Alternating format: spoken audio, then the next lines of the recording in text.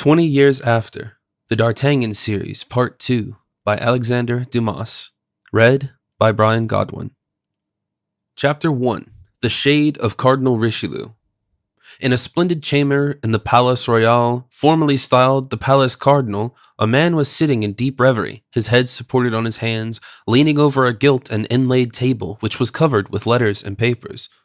Behind this figure glowed a vast fireplace alive with leaping flames. Great logs of oak blazed and crackled on the polished brass andirons, whose flicker shone upon the superb habiliments of the lonely tenant of the room, which was illumined grandly by twin candelabra rich with wax lights. Anyone who happened at that moment to contemplate that red samar, the gorgeous robe of office, and the rich lace, or who gazed on that pale brow, bent in anxious meditation, might, in the solitude of that apartment, combined with the silence of the antechambers and measured paces of the guards upon the landing place, have fancied that the shade of Cardinal Richelieu lingered still in his accustomed haunt. It was, alas, the ghost of former greatness.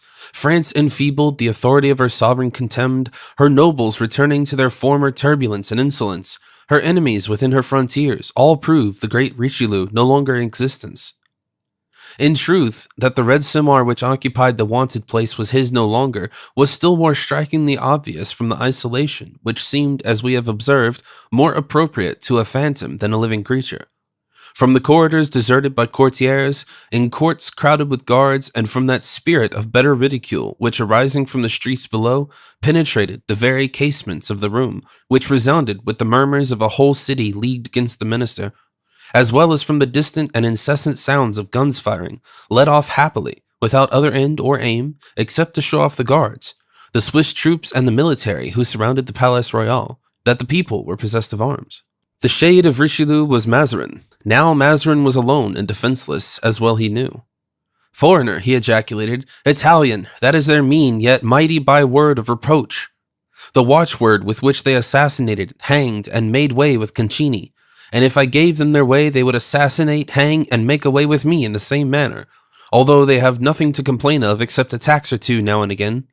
Idiots, ignorant of their real enemies, they do not perceive that it is not the Italian who speaks French badly, but those who can say fine things to them in the purest Parisian accent, who are their real foes." "Yes, yes," Mazarin continued, whilst his wonted smile, full of subtlety, lent a strange expression to his pale lips. "Yes, these noises prove to me, indeed, that the destiny of favourites is precarious. But ye shall know I am no ordinary favourite. No, the Earl of Essex, 'tis true, wore a splendid ring set with diamonds, given him by his royal mistress, whilst I have nothing but a simple circlet of gold with a cipher on it and a date, but that ring has been blessed in the chapel of the Palace Royal, so they will never ruin me, as they long to do, and whilst they shout, 'Down with Mazarin,' I, unknown and unperceived by them, incite them to cry out, 'Long live the Duc de Beaufort!' One day, another, 'Long live the Prince de Conde!' And again, 'Long live the Parliament!' And at this word, the smile on the cardinal's lips assumed an expression of hatred, of which his mild countenance seemed incapable. 'The Parliament! We shall soon see how to dispose,' he continued, 'of the Parliament. Both Orleans and Montargis are ours. It will be a work of time, but those who have begun by crying out, 'Down with Mazarin!' will finish by shouting out, 'Down with all the people I have mentioned, each in his turn.' Richelieu, whom they hated during his lifetime and who they now praise after his death, was even less popular than I am. Often he was driven away, oftener still he had a dread of being sent away.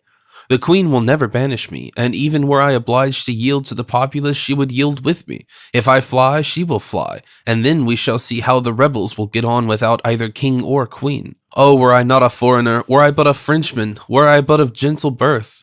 The position of the cardinal was indeed critical, and recent events had added to his difficulties. Discontent had long pervaded the lower ranks of society in France, crushed and impoverished by taxation imposed by Mazarin, whose avarice impelled him to grind them down to the very dust. The people, as the Advocate General Talon described it, had nothing left to them except their souls, and as those could not be sold by auction, they began to murmur. Patience had in vain been recommended to them by reports of brilliant victories gained by France. Laurels, however, were not meat and drink, and the people had for some time been in a state of discontent.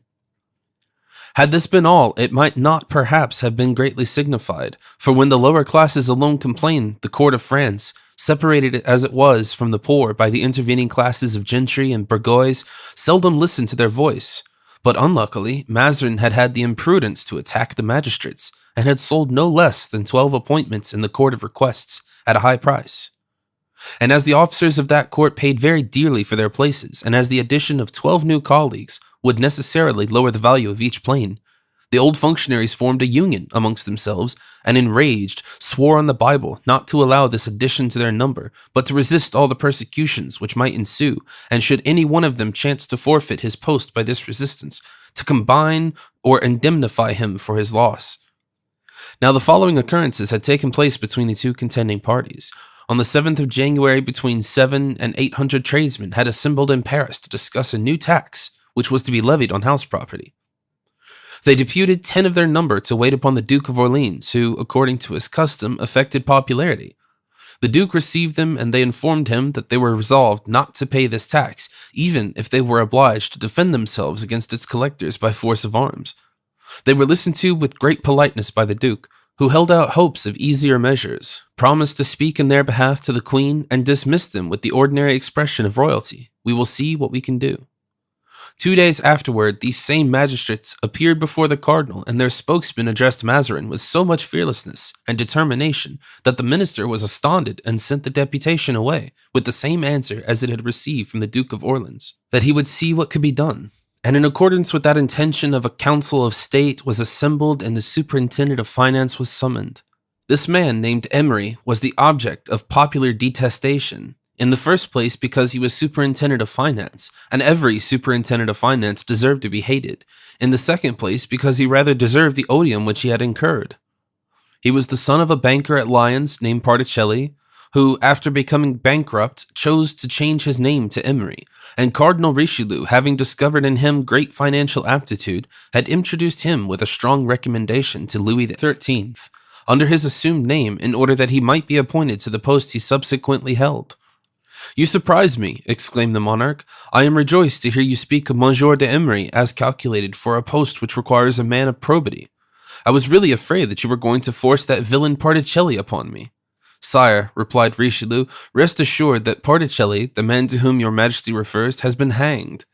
"Ah, so much the better," exclaimed the king. "It is not for nothing that I am styled Louis the Just," and he signed Emery's appointment.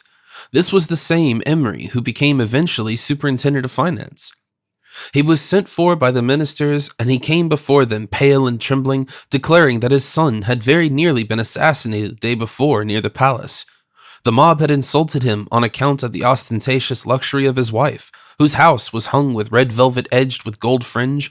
This lady was the daughter of Nicolas de Camus, who arrived in Paris with 20 francs in his pocket, became Secretary of State, and accumulated wealth enough to divide 9 millions of francs among his children and to keep an income of 40,000 for himself. The fact was that Emery's son had run a great chance of being suffocated, one of the rioters having proposed to squeeze him until he gave up all the gold he had swallowed. Nothing, therefore, was settled that day, as Emery's head was not steady enough for business after such an occurrence. On the next day, Matthew Mole, the chief president, whose courage at this crisis, says Cardinal de Retz, was equal to that of the Duc de Beaufort and the Prince de Conde, in other words, of the two men who were considered the bravest in France, had been attacked in his turn. The people threatened to hold him responsible for the evils that hung over them, but the chief president had replied with his habitual coolness, without betraying either disturbance or surprise, that should the agitators refuse obedience to the king's wishes, he would have gallows erected in the public squares and proceed at once to hang the most active among them. To which the others had responded, they would be glad to see the gallows erected. They would serve for the hanging of these detestable judges who purchased favor at court at the price of people's misery. Nor was this all. On the 11th, the Queen, in going to Mass at Notre Dame, as she always did on Saturdays, was followed by more than 200 women demanding justice. These poor creatures had no bad intentions. They wished only to be allowed to fall on their knees before their sovereign, that they might move her to compassion. But they were prevented by the royal guard, and the Queen proceeded on her way, haughtily disdainful of their entreaties. At length, Parliament was convoked. The authority of the king was to be maintained. One day, it was the morning of the day my story begins, the king, Louis XIV, 10 years of age, went in state, under pretext of returning thanks for his recovery from the smallpox, to Notre Dame. He took the opportunity of calling out his guard, the Swiss troops and the musketeers, and he had planted them round the Palais Royal, on the quays and the Pont Neuf. After Mass, the young monarch drove to the Parliament House, where, upon the throne, he hastily confirmed that not only such edicts as he had already passed, but issued new ones, each one, according to Cardinal de Retz, more ruinous than the others. A proceeding drew forth a strong remonstrance from the chief president, Mole, whilst President Blancmesnil and the Councillor Broussel raised their voices in indignation against fresh taxes. The king returned amidst the silence of a vast multitude to the Palais Royal. All minds were uneasy, most were foreboding. Many of the people used threatening language. At first, indeed, they were doubtful whether the king's visit to the parliament had been in order to lighten or increase their burdens, but scarcely was it known that the taxes would still be further increased, when cries of "Down with Mazarin," "Long live Broussel," "Long live Blancmesnil," resounded throughout the city. For the people had learned that Broussel and Blancmesnil had made speeches in their behalf, and although the eloquence of these duties had been without avail, it had none the less won for them the good people's will. All attempts to disperse the groups collected in the streets or silence their exclamations were in vain. Orders had been given to the royal guards and the Swiss guards not only to stand firm, but to send out patrols to the streets of St. Denis and St. Martin, where the people thronged and where they were the most vociferous. When the mayor of Paris was announced at the Palais Royal, he was shown in directly. He came to say that these offensive precautions were not discontinued. In 2 hours, Paris would be under arms. Deliberations were being held when a lieutenant in the guards named Comminges made his appearance, with his clothes all torn, his face streaming blood. The queen, on seeing him, uttered a cry of surprise and asked him what was going on. As the mayor had foreseen, the sight of the guards had exasperated the mob. The tocsin was sounded. Comminges had arrested one of the ringleaders and had ordered him to be hanged near the cross of Du Trahor. But in attempting to execute this command, the soldiery were attacked in the marketplace with stones and halberds. The delinquent had escaped to the Rue des Lombards and rushed into a house. They broke open the doors and searched the dwelling, but in vain. Comminges, wounded by a stone which had struck him on the forehead, had left the picket in the street and returned to the Palais Royal, followed by a menacing crowd to tell his story. This account confirmed that of the mayor. The authorities were not in a condition to cope with serious revolt. Mazarin endeavored to circulate among the people a report that troops had only been stationed on the quays and on the Pont Neuf on account of the ceremonial day, and that they would soon withdraw. In fact, about 4 o'clock, they were all concentrated about the Palais Royal, the courts and ground floors of which were filled with musketeers and Swiss guards, and there awaited the outcome of all this disturbance. Such was the state of affairs at that very moment we introduced our readers to the study of Cardinal Mazarin, once that of Cardinal Richelieu. We have seen in what state of mind he listened to the murmurs from below, which even reached him in his seclusion, and to the guns, the firing of which resounded throughout that room. All at once he raised his head, his brows slightly contracted like that of a man who had formed a resolution. He fixed his eyes upon an enormous clock which was about to strike 10, and taking up a whistle of silver gilt that stood upon the table near him, he shrilled it twice.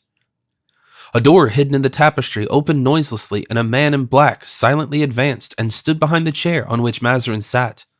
"Bernouin," said the cardinal, not turning around, for having whistled he knew that it was his valet de chambre who had entered behind him. "What musketeers are now within the palace?" "The Black Musketeers, my lord." "What company?" "Treville's company." "Is there any officer belonging to this company in the antechamber?" "Lieutenant d'Artagnan." "A man on whom we can depend, I hope?" "Yes, my lord." "Give me a uniform of one of these musketeers and help me to put it on." The valet went out as quietly as he had entered and appeared in a few minutes bringing the dress demanded. The cardinal, in deep thought and in silence, began to take off the robes of state he had assumed in order to be present at the sitting of Parliament, and to attire himself in the military coat which he wore with a certain degree of easy grace, owing to his former campaigns in Italy. When he was completely dressed, he said, "Send hither Monsieur d'Artagnan." The valet went out of the room, this time by the center door, but still as silently as before. One might have fancied him an apparition. When he was left alone, the cardinal looked at himself in the glass with a feeling of self-satisfaction. Still young, for he was scarcely 46 of age. He possessed great elegance of form, and he was above the middle height. His complexion was brilliant and beautiful, his glance full of expression, his nose, though large, was well proportioned, his forehead broad and majestic, his hair of a chestnut color was curled slightly, His beard, which was darker than his hair, was turned carefully with a curling iron, a practice that greatly improved it. After a short time, the cardinal arranged his shoulder belt, then looked with great complacency at his hands, which were the most elegant and of which he took the greatest care, and throwing on one side of the large kid gloves tried on it first, as belonging to the uniform, he put on the others of silk only. At this instant the door opened. "Monsieur d'Artagnan," said the valet de chambre. An officer, as he spoke, entered the apartment. He was a man between 39 and 40 years of age, of medium height but a very well-proportioned figure, with an intellectual and animated physiognomy, his beard black and his hair turning grey, as often happens when people have found life either too gay or too sad, more especially when they happen to be of swart complexion. D'Artagnan advanced a few steps into the apartment. How perfectly he remembered his former entrance into that very room! Seeing, however, no one there except a musketeer of his own troop, he fixed his eyes upon the supposed soldier, in whose dress, nevertheless, he recognized at the first glance the cardinal. The lieutenant remained standing in a dignified but respectful posture, such as a man of good birth, who had in the course of his life been frequently in the society of the highest nobles. The cardinal looked at him with a cunning rather than serious glance, yet he examined his countenance with attention, and after a momentary silence said, "You are Monsieur d'Artagnan?" "I am that individual," replied the officer. Mazarin gazed once more at the countenance, full of intelligence, the play of which had been nevertheless subdued by age and experience. D'Artagnan received the penetrating glance from the one who had formerly sustained many a searching look, very different indeed from those which were inquiringly directed at him in that instant. "Sir," resumed the cardinal, "you are to come with me, or rather I am to go with you." "I am at your command, my lord," replied D'Artagnan. "I wish to visit in person the outposts which surround the Palais Royal. Do you suppose there is any danger in doing so?"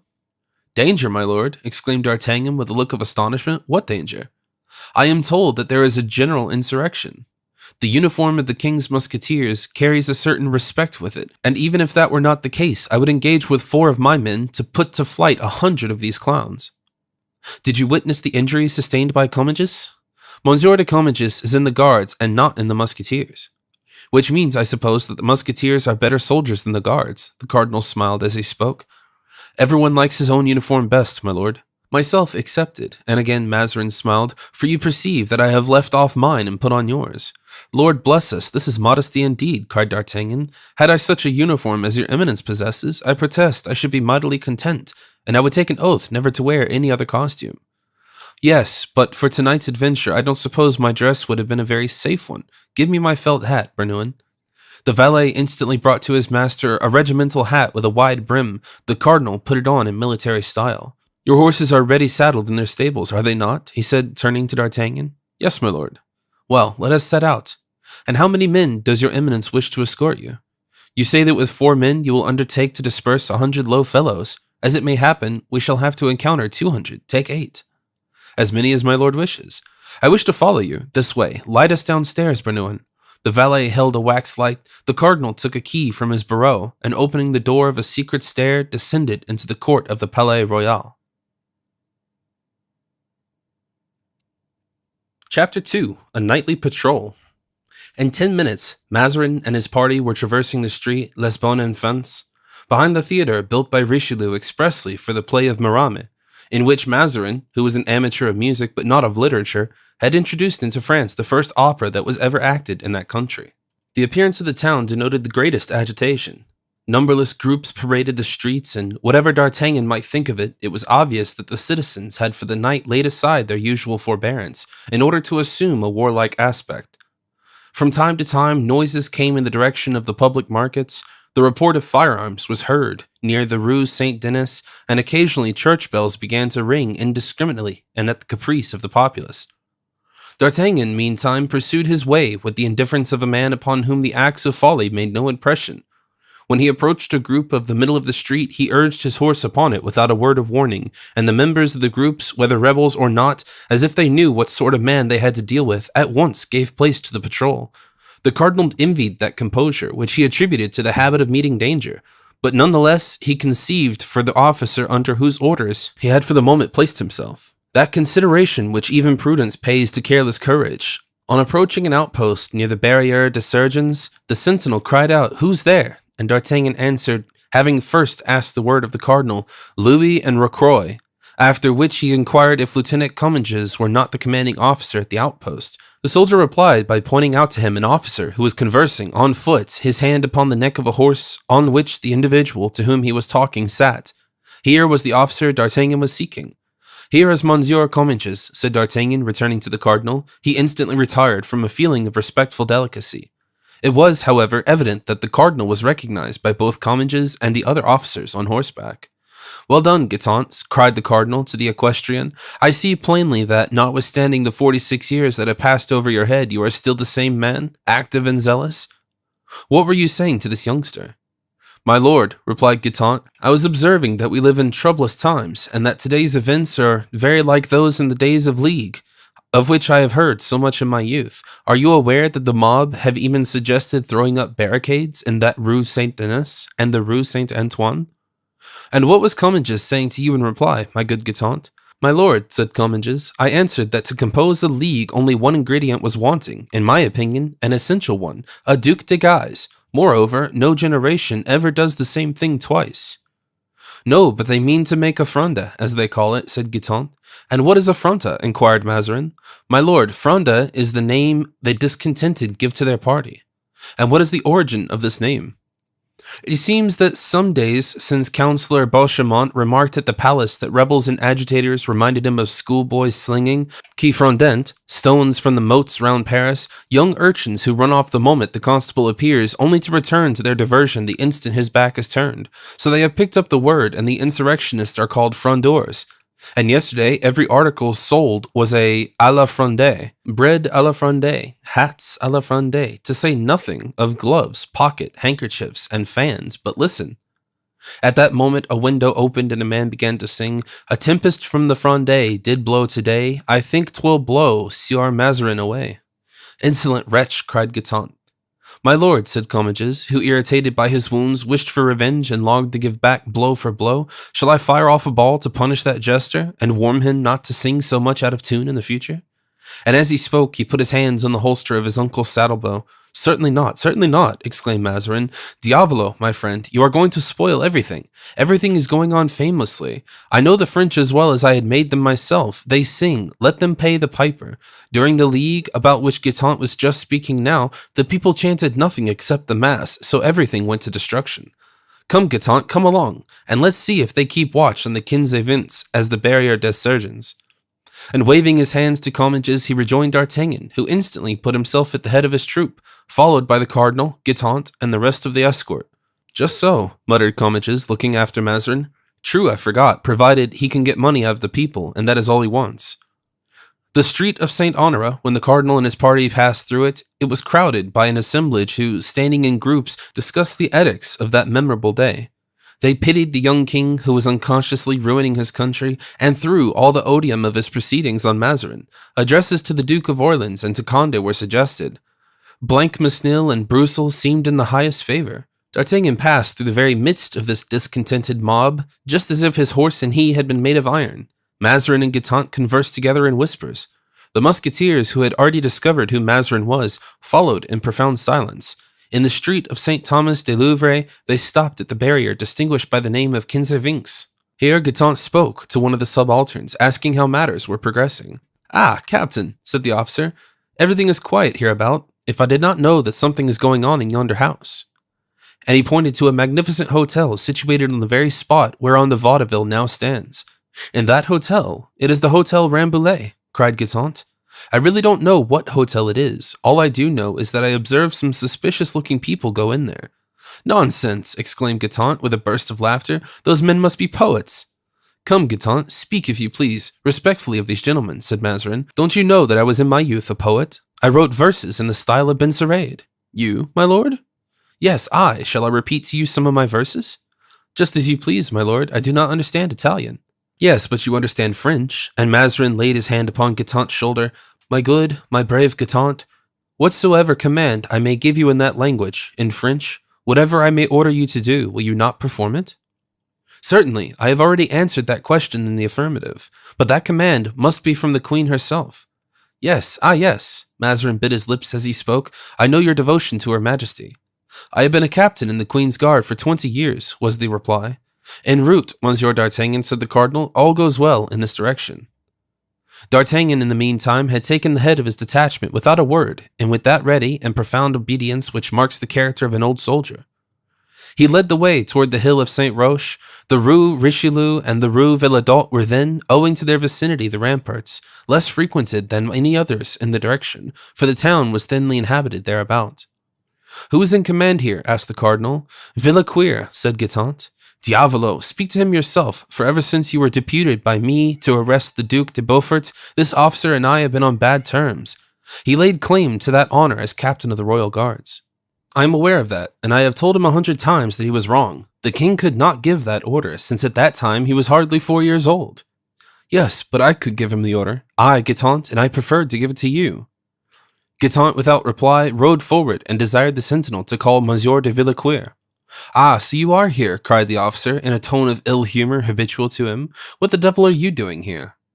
"I wish to know, can you tell me, pray, is anything fresh occurring in this part of town?" "What do you mean? People cry out, 'Long live the king, down with Mazarin.' That's nothing new. No, we've been used to those acclamations for some time." "And you sing chorus," replied Guitant, laughing. "Faith, I've half a mind to do it. In my opinion, the people are right, and cheerfully would I give up 5 years of my pay, which I am never paid, by the way, to make the king 5 years older." "Really? And pray what would come to pass, supposing the king were 5 years older than he is?" "As soon as ever the king comes of age, he will issue his commands himself. And 'tis far pleasanter to obey the grandson of Henry IV than the son of Peter Mazarin. 'Sdeath, I would die willingly for the king, but supposing I happen to be killed on account of Mazarin, as your nephew came near being today, there could be nothing in paradise, however well placed I might be there, that could console me for it." "Well, well, Monsieur de Villequier," Mazarin interposed, "I shall make it my care the king hears of your loyalty. Come, gentlemen," addressing the troop, "let us return." "Stop!" exclaimed Villequier. "So Mazarin was here. So much the better. I have been willing for a long time to tell him what I think of him. I am obliged to you, Guitant, although your intention was perhaps not very favorable to me for such an opportunity." He turned away and went off to his post, whistling a tune then popular among the party called the Fronde, whilst Mazarin returned in a pensive mood toward the Palais Royal. All that he had heard from these 3 different men, Comminges, Guitant, and Villequier, confirmed him in his conviction that in case of serious tumults there would be no one on his side except the queen. And then Anne of Austria had so often deserted her friends that her support seemed most precarious. During the whole of this nocturnal ride, during the whole time that he was endeavoring to understand the various characters of Comminges, Guitant, and Villequier, Mazarin was, in truth, studying more especially one man. This man who had remained immovable as bronze when menaced by the mob, not a muscle of whose face was stirred, either at Mazarin's witticisms or the jests of the multitude, seemed to the cardinal a peculiar being who, having participated in past events similar to these now occurring, was calculated to cope with those now on the eve of taking place. The name of D'Artagnan was not altogether new to Mazarin, who, although he did not arrive in France before the year 1634 or 1635, that is to say about 8 or 9 years after the events which we have related in a preceding narrative, fancied he had heard pronounced as one of those said to be a model of courage, address, and loyalty. Possessed by this idea, the cardinal resolved to know all about D'Artagnan immediately. Of course, he could not inquire from D'Artagnan himself who he was and what had been his career. He remarked, however, in the course of conversation that the lieutenant of musketeers spoke with a Gascon accent. Now the Italians and the Gascons are too much alike and know each other too well ever to trust what any of them may say of himself. So in reaching the walls which surrounded the Palace Royal, the cardinal knocked at a little door, and after thanking D'Artagnan and requesting him to wait in the court of the Palais Royal, he made a sign to Guitant to follow him. They both dismounted, consigned their horses to the lackey who had opened the door, and disappeared in the garden. "My dear friend," said the cardinal, leaning as they walked through the garden on his friend's arm, "you told me just now that you had been 20 years in the Queen's service?" "It's true, I have," returned Guitant. "Now, my dear Guitant, I have often remarked that in addition to your courage, which is indisputable, and your fidelity, which is invincible, you possess an admirable memory." "You have found that out, have you, my lord? Deuce take it, all the worse for me." "How?" "There's no doubt that one of the chief accomplishments of a courtier is to know when to forget." "But you, Guitant, are not a courtier. You are a brave soldier, one of the few remaining veterans of the days of Henry IV. Alas, how few today exist." "Plague on't, my lord. Have you brought me here to get my horoscope out of me?" No, I only brought you here to ask you, returned Mazarin, smiling, if you have taken any particular notice of our lieutenant of musketeers. Monsieur d'Artagnan, I have had no occasion to notice him particularly. He's an old acquaintance. He's a Gascon. De Treville knows him and esteems him very highly. And De Treville, as you know, is one of the Queen's greatest friends. As a soldier, the man ranks well. He did his whole duty and even more at the siege of La Rochelle, as at Suze and Perpignan. But you know, Guitant, we poor ministers often want men with other qualities besides courage. We want men of talent. Pray, was not Monsieur d'Artagnan, in the time of the cardinal, mixed up in some intrigue from which he came out, according to report, quite cleverly? My lord, as to the report you allude to, Guitant perceived that the cardinal wished to make him speak out. I know nothing but what the public knows. I never meddle in intrigues, and if I occasionally become a confidant of the intrigues of others, I am sure your eminence will approve of my keeping them a secret. Mazarin shook his head. Ah, he said, some ministers are fortunate and find out all they wish to know. My lord, replied Guitant, such ministers do not weigh men in the same balance. They get their information on war from warriors, on intrigues from intriguers. Consult some politician of the period of which you speak, and if you pay well for it, you will certainly get to know all you want.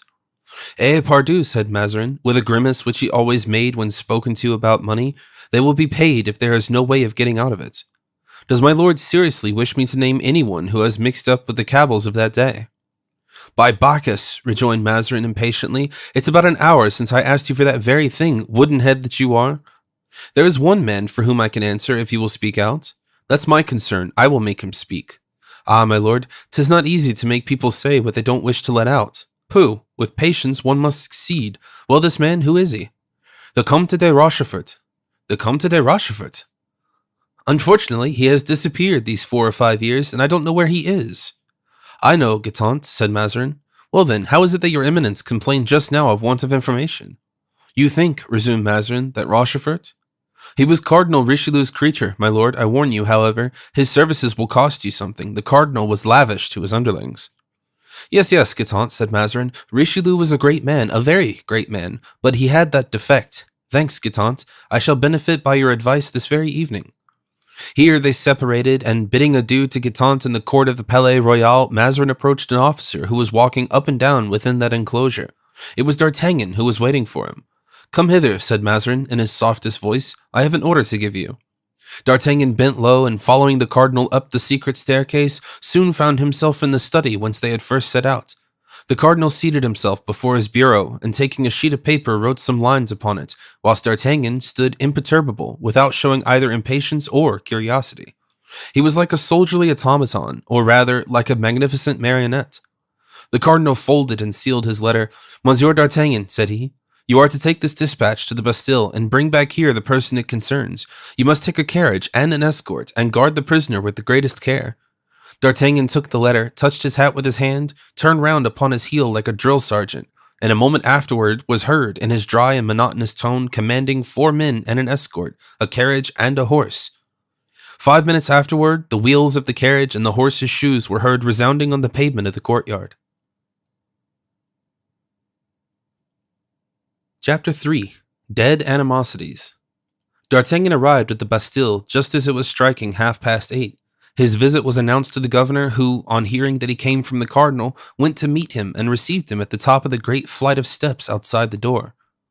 The governor of the Bastille was Monsieur de Tremblay, the brother of the famous Capuchin, Joseph, that fearful favorite of Richelieu's, who went by the name of the Great Cardinal. During the period that Duc de Bassompierre passed in the Bastille, where he remained for 12 long years, when his companions in their dreams of liberty said to each other, "As for me, I shall go out of the prison at such a time," and another at such and such a time, the Duke used to answer, "As for me, gentlemen, I shall leave only when Monsieur de Tremblay leaves," meaning that at the death of the Cardinal de Tremblay would certainly lose his place at the Bastille, and de Bassompierre regain at his court. His prediction was nearly fulfilled, but in a very different way from which Bassompierre supposed. For after the death of Richelieu, everything went on, contrary to expectation, in the same way as before, and Bassompierre had little chance of leaving his prison. Monsieur de Tremblay received D'Artagnan with extreme politeness, and invited him to sit down with him to supper, of which he was himself about to partake. "I shall be delighted to do so," was the reply, "but if I am not mistaken, the words 'in haste' are written on the envelope of the letter which I brought." "You are right," said du Tremblay. "Hello, Major, tell them to order number 25 to come downstairs." The unhappy wretch who entered the Bastille ceased, as he crossed the threshold, to be a man. He became a number. D'Artagnan shuddered at the noise of the keys. He remained on horseback, feeling no inclination to dismount, and sat looking at the bars, at the buttressed windows, and the immense walls he had hitherto only seen from the other side of the moat, but by which he had for 20 years back been awestruck.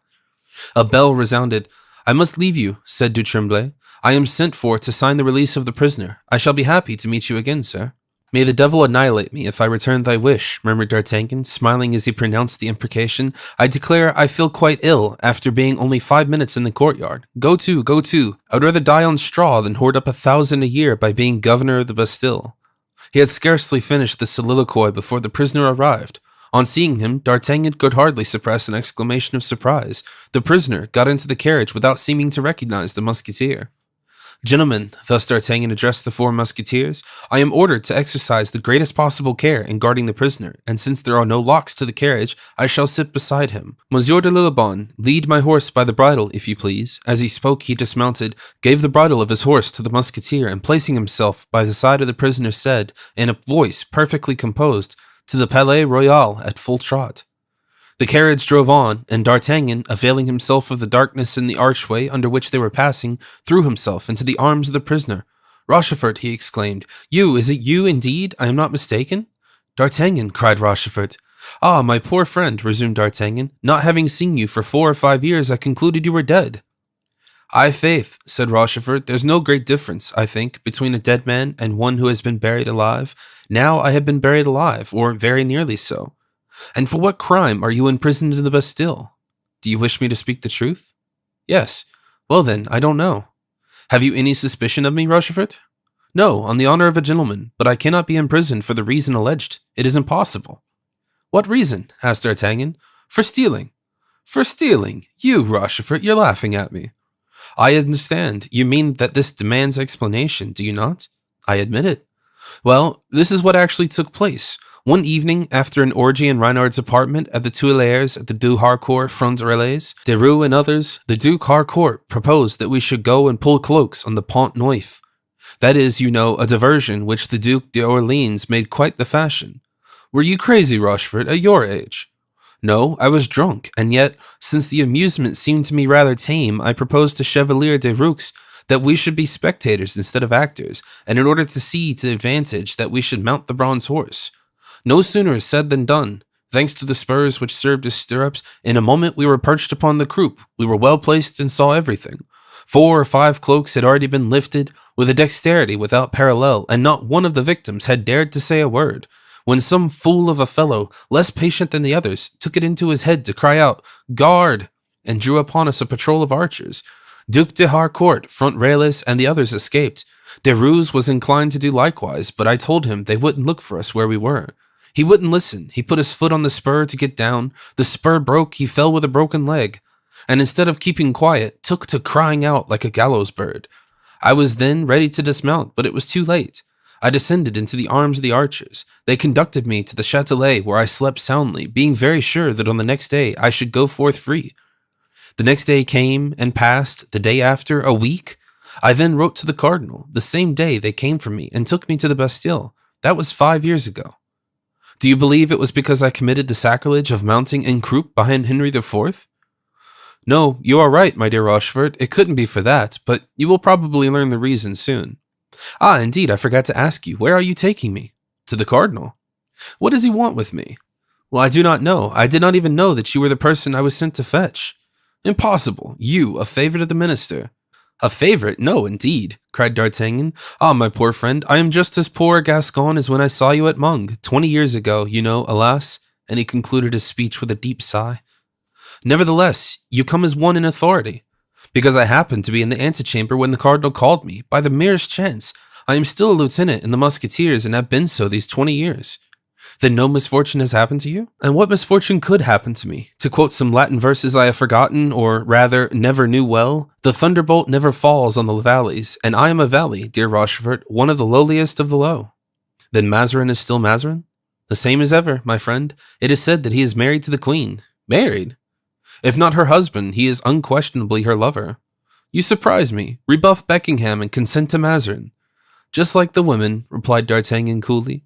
Like women, not like queens. Egad, queens are the weakest of their sex when it comes to such things as these. And Monsieur de Beaufort, is he still in prison? Yes. Why? Oh, nothing, but that he might get me out of this if he were favorably inclined to me. You are probably nearer to freedom than he is, so it will be your business to get him out. And, said the prisoner, what talk is there of war with Spain? With Spain? No, answered D'Artagnan, but Paris. What do you mean? Cried Rochefort. Do you hear the guns? Pray, the citizens are amusing themselves in the meantime. And you? Do you really think that anything could be done with these Bourgois? Yes, they might do well if they had any leader to unite them in one body. How miserable not to be free. Don't be downcast. Since Mazarin has sent for you, it is because he needs you. I congratulate you. Many a long year has passed since anyone has wanted to employ me, as you see in what situation I am. Make your complaints known, that's my advice. Listen, Rochefort, let us make a compact. We are friends, are we not?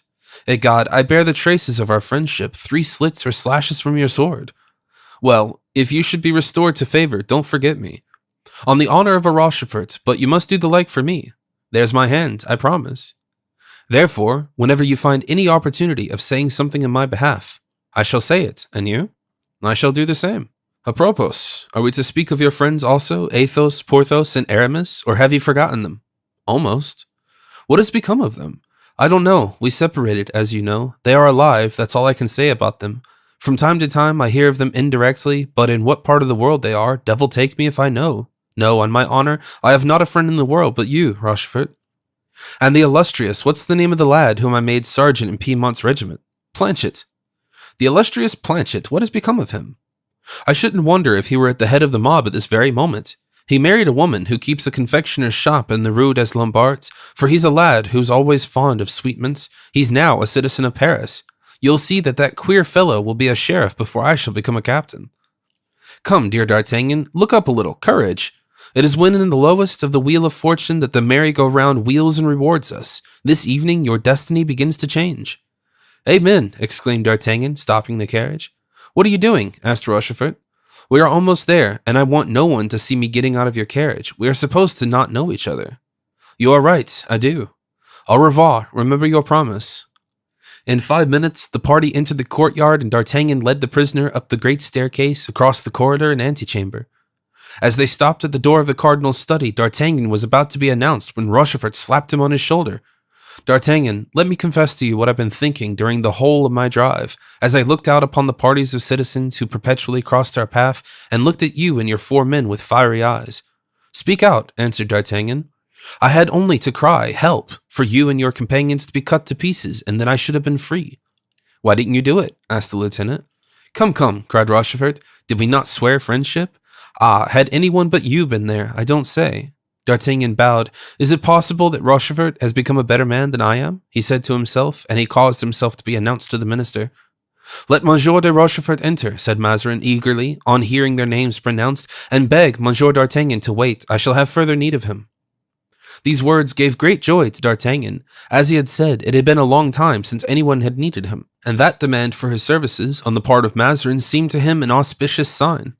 Rochefort, rendered suspicious and cautious by these words, entered the apartment, where he found Mazarin sitting at the table, dressed in his ordinary garb as one of the prelates of the church, his costume being similar to that of the abbeys in that day, excepting that his scarf and stocking were violet.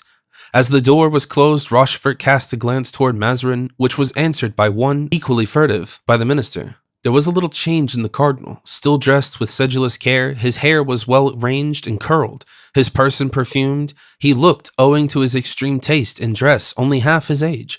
But Rochefort, who had passed 5 years in prison, had become old in the lapse of a few years. The dark locks of this estimable friend of the defunct Cardinal Richelieu were now white. The deep bronze of his complexion had been succeeded by a mortal pallor which betokened debility. As he gazed at him, Mazarin shook his head slightly, as much to say, "This is a man who does not appear to me fit for much." After a pause, which appeared an age to Rochefort, Mazarin took from a bundle of papers a letter, showing it to the count. He said, "I find here a letter in which you sue for liberty, Monsieur de Rochefort. You are in prison, then?" Rochefort trembled in every limb at this question. "But I thought," he said, "that your eminence knew this circumstance better than anyone." "I? Oh no, there is a congestion of prisoners in the Bastille who were cooped up in the time of Monsieur de Richelieu. I don't even know their names." Yes, but in regard to myself, my lord, it cannot be so, for I was removed from the Châtelet of the Bastille owing to an order from your eminence. You think you were?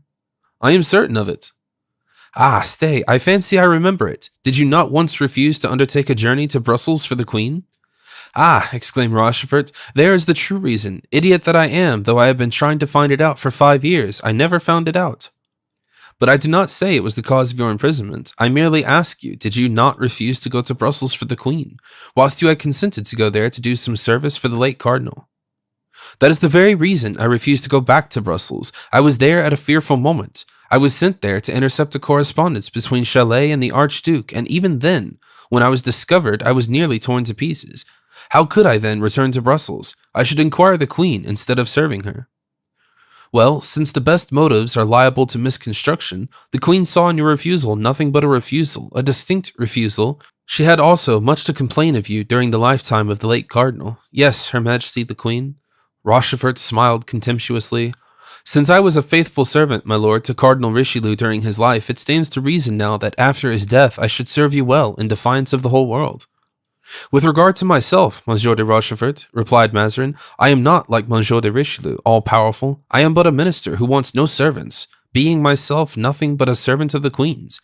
Now the Queen is of a sensitive nature. Hearing of your refusal to obey her, she looked upon it as a declaration of war, and as she considers you a man of superior talent and consequently dangerous, she desired me to make sure of you. That is the reason of your being shut up in the Bastille. But your release can be managed. You are one of those men who can comprehend certain matters, and having understood them, can act with energy. Such was Cardinal Richelieu's opinion, my lord. The Cardinal, interrupted Mazarin, was a great politician, and therein shone his vast superiority over me. I am a straightforward, simple man. That's my great disadvantage. I am of a frankness of character quite French. Rochefort bit his lips in order to prevent a smile.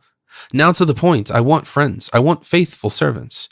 When I say I want, I mean the Queen wants them. I do nothing without her commands. Pray understand that. Not like Monsieur de Richelieu, who just went on as he pleased. So I shall never be a great man as he was, but to compensate for them, I shall be a good man. Monsieur de Rochefort, and I hope to prove it to you. Rochefort knew well the tones of that soft voice, in which sounded sometimes a sort of gentle lisp like the hissing of young vipers. I am disposed to believe your eminence, he replied, though I have but little evidence of that good nature in which your eminence speaks. Do not forget that I have been 5 years in Bastille, and that no medium of viewing things is so deceptive as the grating of a prison. Ah, Monsieur de Rochefort, have I not told you already that I had nothing to do with that? The Queen, cannot you make allowances for the pettiness of a queen and a princess? But that has passed away as suddenly as it came, and it is forgotten. I can easily suppose, sir, that Her Majesty has forgotten it amid the feats and the courtiers of the Palais Royal, but I, who have passed those years in the Bastille— Ah, mon Dieu, my dear Monsieur de Rochefort, do you absolutely think that the Palais Royal is the abode of gaiety? No, we have had great annoyances here. As for me, I play my game squarely, fairly, and above board, as I always do. Let us come to some conclusion. Are you one of us, Monsieur de Rochefort? I am very desirous of being so, my lord, but I am totally in the dark about everything. In the Bastille, one talks politics only with soldiers and jailers, and you have not an idea, my lord, how little is known of what is going on by people of that sort. I am of Monsieur de Bassompierre's party. Is he still one of the 17 peers of France? He is dead, sir, a great loss. His devotion to the Queen was boundless. Men of loyalty are scarce. I think so, forsooth, said Rochefort, and when you find any of them, you march them off to the Bastille. However, there are plenty in the world, but you don't look in the right direction for them, my lord. Indeed, explain to me. Ah, my dear Monsieur de Rochefort, how much you must have learned during your intimacy with the late Cardinal. Ah, he was a great man. Will your eminence be angry if I read you a lesson? I? Never. You know you may say anything to me. I try to be beloved, not feared. Well, there is on the wall of my cell, scratched with a nail, a proverb which says, like master, like servant. Pray, what does that mean? It means that Monsieur de Richelieu was able to find trusty servants, dozens and dozens of them. He, the point aimed at by every poniard, Richelieu, who passed his life in warding off blows which were forever aimed at him. But he did ward them off, said de Rochefort, and the reason was that he had bitter enemies, he possessed also true friends. I had known persons, he continued, for he thought he might avail himself of the opportunity of speaking of D'Artagnan, who by their sagacity and the address have deceived the penetration of Cardinal Richelieu, who by their valor have got the better of his guards and spies, persons without money, without support, without credit, yet who have preserved to the crowned head its crown, and made the cardinal crave pardon. But those men you speak of, said Mazarin, smiling inwardly on seeing that Rochefort approached the point in which he was leading him, those men were not devoted to the cardinal, for they contended against him. No, in that case, they would have met with more fitting reward. They had the misfortune to be devoted to that very queen whom you are just now seeking servants. But how is it that you know so much of these matters? I know them because the men of whom I speak were at the time my enemies, because they fought against me, because I did them all the harm I could, and they returned it to the best of their ability, because one of them, with whom I had most to do, gave me a pretty sword thrust, now about 7 years ago. The third that I received from the same hand, it closed an old account. Ah, said Mazarin, with admirable suavity, could I but find such men. My lord, there has stood for 6 years at your very door a man such as I describe, and during those 6 years he has been unappreciated and unemployed by you. Who is it? It is Monsieur d'Artagnan. That Gascon, cried Mazarin, with well-acted surprise. That Gascon has saved a queen and made Monsieur de Richelieu confess that in point of talent, address, and political skill, to him he was only a tyro. Really? It is as I have the honor of telling it to you, your excellency. Tell me a little about it, my dear Monsieur de Rochefort. This is somewhat difficult, my lord, said Rochefort with a smile. Then he will tell it to me himself? I doubt it, my lord. Why do you doubt it? Because the secret does not belong to him, because I have told you it has nothing to do with the great queen. And he was alone in achieving an enterprise like that? No, my lord, he had 3 colleagues, 3 brave men, men such as you were wishing for just now. And were these 4 men attached to each other, true in heart, really united? As if they had been one man, as if their 4 hearts had pulsated in one breast. You pique my curiosity, dear Rochefort. Pray, tell me the whole story. That is impossible, but I will tell you a true story, my lord. Pray do so, I delight in stories, cried the cardinal. Listen, then, returned Rochefort, as he spoke, endeavoring to read in that subtle countenance the cardinal's motive. Once upon a time there lived a queen, a powerful monarch, who reigned over one of the greatest kingdoms of the universe, and a minister, and this minister wished much to injure the queen, whom once he had loved too well. Do not try, my lord, you cannot guess who it is. All this happened long before you came into the country where this queen reigned. There came to the court an ambassador so brave, so magnificent, so elegant, that every woman lost her heart to him, and the queen had even the indiscretion to give him certain ornaments so rare that they can never be replaced by any like them. As these ornaments were given by the king, the minister persuaded his majesty to insist upon the queen's appearing in them as part of her jewels at a ball which was soon to take place. There is no occasion to tell you, my lord, that the minister knew for a fact that these ornaments had sailed away with the ambassador, who was far away, beyond seas. This illustrious queen had fallen low as the least of her subjects, fallen from her high estate. Indeed. Well, my lord, 4 men resolved to save her. These 4 men were not princes, neither were they dukes, neither were they men in power, they were not even rich. There were 4 honest soldiers, each with a good heart, a good arm, and a sword at the service of those who wanted it. They set out. The minister knew of their departure and had planted people on the road to prevent them ever reaching their destination. 3 of them were overwhelmed and disabled by numerous assailants. 1 of them alone arrived at the port, having either killed or wounded those who wished to stop him. He crossed the sea and brought back the set of ornaments to the great queen, who was able to wear them on her shoulder on the appointed day. And this very nearly ruined the minister. What do you think of that exploit, my lord? It is magnificent, said Mazarin thoughtfully. Well, I know of 10 such men. Mazarin made no reply. He reflected. 5 or 6 minutes elapsed. You have nothing more to ask of me, my lord, said Rochefort. Yes, and you say that Monsieur d'Artagnan was one of those 4 men? He led the enterprise. And who were the others?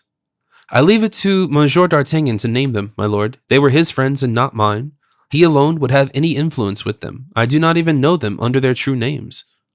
You suspect me, Monsieur de Rochefort. I want him and you all to aid me. Begin with me, my lord, for after 5 or 6 years of imprisonment, it is natural to feel some curiosity as to one's destination. You, my dear Monsieur de Rochefort, shall have the post of confidence. You shall go to Vincini's, where Monsieur de Beaufort is confined. You will guard him well for me. Well, what is the matter? The matter is that you have proposed me what is impossible, said Rochefort, shaking his head with an air of disappointment. What? Impossible. And why is it impossible? Because Monsieur de Beaufort is one of my friends, or rather, I am one of his. Have you forgotten, my lord, that it is he who answered for me to the queen? Since then, Monsieur de Beaufort has become an enemy of the state. That may be, my lord, but since I am neither king, nor queen, nor minister, he is not my enemy, and I cannot accept your offer. This, then, is what you call devotion. I congratulate you. Your devotion does not commit you too far, Monsieur de Rochefort. And then, my lord, continued Rochefort, you understand that to emerge from the Bastille in order to enter Vincini's is only to change one's prison. Say at once that you are on the side of Monsieur de Beaufort. That would be the most sincere line of conduct, said Mazarin. My lord, I have been so long shut up that I am only of one party. I am for fresh air. Employ me in any other way. Employ me even actively, but let it be on the high roads. My dear Monsieur de Rochefort, Mazarin replied in a tone of raillery, you think yourself still a young man. Your spirit is that of the phoenix, but your strength fails you. Believe me, you ought now to take a rest. Here. You decide, then, nothing about me, my lord? On the contrary, I have come to a decision. Bernouin came into the room. Call an officer of justice, he said, and stay close to me, he added in a low tone. The officer entered. Mazarin wrote a few words, which he gave to the man, then he bowed. Adieu, Monsieur de Rochefort, he said. Rochefort bent low. I see, my lord, I am to be taken back to the Bastille. You are sagacious. I shall return thither, my lord, but it is a mistake on your part not to employ me. You, the friend of my greatest foes. Don't suppose that you are the only person who can serve me, Monsieur de Rochefort. I shall find many men as able as you are. I wish you may, my lord, replied de Rochefort. He was then reconducted by the little staircase instead of passing through the antechamber where D'Artagnan was waiting. In the courtyard, the carriage and the 4 musketeers were ready, but he looked around in vain for his friend. Ah, he muttered to himself, this changes the situation, and if there is still a crowd of people in the streets, we will try to show Mazarin what we are still. Thank God, good for something else than keeping guard over a prisoner. And he jumped into the carriage with the alacrity of a man of 25. Chapter 4. Anne of Austria at the age of 46. When left alone with Bernouin, Mazarin was for some minutes lost in thought. He had gained much information, but not enough. Mazarin was a cheat at the card table. This is a detail preserved to us by Brienne. He called it using his advantages. He now determined not to begin the game with D'Artagnan till he knew completely all his adversary's cards. My lord, have you any commands? Asked Bernouin. Yes, replied Mazarin. Light me, I am going to the queen.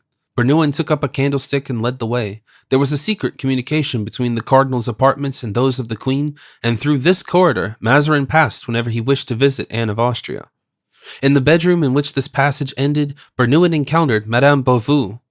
Like himself, entrusted with the secret of the subterranean love affairs, and Madame Beauvue undertook to prepare Anne of Austria, who was in her oratory with the young king Louis IX to receive the cardinal. Anne, reclining in a large easy chair, her head supported by her hand, her elbow resting on a table, was looking at her son, who was turning over the leaves of a large book filled with pictures. This celebrated woman fully understood the art of being dull with dignity. It was her practice to pass hours either in her oratory or in her room without either reading or praying. When Madame de Beauvue appeared at the door and announced the cardinal, the child, who had been absorbed in the pages of Quintus Curtius, enlivened as they were by engravings of Alexandre's feat of arms, frowned and looked at his mother. Why, he said, does he enter without first asking for an audience? Anne colored slightly. The Prime Minister, she said, is obliged in these unsettled days to inform the Queen of all that is happening from time to time, without exciting the curiosity or remarks of the court. But Richelieu never came in this manner, said the pertinacious boy. How can you remember what Monsieur de Richelieu did? You were too young to know about such things. I do not remember what he did, but I have inquired, and I have been told all about it. And who told you about it? Asked Anne of Austria, with a movement of impatience. I know that I ought never to name the persons who answer my questions, answered the child, for if I do, I shall learn nothing further. At this very moment, Mazarin entered.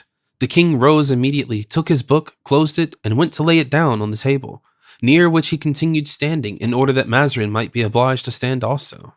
Mazarin contemplated these proceedings with a thoughtful glance. They explained what had occurred that evening. He bowed respectfully to the king, who gave him a somewhat cavalier reception, but a look from his mother reproved him for the hatred which, from his infancy, Louis IX had entertained toward Mazarin, and he endeavored to receive this minister's homage of civility. Anne of Austria sought to read in Mazarin's face the occasion of this unexpected visit, since the cardinal usually came to her apartment only after everyone had retired.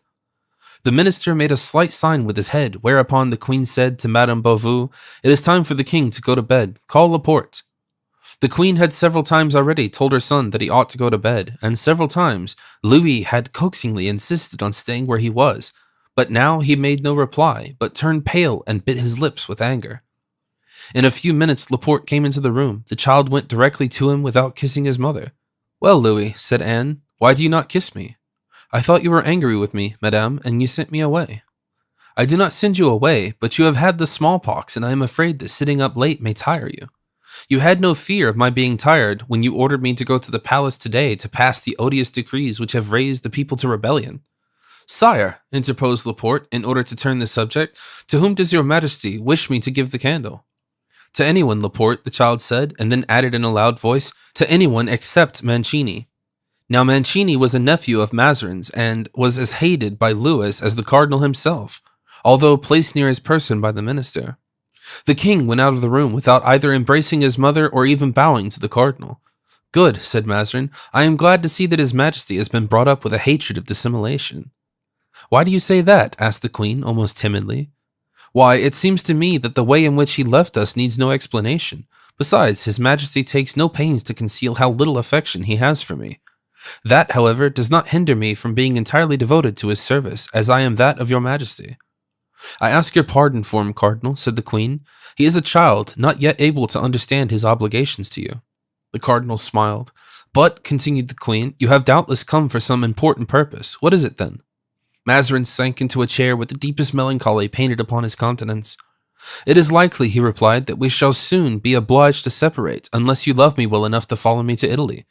"Why?" cried the queen. "How is that?" "Because, as they say in the opera of Thisbe, the whole world conspires to break our bonds." "You jest, sir," answered the queen, endeavoring to assume something of her former dignity. "Alas, I do not, madame," rejoined Mazarin. "Mark well that I say the whole world conspires to break our bonds. Now, as you are the one of the whole world, I mean to say you are also deserting me." "Cardinal!" "Heavens, did I not see you the other day smile on the Duke of Orleans, or rather at what he said?" "And what was he saying?" "He said this, madame, 'Mazarin is a stumbling block. Send him away, and all will be then well.'" "What do you wish me to do? Oh, madame, you are the queen." "Queen, forsooth, when I am at the mercy of every scribbler in the Palais Royal who covers waste paper with nonsense, or of every country squire in the kingdom." "Nevertheless, you still have the power of banishing from your presence those whom you do not like." "That is to say, whom you do not like," returned the queen. "I, persons whom I do not like." "Yes, indeed, who sent away Madame de Chevreuse after she had been persecuted 12 years under the last reign?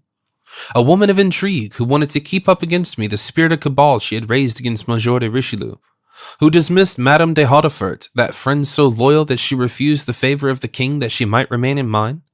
A prude who told you every night as she undressed you that it was a sin to love a priest, just as if one were a priest because one happens to be a cardinal. Who ordered Monsieur de Beaufort to be arrested, an incendiary the burden of whose song was his intention to assassinate me. You see, cardinal, replied the queen, that your enemies are mine. That is not enough, madame. It is necessary that your friends should also be mine. My friends, monsieur, the queen shook her head. Alas, I have them no longer. How is it that you have no friends in your prosperity when you have many in adversity? It is because in my prosperity I forgot those old friends, monsieur, because I have acted like Queen Marie de Medicis, who, returning from her first exile, treated with contempt all those who had suffered for her, and, being prescribed a second time, died at Cologne, abandoned by everyone, even by her own son. Well, let us see, said Mazarin. Isn't there still time to repair the evil? Search among your friends, your oldest friends. What do you mean, monsieur? Nothing else than I say. Search. Alas, I look around me in vain. I have no influence with anyone. Monsieur is, as usual, led by his favorite. Yesterday it was Choisy, today it is La Riviere, tomorrow it would be someone else. Monsieur le Prince is led by the coadjutor, who is led by Madame Guenemini. Therefore, madame, I ask you to look not amid your friends of today, but among those of other times. Among my friends of other times, said the queen. Yes, among your friends of other times, among those who aided you to contend against the Duc de Richelieu, and even to conquer him. What is he aiming at? Murmured the queen, looking uneasily at the cardinal. Yes, continued His Eminence, under certain circumstances, with that strong and shrewd mind that your Majesty possesses, aided by your friends, you were able to repel the attacks of that adversary. Aye, said the Queen, I suffered, that is all. Yes, said Mazarin, as women suffer in avenging themselves. Come, let us come to the point. Do you know Monsieur de Rochefort? One of my bitterest enemies, the faithful friend of Cardinal Richelieu. I know that, and we sent him to the Bastille, said Mazarin. Is he at liberty? Asked the Queen. No, still there, but I only speak of him in order that I may introduce the name of another man. Do you know Monsieur d'Artagnan? He added, looking steadfastly at the Queen. Anne of Austria received the blow with a beating heart.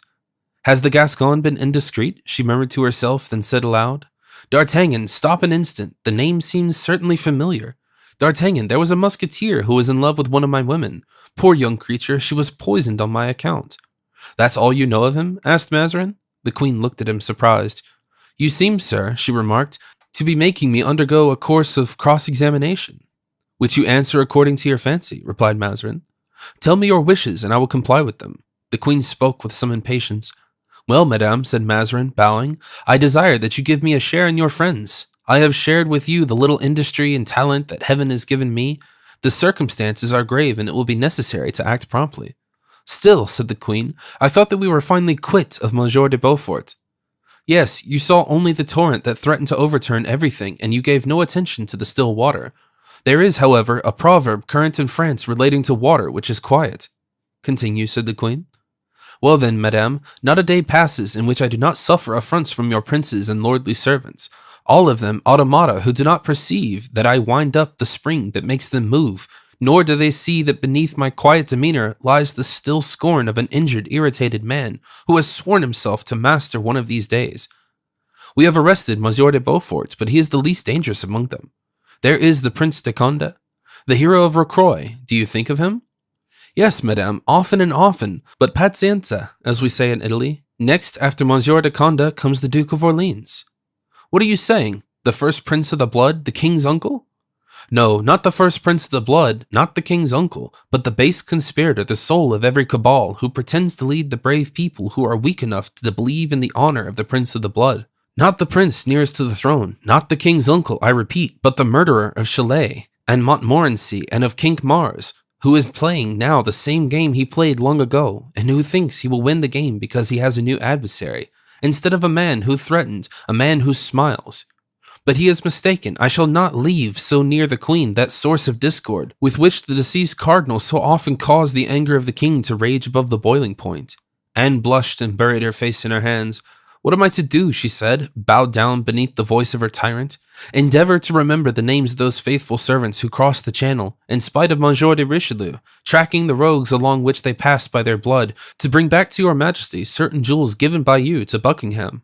Anne arose, full of majesty, as if touched by a spring, and looking at the cardinal with the haughty dignity which in the days of her youth had made her so powerful. You are insulting me, she said. I wish, continued Mazarin, finishing, as it were, the speech this sudden movement of the Queen had cut, I wish, in fact, that you should now do for your husband what you formerly did for your lover. Again, that accusation, cried the Queen. I thought that calumny was stifled or extinct, but you have spared me till now. Since you speak of it, once and for all, I tell you. Madame, I do not ask you to tell me, said Mazarin, astounded by this returning courage. I will tell you all, replied Anne. Listen. There were, in truth, at that epoch, 4 devoted hearts, 4 loyal spirits, 4 faithful swords, who saved more than my life, my honor. Ah, you confess it, exclaimed Mazarin. It is only the guilty whose honor is at the sport of others, sir? Cannot women be dishonored by appearances? Yes, appearances were against me, and I was about to suffer dishonor. However, I swear I was not guilty. I swear it by... The Queen looked around her for some sacred object by which she could swear, and taking out of the cupboard hidden in the tapestry a small coffer of rosewood set in silver, and laying it on the altar. I swear, she said, by these sacred relics that Buckingham was not my lover. What relics are those by which you swear? Asked Mazarin, smiling. I am incredulous. The Queen untied from around her throat a small golden key which hung there and presented it to the cardinal. Open, sir, she said, and look for yourself. Mazarin opened the coffer, a knife covered with rust and 2 letters upon which the stained blood alone met his gaze. What are these things? He asked. What are these things? Replied Anne with queen-like dignity, extending toward the open coffer an arm despite the lapse of years still beautiful. These 2 letters are the only ones I ever wrote to him. This knife is the knife by which Felton stabbed him. Read the letters and see if I have lied or spoken the truth." But Mazarin, notwithstanding this permission, instead of reading the letters, took the knife which the dying Buckingham had snatched out of the wound and sent by Laporte to the queen. The blade was red, for the blood had become rust. After a momentary examination, during which the queen became as white as the cloth which covered the altar in which she was leaning, he put it back into the coffer with an involuntary shudder. "It is well, madame, I believe your oath." "No, no, read," exclaimed the queen indignantly. "Read, I command you, for I am resolved that everything shall be finished tonight, and never will I recur to this subject again. Do you think," she said with a ghastly smile, "that I shall be inclined to reopen this coffer to answer any future accusations?" Mazarin, overcome by this determination, read the 2 letters. In one, the queen asked for the ornaments back again. This letter had been conveyed by D'Artagnan and had arrived in time. The other was that which Laporte was placed in the hands of the Duke of Buckingham, warning him that he was to be assassinated. The communication had arrived too late. "It is well, madame," said Mazarin. "Nothing can gainsay such testimony." "Sir," replied the queen, closing the coffer and leaning her hand upon it, "if there is anything to be said, it is that I have always been ungrateful to the brave men who saved me, that I have given nothing to that gallant officer, D'Artagnan, whom you were speaking of just now, but my hand to kiss and this diamond." As she spoke, she extended her beautiful hand to the cardinal and showed him a superb diamond which sparkled on her finger. "It appears," she resumed, "that he sold it. He sold it in order to save me another time, to be able to send a messenger to the duke to warn him of his danger. He sold it to Monsieur des Essarts, on whose finger I remarked it. I bought it from him, but it belongs to D'Artagnan. Give it back to him, sir, and since you have such a man in your service, make him useful." "Thank you, madame," said Mazarin. "I will profit by the advice." "And now," added the queen, her voice broken by her emotion, "have you any other question to ask me?" "Nothing," the cardinal spoke in his most conciliatory manner, "except to beg of you to forgive my unworthy suspicions. I love you so tenderly that I cannot help being jealous, even of the past." A smile which was indefinable passed over the lips of the queen. "Since you have no further interrogations to make, leave me, I beseech you," she said. "I wish, after such a scene, to be alone." Mazarin bent low before her. "I will retire, madame. Do you permit me to return?" "Yes, tomorrow." The cardinal took the queen's hand and pressed it with an air of gallantry to his lips. Scarcely had he left her when the queen went into her son's room and inquired from Laporte if the king was in bed. Laporte pointed to the child, who was asleep. Anne ascended the steps, side of the bed, and softly kissed the placid forehead of her son. Then she retired as silently as she had come, merely saying to Laporte, "Try, my dear Laporte, to make the king more courteous to Monsieur le Cardinal, to whom both he and I are under such important obligations." Chapter 5. The Gascon and the Italian. Meanwhile, the cardinal returned to his own room, and after asking Bernouin, who stood at the door, whether anything had occurred during his absence, and being answered in the negative, he desired that he might be left alone. When he was alone, he opened the door of the corridor, and then that of the antechamber. There, D'Artagnan was asleep upon a bench. The cardinal went up to him and touched his shoulder. D'Artagnan started, awakened himself, and as he awoke, stood up exactly like a soldier under arms. "Here I am," said he. "Who calls me?" "I," said Mazarin, with his most smiling expression. "I ask pardon of your eminence," said D'Artagnan, "but I was so fatigued." "Don't ask my pardon, monsieur," said Mazarin, "for you fatigued yourself in my service." D'Artagnan admired Mazarin's gracious manner.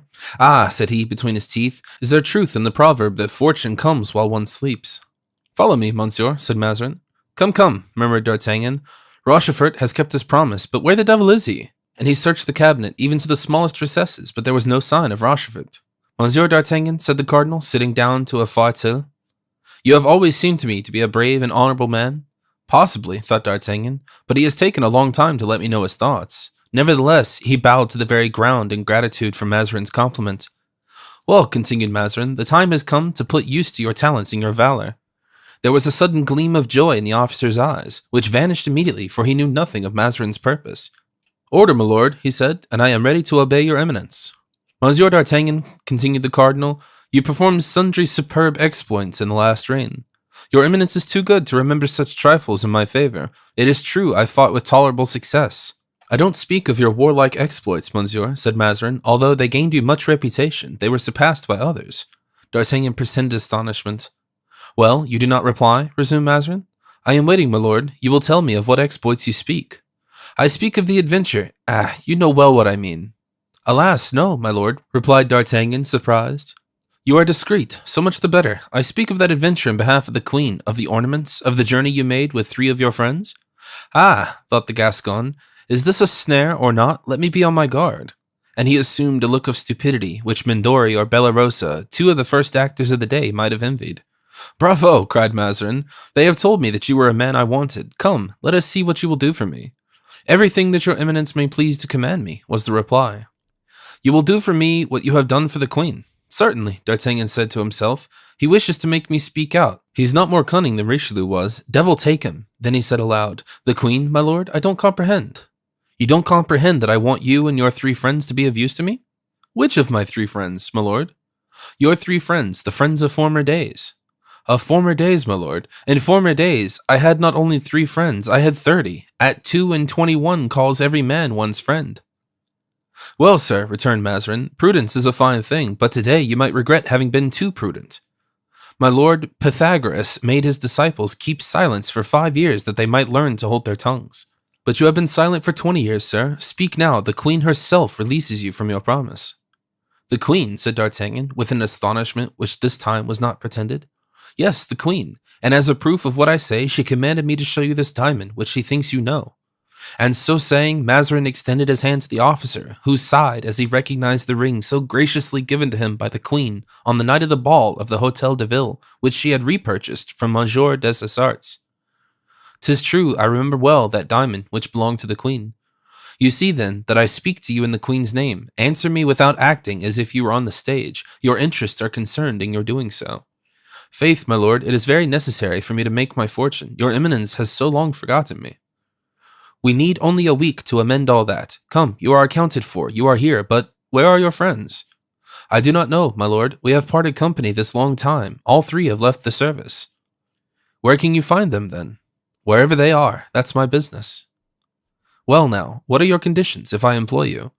Money, my lord, as much as what you wish me to undertake will require. I remember too well sometimes we were stopped for want of money, but for that diamond which I was obliged to sell, we should have remained on the road. The devil he does, money, and a large sum, said Mazarin. Pray, are you aware that the king has no money in his treasury? Do then as I did, my lord, sell the crown diamonds. Trust me, don't let us try to do things cheaply. Cheap undertakings come poorly off with paltry means. Well, returned Mazarin, we will satisfy you. Richelieu, thought D'Artagnan, would have given me 500 pistoles in advance. You will then be at my service? Asked Mazarin. Yes, if my friends agree. But if they refuse, can I count on you? I have never accomplished anything alone, said D'Artagnan, shaking his head. Go then, and find them. What shall I say to them by way of inducement to serve your eminence? You know them better than I. Adapt your promises to their respective characters. What shall I promise? That if they serve me as they serve the queen, my gratitude shall be magnificent. But what are we to do? Make your mind easy. When the time for action comes, you shall be put in full possession of what I require from you. Wait till that time arrives and find out your friends. My lord, perhaps they are not in Paris. It is even probable that I shall have to make a journey. I am only a lieutenant of musketeers, very poor, and journeys cost money. My intention, said Mazarin, is not that you go with a great following. My plans require secrecy, and would be jeopardized by too extravagant equipment. Still, my lord, I can't travel on my pay, for it is now 3 months behind, and I can't travel on my savings, for in my 20 years of service I have accumulated nothing but debts. Mazarin remained some moments in deep thought, as if he were fighting with himself. Then, going to a large cupboard closed with a triple lock, he took it from a bag of silver, and weighing it twice in his hands, he gave it to D'Artagnan. Take this, he said with a sigh, 'tis merely for your journey. If these are Spanish doubloons, or even gold crowns, thought D'Artagnan, we shall yet be able to do business together. He saluted the cardinal and plunged the bag into the depths of an immense pocket. Well then, all is settled. You are set off, said the cardinal. Yes, my lord. Apropos, what are the names of our friend? The Count de la Fera, formerly styled Athos, Monsieur de Vallon, whom we used to call Porthos, the Chevalier Herblay, now the Abbé de Herblay, whom we styled Aramis. The cardinal smiled. Younger sons, he said, who enlisted in the musketeers under feigned names in order not to lower their family names. Long swords but light purses, was that it? If God willing, these swords should be devoted to the service of your eminence, said D'Artagnan. I shall venture to express a wish, which is, that in its turn the purse of your eminence may become light and theirs heavy. For with these 3 men your eminence may rouse all Europe, if you like. These Gascons, said the cardinal laughing, almost beat the Italians in effrontery. At all events, answered D'Artagnan, with a smile almost as crafty as the cardinal's, they beat them when they draw their swords. He then withdrew, and as he passed into the courtyard, he stopped near a lamp and dived eagerly into the bag of money. Crown pieces only, silver pieces. I suspected it. Ah, Mazarin, Mazarin, thou hast no confidence in me. So much the worse for thee, for harm may come of it. Meanwhile, the cardinal was rubbing his hands in great satisfaction. 100 pistoles, 100 pistoles. For 100 pistoles, I have discovered a secret for which Richelieu would have paid 20,000 crowns. Without reckoning the value of that diamond, he cast a complacent look at the ring which he had kept instead of restoring to D'Artagnan, which is worth at least 10,000 francs. He returned to his room, and after depositing the ring in a casket filled with brilliants of every sort, for the cardinal was a connoisseur in precious stones, he called to Bernouin to undress him, regardless of the noises of gunfire that, though it was now near midnight, continued to resound through Paris. In the meantime, D'Artagnan took his way through the Rue Tiquetonne, where he lived at the Hôtel de la Chevrette. We will explain in a few words how D'Artagnan had been led to choose that place of residence. Chapter 6. D'Artagnan in his 40th year. Years have elapsed, many events have happened, alas, since in our romance of the Three Musketeers we took leave of D'Artagnan at number 12 Rue des Fossoyeurs. D'Artagnan had not failed in his career, but circumstances had been adverse to him. So long as he was surrounded by his friends, he retained his youth and the poetry of his character. He was one of those fine, ingenuous natures which assimilate themselves easily to the dispositions of others. Athos imparted to him his greatness of soul, Porthos his enthusiasm, Aramis his elegance. Had D'Artagnan continued his intimacy with these three men, he would have become a superior character. Athos was the first to leave him, in order that he might retire to a little property he had inherited near Blois. Porthos the second to marry an attorney's wife, and lastly Aramis the third to take orders and become an abbé. From that day, D'Artagnan felt lonely and powerless, without courage to pursue a career in which he could only distinguish himself on condition that each of his three companions should endow him with one of the gifts each had received from heaven. Notwithstanding his commission in the Musketeers, D'Artagnan felt completely solitary. For a time, the delightful remembrance of Madame Bonajoux left on his character a certain poetic tinge, perishable indeed. For like all other recollections in this world, these impressions were, by degrees, effaced. A garrison life is fatal even to the most aristocratic organization, and imperceptibly D'Artagnan, always in the camp, always on horseback, always in garrison, became, I know not how in the present age one would express it, a typical trooper. His early refinement of character was not only not lost, it grew even greater than ever, and it was now applied to the little instead of the great things of life, to the martial condition of the soldier, comprised under the head of a good lodging, a rich table, a congenial hostess. These important advantages D'Artagnan found to his own taste in the Rue Tiquetonne at the sign of the Row. From the time D'Artagnan took quarters in that hotel, the mistress of the house, a pretty and fresh-looking Flemish woman, 25 or 26 years old, had been singularly interested in him, and after certain love passages, most obstructed by an inconvenient husband to whom a dozen times D'Artagnan made a pretense of passing a sword through his body, that husband had disappeared one fine morning, after furtively selling certain choice lots of wine, carrying away with him money and jewels. He was thought to be dead. His wife especially, who cherished the pleasing idea that she was a widow, stoutly maintained that death had taken him.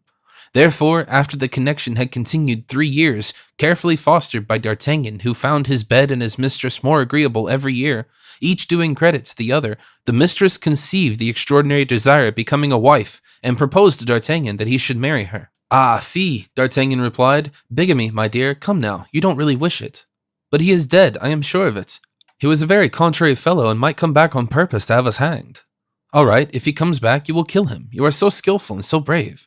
Pesta, my darling, another way of getting hanged. So you refuse my request? To be sure I do, furiously. The pretty landlady was desolate. She would have taken D'Artagnan not only as her husband, but as her god. He was so handsome and had so fierce a moustache. Then coming along the 4th year came the expedition of Franche-Comté. D'Artagnan was assigned to it and made his preparations to depart. There were then great griefs, tears without end, and solemn promises to remain faithful, all of course on the part of the hostess. D'Artagnan was too grand to promise anything. He purposed only to do all that he could to increase the glory of his name. As to that, we know D'Artagnan's courage. He exposed himself freely to danger, and while charging at the head of his company, he received a ball through the chest which laid him prostrate on the field of battle.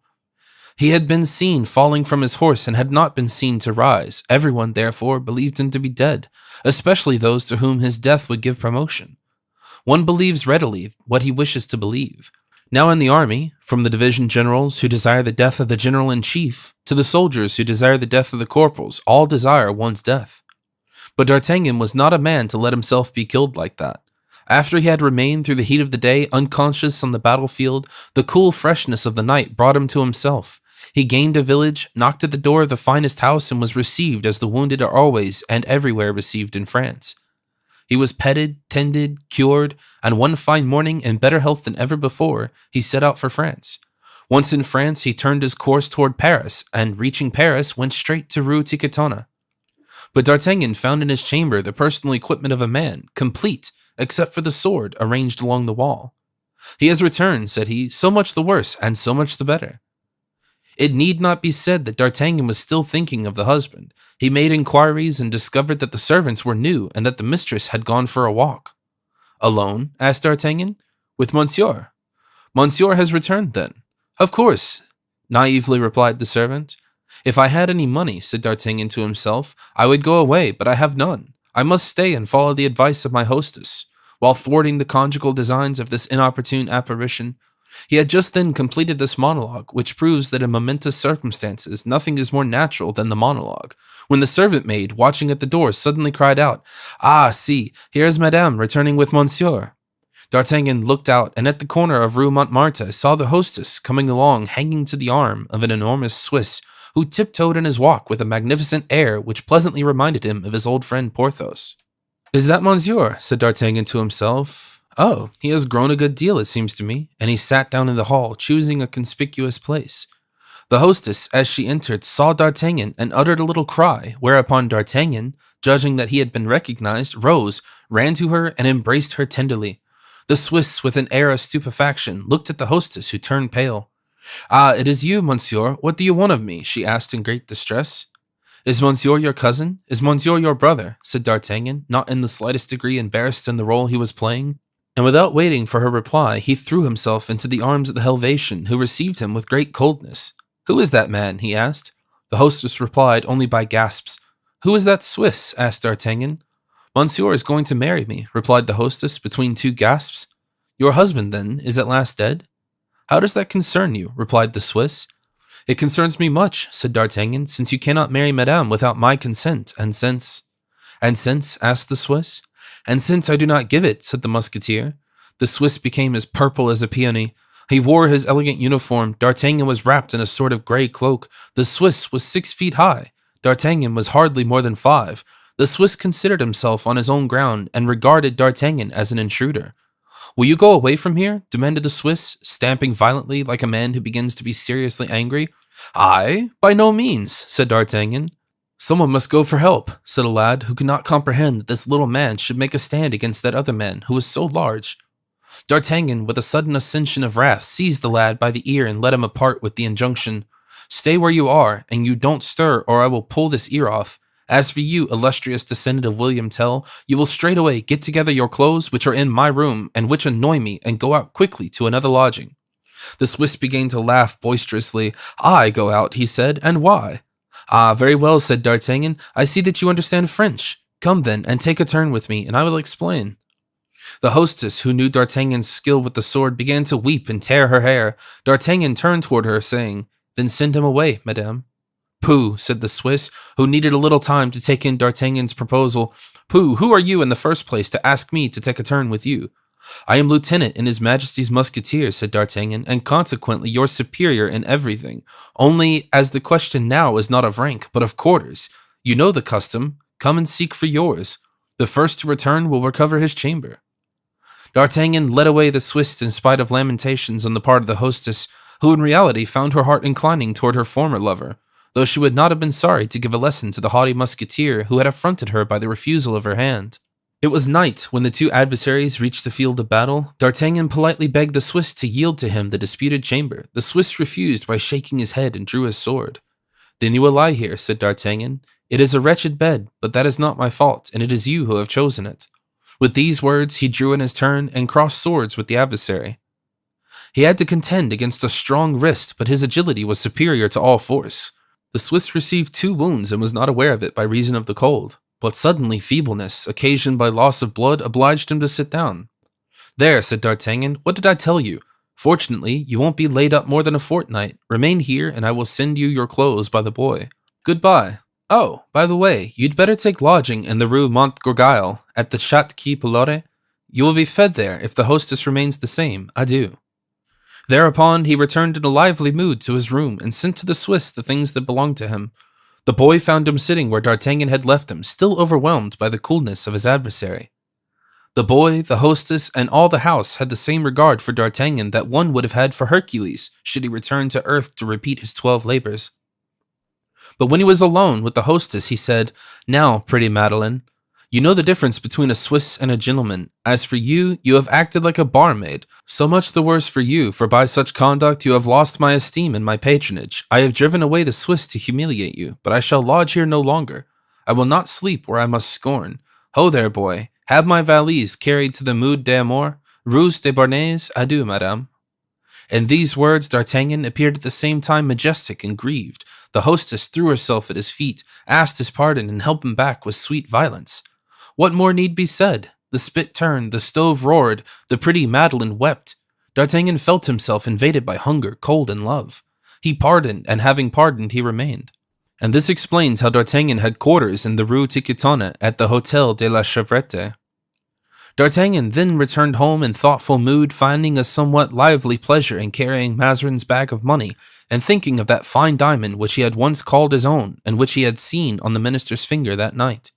Should that diamond ever fall into my hands again, he reflected, I would turn it at once into money. I would buy with the proceeds certain lands around my father's chateau, which is a pretty place well enough, but with no land to it at all, except a garden about the size of the Cemetery des Innocents, and I should wait in all my glory till some rich heiress, attracted by my good looks, rode along to marry me. Then I should like to have 3 sons. I should make the first a nobleman, like Athos, the second a good soldier, like Porthos, the third an excellent abbé, like Aramis.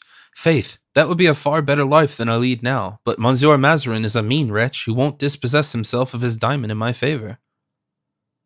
On entering the Rue Tiquetonne, he heard a tremendous voice and found a dense crowd near the house.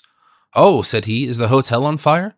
On approaching the hotel of the Row, he found, however, that it was in front of the next house the mob was collected. The people were shouting and running about with torches. By the light of one of these torches, D'Artagnan perceived men in uniform. He asked what was going on. He was told that 20 citizens, headed by one man, had attacked a carriage which was escorted by a troop of the cardinal's bodyguard, but a reinforcement having come up, the assailants had been put to flight and the leader had been taken refuge in the hotel next to his lodgings. The house was now being searched. In his youth, D'Artagnan had often headed the bourgeoisie against the military, but he was cured of all those hot-headed propensities. Besides, he had had the cardinal's 100 pistoles in his pocket, so he went into the hotel without a word. There he found Madeleine armed for his safety and anxious to tell him all the events of the evening. But he cut her short by ordering her to put his supper in his room and give him with it a bottle of good Burgundy. He took his key and candle and went upstairs to his bedroom. He had been contented, for the convenience of the house, to lodge in the 4th story, and truth obliges us even to confess that his chamber was just above the gutter and below the roof. His first care on entering it was to lock up an old bureau with a new lock his bag of money. And then as soon as supper was ready, he was sent away the waiter who brought it up and sat down to table. Not to reflect on what had passed as one might fancy, no, D'Artagnan considered that things are never well done when they are not reserved to their proper time. He was hungry, he supped, he went to bed. Neither was he one of those that think that the necessary silence of the night brings counsel with it. In the night he slept, but in the morning, refreshed and calm, he was inspired with his clearest views of everything. It was long since he had any reason for his morning's inspiration, but he always slept all night long. At daybreak he awoke and took a turn around his room. In 43, he said, just before the death of the late cardinal, I received a letter from Athos. Where was I then? Let me see. Oh, at the siege of Besançon. I was in the trenches. He told me, let me think, what was it? That he was living on a small estate, but where? I was just reading the name of the place when the wind blew my letter away, I suppose to the Spaniards. There's no use in thinking any more about Athos. Let me see, with regard to Porthos, I received a letter from him too. He invited me to a hunting party on his property in the month of September, 1646. Unluckily, as I was then in Bern on account of my father's death, the letter followed me there. I had left Bern when it arrived, and I never received it until the month of April 1647, and as the invitation was for September 1646, I couldn't accept it. Let me look for this letter. It must be with my title deeds. D'Artagnan opened an old casket which stood in the corner of the room, and which was full of parchments referring to an estate during a period of 200 years lost to his family. He uttered an exclamation of delight, for the large handwriting of Porthos was discernible, and underneath some lines tracing by his worthy spouse. D'Artagnan eagerly searched for the heading of this letter. It was dated from the Chateau du Vallon. Porthos had forgotten that any other address was necessary. In his pride, he fancied that everyone must know the Chateau du Vallon. "Devil take the vain fellow," said D'Artagnan. "However, I had better find him out first. Since he can't want money, Athos must have become an idiot by this time from drinking. Aramis must have worn himself to a shadow of his former self by constant genuflection." He cast his eyes again on the letter. There was a postscript. "I write by the same courier to our worthy friend Aramis in his convent." "In his convent? What convent?" "There are about 200 in Paris and 3,000 in France." And then perhaps on entering the convent he changed his name. Ah, if I were but learned in theology, I should recollect what it was he used to dispute with the curate of Montdidier and the superior of the Jesuits when we were at Crevecoeur. I should know what doctrine he leans to, and I should glean from that saint he adopted as his patron. Well, suppose I go back to the cardinal and ask him for a passport into all the convents one can find, even into the nunneries. It would be a curious idea, and maybe I should find my friend under the name of Achilles. But no, I should lose myself in the cardinal's opinion. Great people only thank you for doing the impossible. What's possible, they say, they can effect themselves, and they are right. But let us wait a little and reflect. I received a letter from him, the dear fellow, in which he even asked me for some small service, which, in fact, I rendered him. Yes, but now what did I do with that letter?" D'Artagnan thought a moment and then went to the wardrobe in which hung his old clothes. He looked for his doublet of the year 1648. As he had orderly habits, he found it hanging on its nail. He felt in the pocket and drew from it a paper. It was the letter of Aramis. "Monsieur d'Artagnan, you know that I have had a quarrel with a certain gentleman, who has given me an appointment for this evening in the Place Royale. As I am of the church, and the affair might injure me if I should share it with any other man than a sure friend like you, I write to beg that you will serve me as a second. You will enter by the Rue Neuve Sainte Catherine. Under the second lamp on the right you will find your adversary. I shall be with mine under the third. Wholly yours, Aramis." D'Artagnan tried to recall his remembrances. He had gone to the rendezvous, had encountered there the adversary indicated, whose name he had never known, had given him a pretty sword stroke on the arm, then had gone toward Aramis, who at the same time came to meet him, already finished of this affair. "It is over," Aramis had said. "I think I have killed the insolent fellow. But, dear friend, if you ever need me, you know that I am entirely devoted to you." Thereupon Aramis had given him a clasp of the hand, and had disappeared under the arcades. So then he no more knew where Aramis was than where Athos and Porthos were, and the affair was becoming a matter of great perplexity, when he fancied he heard a pane of glass break in his room window. He thought directly of his bag and rushed from the inner room where he was sleeping. He was not mistaken. As he entered the bedroom, a man was getting in by the window. "Ah, you scoundrel!" cried D'Artagnan, taking the man for a thief and seizing his sword. "Sir," cried the man, "in the name of heaven, put your sword back into the sheath, and don't kill me unheard. I'm no thief, but an honest citizen, well off in the world, with a house of my own. My name is— but surely you are Monsieur d'Artagnan?" "And thou, Planchet!" cried the lieutenant. "At your service, sir," said Planchet, overwhelmed with joy, "if I were still capable of serving you." "Perhaps so," replied D'Artagnan, "but why the devil dost thou run across the tops of houses at 7 o'clock in the morning in the month of January?" "Sir," said Planchet, "you must know, but perhaps you ought not to know." "Tell us what," replied D'Artagnan, "but first put a napkin against the window and draw the curtains." "Sir," said the prudent Planchet, "in the first place, are you on good terms with Monsieur de Rochefort?" "Perfectly, one of my dearest friends." "Ah, so much the better. But what was de Rochefort to do with this manner you have invading my room?" "Ah, sir, I first must tell you that Monsieur de Rochefort is—" Planchet hesitated. "Egad, I know where he is," said D'Artagnan. "He's in the Bastille." "That is to say, he was there," replied Planchet, "but in returning thither last night, when fortunately you did not accompany him, as his carriage was crossing the Rue de la Fernerie, his guards insulted the people, who began to abuse them. The prisoner thought this a good opportunity for escape. He called out his name and cried for help. I was there. I heard the name of Rochefort. I remembered him well. I said in a loud voice that he was a prisoner, a friend of the Duc de Beaufort, who called for help. The people were infuriated. They stopped the horses and cut the escort to pieces. whilst I opened the doors of the carriage and Monsieur de Rochefort jumped out and soon was lost amongst the crowd. At this moment, a patrol passed by. I was obliged to sound a retreat toward the Rue Tichetona. I was pursued and took refuge in the house next to this, where I had been concealed between two mattresses. This morning, I ventured to run along the gutters and— Well, interrupted D'Artagnan, I am delighted that de Rochefort is free, but as for thee, if thou shouldst fall into the hands of the king's servant, they will hang thee without mercy. Nevertheless, I promise thee thou shalt be hidden here, though I risk by concealing thee neither more than less my lieutenancy, if it was found out that I gave one rebel an asylum. Ah, sir, you know well I would risk my life for you. Thou mayest add that thou hast risked it, Planchet. I have not forgotten all I owe thee. Sit down there and eat in security. I see thee cast expressive glances at the remains of my supper. Yes, sir, for all I've had since yesterday was a slice of bread and butter, with preserves on it. Although I don't despise sweet things in proper time and place, I found the supper rather light. Poor fellow, said D'Artagnan. Well, come, set to.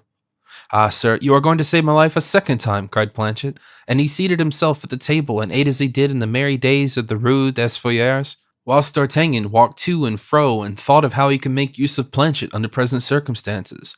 While he turned this over in his mind, Planchet did his best to make up for lost time at table. At last he uttered a sigh of satisfaction and paused, as if he had partially appeased his hunger. Come, said D'Artagnan, who thought it was now a convenient time to begin his interrogation, dost thou know where Athos is? No, sir, replied Planchet. The devil, thou dost not. Thou know where Porthos is? No, not at all. And Aramis? Not in the least. The devil, the devil, the devil. But, sir, said Planchet, with a look of shrewdness, I know where Bazin is. Where is he? At Notre Dame. What is he to do at Notre Dame? He is beadle. Bazin, beadle at Notre Dame. He must know where his master is. Without a doubt he must. D'Artagnan thought for a moment, then took his sword and put his cloak to go out. Sir, said Planchet in a mournful tone, do you abandon me thus to my fate? Think, if I am found out here, the people of the house, who have not seen me enter it, will take me for a thief. True, said D'Artagnan. Let's see, canst thou speak any patois? I can do something better than that, sir. I can speak Flemish. Where the devil didst thou learn it? In Artois, where I fought for years. Listen, sir. Goeden Morgen, mein Heer et den Begerei Leviten the Gesund Heats Omstand. Which means, good day, sir. I am anxious to know the state of your health. He calls that a language, but never mind, that will do capitally. D'Artagnan opened the door and called out to a waiter to desire Madeleine to come upstairs. When the landlady made her appearance, she expressed much astonishment at seeing Planchet. My dear landlady, said D'Artagnan, I beg to introduce you to your brother, who has arrived from Flanders, and whom I am going to take into my service. My brother? Wish your sister good morning, Master Peter. Welcome, Susta, said Planchet. Golden day, brother, replied the astonished landlady. This is the case, said D'Artagnan. This is your brother, Madeleine. You don't know him, perhaps, but I know him. He has arrived from Amsterdam. You must dress him up during any absence. When I return, which will be in about an hour, you must offer him to me as a servant, and upon your recommendation, though he doesn't speak a word of French, I take him into my service. You understand? That is to say, I guess your wishes, and that it is all that's necessary, said Madeleine. You are a precious creature, my pretty hostess, and I am much obliged to you. The next moment, D'Artagnan was on his way to Notre Dame. Chapter 7. Touches upon the strange effects a half-pistole may have. D'Artagnan, as he crossed the Pont Neuf, congratulated himself on having found Planchet again, for at that time an intelligent servant was essential to him. Nor was he sorry that through Planchet and the situation which he held in Rue des Lombards, a connection with the Bourgois might be commenced, at that critical period when that class were trying to make war with the court party. It was like having a spy in the enemy's camp. In this frame of mind, grateful for the accidental meeting with Planchet, pleased with himself, D'Artagnan reached Notre Dame. He ran up the steps, entered the church, and addressing a verger who was sleeping on the chapel, asked him if he knew Monsieur Bazin. Monsieur Bazin, the beadle, said the verger. Yes, there he is, attending mass in the chapel of the Virgin. D'Artagnan nearly jumped for joy. He had despaired of finding Bazin, but now, he thought, since he held one end of the thread, he would be pretty sure to reach the other end. He knelt down just opposite the chapel in order not to lose sight of his man, and he had almost forgotten his prayers and had omitted to take a book with him. He made use of his time in gazing at Bazin. Bazin wore his dress, it may be observed, with equal dignity and saintly propriety. It was not difficult to understand that he had gained the crown of his ambition, and that the silver-mounted wand he brandished was in his eyes as honorable a distinction as the marshal's baton which Conde threw, or did not throw, into the enemy's line of battle at Faubourg. His person had undergone a change. Analogous to the change in his dress, his figure had grown rotund, and as it were, canonical. The striking points of his face were effaced. He still had a nose, but his cheeks fattened out, each took a portion of it unto themselves. His chin had joined his throat, his eyes were swelled with puffness of his cheeks, his hair, cut straight in holy guise, covered his forehead as far as his eyebrows. The officiating priest was just finishing mass, whilst D'Artagnan was looking at Bazin. He pronounced the words of the Holy Sacrament and retired, giving the benediction, which was received by the kneeling communicants, to the astonishment of D'Artagnan, who recognized in the priest the coadjutor himself, the famous Jean-François Gondi, who at the time, having a presentiment of the part he was to play, was beginning to court popularity by almsgiving. It was to this end that he performed from time to time some of the early masses which the common people generally alone attended. D'Artagnan knelt as well as the rest, received his share of the benediction, and made the sign of the cross. But when Bazin passed in his turn, with his eyes raised to heaven and walking in all humility the very last, D'Artagnan pulled him by the hem of his robe. Bazin looked down and started as if he had seen a serpent. "Monsieur D'Artagnan," he cried, "vade retro Satanas." "So, my dear Bazin," said the officer, laughing, "this is the way you receive an old friend." "Sir," replied Bazin, "the true friends of a Christian are those who aid him in working out his salvation, not those who hinder him in doing so." "I don't understand you, Bazin, nor can I see how I can be a stumbling block in the way of your salvation," said D'Artagnan. "You forget, sir, that you very nearly ruined forever that of my master, and that it was owing to you that he was nearly being damned eternally for remaining a musketeer, whilst all the time his true vocation was the church." "My dear Bazin, you ought to perceive," said D'Artagnan, "from the place in which you find me, that I am greatly changed in everything. Age produces good sense, and as I doubt not but that your master is on the road to salvation, I want you to tell me where he is, that he may help me to mine. Rather say, to take him back with you into the world. Fortunately, I don't know where he is." "How?" cried D'Artagnan. "You don't know where Aramis is?" "Formerly," replied Bazin, "Aramis was his name of perdition. By Aramis is meant Samara, which is the name of a demon. Happily for him, he has ceased to bear that name." "And therefore," said D'Artagnan, resolved to be patient by the end, "it is not Aramis I seek, but the Abbé de Herblay. Come, my dear Bazin, tell me you know where he is." "Didn't you hear me tell you, Monsieur D'Artagnan, that I don't know where he is?" "Yes, certainly, but to that I answered that it is impossible." "It is nevertheless the truth, monsieur, the pure truth, the truth of the good God." D'Artagnan saw clearly that he would get nothing out of this man, who was evidently telling a falsehood in his pretended ignorance of the abode of Aramis, but whose lies were bold and decided. "Well, Bazin," said D'Artagnan, "since you do not know where your master lives, let us speak of it no more. Let us part good friends. Accept this half-pistole to drink to my health." "I do not drink." Bazin pushed away with dignity the officer's hand. "'Tis good only for the laity." "Incorruptible," murmured D'Artagnan. "I am unlucky." And whilst he was lost in thought, Bazin retreated toward the sacristy, and even there he could not think himself safe until he had shut and locked the door behind him. D'Artagnan was still in deep thought when someone touched him on the shoulder.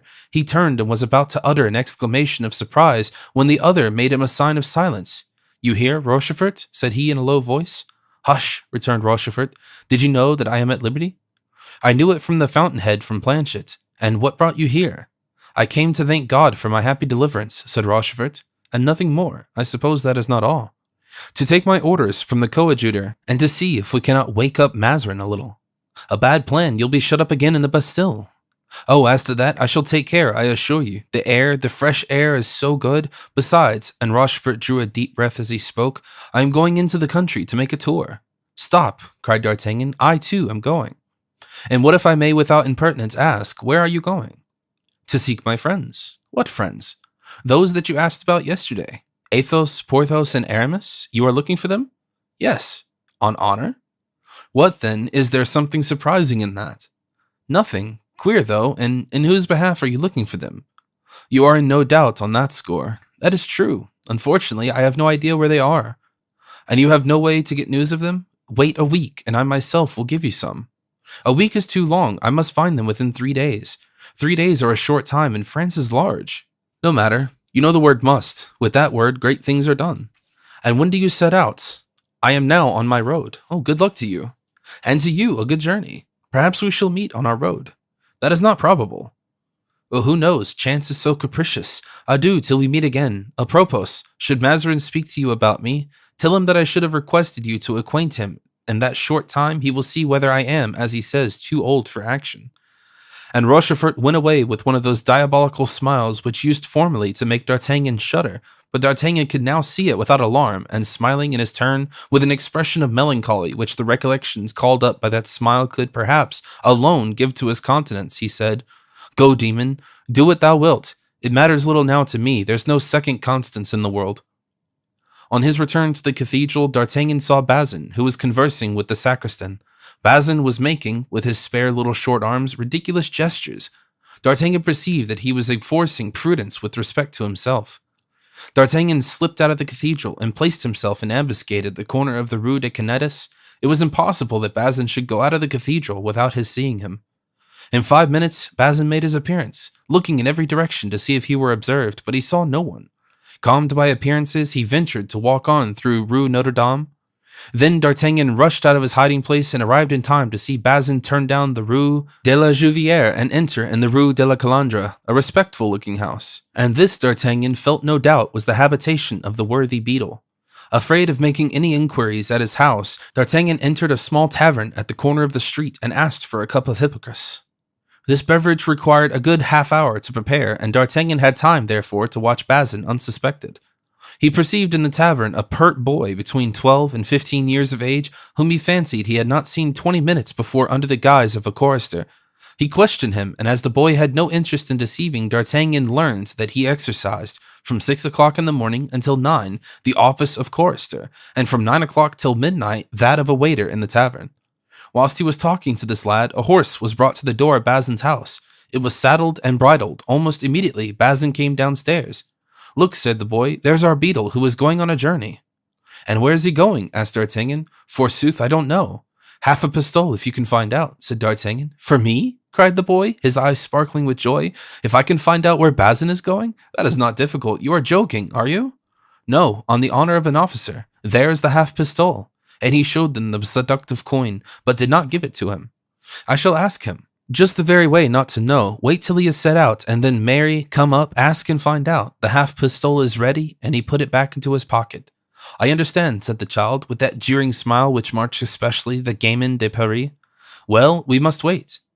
They had not long to wait. 5 minutes afterward, Bazin set off on a full trot, urging on his horse by the blows of parapluie, which he was in the habit of using instead of a riding whip. Scarcely had he turned the corner of the Rue de la Juvière when the boy rushed after him like a bloodhound on full scent. Before 10 minutes had elapsed, the child returned. "Well," said D'Artagnan. "Well," answered the boy, "the thing is done." "Where is he gone? The half pistole is for me?" "Doubtless. Answer me." "I want to see it. Give it to me, that I may see it is not false." "There it is." The child put the piece of money into his pocket. "And now, where is he gone?" inquired D'Artagnan. "He is gone to Noisy." "How dost thou know?" "Ah, faith, there was no great cunning necessary. I knew the horse he rode. It belonged to the butcher, who lets it out now and then to Monsieur Bazin. Now I thought that the butcher would not let his horse go out like that without knowing where it was going. And he answered that Monsieur Bazin went to Noisy. 'Tis his custom. He goes 2 or 3 times a week. Dost thou know Noisy well?" "I think so, truly. My nurse lives there." "Is there a convent at Noisy?" "Isn't there a great and grand one, the convent of the Jesuits?" "What is thy name?" "Friquet." D'Artagnan wrote the child's name in his tablets. "Please, sir," said the boy, "do you think I can gain any more half-pistoles in any way?" "Perhaps," replied D'Artagnan, and having got out all he wanted, he paid for the hippocras, which he did not drink, and went quickly back to the Rue Tiquetonne. Chapter 8. D'Artagnan going to a distance to discover Aramis. On entering the hotel, D'Artagnan saw a man sitting in a corner by the fire. It was Planchet, but so completely transformed, thanks to the old clothes that the departing husband had left behind, that D'Artagnan himself could hardly recognize him. Madeleine introduced him in presence of all the servants. Planchet addressed the officer with a fine Flemish phrase. The officer replied in words that belonged to no language at all, and the bargain was concluded. Madeleine's brother entered D'Artagnan's service. The plan adopted by D'Artagnan was soon perfected. He resolved not to reach Noisy in the day, for fear of being recognized. He had therefore plenty of time before him, for Noisy is only 3 or 4 leagues from Paris, on the road to Meaux. He began his day by breakfasting substantially, a bad beginning when one wants to employ the head, but an excellent precaution when one wants to work the body. And about 2 o'clock he had his 2 horses saddled, and followed by Planchet, he quitted Paris by the Barrière de la Villette. A most active search was still prosecuted in the house near the Hotel de la Chevrette for the discovery of Planchet. At about a league and a half from the city, D'Artagnan, finding that his impatience he had set out too soon, stopped to give the horses breathing time. The inn was full of disreputable-looking people, who seemed as if they were on point of commencing some nightly expedition. A man, wrapped in a cloak, appeared at the door, but seeing a stranger, he beckoned to his companions, and 2 men who were drinking in the inn went out to speak to him. D'Artagnan, on his side, went up to the landlady, praised her wine, which was a horrible production from the country of Montreuil, and heard from her that there were only 2 houses of importance in the village. One of those belonged to the Archbishop of Paris, and was at that time the abode of his niece, the Duchess of Longueville. The other was a convent of Jesuits, and was the property, a by no means unusual circumstance, of these worthy fathers. At 4 o'clock, D'Artagnan recommenced his journey. He proceeded slowly and in deep reverie. Planchet also was lost in thought, but the subject of their relations was not the same. One word which their landlady had pronounced had given a particular turn to D'Artagnan's deliberations. This was the name of Madame de Longueville. The name was indeed one to inspire imagination and produce thought. Madame de Longueville was one of the highest ladies in the realm. She was also one of the greatest beauties at court. She had formerly been suspected of an intimacy of too tender a nature with Coligny, who, for her sake, had been killed in a duel in the Place Royale by the Duc de Guise. She was now connected by bonds of a political nature with the Prince de Marsillac, the eldest son of the old Duc de Rochefoucauld, whom she was trying to inspire with an enmity toward the Duc de Conde, her brother-in-law, whom she now hated morally. D'Artagnan thought of all these matters. He remembered how at the Louvre he had often seen, as she passed by him, the full radiance of her dazzling charms, the beautiful Madame de Longueville. He thought of Aramis, who, without possessing any greater advantages than himself, had formerly been the lover of Madame de Chevreuse, who had been to the former court where Madame de Longueville was in that day, and he wondered how it was that there should be in the world people who succeed in every wish, some in ambition, others in love, whilst others, either from chance or from ill luck, or for some natural defect or impediment, remain halfway upon the road toward fulfillment of their hopes and expectations. He was confessing to himself that he belonged to the latter unhappy class when Planchet approached and said, "I will lay a wager, your honor, that you and I are thinking of the same thing." "I doubt it, Planchet," replied D'Artagnan, "but what are you thinking of?" "I am thinking, sir, of those desperate-looking men who were drinking at the inn where we rested." "Always cautious, Planchet." "'Tis instinct, your honor." "Well, what does your instinct tell you now?" "Sir, my instinct told me that those people were assembled there for some bad purpose, and I was reflecting on what my instinct had told me in the darkest corner of the stable when a man wrapped in a cloak and followed by other 2 men came in." "Ah," said D'Artagnan, Planchet's recital agreeing with his own observations. "Well?" "Of these 2 men said, he must certainly be at Noisy or be coming before this evening, for I have seen his servant." "Art thou sure?" said the man in the cloak. "Yes, my prince." "My prince," interrupted D'Artagnan. "Yes, my prince, but listen, if he is here, this is what the other man said, let's see decidedly what to do with him." "What to do with him?" answered the prince. "Yes, he's not a man to allow himself to be taken anyhow, he'll defend himself." "Well, we must try to take him alive. Have the cords to bind him and to gag to stop his mouth?" "We have. Remember that he will most likely be disguised as a horseman." Yes, my lord, don't be uneasy. Besides, I shall be there." "You will assure us that justice?" Yes, I will answer for all that," the prince said. "Well then, we'll do our best." Having said that, they went out of the stable. "Well, what matters all that to us?" said D'Artagnan. "This is one of those attempts that happens every day." "Are you sure that we are not its objects?" "We? Why?" "Just remember what they said. 'I have seen his servant,'" said one, "and that applies very well to me." "Well?" "He must certainly be at Noisy, or be coming there this evening," said the other, "and that applies very well to you." "What else?" Then the prince said, "Take notice that in all probability he will be disguised as a cavalier, which seems to me to leave no room for doubt, since you are dressed as a cavalier and not as an officer of the musketeers. Now then, what do you say to that?" "Alas, my dear Planchet," said D'Artagnan, sighing, "we are unfortunately no longer in those times in which princes would care to assassinate me. Those were the good old days. Never fear, these people owe us no grudge." "Is your honor sure?" "I can answer for it, they do not." "Well, we don't speak of it any more then," and Planchet took his place in D'Artagnan's suite with that sublime confidence he had always had in his master, which even 15 years of separation had not destroyed. They had traveled onward about a half a mile when Planchet came close to D'Artagnan. "Stop, sir, look yonder," he whispered. "Don't you see in the darkness something pass by, like shadows? I fancy I hear horses' feet. Impossible, replied D'Artagnan. The ground is soaking wet, yet I fancy, as thou sayest, that I see something. At this moment, the neighing of a horse struck his ear, coming through darkness and space. There are men somewhere about, but that's of no consequence to us, said D'Artagnan. Let us ride onward. At about 8:30 o'clock, they reached the first houses in Noisy. Everyone was in bed, and not a light was to be seen in the village. The obscurity was broken only now and then by the still darker lines of the roofs of houses.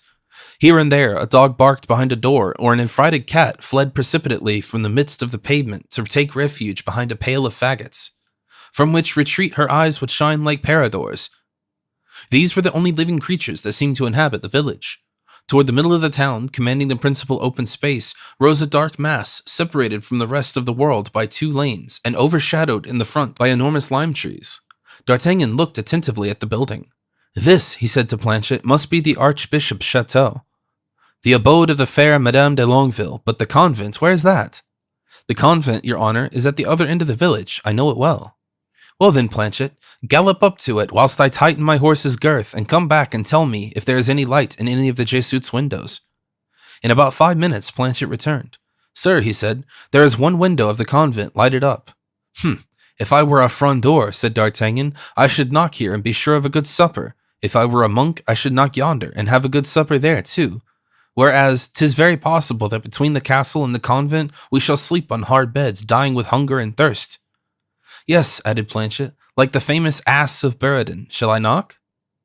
Hush, replied D'Artagnan, the light no longer burns in yonder window. Do you hear nothing? Whispered Planchet. What is that noise? There came a sound like a whirlwind. At the same time, 2 troops of horsemen, each composed of 10 men, sallied forth from each of the lanes, which encompassed the house and surrounded D'Artagnan and Planchet. Heyday, cried D'Artagnan, drawing his sword and taking refuge behind his horse. Are you not mistaken? Is it really for us that you mean your attack? Here he is, we have him, cried the horsemen, rushing to D'Artagnan with naked swords. Don't let him escape, said a loud voice. No, my lord, be assured, we shall not. D'Artagnan thought it was now time for him to join in the conversation. Hello, gentlemen, he called out in his Gascon accent. What do you want? What do you demand? Thou shalt soon know, shouted a choir of horsemen. Stop, stop, cried he whom they had addressed as my lord. 'Tis not his voice. Ah, just so, gentlemen. Pray, do people get into a passion at random at Noisy? Take care, for I warn you that the first man that comes within length of my sword, and my sword is long, I rip him up. The chieftain of the party drew near. What are you doing here? He asked in a lofty tone, as that of a accustomed to command. And you, what are you doing here? Replied D'Artagnan. Be civil, or I shall beat you, for although one may not choose to proclaim oneself, one insists on respect suitable to one's rank. You don't choose to discover yourself because you are the leader of an ambuscade, returned D'Artagnan, but with regard to myself, who am traveling quietly with my own servant, I have the same reasons as you to have concealed my name. Enough, enough, what is your name? I shall tell you my name, in order that you may know where to find me, my lord, or my prince, as it may be suited you best to be called, said our Gascon, who did not choose to seem to yield a threat. Do you know Monsieur D'Artagnan? Lieutenant in the King's Musketeers, said the voice. You are Monsieur D'Artagnan? I am. Then you came here to defend him? Him? Whom? The men we are seeking. It seems, said D'Artagnan, that whilst I thought I was coming to Noisy, I have entered without suspecting it into the kingdom of mysteries. Come, replied the same lofty tone, answer. Are you waiting for him underneath these windows? Did you come to Noisy to defend him? I am waiting for no one, replied D'Artagnan, who was beginning to be angry. I propose to defend no one but myself, and I shall defend myself vigorously, I give you warning. Very well, said the voice. Go away from here and leave the place to us. Go away from here, said D'Artagnan, whose purposes were in conflict with that order. That is not so easy, since I am on the point of falling, and my horse too, through fatigue, unless indeed you are disposed to offer me a supper and a bed in the neighborhood. Rascal! Eh, monsieur, said D'Artagnan, I beg you will have a care what you say, for if you utter another word like that, be you marquis, duke, prince, or king, I will thrust it down your throat, do you hear? Well, well, rejoined the leader, there's no doubt 'tis a Gascon who is speaking, and therefore not the man we are looking for. Our blow has failed for tonight, let us withdraw. We shall meet again, Master D'Artagnan, continued the leader, raising his voice. Yes, but never with the same advantages, said D'Artagnan in a tone of raillery, for when you meet me again, you will perhaps be alone, and there will be daylight. Very good, said the voice. En route, gentlemen. And the troop, grumbling angrily, disappeared in the darkness and took the road to Paris. D'Artagnan and Planchet remained for some moments still on the defensive. Then, as the noise of the horsemen became more and more distant, they sheathed their swords.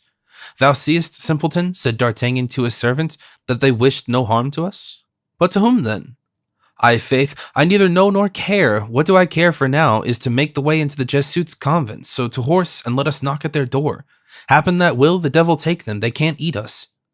When he mounted his horse, Planchet had just done the same when an unexpected weight fell upon the back of the horse and sank down. "Hey, your honor," cried Planchet, "I've a man behind me." D'Artagnan turned around and plainly saw two human forms on Planchet's horse. "'Tis the devil that pursues," he cried, drawing his sword and preparing to attack the new foe. "No, no, dear D'Artagnan," said the figure, "'tis not the devil, 'tis Aramis. Gallop fast, Planchet. When you come to the end of this village, turn swiftly to the left." And Planchet, with Aramis behind him, set off at full gallop, followed by D'Artagnan, who began to think he was in the merry maze of some fantastic dream. Chapter 9. The Abbé de Herblay. At the extremity of the village, Planchet turned to the left in obedience to the orders of Aramis, and stopped underneath the window which had a light in it. Aramis alighted and clapped his hands 3 times. Immediately the window was opened, and a ladder of rope was let down from it. "My friend," said Aramis, "if you like to ascend, I shall be delighted to receive you." "Ah," said D'Artagnan, "is that the way you return to your apartment?" "After 9 at night, pardieu," said Aramis, "the rule of the convent is very severe." "Pardon me, my dear friend," said D'Artagnan, "I think you said pardieu." "Do you think so?" said Aramis, smiling. "It is possible. You have no idea, my dear fellow, how one acquires bad habits in these cursed convents, or what evil ways all these men of the church have, with whom I am obliged to live. But will you not go up?" "Pass on before me, I beg of you. As the late cardinal used to say to the late king, only to show you the way, sire." And Aramis ascended the ladder quickly and reached the window in an instant. D'Artagnan followed, but less nimbly, showing plainly that his mode of ascent was not one which he was accustomed. "I beg your pardon," said Aramis, noting his awkwardness. "If I had known that I was to have the honor of your visit, I should have procured the gardener's ladder. But for me, alone, this is good enough." "Sir," said Planchet, when he saw D'Artagnan at the summit of the ladder, "this way is easier for Monsieur Aramis, and even for you. In case of necessity, I might also climb up, but my 2 horses cannot mount the ladder." "Take them to yonder shed, my friend," said Aramis, pointing to a low building on the plain. "There you will find hay and straw for them. Then come back here and clap your hands 3 times, and we will give you wine and food. Marry, forsooth, people don't die of hunger here." And Aramis, drawing in the ladder, closed the window. D'Artagnan then looked around attentively. Never was there an apartment at the same time more warlike and more elegant. At each corner were arranged trophies presenting to view swords of all kinds, and on the walls hung 4 great pictures representing in their ordinary military costume the Cardinal de Lorraine, the Cardinal de Richelieu, the Cardinal de Valletta, and the Archbishop of Bordeaux. Exteriorly, nothing in the room showed that it was the habitation of an abbé. The hangings were of damask, the carpets of Alencon, and the bed, especially, had more the look of a fine lady's couch, with its trimmings of fine lace and its embroidered counterpane, than that of a man who had made a vow that he would endeavor to gain heaven by fasting and mortification. "You are examining my den," said Aramis. "Ah, my dear fellow, excuse me, I am lodged like a chartreux. But what are you looking for?" "I'm looking for the person who let down the ladder. I see one, and yet the ladder didn't come down of itself." "No, it is Bazin." "Ah," said D'Artagnan. "But," continued Aramis, "Bazin is a well-trained servant, and seeing that I was not alone, he discreetly retired. Sit down, my dear friend, and let us talk." And Aramis pushed forward a large easy chair in which D'Artagnan stretched himself out.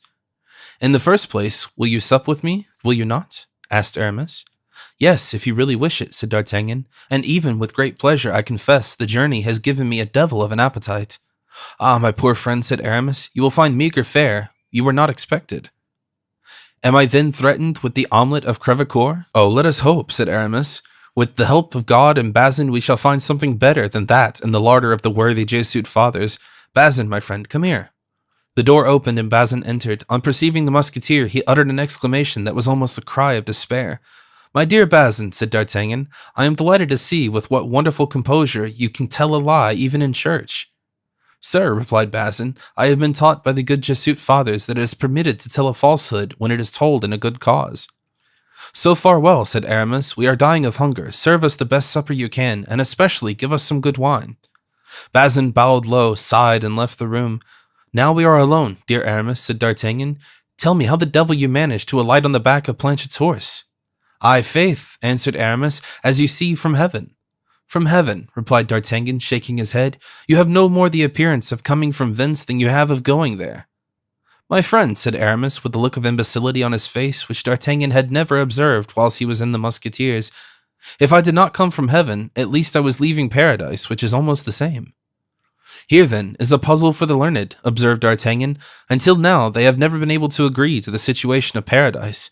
Some place it on Mount Ararat, others between the rivers Tigris and Euphrates. It seems they have been looking very far for it, while it was actually very near. Paradise is at Noisy-le-Sec, upon the site of the Archbishop's chateau. People do not go out from it by the door, but by the window. One does not descend here from the marble steps of the peristyle, but by the branches of a lime tree. And the angel with a flaming sword who guides the Cilicium seems to have changed the celestial name of Gabriel into that of the more terrestrial, one of the Prince de Marsillac. Aramis burst into a fit of laughter. You are always a merry companion, my dear D'Artagnan, he said, and your witty Gascon fancy has not deserted you. Yes, there is something in what you say. Nevertheless, do not believe that it is Madame de Longueville with whom I am in love. A plague on it, I shall not do so. After having been so long in love with Madame de Chevreuse, you would hardly lay your heart at the feet of your mortal enemy. Yes, replied Aramis with an absent air. Yes, that poor Duchess. I once loved her much, and to do her justice, she was very useful to us. Eventually, she was obliged to leave France. He was a relentless enemy, that damned cardinal, continued Aramis, glancing at the portrait of the old minister. He had even given orders to arrest her, and would have cut off her head had she not escaped with her waiting maid. Poor Kitty. I have heard that she met with a strange adventure in I don't know what village, with I don't know what cure, of whom she asked hospitality, and whom, having but one chamber, and taking her for a cavalier, offered to share it with her. For she had a wonderful way of dressing as a man, that dear Marie. I only know one other woman who could do it as well, and so they made this song about her, Le Boissière d'Esmoy. You know it, don't you? No, sing it, please. Aramis immediately complied and sang the song in a very lively manner. Bravo, cried D'Artagnan. You sing charmingly, dear Aramis. I do not perceive that singing masses has spoiled your voices. My dear D'Artagnan, replied Aramis, you understand, when I was a musketeer, I mounted guard as seldom as I could. Now, when I am an abbé, I say as few masses as I can, but to return to our Duchess. Which, the Duchess de Chevreuse or the Duchess de Longueville? Have I not already told you there is nothing between me and the Duchess de Longueville? Little flirtations, perhaps, and that's all. No, I spoke of the Duchess de Chevreuse. Did you see her after her return from Brussels after the king's death? Yes, she is still beautiful. Yes, said Aramis. I saw her also at that time. I gave her good advice, by which she did not profit. I ventured to tell her that Mazarin was the lover of Anne of Austria. She wouldn't believe me, saying that she knew Anne of Austria, who was too proud to love such a worthless coxcomb. After that, she plunged into the cabal headed by the Duke of Beaufort, and the coxcomb arrested de Beaufort and banished Madame de Chevreuse. You know, resumed D'Artagnan, that she has had leave to return to France? Yes, she has come back and going to commit some fresh folly or another. Oh, but this time perhaps she will follow your advice. Oh, this time, returned Aramis, I haven't seen her. She is much changed. In that respect, unlike you, my dear Aramis, for you are still the same. You still have your beautiful dark hair, still your elegant figure, your feminine hands, which are admirably suitable to prelate. Yes, replied Aramis, I am extremely careful of my appearance. Do you know that I am growing old? I am nearly 37. Mind, Aramis, D'Artagnan smiled as he spoke, since we are together again, let us agree on one point. What age shall we be in future? How? Formerly, I was your junior by 2 or 3 years, and if I am not mistaken, I am turned 40 years old. Indeed, then it is I who am mistaken, for you have always been a good chronologist. By your reckoning, I must be 43 at least. The devil am I. Don't let it out at the Hotel Rambouillet, it would ruin me, replied the abbé. Don't be afraid, said D'Artagnan, I never go there. Why, what in the world, cried Aramis, is that animal Bazin doing? Bazin, hurry up there, you rascal. We are mad with hunger and thirst. Bazin entered at that moment, carrying a bottle in each hand. At last, said Aramis, we are ready, are we? Yes, monsieur, quite ready, said Bazin, but it took me some time to bring up all the... Because you always think you have on your shoulders your beadle's robe, and spend your whole time reading your breviary. But I have given you warning that if in polishing your chapel utensils you forget how to brighten up my sword, I will make a great fire of your blessed images, and see that you are roasted on it. Bazin, scandalized, made a sign of the cross with the bottle in his hand. D'Artagnan, more surprised than ever at the tone and manners of the Abbé de Herblay, which contrasted so strongly with those of the musketeer Aramis, remained staring with wide-open eyes at the face of his friend. Bazin quickly covered the table with a damask cloth and arranged upon it so many things, gilded, perfumed, appetizing, that D'Artagnan was quite overcome. "But you expected someone, then?" asked the officer. "Oh," said Aramis, "I always try to be prepared, and then I knew you were seeking me." "From whom?" "From Master Bazin, to be sure. He took you for the devil, my dear fellow, and hastened to warn me of the danger that threatened my soul if I should meet again with a companion so wicked as an officer of the Musketeers." "Oh, monsieur," said Bazin, clasping his hands supplicatingly. "Come, no hypocrisy. You know that I don't like it. You will do much better to open the window and let down some bread, a chicken, and a bottle of wine to your friend Planchet, who has been this last hour killing himself, clapping his hands." Planchet, in fact, had bedded and fed his horses, and then coming back under the windows had repeated 2 or 3 times the signal agreed upon. Bazin obeyed, fastened to the end of the cord the 3 articles designated, and let them down to Planchet, who then went satisfied to his shed. "Now to supper," said Aramis. The 2 friends sat down, and Aramis began to cut up fowls, partridges, and hams with admirable skill. "The deuce!" cried D'Artagnan. "Do you live in this way always?" "Yes, pretty well. The coadjutor has given me dispensations from fasting on the jours maigres on account of my health. Then I have engaged as my cook the cook who lived in La Follone. You know the man I mean, the friend of the cardinal and the famous epicure whose grace after dinner used to be. Good Lord, do me the favor to cause me to digest what I have eaten." "Nevertheless, he died of indigestion, in spite of his grace," said D'Artagnan. "What can you expect?" replied Aramis in a tone of resignation. "Every man that's born must fulfill his destiny." "If it's not to be an indelicate question," resumed D'Artagnan, "have you grown rich?" "Oh, heaven, no. I make about 12,000 francs a year, without counting a little benefice of the 1,000 crowns the prince gave me." "And how do you make your 12,000 francs? By your poems?" "No, I have given up poetry, except now and then to write a drinking song, some gay sonnet, or some innocent epigram. I compose sermons, my friend." "What? Sermons? Do you preach them?" "No, I sell them to those of my cloth who wish to become great orators." "Ah, indeed, and you have not been tempted by the hopes of reputation yourself?" "I should, my dear D'Artagnan, have been so, but nature said no. When I am in the pulpit, if by chance a pretty woman looks at me, I look at her again. If she smiles, I smile too. Then I speak at random. Instead of preaching about the torments of hell, I talk of the joys of paradise. An event took place in the church of St. Louis au Marais. A gentleman laughed in my face. I stopped short to tell him that he was a fool. The congregation went out to get stones to stone me with, but whilst they were away, I found means to conciliate the priests who were present, so that my foe was pelted instead of me. 'Tis true that he came the next morning to my house, thinking that it had to do with an abbey, like all other abbeys. And what was the end of the affair? We met in the Place Royale, Egad, you know about it." "Was I not your second?" cried D'Artagnan. "You were. You know how I settled the matter. Did he die?" "I don't know, but, at all events, I gave him absolution in the articulo mortis. 'Tis enough to kill the body without killing the soul." Bazin made a despairing sign, which meant that while perhaps he approved the moral altogether, he disapproved the tone in which he was uttered. "Bazin, my friend," said Aramis, "you don't seem to be aware that I can see you in that mirror, and forget that once for all I have forbidden all signs of approbation or disapprobation. You will do me the favor to bring us some Spanish wine, and then to withdraw. Besides, my friend D'Artagnan has something to say to me privately, have you not, D'Artagnan?" D'Artagnan nodded his head, and Bazin retired, after placing on the table the Spanish wine. The 2 friends, left alone, remained silent, face to face. Aramis seemed to await a comfortable digestion, D'Artagnan to be preparing his exordium.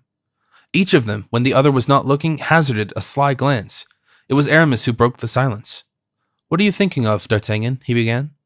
"I was thinking, my dear old friend, that when you were a musketeer you turned your thoughts incessantly to the church, and now that you are an abbé, you are perpetually longing to be once more a musketeer." "'Tis true, man, as you know," said Aramis, "is a strange animal made up of contradictions. Since I became an abbé, I dream of nothing but battles." "That is apparent in your surroundings. You have rapiers here of every form, and to suit the most exacting taste. Do you still fence well?"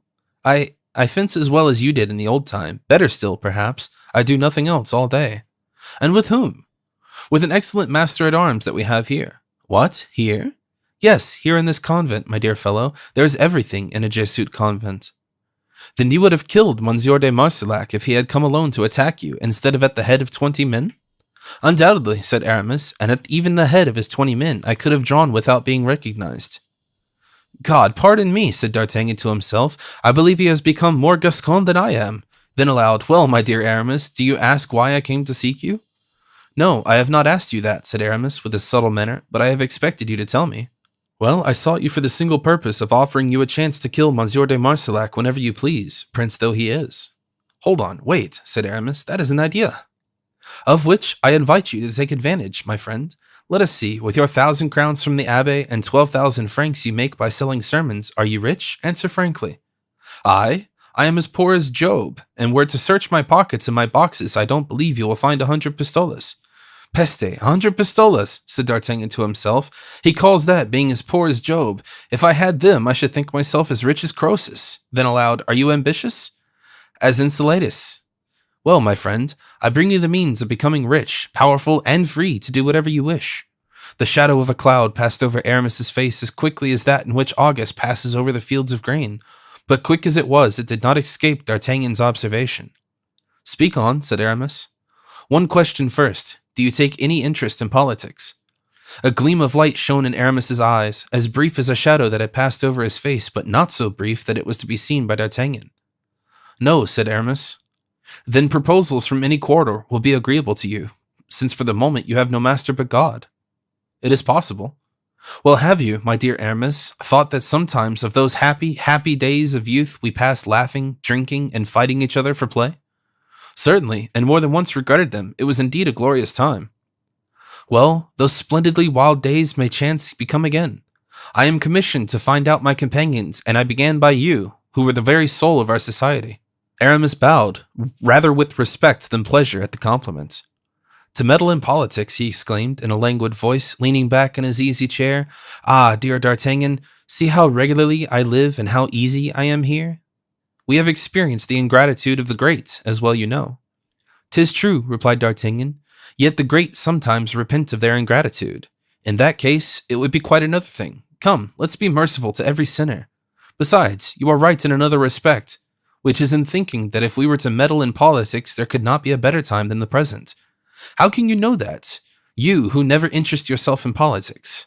Ah, without caring about them myself, I live among those who are much occupied in them. Poet as I am intimate with Sarrazin, who is devoted to the Prince de Conti, and with the Monsieur de Bois Robert, who since the death of Cardinal Richelieu is of all parties or any party, so that any political discussions have not altogether become uninteresting to me. I have no doubt of it, said D'Artagnan.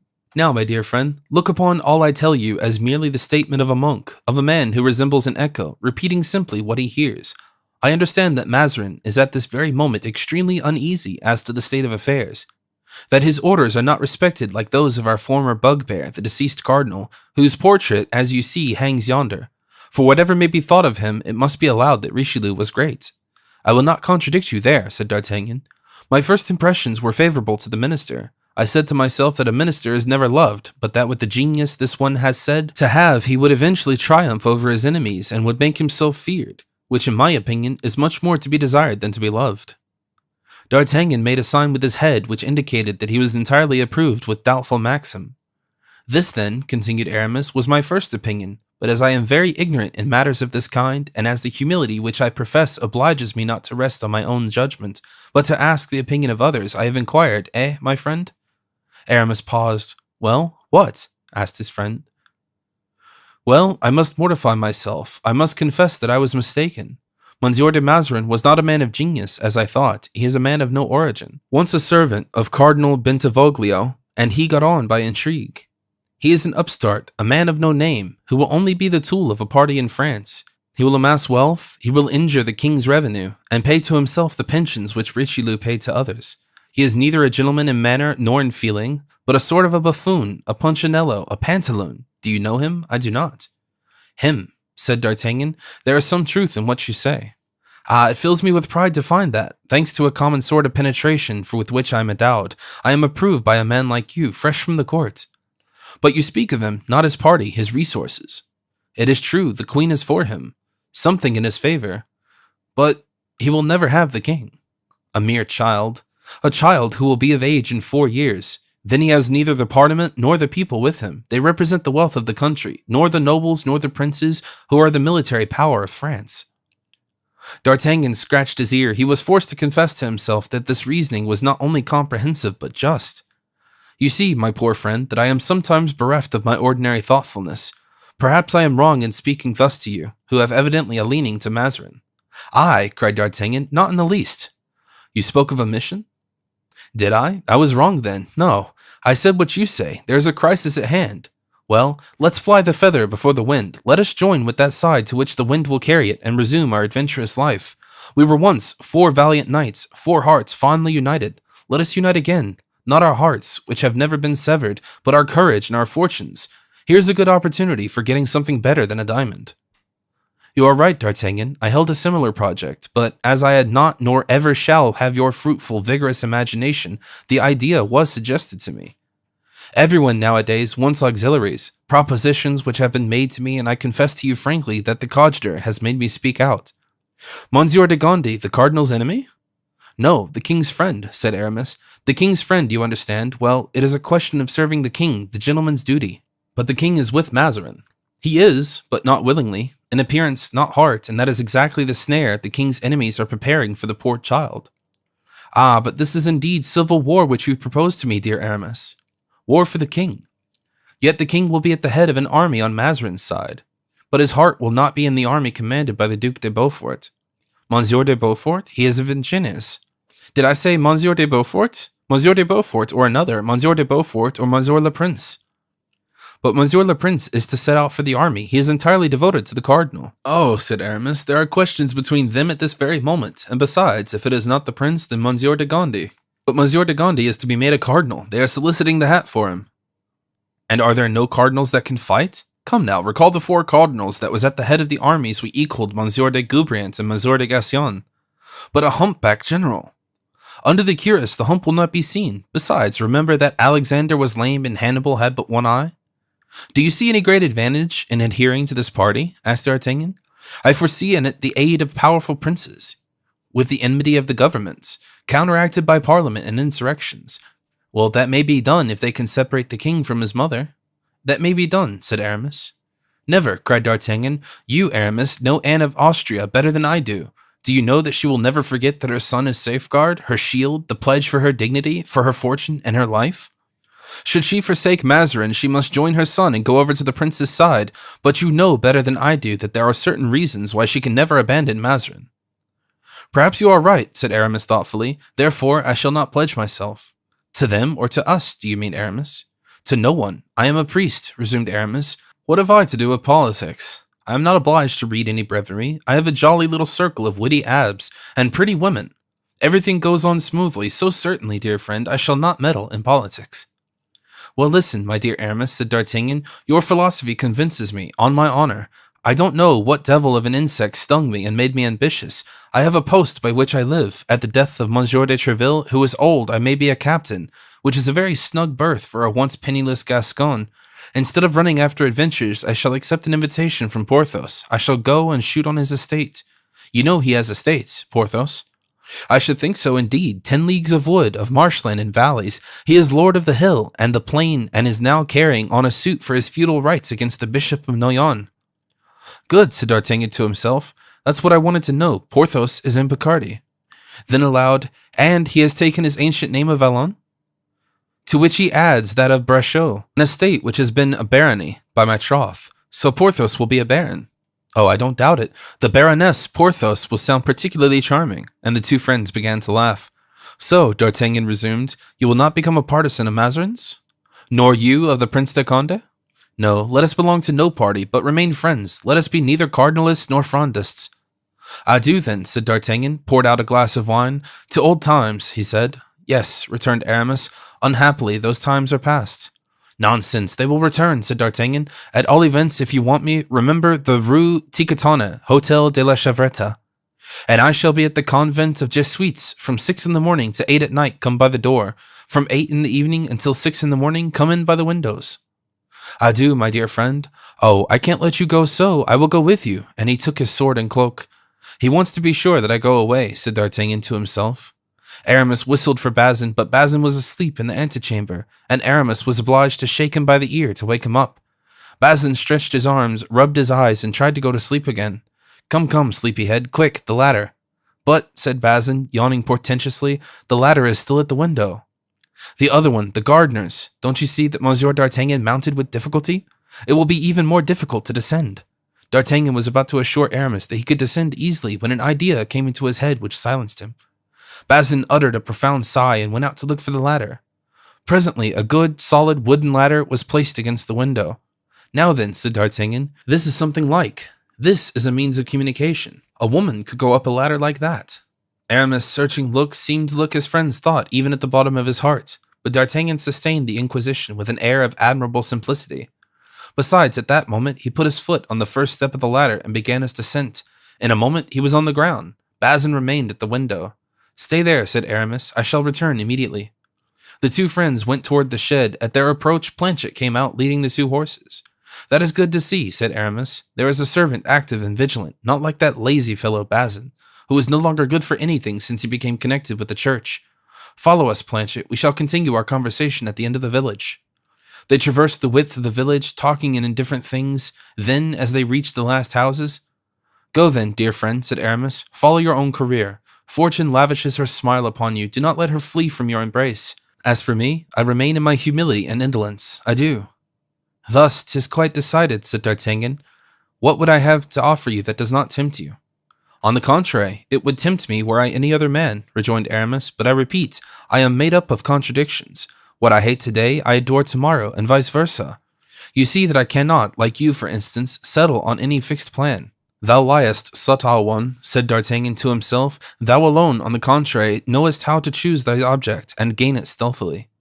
The friends embraced. They descended onto the plain by ladder. Planchet met them hard by the shed. D'Artagnan jumped into the saddle, and the old companions in arms again shook hands. D'Artagnan and Planchet spurred their steeds and took the road to Paris. But after he had gone about 200 steps, D'Artagnan stopped short, alighted, threw the bridle of his horse over the arm of Planchet, and took the pistols from the saddle-bow to fasten them in his girdle. What's the matter? Asked Planchet. This is the matter. Be he ever so cunning, he shall never say I was his dupe. Stand here, don't stir, turn your back on the road and wait for me. Having thus spoken, D'Artagnan cleared the ditch by the roadside and crossed the plain so as to wind around the village. He had observed between the house that Madame de Longueville inhabited and the convent of the Jesuits an open space surrounded by a hedge. The moon had now risen, and he could see well enough to retrace his road. He reached the hedge and hid himself behind it, and passing by the house where the scene when he had related took place, he remarked that the window was again lighted up, and he was convinced that Aramis had not yet returned to his own apartment, and that when he did it, he would not be alone. In truth, in a few minutes, he heard steps approaching in low whispers. Close to the hedge, the steps stopped. D'Artagnan knelt down near the thickest part of the hedge. Two men, to the astonishment of D'Artagnan, appeared shortly. Soon, however, his surprise vanished, for he heard the murmurs of a soft, harmonious voice. One of these two men was a woman disguised as a cavalier. Calm yourself, dear René, said the soft voice. The same thing will never happen again. I have discovered a sort of subterranean passage which runs beneath the street, and we shall only have to raise one of the marble slabs before the door to open you an entrance and an outlet. Oh, answered another voice, which D'Artagnan instantly recognized as that of Aramis. I swear to you, princess, that if your reputation did not depend on precautions, and if my life alone were jeopardized. Yes, I know you are as brave and venturesome as any man in the world, but you do not belong to me alone. You belong to all our party. Be prudent, sensible. I always obey, madam, when I am commanded by so gentle a voice. He kissed her hand tenderly. Ah, exclaimed the cavalier with a soft voice. What's the matter? Asked Aramis. Did you not see that the wind has blown off my hat? Aramis rushed after the fugitive hat. D'Artagnan took advantage of the circumstance to find a place in the hedge not so thick, where his glance could penetrate to the supposed cavalier. At that instant, the moon, inquisitive perhaps like D'Artagnan, came from behind a cloud, and by her light D'Artagnan recognized the large eyes, the golden hair, and the classic head of the Duchess de Longueville. Aramis returned laughing, one hat on his head, the other in his hand, and he and his companion resumed their walk toward the convent. Good, said D'Artagnan, rising and brushing his knees. Now I have thee. Thou art a Frondeur and a lover of Madame de Longueville. Chapter 10. Monsieur Porthos du Vallon de Brochu de Pierrefonds. Thanks to what Aramis had told him, D'Artagnan, who knew already that Porthos called himself du Vallon, was now aware that he styled himself from his estate de Brochu, and that he was, on account of this estate, engaged in a lawsuit with the Bishop of Noyon. It was then in the neighborhood of Noyon that he must seek that estate. His itinerary was promptly determined. He would go to Dammartin, from which place two roads diverge, one toward Soissons, the other toward Compiègne. There he would inquire concerning the Brachot estate and go to the right or the left according to the information obtained. Planchet, who was still a little concerned for his safety after his recent escapade, declared that he would follow D'Artagnan even to the end of the world, either by the end of the road to the right or by that to the left. Only he begged his former master to set out in the evening for greater security to himself. D'Artagnan suggested that he should send word to his wife so that she might not be anxious about him, but Planchet replied with much sagacity that he was very sure his wife would not die of anxiety, though not knowing where he was, while he, Planchet, remembering her incontinence of tongue, would die of anxiety if she did know. This reasoning seemed to D'Artagnan so satisfactory that he no further insisted, and about 8 o'clock in the evening, the time when the vapors of night began to thicken in the streets, he left the Hôtel de la Chevrette and, followed by Planchet, set forth from the capital by way of the Saint Denis Gate. At midnight the two travelers were at Dammartin, but it was then too late to make inquiries. The host of the Cygne de la Croix had gone to bed. The next morning D'Artagnan summoned the host, one of these sly Normans who neither say yes nor no and fear to commit themselves by giving a direct answer. D'Artagnan, however, gathered from his equivocal replies that the road to the right was the one he ought to take, and on that uncertain information he resumed his journey. At 9 in the morning he reached Nanteuil and stopped for breakfast. His host here was a good fellow from Picardy, who gave him all the information he needed. The Braccio estate was a few leagues from Villers-Cotterets. D'Artagnan was acquainted with Villers-Cotterets after having gone thither with the court on several occasions, for at the time Villers-Cotterets was a royal residence. He therefore shaped his course toward that place and dismounted at the Dauphin d'Or. There he ascertained that the Braccio estate was 4 leagues distant, but that Porthos was not at Braccio. Porthos had in fact been involved in a dispute with the Bishop of Noyon in regard to the Pierrefonds property, which adjoined his own, and weary at length of a legal controversy which was beyond his comprehension, he put it into it by purchasing Pierrefonds and added that name to his others. He now called himself Du Vallon de Braccio de Pierrefonds and resided on his new estate. The travelers were therefore obliged to stay at the hotel until the next day. The horses had done 10 leagues that day and needed rest. It is true they might have taken others, but there was a great forest to pass through, and Planchet, as we have seen, had no liking for forests after dark. There was another thing that Planchet had no liking for, and that was starting on a journey with a hungry stomach. Accordingly, D'Artagnan, on awakening, found his breakfast waiting for him. It need not be said that Planchet, in resuming his former functions, resumed also his former humility, and was not ashamed to make his breakfast on what was left by D'Artagnan. It was nearly 8 o'clock when they set out again. Their course was clearly defined. They were to follow the road toward the Compiègne, and on emerging from the forest turn to the right. The morning was beautiful, and in this early springtime the birds sang on the trees, and the sunbeams shone through the misty glades like curtains of golden gauze. In other parts of the forest, the light could scarcely penetrate through the foliage, and the stems of 2 old oak trees, the refuge of the squirrel, startled by the travelers, were in deep shadow. There came up from all nature in the dawn of day a perfume of herbs, flowers, and leaves, which delighted the heart of D'Artagnan. Sick of the closeness of Paris, though what when a man had 3 names of his different estates joined one to another, he ought to be very happy in such a paradise. Then he shook his head, saying, "If I were Porthos, and D'Artagnan came to make me such a proposition as I am going to make him, I don't know what I should say to it." As to Planchet, he thought of little or nothing, but he was happy as hunting hound in his old master's company.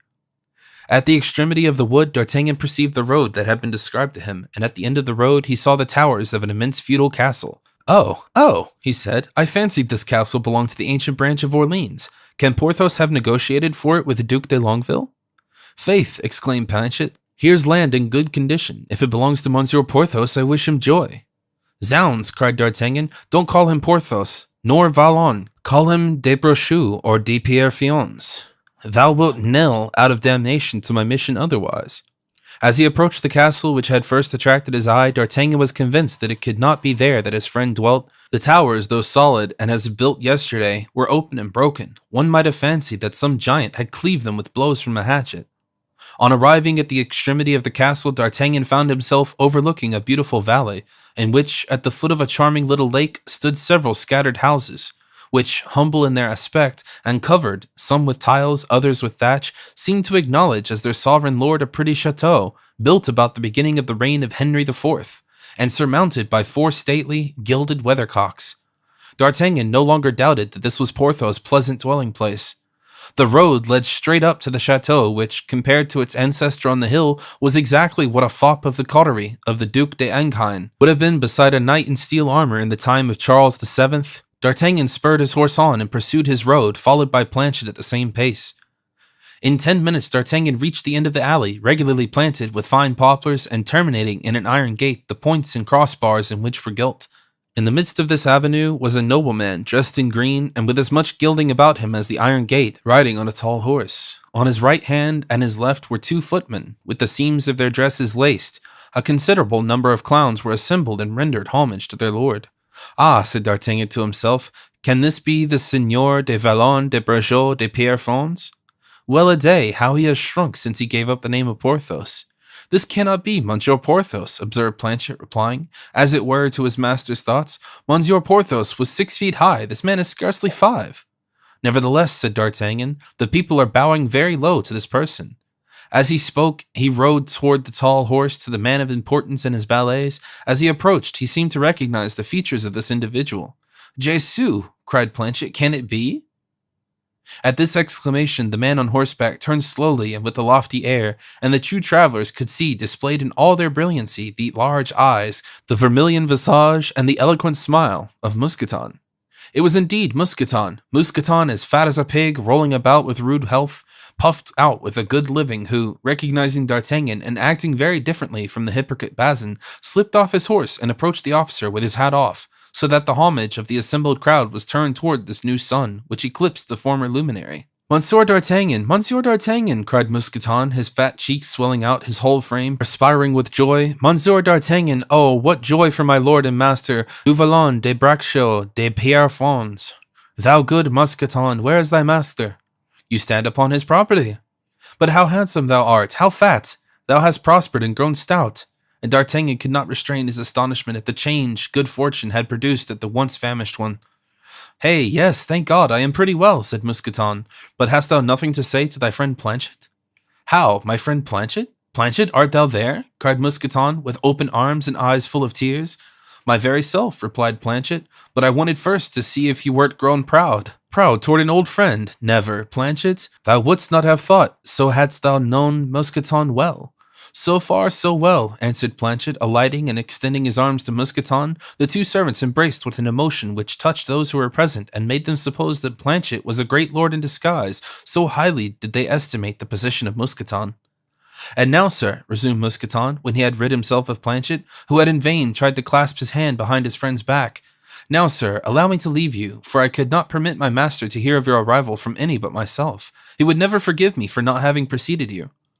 "This dear friend," said D'Artagnan, carefully avoiding to utter either the former name borne by Porthos or his new one, "then he has not forgotten me?"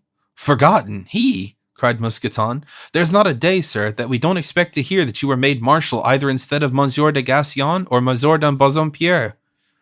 On D'Artagnan's lips there played one of those rare and melancholy smiles which seemed to emanate from the depths of his soul, the last trace of youth and happiness that had survived life's disillusions. "And you, fellows," resumed Mousqueton, "stay near Monsieur le Comte d'Artagnan, and pay him every attention in your power, whilst I go prepare my lord for his visit." And mounting his horse, Mousqueton rode off down the avenue on the grass at a hand gallop. "Ah, there's something promising," said D'Artagnan. "No mysteries, no cloak to hide oneself in, no cunning policy here. People laugh outright, they weep for joy here. I see nothing but faces a yard broad. In short, it seems to me that nature herself wears a holiday garb, and that the trees, instead of leaves and flowers, are covered with red and green ribbons, as on gala days." "As for me," said Planchet, "I seem to smell from this place even a most delectable perfume of fine roast meat, and to see that scullions in a row by the hedge hailing our approach. Ah, sir, what a cook must Monsieur Pierrefonds have! And when he was so fond of eating and drinking, even whilst he was only called Monsieur Porthos." "Say no more," cried D'Artagnan. "If the reality corresponds with appearances, I am lost. For a man so well off will never change his happy condition, and I shall fail with him as I have already done with Aramis." Chapter 11. Wealth does not necessarily produce happiness. D'Artagnan passed through the iron gate and arrived in front of the chateau. He alighted as he saw a species of giant on the steps. Let us do justice to D'Artagnan. Independently of every selfish wish, his heart palpitated with joy when he saw that tall form and martial demeanor, which recalled him to a good and brave man. He ran to Porthos and threw himself into his arms. The whole body of servants, arranged in a semicircle at a respectful distance, looked on with humble curiosity. Mousqueton, at the head of them, wiped his eyes. Porthos linked his arm in that of his friend. "Ah, how delightful to see you again, dear friend," he cried in a voice which now changed from a baritone into a bass. "You've not then forgotten me?" "Forget you? Oh, dear Du Vallon, does one forget the happiest days of flowery youth, one's dearest friends, the dangers we have dared together? On the contrary, there is not an hour we have passed together that is not present to my memory." "Yes, yes," said Porthos, trying to give his moustache a curl which it had lost whilst he had been alone. "Yes, we did some fine things in our time, and we gave that poor cardinal a few threads to unravel." And he heaved a sigh. "Under any circumstances," he resumed, "you are welcome, my dear friend. You will help me to recover my spirits. Tomorrow we will hunt the hare on my plain, which is a superb tract of land, or pursue the deer in my woods, which are magnificent. I have 4 harriers, which are considered the swiftest in the county, and a pack of hounds, which are unequaled for 20 leagues round." And Porthos heaved another sigh. "But first," interposed D'Artagnan, "you must present me to Madame du Vallon." A third sigh from Porthos. "I lost Madame du Vallon 2 years ago," he said, "and you find me still in affliction on that account. That was the reason why I left my Chateau de Vallon near Corbeil and came to my estate, Bracchot. Poor Madame du Vallon, her temper was uncertain, and she came at last to accustom herself to my little ways and understand my little wishes." "So you are free now and rich?" "Alas," groaned Porthos, "I am a widower and have 40,000 francs a year. Let us go to breakfast." "I shall be happy to do so. The morning air has made me hungry." "Yes," said Porthos, "my air is excellent." They went into the chateau. There was nothing but gilding, high and low. The cornices were gilt, the mouldings were gilt, the legs and arms of the chairs were gilt. A table, ready set out, awaited them. "You see," said Porthos, "this is my usual style." "Devil take me," answered D'Artagnan. "I wish you joy of it. The king has nothing like it." "No," answered Porthos. "I hear it said that he is very badly fed by the cardinal, Monsieur de Mazarin. Taste this cutlet, my dear D'Artagnan. 'Tis one of my sheep." "You have very tender mutton, and I wish you joy of it," said D'Artagnan. "Yes, the sheep are fed in my meadows, which are excellent pasture." "Give me another cutlet." "No, try this hare, which I had killed yesterday in one of my warrens." "Zounds, what a flavor!" cried D'Artagnan. "Ah, they are fed on thyme only, your hares." "And how do you like my wine?" said Porthos. "It is pleasant, isn't it?" "Capital." "It is nothing, however, but a wine of the country." "Really?" "Yes, a small declivity to the south, yonder on my hill, gives me 20 hogsheads." "Quite a vineyard, eh?" Porthos sighed for the 5th time. D'Artagnan had counted his sighs. He became curious to solve the problem. "Well now," he said, "it seems, my dear friend, that something vexes you. You are ill, perhaps? That health which—" "Excellent, my dear friend, better than ever. I could kill an ox with a blow of my fist."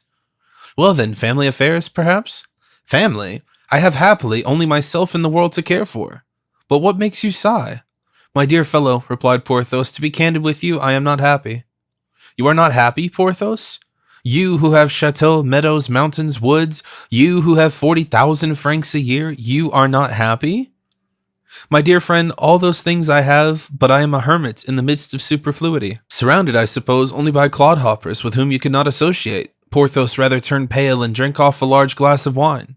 "No, but just think. There are paltry country squires who have all some title or another and pretend to go back as far as Charlemagne, or at least to Hugh Capet. When I first came here, being the last comer, it was for me to make the first advances. I made them, but you know, my dear friend, Madame du Vallon—" Porthos, in pronouncing these words, seemed to gulp down something. "Madame du Vallon was of doubtful gentility. She had, in her first marriage— I don't think, D'Artagnan, I am telling you anything new— married a lawyer. They thought that nauseous, you can understand that's a word bad enough to make one kill 30,000 men. I have killed 2, which has made people hold their tongues, but has not made me their friend. So that I have no society, I live alone, I am sick of it, my mind preys on itself." D'Artagnan smiled. He now saw where the breastplate was weak, and prepared the blow.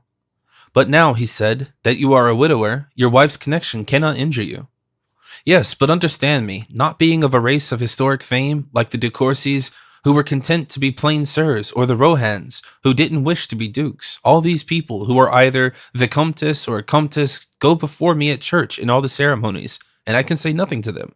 "Ah, if only I were a baron, don't you mean?" cried D'Artagnan, finishing his friend's sentence. "Ah," cried Porthos, "would I were but a baron! Well, my friend, I am come to give you this very title which you wish for so much." Porthos gave a start that shook the room. 2 or 3 bottles fell and were broken. Mousqueton ran thither, hearing the noise. Porthos waved his hand to Mousqueton to pick up the bottles. "I am glad to see you," said D'Artagnan, "that you have still the honest lad with you." "He is my steward," replied Porthos. "He will never leave me. Go away now, Mouston." "So he's called Mouston," thought D'Artagnan. "'Tis too long a word to pronounce Mousqueton." "Well," he said aloud, "let us resume our conversation later. Your people may suspect something. There may be spies about. You can suppose, Porthos, that what I have to say relates to most important matters." "Devil take them, let us walk in the park," answered Porthos, "for the sake of digestion."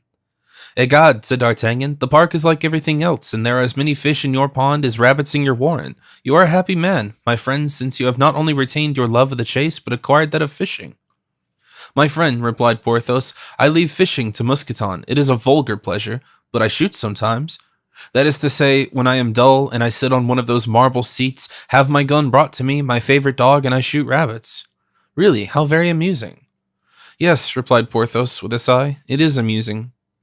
D'Artagnan now no longer counted the sighs. They were innumerable. "However, what had you to say to me?" he resumed. "Let us return to that subject." "With pleasure," replied D'Artagnan. "I must, however, first frankly tell you that you must change your mode of life." "How?" "Go into harness again, gird on your sword, run after adventures, and leave, as in old times, a little of your fat on the roadside." "Ah, hang it," said Porthos. "I see you are spoiled, dear friend. You are corpulent. Your arm has no longer the movement of which the late cardinal's guards have so many proofs." "Ah, my fist is strong enough, I swear," cried Porthos, extending a hand like a shoulder of mutton. "So much the better." "Are we then to go to war?" "By my troth, yes." "Against whom?" "Are you a politician, friend?" "Not in the least." "Are you for Mazarin or for the princes?" "I am for no one." "Well, that is to say, you are for us. Well, I tell you that I come to you from the cardinal." This speech was heard by Porthos in the same sense as if it had still been in the year 1640 and related to the true cardinal. "Oh, what are the wishes of his eminence?" "He wishes to have you in his service." "And who spoke to him of me?" "Rochefort. You remember him?" "Yes, pardieu. It was he who gave us so much trouble and kept us on the road so much. You gave him 3 sword wounds in 3 separate engagements." "But you know he is now our friend?" "No, I didn't know that. So he cherishes no resentment?" "You are mistaken, Porthos," said D'Artagnan. "It is I who cherish no resentment." Porthos didn't understand any too clearly, but then we know that understanding was not his strong point. "You say, then," he continued, "that the Count de Rochefort spoke of me to the cardinal?" "Yes, and the queen too." "The queen, do you say?" "To inspire us with confidence, she has even placed in Mazarin's hand that famous diamond, you remember all about it, that I once sold to Monsieur de Essarts, and of which, I don't know how, she has regained possession." "But it seems to me," said Porthos, "that she would have done so much better if she had given it back to you." "So I think," replied D'Artagnan, "but kings and queens are strange beings and have odd fancies. Nevertheless, since they are the ones who have riches and honors, we are devoted to them."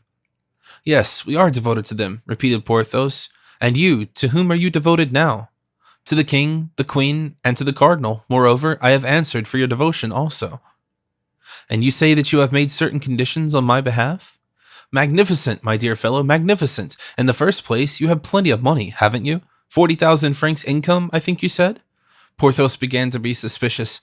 My friend," said he, "one never has too much money. Madame du Vallon left things in much disorder. I am not much of a hand at figures, so I live almost from hand to mouth." "He is afraid that I have come to borrow money," thought D'Artagnan. "Ah, my friend," said he, "it is all the better if you are in difficulties." "How is it all the better?" "Yes, for his eminence will give you all that you want, land, money, and titles." "Ah ha ha," said Porthos, opening his eyes at the last word. "Under the cardinal," continued D'Artagnan, "we didn't know enough to make our profits. This, however, doesn't concern you. With your 40,000 francs income, the happiest man in the world, it seems to me." Porthos sighed. "At the same time," continued D'Artagnan, "notwithstanding your 40,000 francs a year, and perhaps even for the very reason that you have 40,000 francs a year, it seems to me that a little coronet would do well in your carriage, eh?" "Yes, indeed," said Porthos. "Well, my dear friend, win it. It is at the other point of your sword. We shall not interfere with each other. Your object is a title, mine money. If I can get enough to rebuild Artangan, which my ancestors, impoverished by the Crusades, allowed to fall into ruins, and to buy 30 acres of land about it, that is all I wish. I shall retire and die tranquilly at home." "For my part," said Porthos, "I desire to be made a baron." "And you shall be one." "And you have not seen any of our other friends?" Yes, I have seen Aramis. And what does he wish? To be a bishop? Aramis, answered D'Artagnan, who did not wish to undeceive Porthos. Aramis, fancy, has become a monk and a Jesuit, and lives like a bear. My offers did not arouse him, did not even tempt him. So much the worse, he was a clever man. And Athos? I have not yet seen him. Do you know where I shall find him? Near Blois. He is called Bragelonne. Only imagine, my dear friend, Athos, who was of high birth as the emperor and who inherits one estate which gives him the title of Comte. What is he to do with all those dignities? The Comte de la Fera, Comte de Bragelonne? And he has no children with all these titles. Ah, said Porthos, I have heard that he adopted a young man who resembles him greatly. What, Athos? Our Athos, who is as virtuous as Scipio? Have you seen him? No. Well, I shall see him tomorrow and tell him about you, but I'm afraid, entre nous, that his liking for wine has aged and degraded him. Yes, he used to drink a great deal, replied Porthos. And then he was older than any of us, added D'Artagnan. Some years only. His gravity made him look older than he was. Well then, if we can get Athos, all will be well. If we cannot, we will do without him. We too are worth a dozen. Yes, said Porthos, smiling at the remembrance of his former exploits, but we four altogether would be equal to 36. More especially, as you say, the work will not be child's play. Will it last long? By Our Lady, 2 or 3 years, perhaps. So much the better, cried Porthos. You have no idea, my friend, how my bones ache since I came here. Sometimes on a Sunday I take a ride in the fields and on the property of my neighbors in order to pick up a nice little quarrel, which I am really in want of, but nothing happens. Either they respect or they fear me, which is more likely, but they let me trample down the clover with my dogs, insult and obstruct everyone, and I come back still more weary and low-spirited, that's all. At any rate, tell me, there's more chance of fighting in Paris, is there not? In that respect, my dear friend, it's delightful. No more edicts, no more of the cardinal's guards, no more de Jussacs, no more bloodhounds. Egad, underneath a lamp in an inn, anywhere, they ask, are you one of the Fronde? They unsheath, and that's all it's said. The Duc de Guise killed Monsieur de Coligny in the Place Royale, and nothing was said of it. Ah, things go on gaily then, said Porthos. Besides which, in a short time, resumed D'Artagnan, we shall have set battles, cannonades, conflagrations, and there will be a great variety. Well then, I decide. I have your word then? Yes, 'tis given. I shall fight heart and soul for Mazarin, but he must make me a baron. Zounds, said D'Artagnan, that's settled already. I will be responsible for the barony.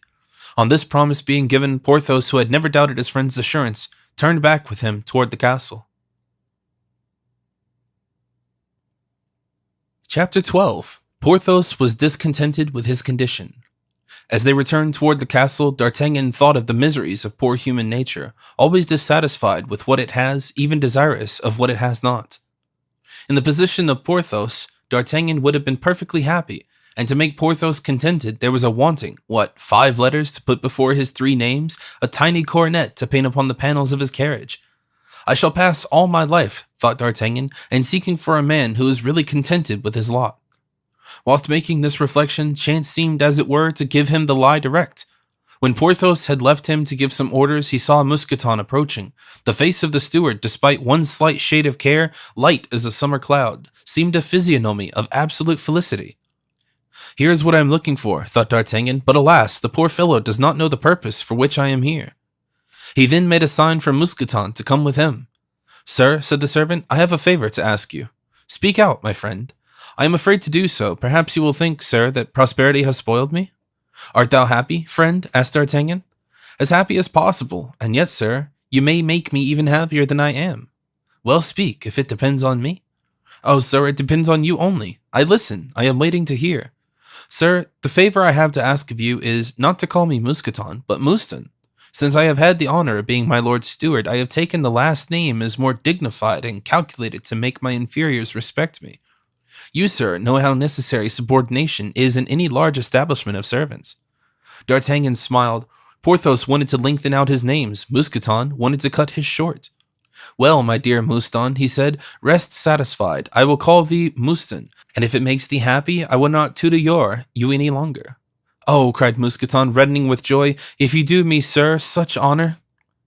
I shall be grateful all my life. It is too much to ask. Alas, thought D'Artagnan, it is very little to offset the unexpected tribulations I am bringing to this poor devil who has so warmly welcomed me. Will Monsieur remain long with us? Asked Mousqueton with a serene and glowing countenance. I go tomorrow, my friend, replied D'Artagnan. Ah, Monsieur, said Mousqueton, then you have come here only to awaken our regrets. I fear that is true, said D'Artagnan in a low tone. D'Artagnan was secretly touched with remorse, not at inducing Porthos to enter into schemes in which his life and fortune would be in jeopardy. For Porthos, in the title of Baron, had his object and reward, but poor Mousqueton, whose only wish was to be called Mouston, was it not cruel to snatch him from the delightful state of peace and plenty in which he was? He was thinking of these matters when Porthos summoned him to dinner. What? To dinner, said D'Artagnan. What time is it then? Eh? Why, it is after 1 o'clock. Your home is a paradise, Porthos. It takes no note of time. I follow you, though I am not hungry. Come, if one can't always eat, one can always drink, a maxim of poor Athos, the truth of which I discovered since I began to be lonely. D'Artagnan, who as a Gascon was inclined to sobriety, seemed not so sure as his friend of the truth of Athos's maxim, but he did his best to keep up with his host. Meanwhile, his misgivings in regard to Mousqueton recurred to his mind, and with greater force, because Mousqueton, though he did not himself wait on the table, which would have been beneath him in his new position, appeared at the door from time to time, and evinced his gratitude to D'Artagnan by the quality of the wine he directed to be served. Therefore, when at dessert, upon a sign from D'Artagnan, Porthos had sent away his servants, and the two friends were alone. Porthos, said D'Artagnan, who will attend you in your campaigns? Why, replied Porthos, Mouston, of course. This was a blow to D'Artagnan. He could already see the intendant's beaming smile change to a contortion of grief. But, he said, Mouston is not so young as he was, my dear fellow. Besides, he has grown fat, and perhaps has lost his fitness for active service. That may be true, replied Porthos, but I am used to him, and besides, he wouldn't be willing to let me go without him. He loves me so much. Oh, blind self-love, thought D'Artagnan. And you? Asked Porthos. Haven't you still in your service your old lackey? That good, that brave, that intelligent? What then was his name? Planchet, yes, I have found him again, but he is a lackey no longer. What is he then?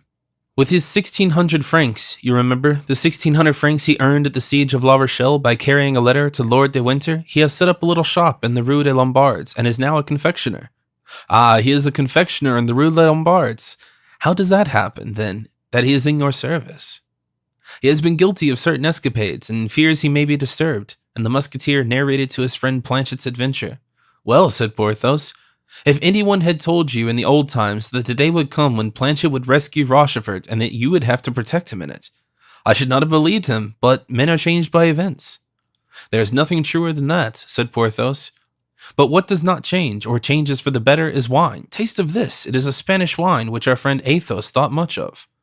At that moment the steward came in to consult his master upon the proceedings of the next day, and also with regard to the shooting party which had been proposed. Tell me, Mouston, said Porthos, are my arms in good condition?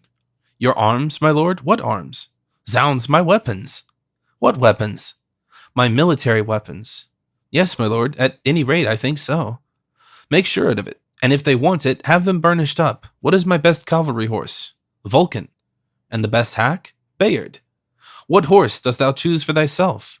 I like Rustad, my lord, a good animal, whose pace suits me. Strong, thinkest thou? Half Norman, half Mecklenburger, will go night and day. That will do for us. See to these horses, polish up, or make someone else polish my arms, then take pistols with thee and a hunting knife. Are we then going to travel, my lord? Asked Mousqueton, rather uneasy. Something better still, Mouston. An expedition, sir? Asked the steward, which roses began to change into lilies. We are going to return to the service, Mouston, replied Porthos, still trying to restore his moustache to the military curl it had long lost. Into the service? The king's service? Mousqueton trembled. Even his fat, smooth cheeks shook as he spoke, and he looked at D'Artagnan with an air of reproach. He staggered, and his voice was almost choked. Yes and no. We shall serve in a campaign, seek out all sorts of adventures, return, in short, to our former life. These last words fell on Mousqueton like a thunderbolt. It was those very terrible old days that made the present so excessively delightful, and the blow was so great he rushed out, overcome, and forgot to shut the door. The two friends remained alone to speak of the future and to build castles in the air. The good wine which Mousqueton had placed before them traced out in glowing drops to D'Artagnan a fine perspective, shining with quadruples and pistolas, and showed to Porthos a blue ribbon and a ducal mantle. They were, in fact, asleep on the table when the servants came to light them to their bed. Mousqueton was, however, somewhat consoled by D'Artagnan, who the next day told him that in all probability war would always be carried on in the heart of Paris, and within reach of the Chateau du Vallon, which was near Corbeil or Brachoux, which was near Melun, and of Pierrefonds, which was between Compiègne and Villers-Cotterets. "But formerly, it appears," began Mousqueton timidly. "Oh," said D'Artagnan, "we don't make war as we did formerly. Today it's sort of a diplomatic arrangement. Ask Planchet." Mousqueton inquired, therefore, the state of the case of his old friend, who confirmed the statement of D'Artagnan. "But," he added, "in this war prisoners stand a chance of being hung." "The deuce they do," said Mousqueton. "I think I should like the siege of Rochelle better than this war, then." Porthos, meantime, asked D'Artagnan to give him his instructions on how to proceed on his journey. 4 days, replied his friend, are necessary to reach Blois, 1 day to rest there, 3 or 4 days to return to Paris. Set out, therefore, in a week with your suite, and go to the Hotel de la Chevrette, Rue Tiquetona, and there await me." "That's agreed," said Porthos. "As to myself, I shall go around to see Athos, for though I don't think his aid's worth much, one must be with one's friends to observe all due politeness," said D'Artagnan. The friends then took leave of each other on the very border of the estate of Pierrefonds, to which Porthos escorted his friend. "At least," D'Artagnan said to himself as he took the road to Villers-Cotterets, "at least I shall not be alone in my undertaking. That devil Porthos is a man of prodigious strength. Still, if Athos joins us, well, we shall be 3 of us to laugh at Aramis, that little coxcomb with his too good luck." At Villers-Cotterets he wrote to the cardinal, "My lord, I have already 1 man to offer to your eminence, and he is well worth 20 men. I am just setting out for Blois. The Comte de la Fere inhabits the castle of Bragelonne in the environs of that city." Chapter 13. 2 Angelic Faces. The road was long, but the horses upon which D'Artagnan and Planchet rode had been refreshed in the well-supplied stables of the Lord of Brachoux. The master and servant rode side by side, conversing as they went, for D'Artagnan had by degrees thrown off the master, and Planchet had entirely ceased to assume the manners of a servant. He had been raised by circumstances to the rank of a confidant to his master. It was many years since D'Artagnan had opened his heart to anyone. It happened, however, that these 2 men, on meeting again, assimilated perfectly. Planchet was in truth no vulgar companion in these new adventures. He was a man of uncommonly sound sense. Without courting danger, he never shrank from an encounter. In short, he had been a soldier, and arms a noble of man. It was, therefore, on the footing of friends that D'Artagnan and Planchet arrived in the neighborhood of Blois. Going along, D'Artagnan, shaking his head, said, "I know that my going to Athos is useless and absurd, but still I owe this courtesy to my old friend, a man who had in him material for the most noble and generous of characters." "Oh, Monsieur Athos was a noble gentleman," said Planchet, "was he not, scattering money around him about as heaven sprinkles rain? Do you remember, sir, that duel with the Englishman in the enclosure des Carmes? Oh, how lofty, how magnificent Monsieur Athos was that day! When he said to his adversary, 'You have insisted on knowing my name, sir, so much the worse for you, since I shall be obliged to kill you.' I was near him, those were his exact words, when he stabbed his foe, as he said he would, and his adversary fell without saying, 'Oh, 'tis a noble gentleman, Monsieur Athos.'" "Yes, true as gospel," said D'Artagnan, "but one single fault has swallowed up all these fine qualities." "I remember well," said Planchet, "he was fond of drinking. In truth, he drank, but not as other men drink. One seemed, as he raised the wine to his lips, to hear him say, 'Come, juice of the grape, and chase away my sorrows.' And how he used to break the stem of a glass or the neck of a bottle, there was no one like him for that." "And now," replied D'Artagnan, "behold the sad spectacle that awaits us. This noble gentleman, from his lofty glance, this handsome cavalier, so brilliant in feats of arms that everyone was surprised that he held in his hand a sword, only instead of a baton of command. Alas, we shall find him changed into a broken-down old man with garnet nose and eyes that slobber. We shall find him extended on some lawn, whence he will look at us with a languid eye, and peradventure will not recognize us.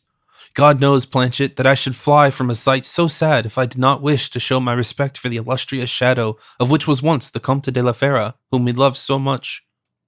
Planchet shook his head and said nothing. It was evident that he shared his master's apprehensions. "And then," resumed D'Artagnan, "to this decrepitude is probably added poverty, for he must have neglected the little that he had, and the dirty scoundrel Grimaud, more taciturn than ever, and still more drunken than his master. Stay, Planchet, it breaks my heart to merely think of it." "I fancy myself there, and that I see him staggering and hear him stammering," said Planchet in a piteous tone. But at all events, we shall know soon the real estate of things, for I imagine that those lofty walls now turning ruby in the setting sun are the walls of Blois. Probably, and those steeples pointed and sculptured that we catch a glimpse of yonder are similar to those I have heard described at Chambord. At this moment, one of those heavy wagons, drawn by bullocks, which carry the wood cut in the fine forests of the country to the ports of Loire, came out by the byroad full of ruts and turned on that which the two horsemen were following. A man carrying a long switch with a nail at the end of it, with which he urged on his slow team, was walking with the cart. "Ho, friend," cried Planchet. "What's your pleasure, gentlemen?" replied the peasant, with a purity of accent peculiar to the people of that district, and which might have put to shame the cultured denizens of the Sorbonne and the Rue de University. "We are looking for the house of Monsieur de la Fera," said D'Artagnan. The peasant took off his hat on hearing this revered name. "Gentlemen," he said, "the wood that I am carting is his. I cut it in his copse, and I am taking it to the chateau." D'Artagnan determined not to question this man. He did not wish to hear from another what he said himself to Planchet. "The chateau," he said. "What chateau? Ah, I understand. Athos is not a man to be thwarted. He, like Porthos, has obliged his peasantry to call him my lord, and to dignify his pettifogging place by the name of chateau. He had a heavy hand, dear old Athos, after drinking." D'Artagnan, after asking the man right away, continued his route, agitated in spite of himself at the idea of seeing once more that singular man whom he had so truly loved, and who had contributed so much by advice and example to his education as a gentleman. He checked by degrees the speed of his horse, and went on, his head drooping as if deep in thought. Soon as the road turned, the Chateau de la Villiers appeared in view. Then, a quarter of a mile beyond, a white house, encircled in sycamores, was visible at the farther end of a group of trees, which spring had powdered with a snow of flowers. On beholding this house, D'Artagnan, calm as he was in general, felt an unusual disturbance within his heart, so powerful during the whole course of life are the recollections of youth. He proceeded, nevertheless, and came opposite to an iron gate, ornamented in the taste of the period. Through the gate was seen kitchen gardens, carefully attended to a spacious courtyard, in which neighed several horses held by valets in various liveries, and a carriage drawn by 2 horses of the country. "We are mistaken," said D'Artagnan. "This cannot be the establishment of Athos. Good heavens! Suppose he is dead, and that this property now belongs to someone who bears his name. Alight, Planchet, and inquire, for I confess that I have scarcely courage to do so." Planchet alighted. "Thou must add," said D'Artagnan, "that a gentleman who is passing by wishes to have the honor of paying his respects to the Comte de la Fera, and if thou art satisfied with that thou hearest, then mention my name." Planchet, leading his horse by the bridle, drew near to the gate and rang the bell, and immediately a servant man with white hair and of erect stature, notwithstanding his age, presented himself. "Does Monsieur le Comte de la Fera live here?" asked Planchet. "Yes, monsieur, it is here he lives," the servant replied to Planchet, who was not in livery. "A nobleman retired from service, is he not?" "Yes." "And who had a lackey named Grimaud," persisted Planchet, who had prudently considered that he couldn't have had too much information. "Monsieur Grimaud is absent from the chateau for the time being," said the servitor, who, little used to as he was to such inquiries, began to examine Planchet from head to foot. "Then," cried Planchet joyously, "I see well that it is the same Comte de la Fera whom we speak. Be good enough to open to me, for I wish to announce to Monsieur le Comte that my master, one of his friends, is here and wishes to greet him." "Why didn't you say so?" said the servitor, opening the gate. "But where is your master?" "He is following me." The servitor opened the gate and walked before Planchet, who made a sign to D'Artagnan. The latter, his heart palpitating more than ever, entered the courtyard without dismounting. Whilst Planchet was standing on the steps before the house, he heard a voice say, "Well, where is this gentleman, and why did they not bring him here?" This voice, the sound of which reached D'Artagnan, reawakened in his heart 1,000 sentiments, 1,000 recollections that he had forgotten. He vaulted hastily from his horse, while Planchet, with a smile on his lips, advanced toward the master of the house. "But I know you, my lad," said Athos, appearing on the threshold. "Oh yes, Monsieur le Comte, you know me and I know you. I am Planchet, whom you know very well." But the honest servant could say no more, so much was he overcome by this unexpected interview. "What, Planchet, is Monsieur d'Artagnan here?" "Here I am, my friend, dear Athos," cried D'Artagnan in a faltering voice, and was almost staggering from agitation.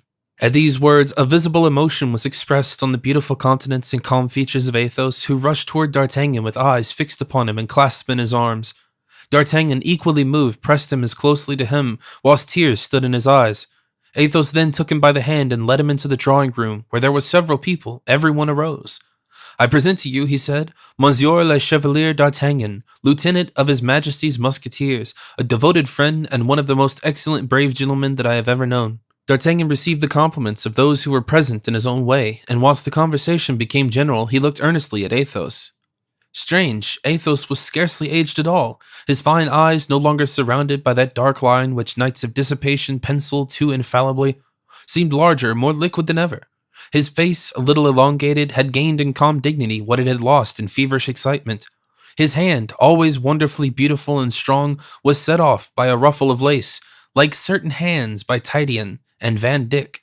He was less stiff than formerly. His long, dark hair, softly powdered here and there with silver tendrils, fell elegantly over his shoulders in wavy curls. His voice was still youthful, as if belonging to a Hercules of 25, and his magnificent teeth, which he had preserved white and sound, gave an indescribable charm to his smile. Meanwhile, the guests, seeing that the two friends were longing to be alone, prepared to depart, when a noise of dogs barking resounded through the courtyard, and many persons said at the same moment, "Ah, it's Raoul who has come home." Athos, at the name of Raoul was pronounced, looked inquisitively at D'Artagnan in order to see if any curiosity was painted on his face. But D'Artagnan was still in confusion and turned around almost mechanically when a fine young man of 15 years of age, dressed simply but in perfect taste, entered the room, raising, as he came, his hat, adorned with a long plume of scarlet feathers. Nevertheless, D'Artagnan was struck by the appearance of this new personage. It seemed to explain to him the change in Athos. A resemblance between the boy and the man explained the mystery of his regenerated existence. He remained listening and gazing. "Here you are, home again, Raoul," said the Comte. "Yes, sir," replied the youth with deep respect, "and I have performed the commission that you gave me." "But what's the matter, Raoul?" said Athos very anxiously. "You are pale and agitated." "Sir," replied the young man, "it is on account of an accident which has happened to our little neighbor." "To Mademoiselle de la Valliere?" asked Athos quickly. "What is it?" cried many persons present. "She was walking with her nurse, Marcelin, in the place where the woodsman cut the wood. When passing on horseback, I stopped.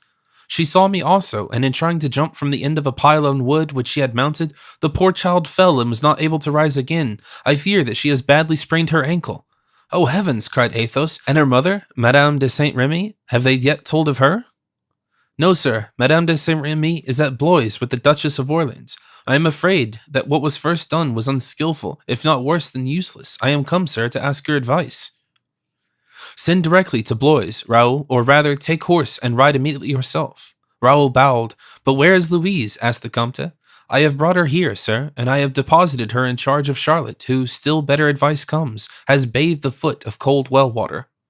The guests now all took leave of Athos, excepting the old Duc de Barbe, who, as an old friend of the family of La Valliere, went to see little Louise, and offered to take her to Blois in his carriage. "You are right, sir," said Athos. "She will be sooner with her mother. As for you, Raoul, I am sure it is your fault, some giddiness or folly." "No, sir, I assure you," muttered Raoul, "it's not." "Oh, no, no, I declare it is not," cried the young girl, while Raoul turned pale at the idea of his being perhaps the cause of her disaster. "Nevertheless, Raoul, you must go to Blois, and you must make your excuses, and mine, to Madame de Saint Remy." The young girl looked pleased. He again took in his strong arms the little girl, whose pretty golden head and smiling face rested on his shoulder, and placed her gently in the carriage. Then, jumping on his horse with the elegance of a first-rate esquire, after bowing to Athos and D'Artagnan, he went off, close by the door of the carriage, on somebody inside of which his eyes were riveted. Chapter 14. The Castle of Bragelonne. Whilst this scene was going on, D'Artagnan remained with open mouth and a confused gaze. Everything had turned out so differently from what he expected that he was stupefied with wonder. Athos, who had been observing him and guessing his thoughts, took his arm and led him into the garden. Whilst supper is being prepared, he said, smiling, "You will not, my friend, be sorry to have the mystery which so puzzles you cleared up." "True, Monsieur le Comte," replied D'Artagnan, who felt that by degrees Athos was resuming that great influence which aristocracy had over him. Athos smiled. "First and foremost, dear D'Artagnan, we have no titles such as Count here. When I call you Chevalier, it is in presenting you to my guests, that they may know who you are. But to you, D'Artagnan, I am, I hope, still dear Athos, your comrade, your friend. Do you intend to stand on ceremony because you are less attached to me than you were? Oh, God forbid! Then let us be as we used to be. Let us be open with each other. You are surprised at what you see here." "Extremely. But above all things, am I a marvel to you?" "I confess it. Well, I am still young, am I not?" Should you not have known me again in spite of my 48 years of age? On the contrary, I do not find you the same person at all. I understand, cried Athos with a gentle blush. Everything, D'Artagnan, even folly, has its limit. Then your means, it appears, are improved? You have a capital house, your own, I presume. You have a park and horses and servants? Athos smiled. Yes, I inherited this little property when I quitted the army, as I told you. The park is 20 acres, 20 comprising kitchen gardens and a common. I have 2 horses. I do not count my servant's bob-tailed nag. The sporting dogs consist of 2 pointers, 2 harriers, and 2 setters. But then, all this extravagance is not for myself, added Athos, laughing. Yes, I see, for the young man Raoul, said D'Artagnan. You guess aright, my friend. This youth is an orphan, deserted by his mother, and who left him in the house of a poor country priest. I have brought him up. It is Raoul who has worked me the change you see. I was dried up like an old miserable tree, isolated, attached to nothing on earth. It was only a deep affection that could make me take root again and drag me back to life. This child has caused me to recover what I lost. I had no longer any wish to live for myself. I have lived for him. I have corrected the vices that I had. I have assumed the virtues I had not. Precept something, but example more. I may be mistaken, but I believe that Raoul will be as accomplished a gentleman as our degenerate age could display. The remembrance of Milady recurred to D'Artagnan. And are you happy? He said to his friend. As happy as it is allowed to one of God's creatures to be on this earth. But say out all you think, D'Artagnan, for you have not yet done so. You are too bad, Athos. One can hide nothing from you, answered D'Artagnan. I wish to ask you if you ever feel any emotions of terror resembling remorse. I finished your phrase? Yes and no. And I do not feel remorse because that woman, I profoundly hold, deserved her punishment. Had she one redeeming trait? I doubt it. I do not feel remorse because had we allowed her to live, she would have persisted in her work of destruction. But I do not mean, my friend, that we were right in what we did. Perhaps all blood demands some expiation. Hers had been accomplished, it remains possibly for us to accomplish ours. I have sometimes thought as you do, Athos. She had a son, that unhappy woman? Yes. Have you ever heard of him? Never. He must be about 23 years of age, said Athos in a low tone. I often think of that young man, D'Artagnan. Strange, for I had forgotten him, said the lieutenant. Athos smiled. The smile was melancholy. And Lord de Winter, do you know anything about him? I know that he is in high favor with Charles I. The fortunes of that monarch now are at low water. He shed the blood of Strafford. That confirms what I said just now. Blood will have blood. And the queen? What queen? Madame Henrietta of England, daughter of Henry IV. She is at the Louvre, as you know. Yes, and I hear in bitter poverty. Her daughter, during the severest cold, was obliged for want of fire to remain in bed. Do you grasp that? Said Athos, shrugging his shoulders. The daughter of Henry IV, shivering for want of a faggot. Why did she not ask from any one of us a home instead of from Mazarin? She would have wanted nothing. Have you ever seen the Queen of England? Inquired D'Artagnan. No, but my mother as a child saw her. Did I ever tell you that my mother was lady of honor to Marie de Medici? Never. You know, Athos, you never spoke of such matters. Ah, mon Dieu, yes, you are right, Athos replied. But then there must be some occasion for speaking. Porthos wouldn't have waited for it so patiently, said D'Artagnan with a smile. Everyone according to his nature, my dear D'Artagnan. Porthos, in spite of a touch of vanity, has many excellent qualities. Have you seen him? I left him 5 days ago, said D'Artagnan, and he portrayed with Gascon wit and sprightliness the magnificence of Porthos in his chateau of Pierrefonds, nor did he neglect to launch a few arrows of wit at the excellent Major Mouston. I sometimes wonder, replied Athos, smiling at that gaiety which recalled the good old days, that we can form an association of men who would be, after 20 years of separation, still so closely bound together. Friendship throws out deep roots in honest hearts, D'Artagnan. Believe me, it is only the evil-minded who deny friendship. They cannot understand it. And Aramis? I have seen him also, said D'Artagnan, but he seems to me cold. Ah, you have seen Aramis, said Athos, turning on D'Artagnan a searching look. Why, is it a veritable pilgrimage, my dear friend, that you are making to the temple of friendship, as the poets would say? Why, yes, replied D'Artagnan with embarrassment. Aramis, you know, continued Athos, is naturally cold, and that he is always involved in intrigues with women. I believe he is at this moment in a very complicated one, said D'Artagnan. Athos made no reply. He is not curious, thought D'Artagnan. Athos not only failed to reply, he even changed the subject of the conversation. You see, said he, calling D'Artagnan's attention to the fact that they had come back to the chateau after an hour's walk. We have made a tour of my domains. All is charming, and everything savors of nobility, replied D'Artagnan. At this instant they heard the sound of horses' feet. "'Tis Raoul who has come back," said Athos, "and we can now hear how the poor child is."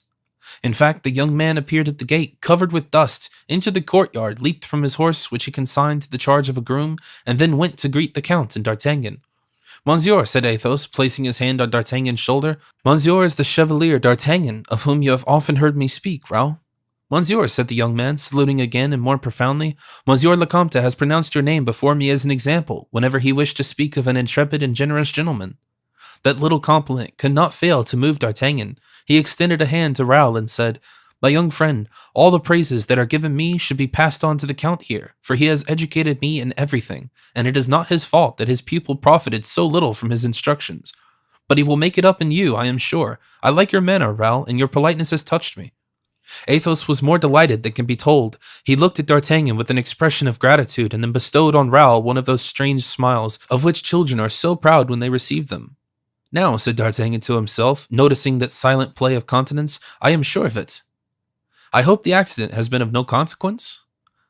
"They don't know yet, sir, on account of the swelling, but the doctor is afraid some tendon has been injured." At this moment a little boy, half peasant, half footboy, came to announce supper. Athos led his guests into a dining room of moderate size, the windows of which opened on one side on a garden, and on the other a hothouse full of magnificent flowers. D'Artagnan glanced at the dinner service. The plate was magnificent, old, and appertaining to the family. D'Artagnan stopped to look at the sideboard on which the superb ewer of silver. "That workmanship is divine," he exclaimed. "Yes, a chef d'oeuvre of the great Florentine sculptor, Benvenuto Cellini," replied Athos. "What battle does it represent?" "That of Marignan. Just at that point where one of my forefathers is offering his sword to Francis I, who has broken his. It was on that occasion that my ancestor, Enguerrand de la Fera, was made a Knight of the Order of St. Michael. Besides which, the king, 15 years afterward, gave him also this ewer and a sword which would have seen formerly in my house, also a lovely specimen of workmanship." "Men were giants in those times," said Athos. "Now we are pygmies in comparison. Let us sit down to supper. Call Charles," he said, addressing the boy who waited.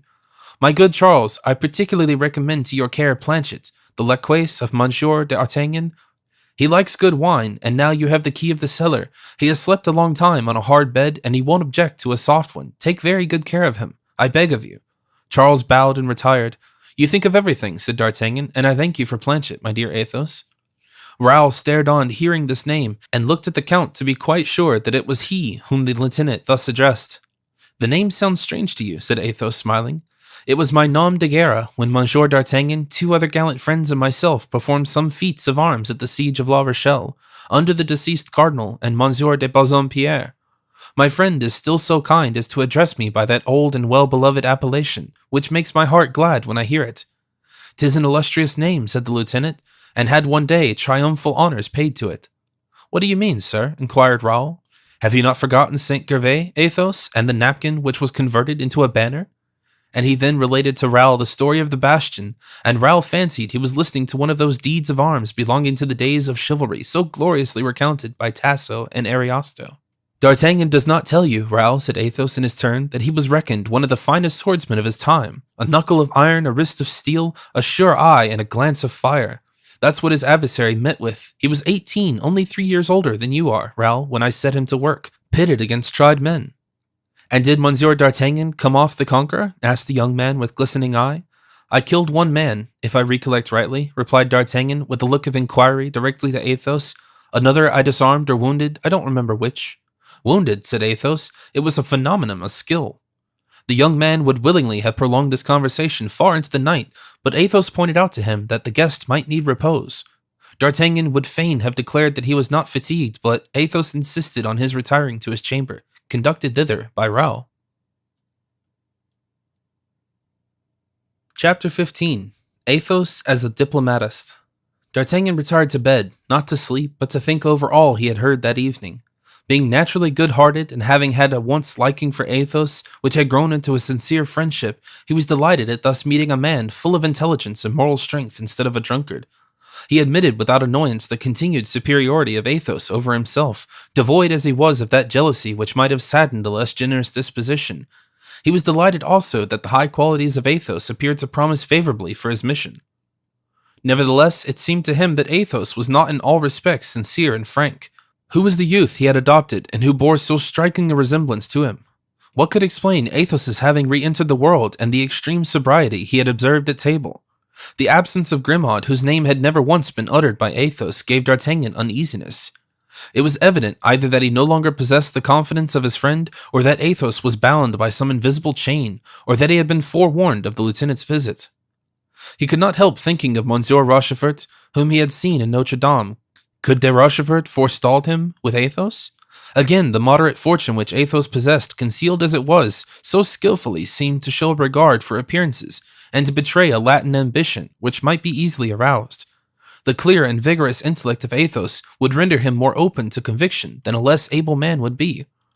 He would enter into the minister's schemes with the more ardor because his natural activity would be doubled by necessity. Resolved to seek an explanation on all these points on the following day, D'Artagnan, in spite of his fatigue, prepared for an attack and determined that it should take place after breakfast. He determined to cultivate the goodwill of the youth Raoul, and either whilst fencing with him or when out shooting, to extract from his simplicity some information which would connect the Athos of old times with the Athos of the present. But D'Artagnan, at the same time, being a man of extreme caution, was quite aware that injury he could do to himself, if by any indiscretion or awkwardness he should betray his maneuvering to the experienced eye of Athos. Besides, to tell truth, whilst D'Artagnan was quite disposed to adopt a subtle course against the cunning of Aramis or the vanity of Porthos, he was ashamed to equivocate with Athos, true-hearted, open Athos.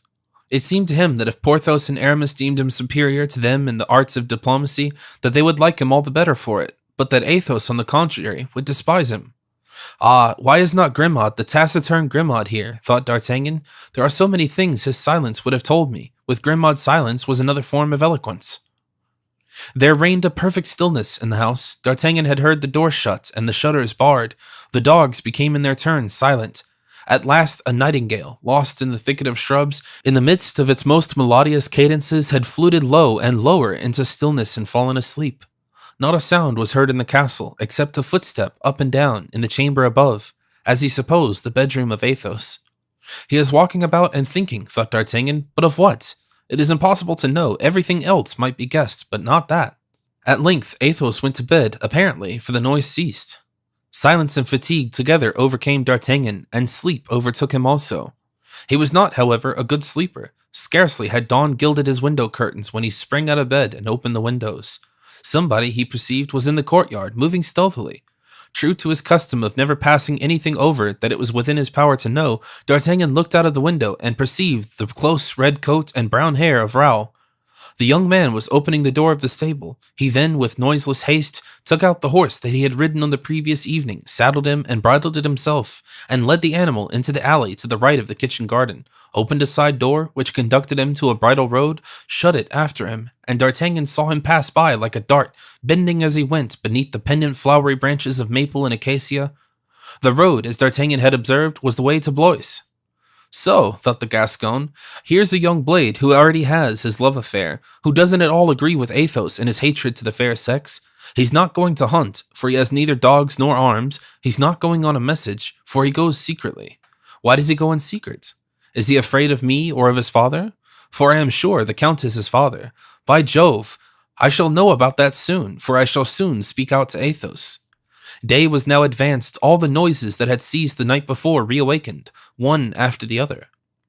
The bird on the branch, the dog in his kennel, and the sheep in the field, the boats moored in Loire, even became alive and vocal. The latter, leaving the shore, abandoned themselves gaily to the current.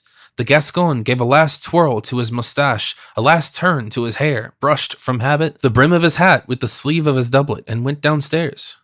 Scarcely had he descended the last step of the threshold when he saw Athos bent toward the ground, as if he were looking for a crown piece in the dust. "Good morning, my dear host," cried D'Artagnan. "Good day to you. Have you slept well?" "Excellently, Athos, but what are you looking for? You are perhaps a tulip fancier?" "My dear friend, if I am, you must not laugh at me for doing so. In the country people alter. One gets to like, without knowing it, all those beautiful objects that God causes to spring forth from the earth, which are despised in cities. I was looking anxiously for some iris roots I planted here, close to this reservoir, and which someone has trampled upon this morning. These gardeners are the most careless people in the world. In bringing the horse out to water, they've allowed him to walk over the border." D'Artagnan began to smile. "Ah, you think so, do you? and he took his friend along the alley where a number of tracks like those who had trampled down the flower beds were visible. "Here are the horses' hoofs again, it seems, Athos," he said carelessly. "Yes, indeed, the marks are recent." "Quite so," replied the lieutenant. "Who went out this morning?" Athos asked uneasily. "Has any horse got loose?" "Not likely," answered the Gascon. "These marks are regular."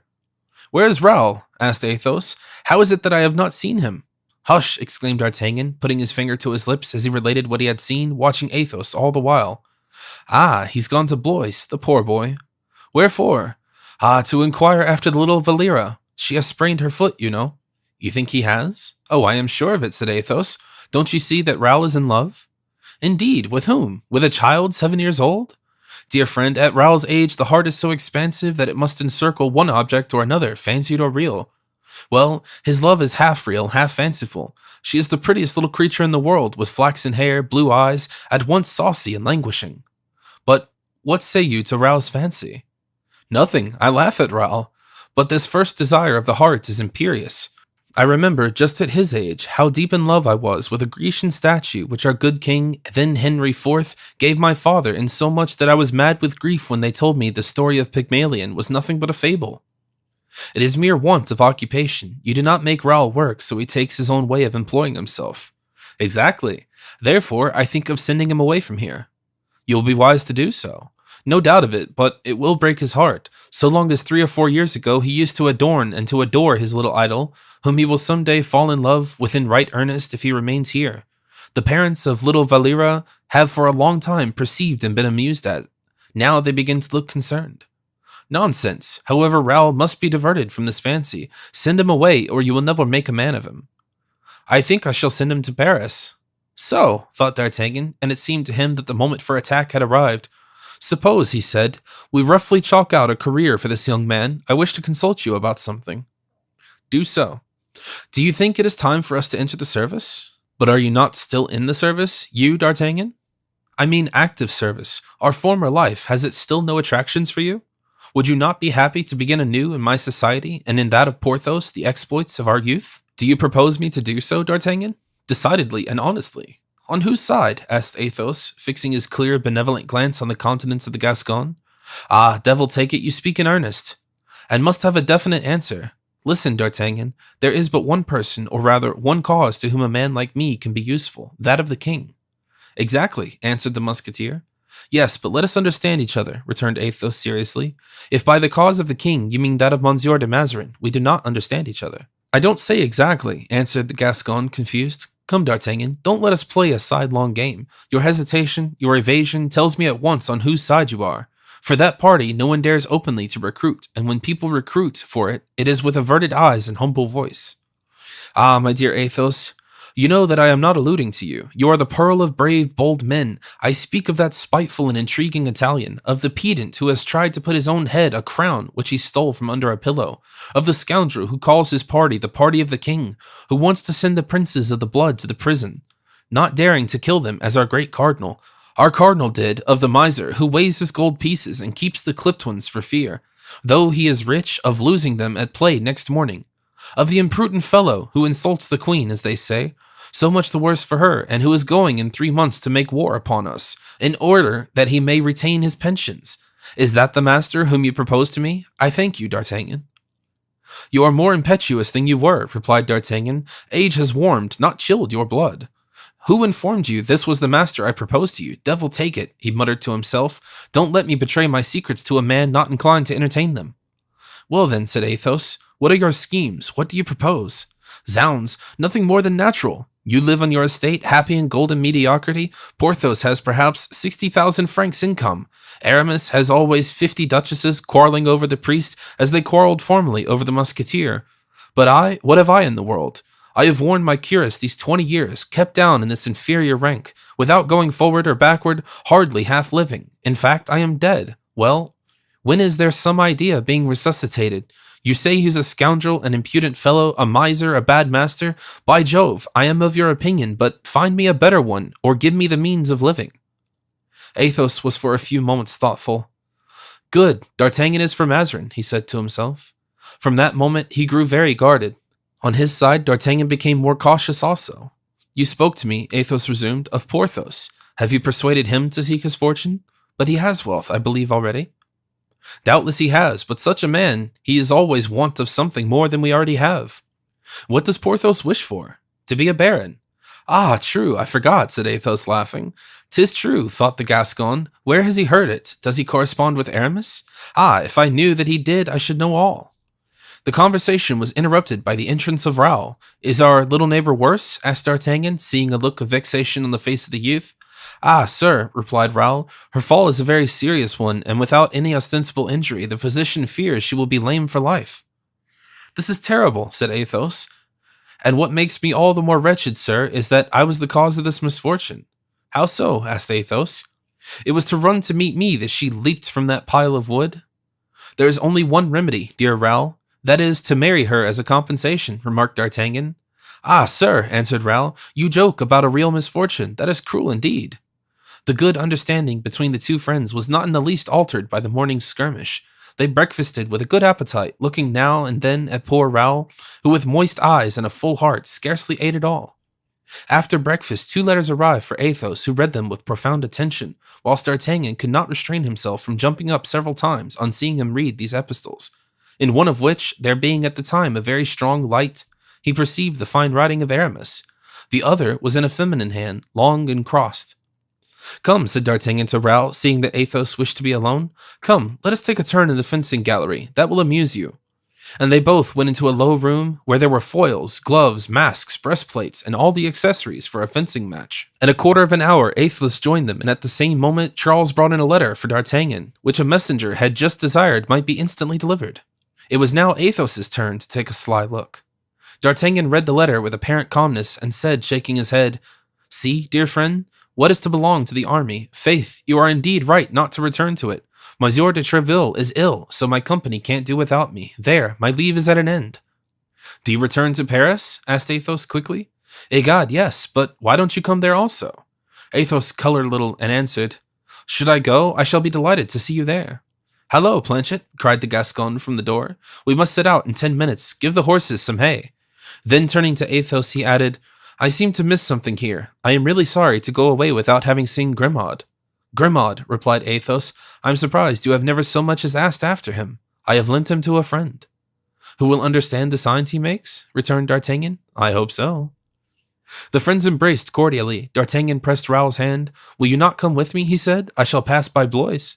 Raoul turned toward Athos, who showed him by a secret sign that he did not wish him to go. No, monsieur, replied the young man. I will remain with Monsieur le Comte. Adieu, then, to both my good friends, said D'Artagnan. May God preserve you, as we used to say when we said goodbye to each other in the late cardinal's time. Athos waved his hand, Raoul bowed, and D'Artagnan and Planchet set out. The count followed them with his eyes, his hands resting on the shoulders of the youth, whose height was almost equal to his own. But as soon as they were out of sight, he said, Raoul, we set out tonight for Paris. Eh? Cried the young man, turning pale. You may go and offer your adieu, and mine to Madame de Saint-Remy. I shall wait for you here till 7. The young man bent low with an expression of sorrow and gratitude mingled, and retired in order to saddle his horse. As to D'Artagnan, scarcely on his side when he was out of sight, when he drew from his pocket a letter which he read over again. Return immediately to Paris, J.M. The epistle is laconic, said D'Artagnan, and if there had not been a postscript, probably I should not have understood it, but happily there is a postscript.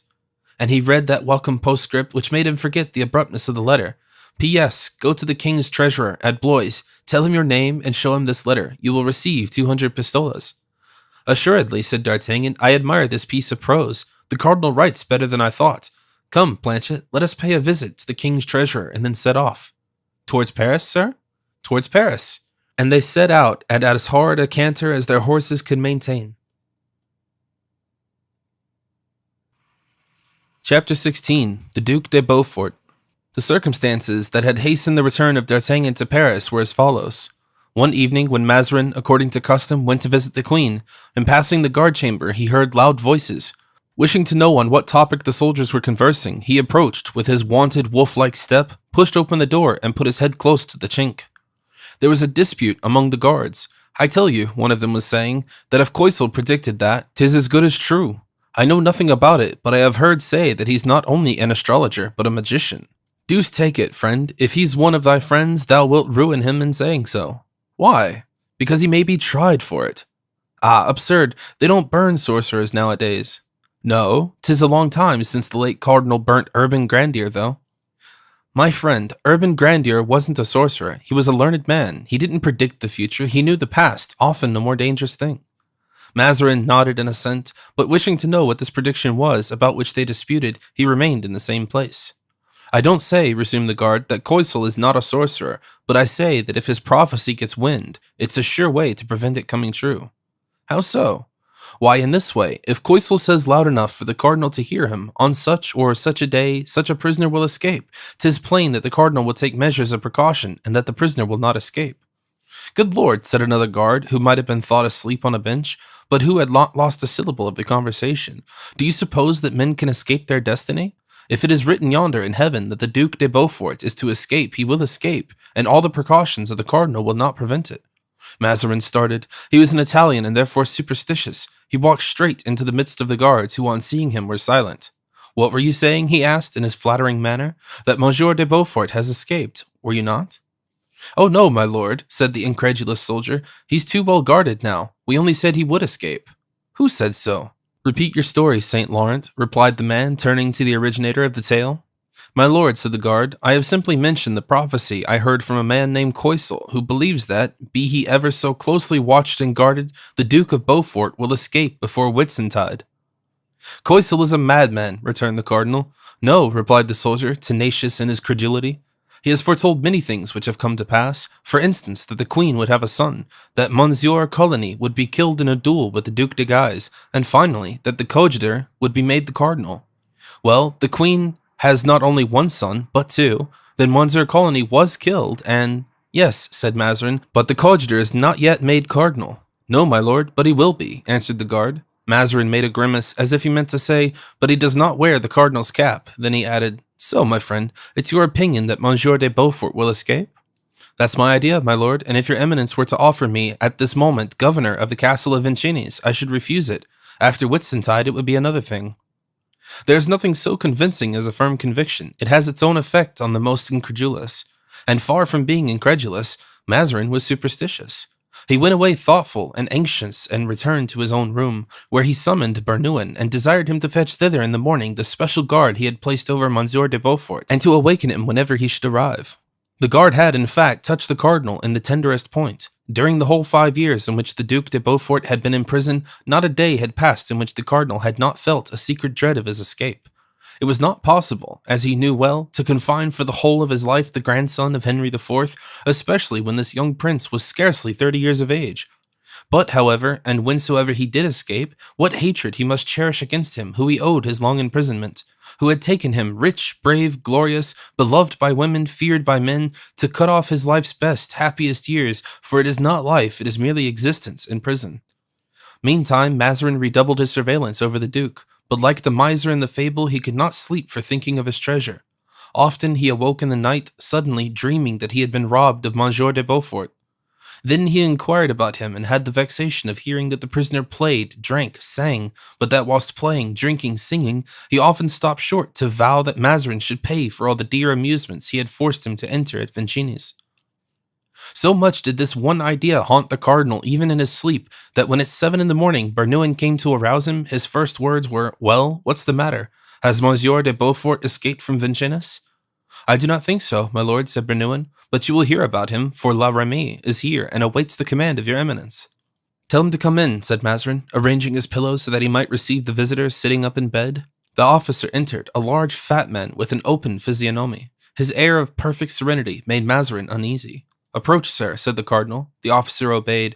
Do you know what they're saying here? No, your eminence. Well, they say that Monsieur de Beaufort is going to escape from Vincennes if he has not done so already. The officer's face expressed complete stupefaction. He opened at once his little eyes and his great mouth to inhale better the joke his eminence deigned to address to him, and ended by a burst of laughter so violent that his great limbs shook in hilarity as they would have done in an ague. Escape, my lord, escape! Your eminence does not know then where Monsieur de Beaufort is? Yes, I do, sir, in the dungeon of Vincennes. Yes, sir, in a room, the walls of which are 7 feet thick, with grated windows, each bar as thick as my arm. Sir, replied Mazarin, with perseverance one may penetrate through a wall, with a watch spring one may saw through an iron bar. Then my lord does not know that there are 8 guards about him, 4 in his chamber, 4 in the antechamber, and that they never leave him. But he leaves his room, he plays tennis at the mall. Sir, those amusements are allowed, but if your eminence wishes it, we will discontinue the permission. No, no, cried Mazarin, fearing that should his prisoner ever leave his prison, he would be more exasperated against him if he thus re-entrenched his amusement. He then asked with whom he played. My lord, either with the officers of the guard, or with the prisoners, or with me. But does he not approach the walls while playing? Your eminence doesn't know those walls. They are 60 feet high, and I doubt if Monsieur de Beaufort is sufficiently weary of life to risk his neck by jumping off. Said the cardinal, beginning to feel more comfortable. You mean to say, then, my dear Monsieur la Remy, that unless Monsieur de Beaufort can contrive to metamorphose himself into a little bird, I will continue answerable for him. Take care, you assert a great deal, said Mazarin. Monsieur de Beaufort told the guards who took him to Vincennes that he had often thought what he should do in the case where he put into prison, and that he had found out 40 ways of escaping. My lord, if among these 40 there had been one good way, he would have been out a long time ago. Come, not such a fool as I fancied, thought Mazarin. Besides, my lord must remember that Monsieur de Chavigny is governor of Vincennes, replied La Remy, and that Monsieur de Chavigny is not friendly to Monsieur de Beaufort. Yes, but Monsieur de Chavigny is sometimes absent. When he is absent, I am there. But when you leave him, for instance? Oh, when I leave him, I place in my stead a bold fellow who aspires to be His Majesty's special guard. I promise you, he keeps a good watch over the prisoner. During the 3 weeks that he has been with me, I have only had to reproach him with one thing, being too severe with the prisoners. And who is this Cerberus? A certain Monsieur Grimaud, my lord. And what was he before he went to Vincennes?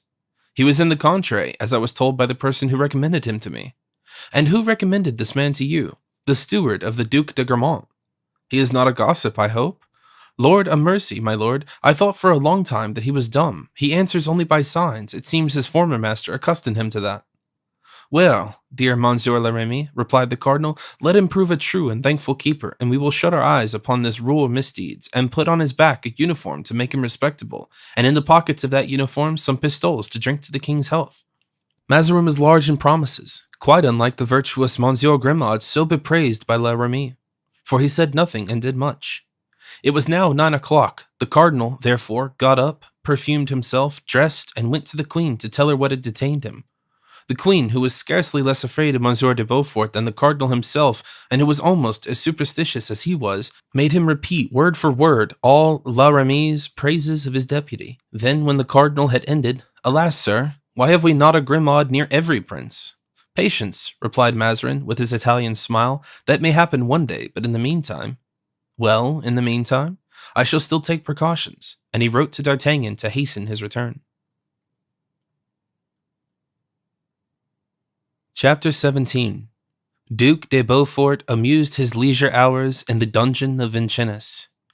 The captive, who was the source of so much alarm to the cardinal, and whose means of escape disturbed the repose of the whole court, was wholly unconscious of the terror he caused of the Palais Royal. He had found himself so strictly guarded that he soon perceived the fruitlessness of any attempt to escape. His vengeance, therefore, consisted in coining curses on the head of Mazarin.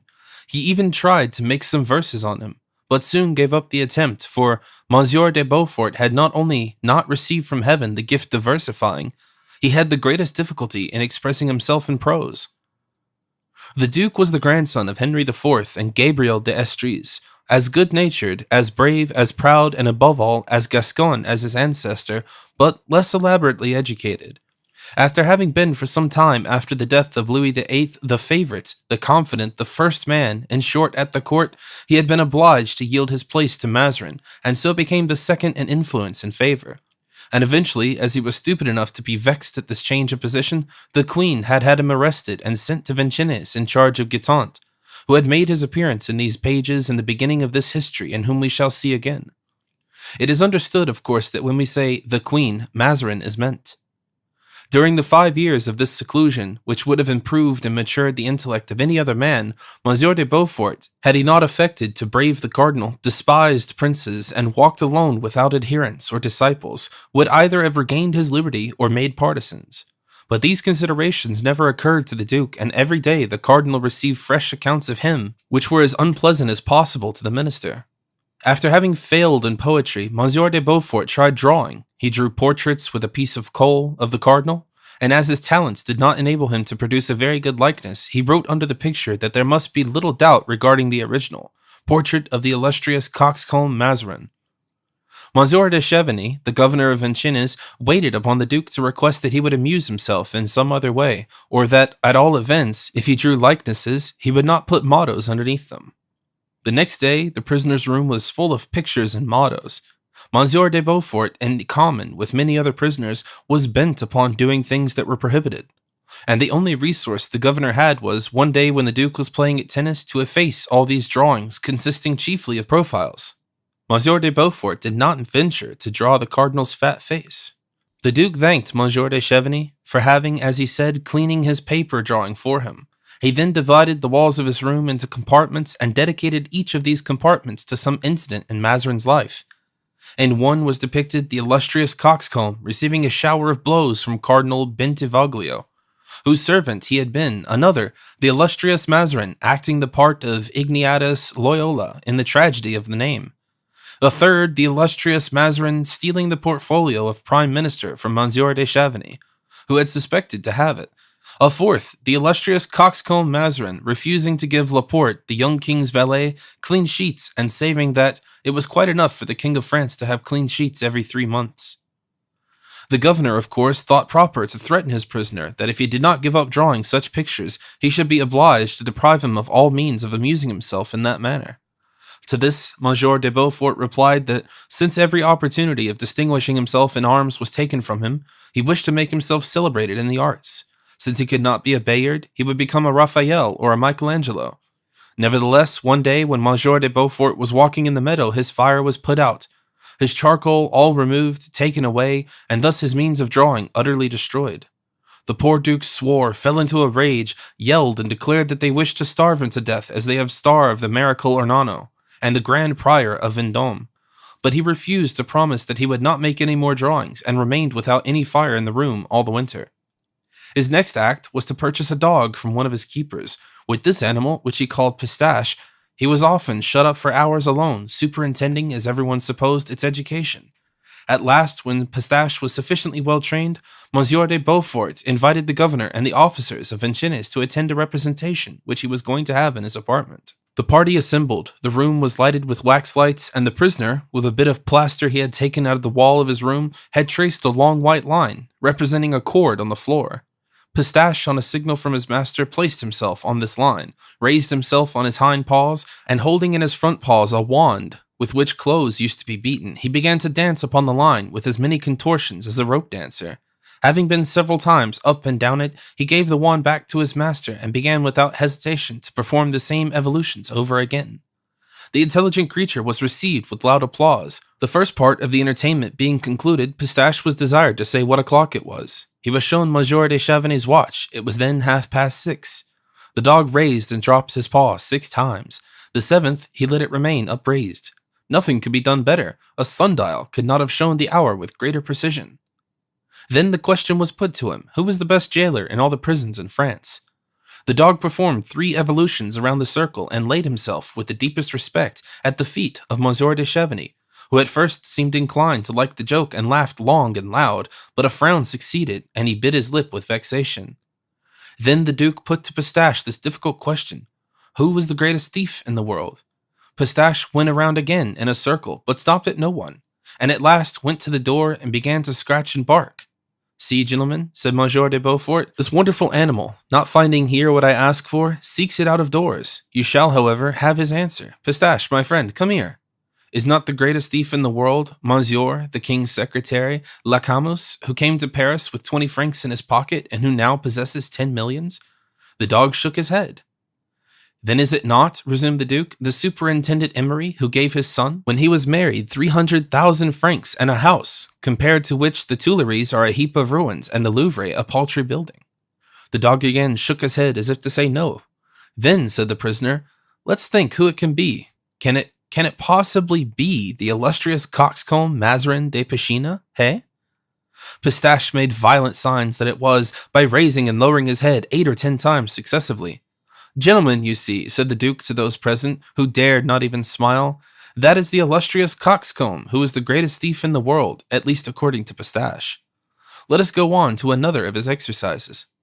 Gentlemen, there was a profound silence in the room when the Duke again addressed them. Do you not remember that the Duc de Guise taught all the dogs in Paris to jump for Mademoiselle de Pons, whom he styled the fairest of the fair? Pistache is going to show you how superior he is to all the other dogs. Monsieur de Chevigny, be so good as to lend me your cane. Monsieur de Chevigny handed his cane to Monsieur de Beaufort. Monsieur de Beaufort placed it horizontally at the height of 1 foot. Now, Pistache, my good dog, jump the height of this cane for Madame de Montbazon.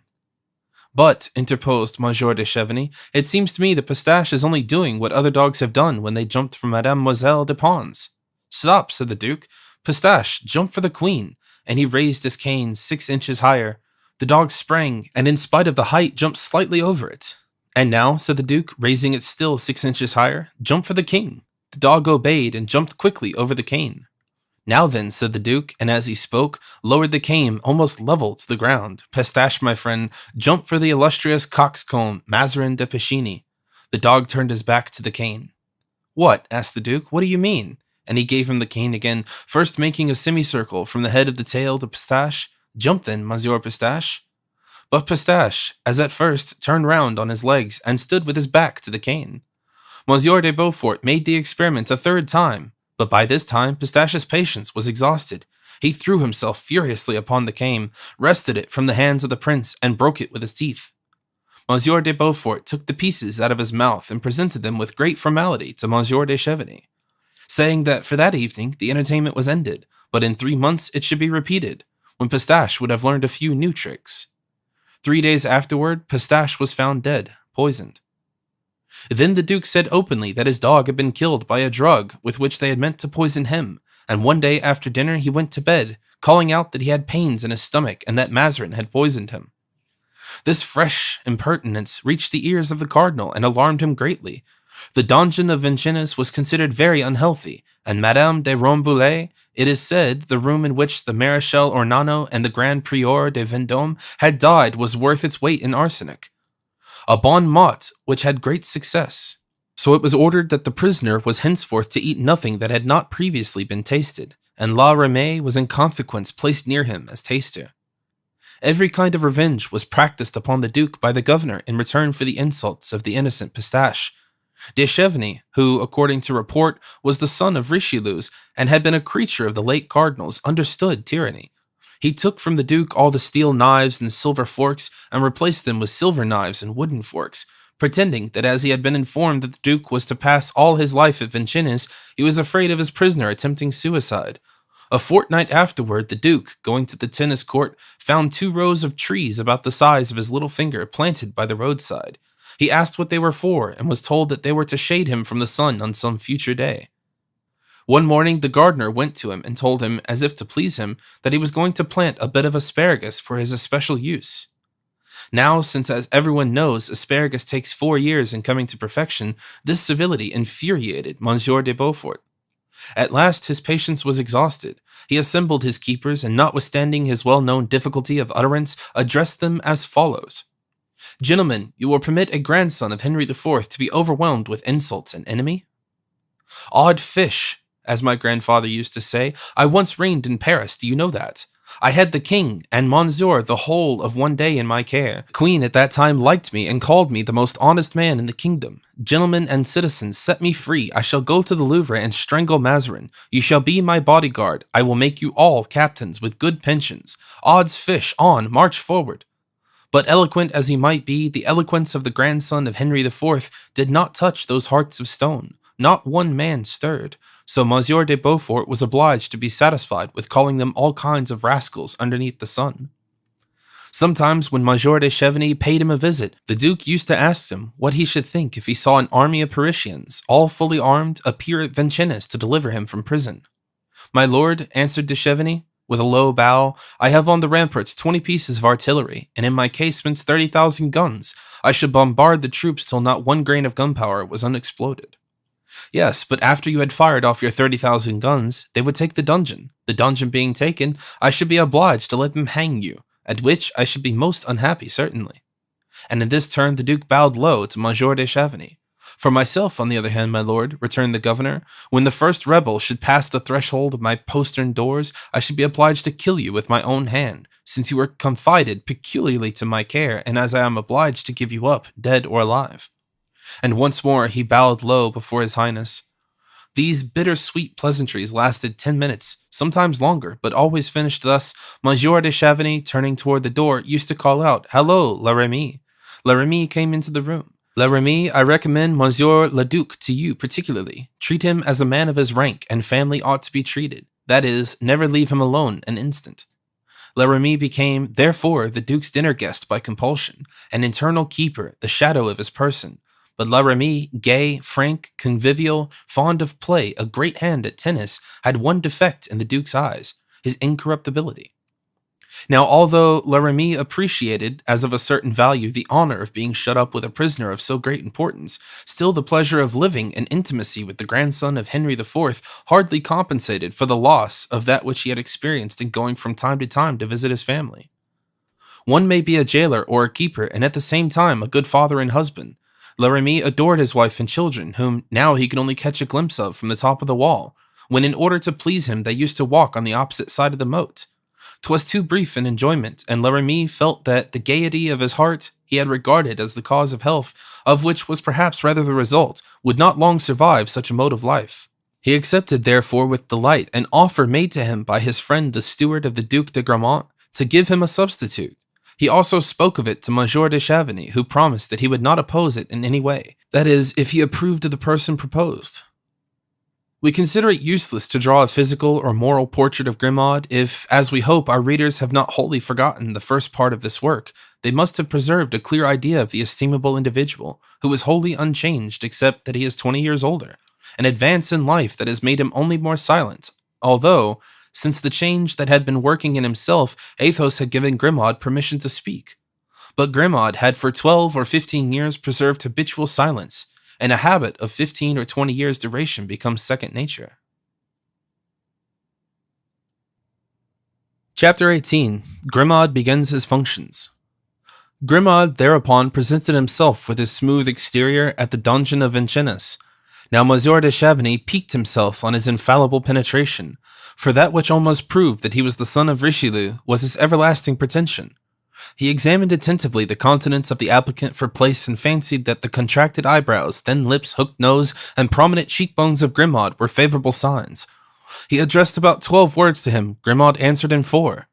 "Here's a promising fellow, and it is I who have found out his merits," said Monsieur de Chavigny. "Go," he added, "and make yourself agreeable to Monsieur La Remy, and tell him that you suit me in all respects." Grimaud had every quality that could attract a man on duty who wishes to have a deputy. So after 1,000 questions which met with only a word in reply, La Remy, fascinated by his sobriety and speech, rubbed his hands and engaged Grimaud. "My orders?" asked Grimaud. "They are these: never to leave the prisoner alone, to keep away from him every pointed or cutting instrument, and to prevent his conversing any length of time with the keepers." "These are all?" asked Grimaud. "All now," replied La Remy. "Good," answered Grimaud, and he went right to the prisoner. The Duke was in the act of combing his beard, which he had allowed to grow, as well as his hair, in order to reproach Mazarin with all his wretched appearance and condition. But having some days previously seen from the top of the dungeon Madame de Montbazon passing in her carriage, and still cherishing an affection for that beautiful woman, he did not wish to be to her that he wished to be to Mazarin, and in the hope of seeing her again, had asked for a leaden comb, which was allowed him. The comb was to be a leaden one, because his beard, like that of most fair people, was rather red. He therefore dyed it thus while combing it. As Grimaud entered, he saw the comb on the tea-table. He took it up. As he took it, he made a low bow. The Duke looked at this strange figure with surprise. The figure put the comb in its pocket. "Oh, hey, what's that?" cried the Duke. "Who is this creature?" Grimaud did not answer, but bowed a second time. "Art thou dumb?" cried the Duke. Grimaud made a sign that he was not. "What art thou, then? Answer, I command thee," said the Duke. "A keeper," replied Grimaud. "A keeper," reiterated the Duke. "There was nothing wanting in my collection except this gallows bird. Hello, La Remy, someone!" La Remy ran in haste to obey the call. "Who is this wretch who takes my comb and puts it in his pocket?" asked the Duke. "One of your guards, my prince, a man of talent and merit, whom you will like, and I and Monsieur de Chavigny do, I am sure." "Why does he take my comb?" "Why do you take my lord's comb?" asked La Remy. Grimaud drew the comb from his pocket and, passing his fingers over the largest teeth, pronounced this one word, pointed. True, said Leremy. What does the animal say? Said the Duke. That the king has forbidden your lordship to have any pointed instrument. Are you mad, Leremy? You yourself gave me this comb. I was very wrong, my lord, for in giving it to you, I acted in opposition to my orders. The Duke looked furiously at Grimaud. I perceive that this creature will be my particular aversion, he muttered. Grimaud, nevertheless, was resolved for certain reasons not at once to come to a full rupture with the prisoner. He wanted to inspire, not a sudden repugnance, but a good, sound, steady hatred. He retired, therefore, and gave place to 4 guards, who, having breakfasted, could attend the prisoner. A fresh practical joke now occurred to the Duke. He had asked for crawfish for his breakfast on the following morning. He intended to pass the day in making a small gallows and hang one of the finest of these fish in the middle of his room, the red color evidently conveying an allusion to the cardinal, so that he might have the pleasure of hanging Mazarin in effigy without being accused of having hung anything more significant than a crawfish. The day was employed in preparations for the execution. Everyone grows childish in prison, but the character of Monsieur de Beaufort was particularly disposed to become so. In the course of his morning's walk, he collected 2 or 3 small branches from a tree and found a small piece of broken glass, a discovery that quite delighted him. When he came home, he formed his handkerchief into a loop. Nothing of all this escaped Grimaud, but La Remy looked on with the curiosity of a father who thinks that he may perhaps get a cheap idea concerning a new toy for his children. The guards looked on it with indifference. When everything was ready, the gallows hung in the middle of the room, the loop made, and when the Duke had cast a glance at the plate of crawfish in order to select the finest specimen among them, he looked around for his piece of glass. It had disappeared.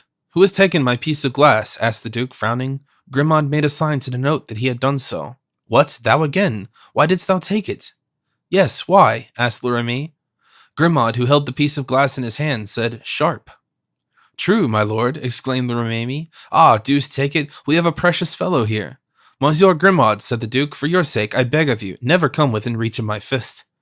Hush, hush, cried Leremy. Give me your gibbet, my lord. I will shape it out for you with my knife. He took the gibbet and shaped it out as neatly as possible. That's it, said the Duke. Now make me a little hole in the floor whilst I go, and fetch the culprit. Leremy knelt down and made a hole in the floor. Meanwhile, the Duke hung the crawfish up by a thread. Then he placed the gibbet in the middle of the room, bursting with laughter. La Remy laughed also, and the guards laughed in choir. Grimaud, however, did not even smile. He approached La Remy, and showing him the crawfish hung up by the thread, Cardinal, he said. Hung by order of his Highness, the Duc de Beaufort, cried the prisoner, laughing violently, and by Master Jacques Chrysostom, La Remy, the king's commissioner. La Remy uttered a cry of horror and rushed toward the gibbet, which he broke at once and threw the pieces out the window. He was going to throw the crawfish out also, when Grimaud snatched it from his hands. Good to eat, he said, and put it in his pocket. This scene so enchanted the Duke that at that moment he forgave Grimaud for his part in it, but on reflection he hated him more and more, being convinced that he had some evil motive for his conduct. But the story of the crab made a great noise through the interior of the dungeon and even outside. Monsieur de Chavigny, who at heart detested the cardinal, took pains to tell the story to 2 or 3 friends who put it into immediate circulation. The prisoner happened to remark among the guards one man with a very good countenance, and he favored this man the more as Grimaud became more and more odious to him. One morning he took this man on one side and had succeeded in speaking to him, when Grimaud entered and seeing what was going on, approached the Duke respectively and took the guard by the arm. Go away, he said. The guard obeyed. You are insupportable, cried the Duke. I shall beat you. Grimaud bowed. I will break every bone in your body, cried the Duke. Grimaud bowed, but stepped back. Mr. Spy, cried the Duke, more and more enraged, I will strangle you with my own hands, and he extended his hands toward Grimaud, who merely thrust the guard out and shut the door behind him. At the same time, he felt the Duke's arms on his shoulders like 2 iron claws, but instead of either calling out or defending himself, he placed his forefinger on his lips and said in a low tone, Hush, smiling as he uttered the word. A gesture, a smile, and a word from Grimaud all at once were so unusual that his Highness stopped short, astounded. Grimaud took advantage of that instant to draw from his vest a charming little note with an aristocratic seal, and presented it to the Duke without a word. The Duke, more and more bewildered, let Grimaud loose and took the note. From Madame de Montbazon, he cried. Grimaud nodded assent. The Duke tore open the note and passed his hands over his eyes, for he was dazzled and confused, and read, My dear Duke, you may entirely confide in the brave lad who will give you this note. He has consented to enter the service of your keeper and to shut himself up at Vincennes with you, in order to prepare and assist your escape. which we are contriving. The moment of your deliverance is at hand. Have patience and courage, and remember that in spite of time and absence, all your friends continue to cherish for you the sentiments they have so long professed and truly entertained. Yours wholly and most affectionately, Marie de Montbazon. P.S. I signed my full name, for I should be vain if I could not suppose that after 5 years of absence you would remember my initials. The poor Duke became perfectly giddy. What for 5 years he had been wanting, a faithful servant, a friend, a helping hand, seemed to have fallen from heaven, just when he expected it the least. Oh, dearest Marie, she thinks of me, then after 5 years of separation. Heavens, there is constancy. Then turning to Grimaud, he said, And thou, my brave fellow, thou consentest thus to aid me? Grimaud signified his assent. And you have come here with that purpose. Grimaud repeated the sign. And I was ready to strangle you, cried the Duke. Grimaud smiled. Wait then, said the Duke, fumbling in his pocket. Wait, he continued, renewing his fruitless search. It shall not be said that such devotion to a grandson of Henry IV went without recompense. The Duke's endeavors evinced the best intention in the world, but one of the precautions taken at Vincennes was that of allowing prisoners to keep no money. Whereupon Grimaud, observing the Duke's disappointment, drew from his pocket a purse filled with gold and handed it to him. Here is what you are looking for, he said. The Duke opened the purse and wanted to empty it into Grimaud's hands, but Grimaud shook his head. Thank you, monsieur, he said, drawing back. I am paid. The Duke went from one surprise to another. He held out his hand. Grimaud drew near and kissed it respectfully. The grand manner of Athos had left its mark on Grimaud. What shall we do, and when, and how proceed? It is now 11, answered Grimaud. Let my lord at 2 o'clock ask leave to make up a game of tennis with La Ramee and send him 2 or 3 balls over the ramparts. And then? Your Highness will approach the walls and call out to a man who works in the moat to send them back again. I understand, said the Duke. Grimaud made a sign that he was going away.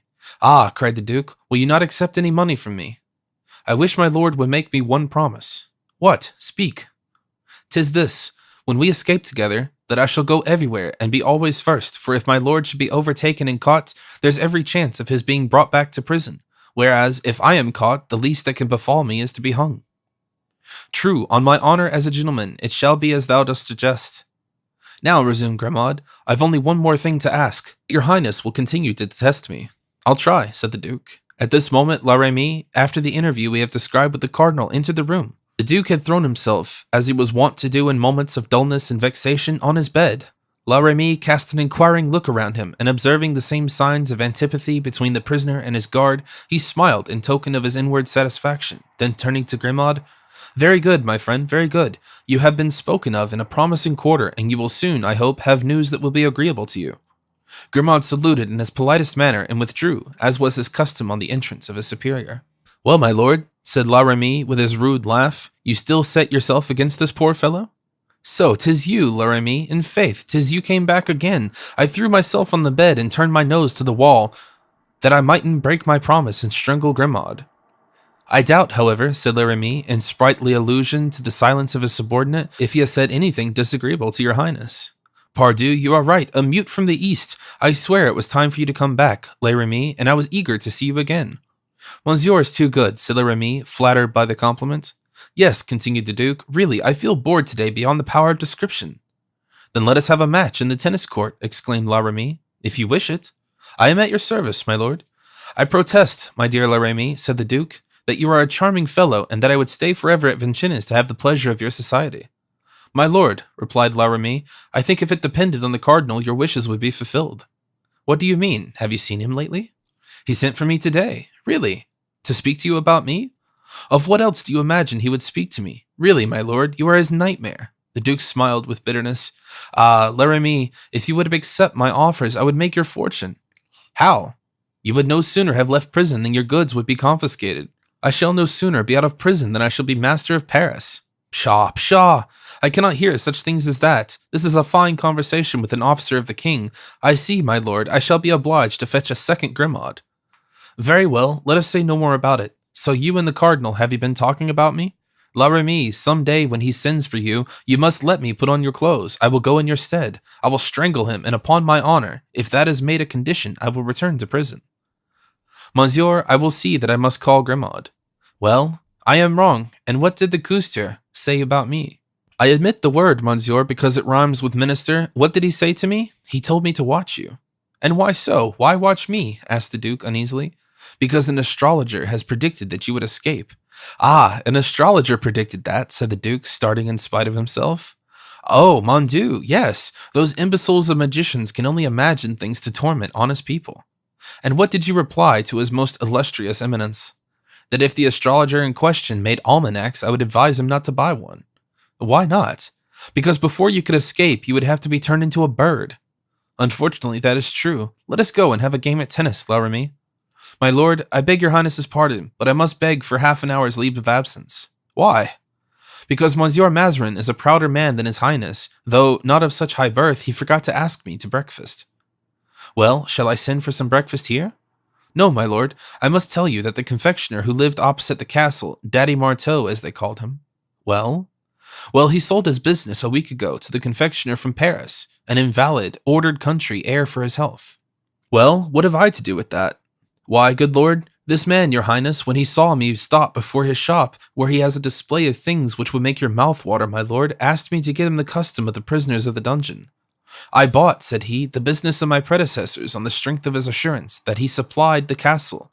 Whereas, on my honor, Monsieur de Chavigny, though I've been here a week, has not ordered so much as a tartlet. But, I then replied, probably Monsieur de Chavigny is afraid your pastry is not good. My pastry not good?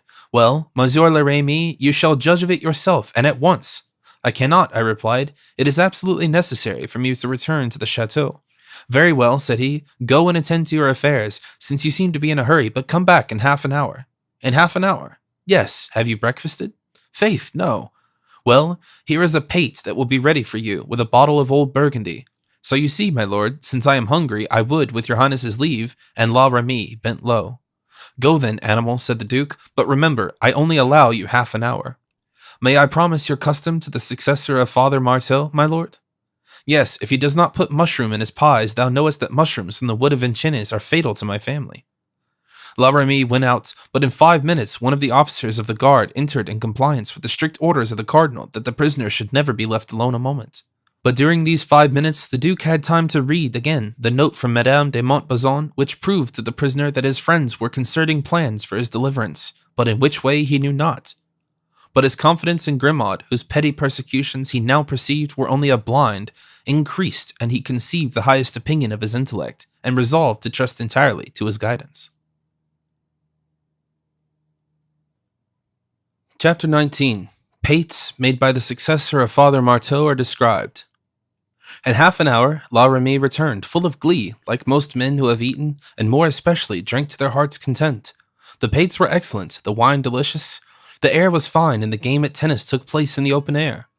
At 2 o'clock, the tennis balls began, according to Grimaud's directions, to take the direction of the moat, much to the joy of La Remy, who marked 15 whenever the Duke sent a ball into the moat, and very soon balls were wanting, so many had gone over.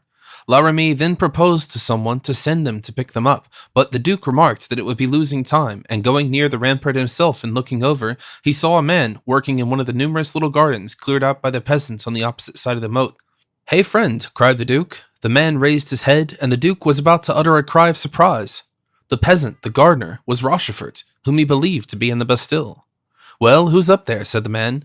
"Be so good as to collect and throw us back our balls," said the Duke. The gardener nodded and began to fling up the balls, which were picked up by La Remy and the guard. One, however, fell at the Duke's feet, and seeing that it was intended for him, he put it into his pocket. La Remy was in ecstasies after having beaten the Prince of the Blood. The Duke went indoors and retired to bed, where he spent indeed the greater part of every day, as they had taken his books away. La Remy carried off all his clothes in order to be certain that the Duke would not stir. However, the Duke contrived to hide the ball under his bolster, and as soon as the door was closed, he tore off the cover of the ball with his teeth and found underneath the following letter. "My lord, your friends are watching over you, and the hour of your deliverance is at hand. Ask day after tomorrow to have a pie supplied to you by the new confectioner opposite the castle, and who is no other than Normand, your former maître d'hôtel.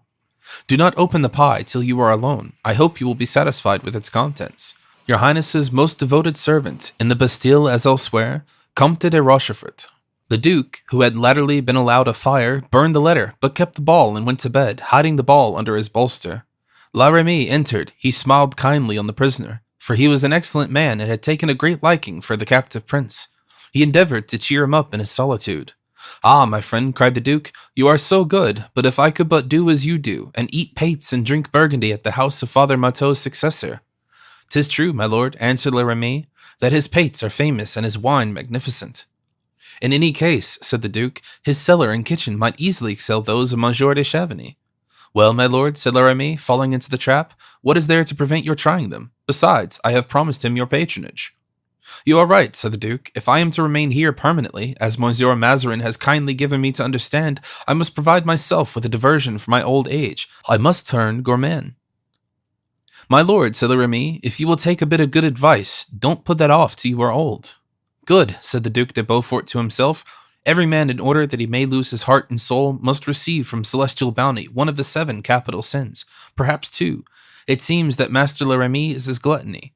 Let us take an advantage of it, then aloud. Well, my dear La Ramee, the day after tomorrow is a holiday. Yes, my lord, Pentecost. Will you give me a lesson the day after tomorrow? In what? In gastronomy. Willingly, my lord. But tete-a-tete, send the guards to take their meal in the canteen of Monsieur de Chavigny. We'll have supper here under your direction. Said La Ramee. The proposal was seductive, but La Ramee was an old stager, acquainted with all the traps a prisoner was likely to set. Monsieur de Beaufort had said that he had 40 ways of getting out of prison. Did this proposed breakfast come over stratagem? He reflected, and then he remembered that he himself would have charge of the food and the wine, and that therefore no powder could be mixed with the food, no drug with the wine. As to getting him drunk, the Duke couldn't hope to do that. He laughed at the mere thought of it. Then an idea came to him which harmonized everything. The Duke followed with anxiety La Ramee's unspoken soliloquy, reading it from point to point upon his face, but presently the exempt face suddenly brightened. Well, he asked, that will do, will it not? Yes, my lord, on one condition. What? That Grimaud should wait on us at table. Nothing could be more agreeable to the Duke, however. He had presence of mind enough to exclaim, to the devil with your Grimaud, he will spoil the feast. I will direct him to stand behind your chair, and since he doesn't speak, your highness will neither see nor hear him, and with a little effort can imagine him 100 miles away. Do you know, my friend, I find one thing very evident in all this. You distrust me. My lord, the day after tomorrow is Pentecost. Well, what is Pentecost to me? Are you afraid that the Holy Spirit will come as a tongue of fire to open the doors of my prison? No, my lord, but I have already told you what that damned magician predicted. And what was that? That the last day of Pentecost would not pass without your highness being out of Vincennes. You believe in sorcerers then, you fool? I mind them no more than that, and he snapped his fingers, but it is my lord Giglio who cares about them. As an Italian, he is superstitious. The Duke shrugged his shoulders. Well then, with high-acted good humor, I allow Grimaud, but no one else. You must manage it all. Order whatever you like for supper. The only thing I specify is one of those pies, and tell the confectioner that I will promise him my custom if he excels this time in his pies, not only now, but when I leave my prison. Then you think you will some day leave it? Said La Ramee. Devil, replied the prince, surely at the death of Mazarin. I am 15 years younger than he is. At Vincennes, 'tis true, one lives faster. My lord, replied La Ramee, my lord, or dies sooner, for it comes to the same thing. La Ramee was going out. He stopped, however, at the door for an instant. Whom does your highness wish me to send you? Anyone except Grimaud. The officer of the guard, then, with his chessboard? Yes. 5 minutes afterward, the officer entered, and the Duke seemed to be immersed in the sublime combinations of chess. A strange thing is the mind. It is wonderful what revolutions may be wrought in it by a sign, a word, a hope. The Duke had been 5 years in prison, and now to him, looking back upon them, those 5 years which had passed so slowly seemed not so long a time as they were the 2 days, the 48 hours, which still parted him from the time fixed for his escape. Besides, there was one thing that engaged his most anxious thought. In what way was the escape to be effected? They had told him to hope for it, but had not told him what was to be hidden in the mysterious pate. And what friends awaited him without? He had friends, then, after 5 years in prison? If that were so, he was indeed a highly favored prince. He forgot that besides his friends of his own sex, a woman, strange to say, had remembered him. It is true that she had not, perhaps, been scrupulously faithful to him, but she had remembered him. That was something. So the Duke had more than enough to think about. Accordingly, he fared at chess as he had fared at tennis. He made blunder upon blunder, and the officer with whom he played found him easy game. But his successive defeats did service to the Duke in one way. They killed time for him till 8 o'clock in the evening. Then would come night, and with the night, sleep. So at least the Duke believed, but sleep is the capricious fairy, and it is precisely when one invokes her presence that she is most likely to keep him waiting. The Duke waited until midnight, turning on his mattress like St. Lawrence on gridiron. Finally, he slept.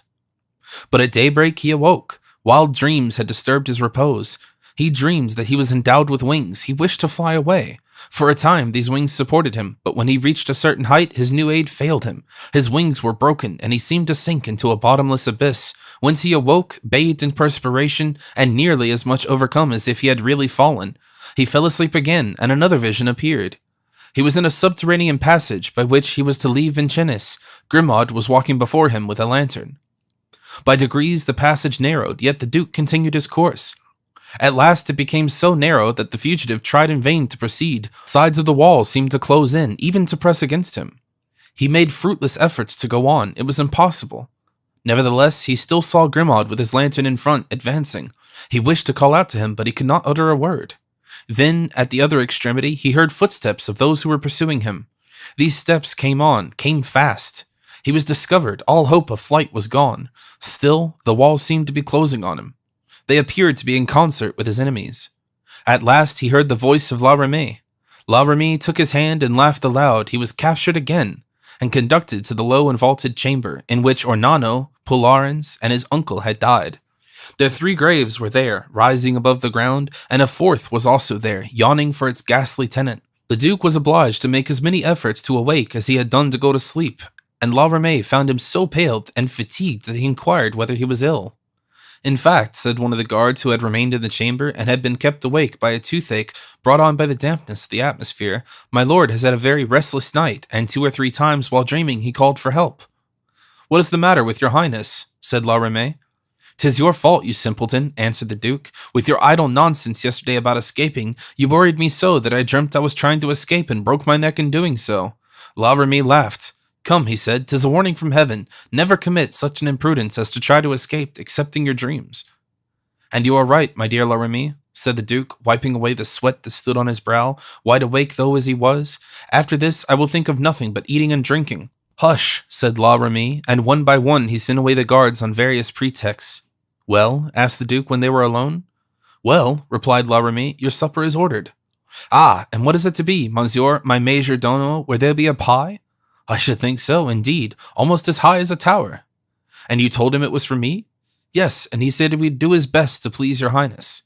Good, exclaimed the Duke, rubbing his hands.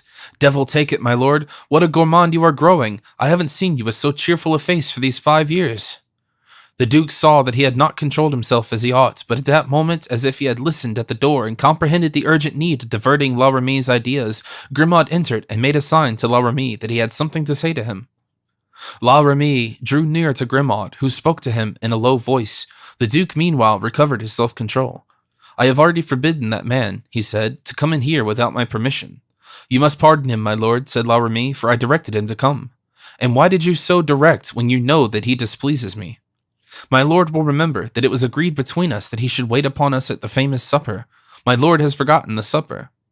No, but I have forgotten Monsieur Grimaud. My lord understands that there can be no supper unless he is allowed to present.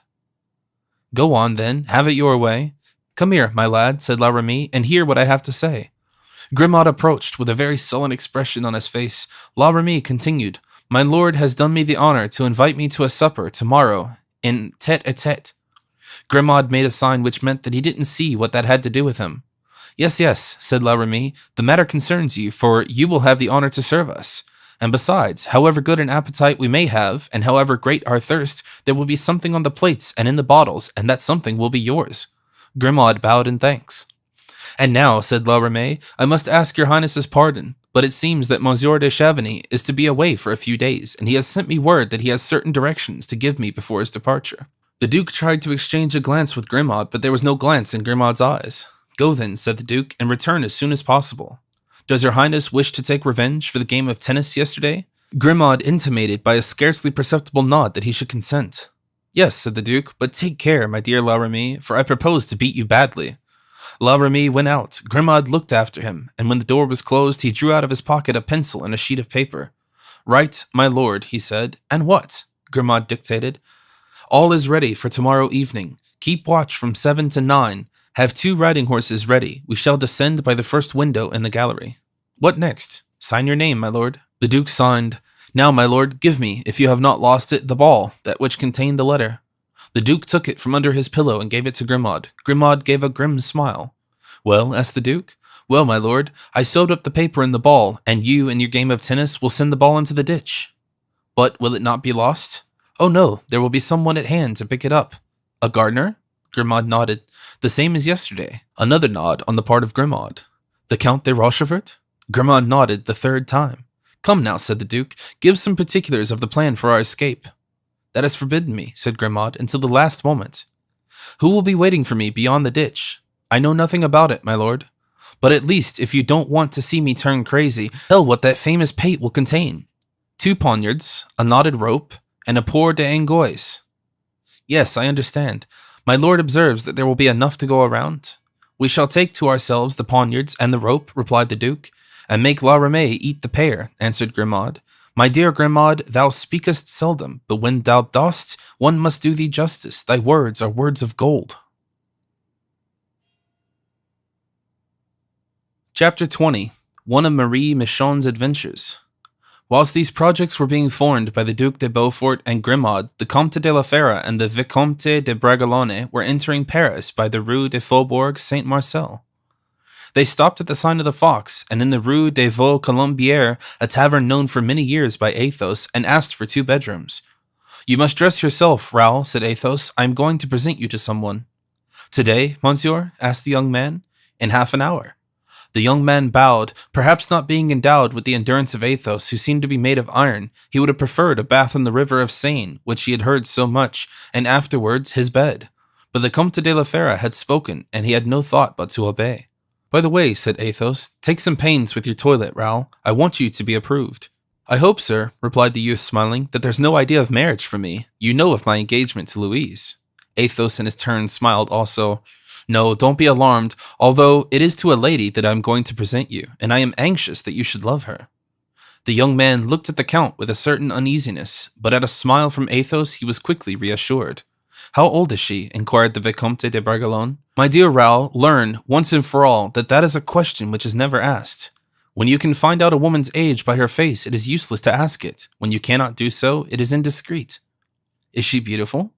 16 years ago, she was deemed not only the prettiest, but the most graceful woman in France.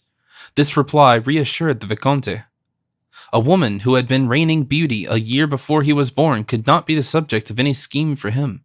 He retired to his toilet. When he reappeared, Athos received him with the same paternal smile at which he had often bestowed on D'Artagnan, but a more profound tenderness for Raoul was now visibly impressed upon his face. Athos cast a glance at his feet, hands, and hair, these 3 marks of race. The youth's dark hair was neatly parted and hung in curls, forming a sort of dark frame around his face. Such was the fashion of the day. Gloves of grey kid, matching the hat, well displayed the form of a slender and elegant hand, whilst his boots, similar in color to the hat and gloves, confined feet small as those of a boy 12 years old. Come, murmured Athos, if she is not proud of him, she must be hard to please. It was 3 o'clock in the afternoon. The 2 travelers proceeded to the Rue Saint-Dominique and stopped at the door of a magnificent hotel surmounted with the arms of de Leunas. "'Tis here," said Athos.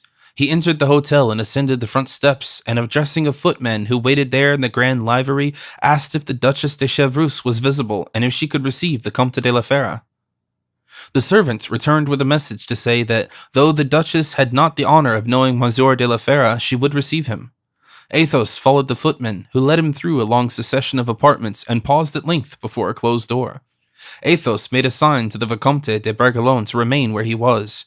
The footman opened the door and announced Monsieur le Comte de Fère. Madame de Chevreuse, whose name appears so often in our story, The Three Musketeers, without her actually having appeared in any scene, was still a beautiful woman. Although about 44 or 45 years of age, she might have passed for 35. She still had her rich, fair hair, her large, animated, intelligent eyes, so often opened by intrigue, so often closed by the blindness of love. She had still her nymph-like form, so that when her back was turned, she was still not unlike the girl who had jumped with Anne of Austria over the moat of the Tuileries in 1563. In all other respects, she was the same mad creature who threw over her amours such an air of originality as to make them proverbial for eccentricity in her family.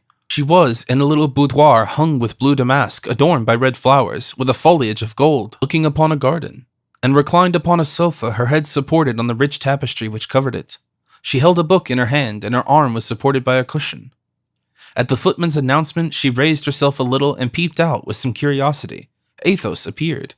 He was dressed in violet-tinted velvet, trimmed with silk of the same color. His shoulder knots were of burnished silver. His mantle had no gold nor embroidery on it. A simple plume of violet feathers adorned his hat. His boots were of black leather, and at his girdle hung that sword with a magnificent hilt that Porthos had so often admired in the Rue Feron.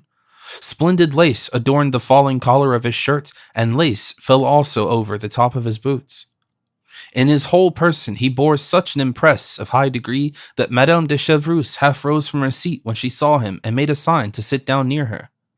Athos bowed and obeyed. The footman was withdrawing, but Athos stopped him by a sign.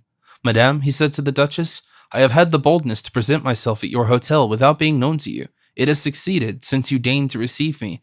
I have now the boldness to ask for an interview of half an hour." "I grant it, monsieur," replied Madame de Chevreuse with her most gracious smile. "But that is not all, madame. Oh, I am very presuming, I am aware. The interview for which I ask is of us two alone, and I earnestly wish that it may not be interrupted." "I am not at home to anyone," said the Duchess de Chevreuse to the footman. "You may go." The footman went out. There ensued a brief silence, during which these two persons, who at first sight recognized each other so clearly as of noble race, examined each other without embarrassment of either side. The Duchess was to speak first. "Well, sir, I am waiting with impatience to hear what you wish to say to me." "And I, madame," replied Athos, "am looking with admiration." "Sir," said Madame de Chevreuse, "you must excuse me, but I long to know whom I am talking. You belong to the court, doubtless, yet I have never seen you at court. Have you by any chance been in the Bastille?" "No, madame, I have not, but I very likely am on the road to it."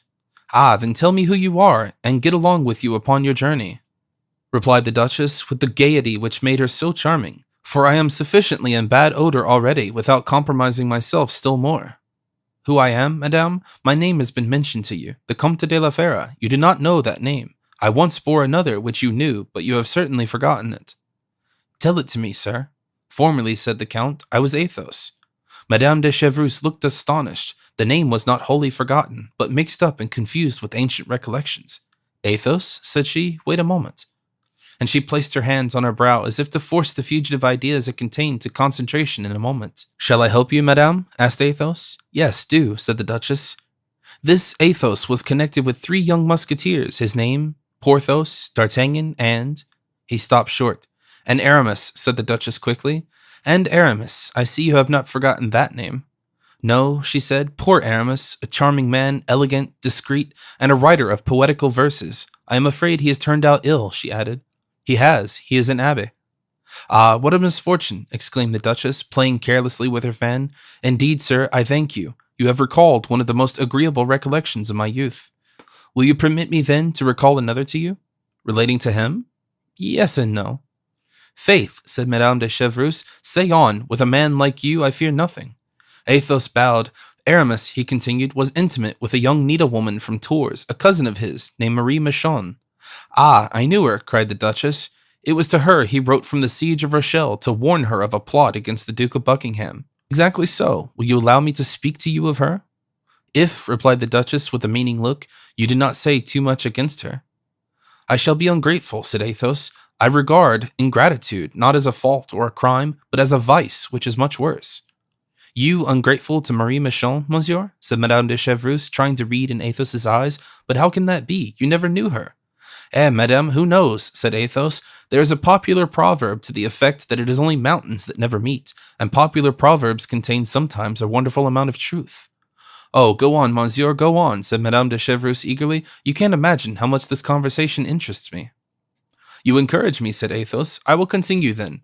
That cousin of Aramis, that Marie Michon, that needlewoman, notwithstanding her low condition, had acquaintances in the highest rank. She called the grandest ladies of the court her friend, and the queen, proud as she is, in her double character as Austrian and as Spaniard, called her her sister."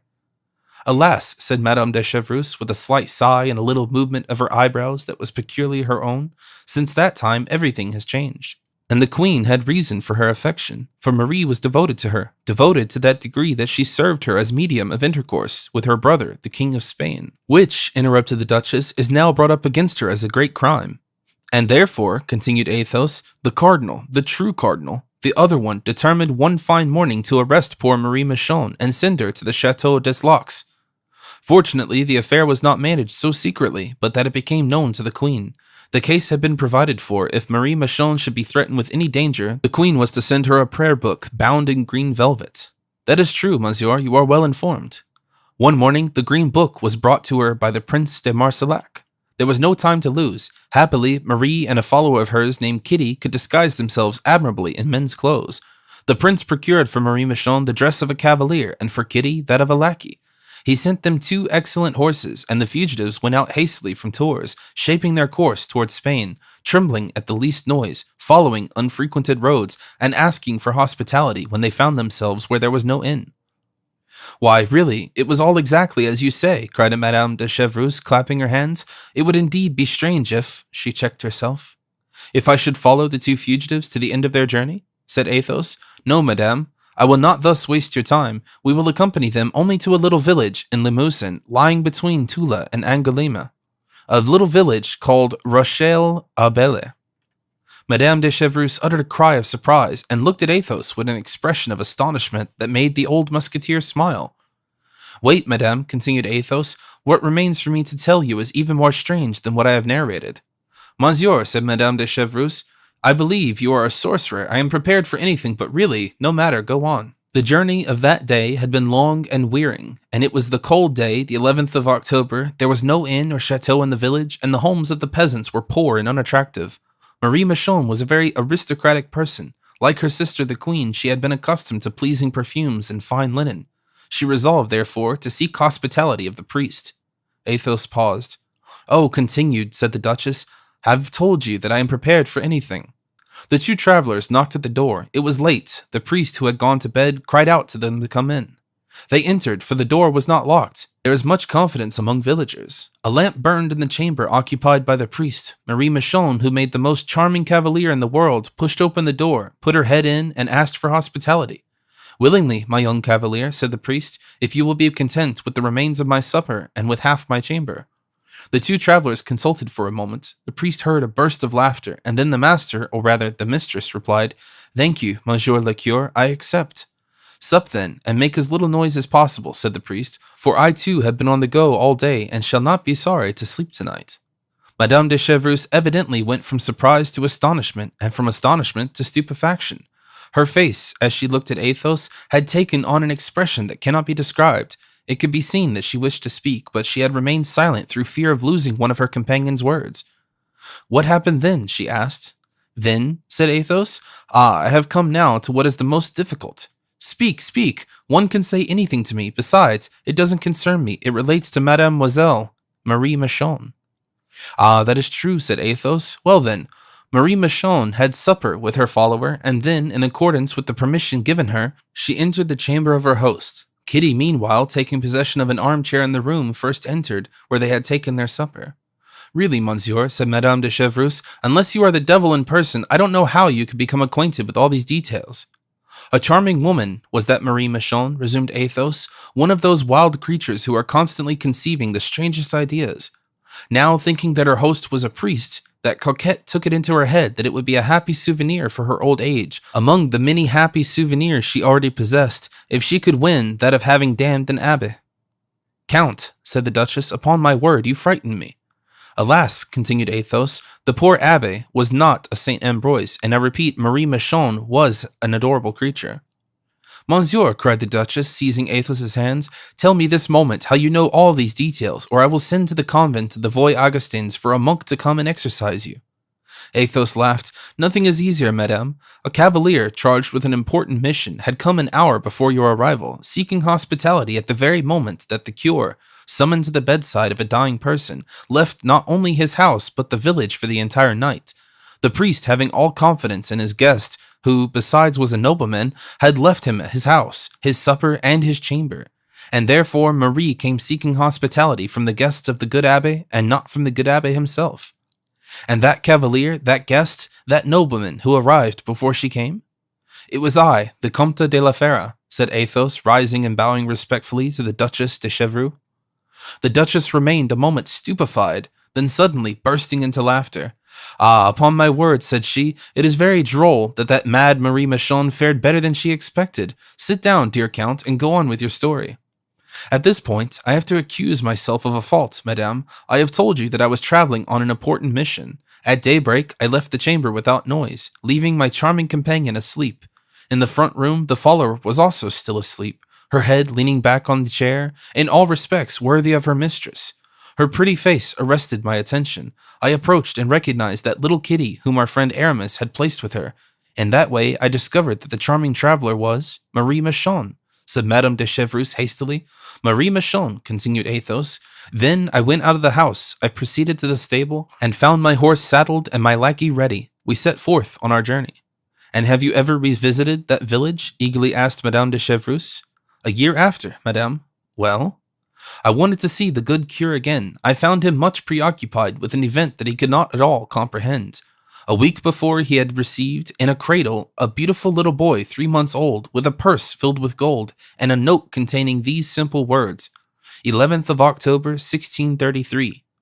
It was the date of that strange adventure, interrupted Madame de Chevreuse.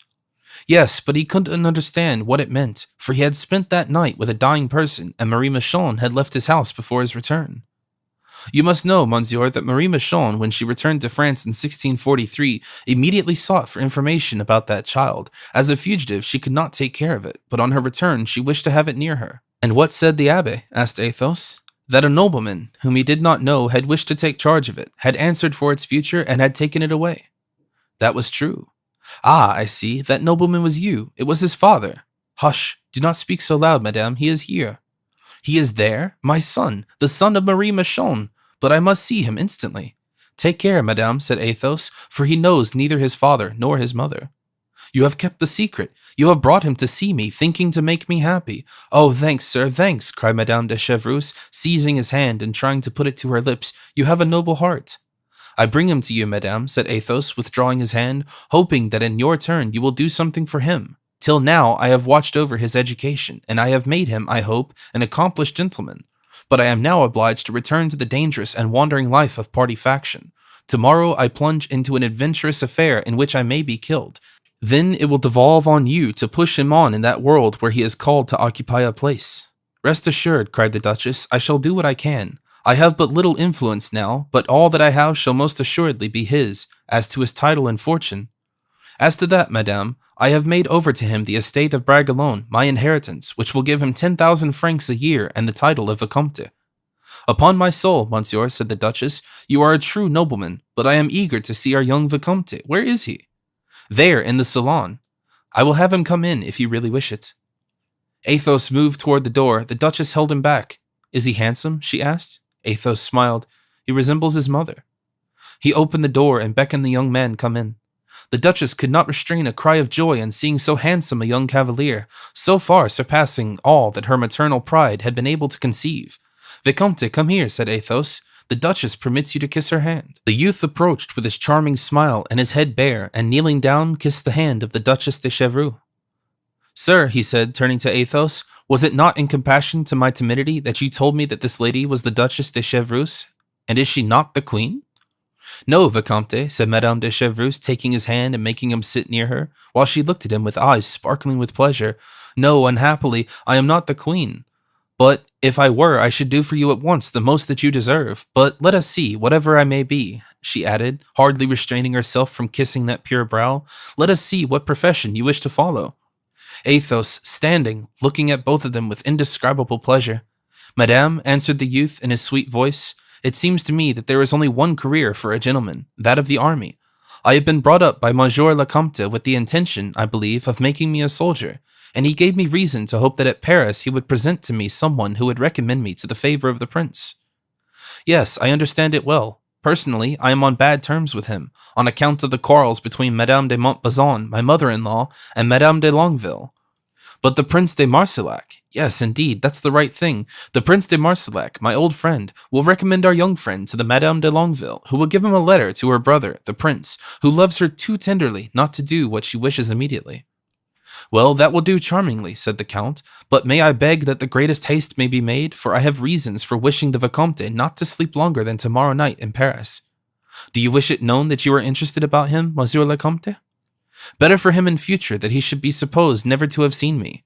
Oh, sir, cried Raoul. You know, Bragelonne, said Athos, I never speak without reflection. Well, Comte, I am going instantly, interrupted the Duchess, to send for the Prince de Marsillac, who is happily in Paris just now. What are you going to do this evening? We intend to visit the Abbess Scarron, for whom I have a letter of introduction, at whose house I expect to meet some of my friends. 'Tis well, I will go there also for a few minutes, said the Duchess. Do not quit his salon until you have seen me. Athos bowed and prepared to leave. Well, Monsieur le Comte, said the Duchess, smiling, does one leave so solemnly his old friends? Ah, murmured Athos, kissing her hand, had I only sooner known that Marie Michon was so charming a creature, and he withdrew, sighing. Chapter 21. The Abbess Scarron. There was once in the Rue des Tournelles a house known by all the sedan chairmen and footmen of Paris, and yet nevertheless this house was neither of a great man nor a rich man. There was neither dining nor playing at cards nor dancing in that house. Nevertheless, it was the rendezvous of the great world, and all Paris went there. It was the abode of the little Abbess Scarron. In the home of the witty abbot dwelt incessant laughter. There all the items of the day had their source and were so quickly transformed, misrepresented, metamorphosed, some into epigrams, some into falsehoods, that everyone was anxious to pass an hour with little Scarron, listening to what he said, reporting it to others.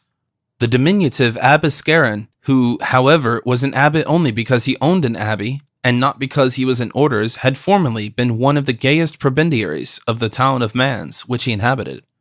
On a day of the cardinal, he had taken a notion to provide an unusual entertainment for that good town, of which he was the life and soul. He had made his valet cover him with honey, then, opening a feather bed, he had rolled in it, and had thus become the most grotesque fowl it is possible to imagine. He then began to visit his friends of both sexes in that strange costume. At first he had been followed through astonishment, then with derisive shouts, then the porters had insulted him, then children had thrown stones at him, and finally he was obliged to run to escape the missiles. As soon as he took to flight, everyone pursued him, until pressed on all sides, Scarron found no way of escaping his escort, except by throwing himself into the river. But the water was icy cold, Scarron was heated, the cold seized on him, and when he reached the farther bank, he found himself crippled. Every means had been employed in vain to restore the use of his limbs. He had been subjected to a severe disciplinary course of medicine. At length he sent away all his doctors, declaring that he preferred the disease to the treatment, and came to Paris, where the fame of his wit had preceded him. There he made a chair made on his own plan, and one day, visiting Anne of Austria in this chair, she asked him, charmed as she was both his wit, if he did not wish for a title. Yes, your majesty, there is a title which I covet much, replied Scarron. And what is that? That of being your invalid, answered Scarron. So he was called Queen's Invalid, with a pension of 1,500 francs. From that moment, Scarron led a happy life, spending both income and principal. One day, however, an emissary of the cardinal's gave him to understand that he was wrong in receiving the coadjutor so often. And why? Asked Scarron. Is he not a man of good birth? Certainly. Agreeable? Well, undeniably. Witty? He has, unfortunately, too much wit. Well, then why do you wish me to give up on seeing such a man? Because he is an enemy. Of whom? Of the cardinal. What? Answered Scarron. I continue to receive Monsieur Gilles d'Esperance, who thinks ill of me, and you wish me to give up seeing the coadjutor because he thinks ill of another man? Impossible. The conversation had rested there, and Scarron, through sheer obstinacy, had seen Monsieur de Gondi only the more frequently. Now the very morning of which we speak was that of his quarter-day payment, and Scarron, as usual, had sent his servant to get his money at the pension office, but the man had returned and said that the government had no more money to give Monsieur Scarron. It was on Thursday, the abbey's reception day. People went there in crowds. The cardinal's refusal to pay the pension was known about the town in half an hour, and he was abused with wit and vehemence.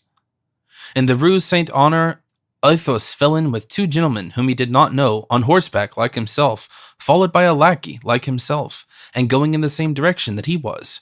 One of them, hat in hand, said to him, "Would you believe it, monsieur, that contemptible Mazarin has stopped poor Scarron's pension?" "That is unreasonable," said Athos, saluting in his turn the two cavaliers, and they separated with courteous gestures. "It happens well that we are going there this evening," said Athos to the Vicomte. "We will pay our compliments to that poor man." "What, then, is this Monsieur Scarron, who thus puts all Paris in commotion? Is he some minister out of office?" "Oh no, not at all, Vicomte," Athos replied. "He is simply a gentleman of great genius who has fallen into disgrace with the cardinal through having written certain phrases against him."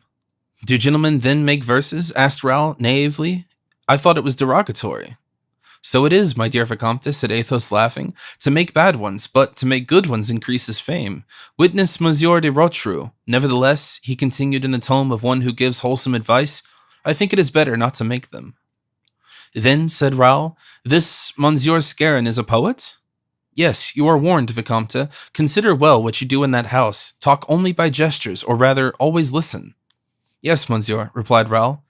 "You will see me talking with one of my friends, the Abbé de Herblay, of whom you have often heard me speak." "I remember him, monsieur." "Come near to us from time to time, as if to speak, but do not speak and do not listen. That little stratagem may serve to keep off interlopers." "Very well, monsieur. I will obey you at all points." Athos made 2 visits in Paris. At 7 o'clock, he and Raoul directed their steps to the Rue des Tournelles. It was stopped by porters, horses, and footmen. Athos forced his way through and entered, followed by a young man. The first person that struck him on his entrance was Aramis, planted near a great chair on casters very large, covered with a canopy of tapestry, under which there moved, enveloped in a quilt of brocade, a little face, youngish, very merry, somewhat pallid, whilst its eyes never ceased to express a sentiment at once lively, intellectual, and amiable. This was the Abbé Scarron, always laughing, joking, complimenting, yet suffering, and toying nervously with a small switch. Around this kind of rolling tent pressed a crowd of gentlemen and ladies. The room was neatly, comfortably furnished, large valances of silk, embroidered with flowers of gay colors, which were rather faded, fell from the wide windows. The fittings of the room were simple, but in excellent taste. 2 well-trained serving-men were in attendance on the company. On perceiving Athos, Aramis advanced toward him, took him by the hand, and presented him to Scarron. Raoul remained silent, for he was not prepared for the dignity of the bel esprit. After some minutes, the door opened, and a footman announced Mademoiselle Paulette. Athos touched the shoulder of the Vicomte. "Look at this lady, Raoul. She is an historic personage. It was to visit her king, Henry IV, was going when he was assassinated." Everyone thronged around Mademoiselle Paulette, for she was always very much the fashion. She was a tall woman, with a slender figure and a forest of golden curls, such as Raphael was fond of, and Titian had painted all his Magdalens with.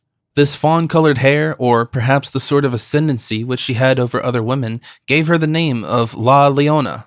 Mademoiselle Paulette took to her accustomed seat, but before sitting down, she cast in all her queen-like grandeur a look around the room, and her eyes rested on Raoul. Athos smiled. "Mademoiselle Paulette has observed you, Vicomte. Go and bow to her. Don't try to appear anything but what you are, a true country youth. On no account speak to her of Henry IV." "When shall we 2 walk together?" Athos then said to Aramis. "Presently. There are not a sufficient number of people here yet. We shall be remarked." At this moment the door opened, and in walked the coadjutor. At this name everyone looked around, for this was already a very celebrated name. Athos did the same. He knew the Abbé de Gondy only by report. He saw a little dark man, ill-made and awkward with his hands in everything except drawing a sword and firing a pistol, with something haughty and contemptuous in his face. Scarron turned around toward him, and came to meet him in his chair. "Well," said the coadjutor, on seeing him, "you are in disgrace, then, Abbé?" This was the orthodox phrase. It had been said that evening 100 times, and Scarron was at his 100th bon mot on the subject. He was very nearly at the end of his humoristic tether, but one despairing effort saved him.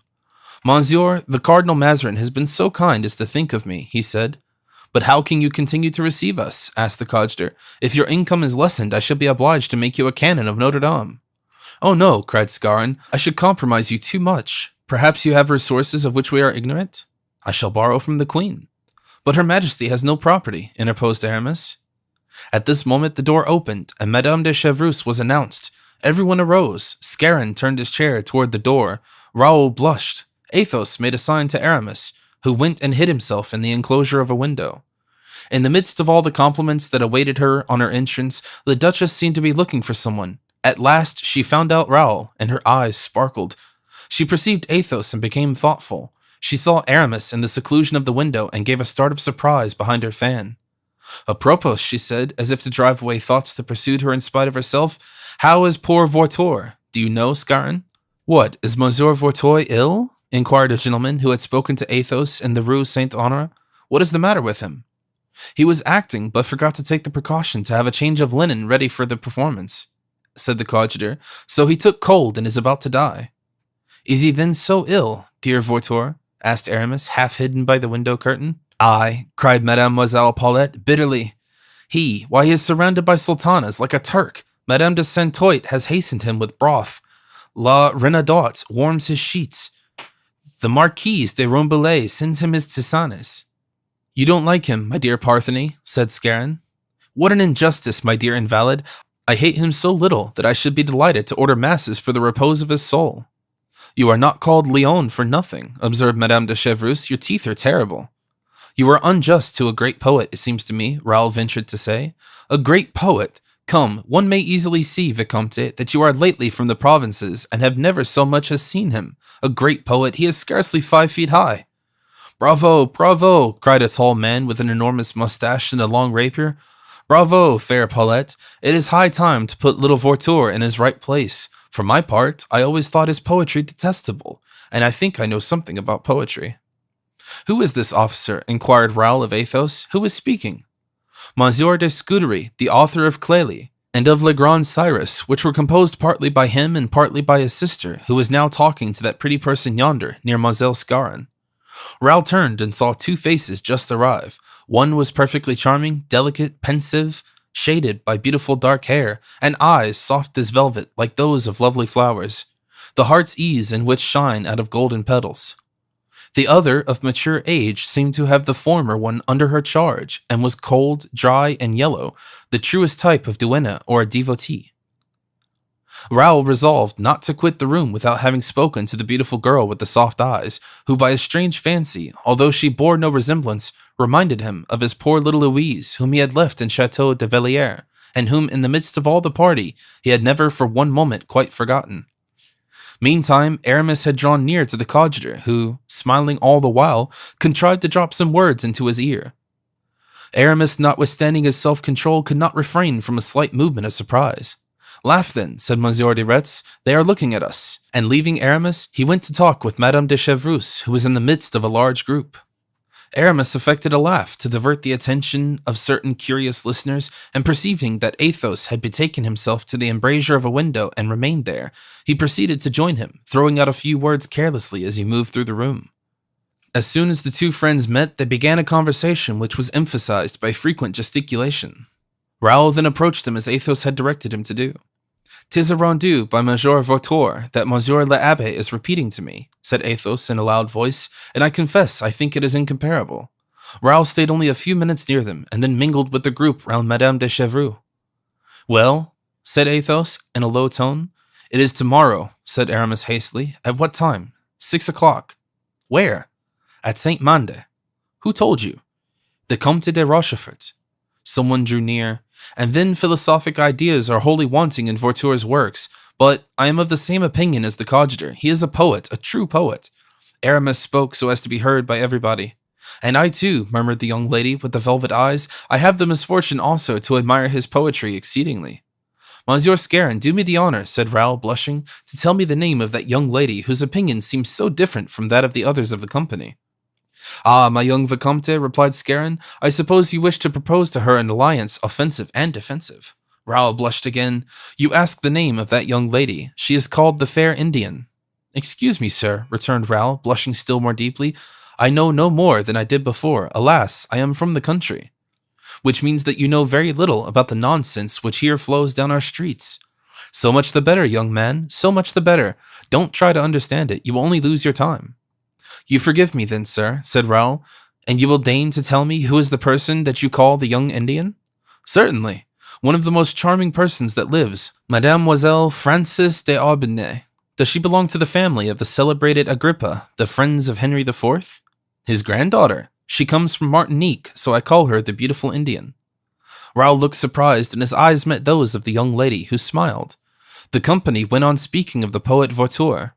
"Monsieur," said Mademoiselle Aubigné to Scarron, as if she wished to join in the conversation he was engaged in with Raoul, "you do not admire Monsieur Voiture's friends? Listen how they pull him to pieces even whilst they praise him.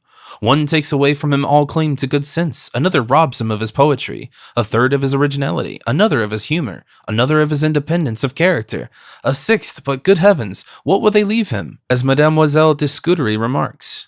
Scarron and Raoul laugh. The fair Indian, astonished at the sensation her observation produced, looked down and resumed her air of naivete. Athos, still within the enclosure of the window, watched this scene with a smile of disdain on his lips. "Tell the Comte de la Fère to come to me," said Madame de Chevreuse. "I want to speak to him." "And I," said the coadjutor, "want it to be thought that I do not speak to him. I admire, I love him, for I know his former adventures, but I shall not speak to him until the day after tomorrow." "And why day after tomorrow?" asked Madame de Chevreuse. "You will know that tomorrow evening," said the coadjutor, smiling. "Really, my dear Gondy," said the Duchess, "you remind one of the Apocalypse. Monsieur de Herblay," she added, turning toward Aramis, "will you be my servant once more this evening?"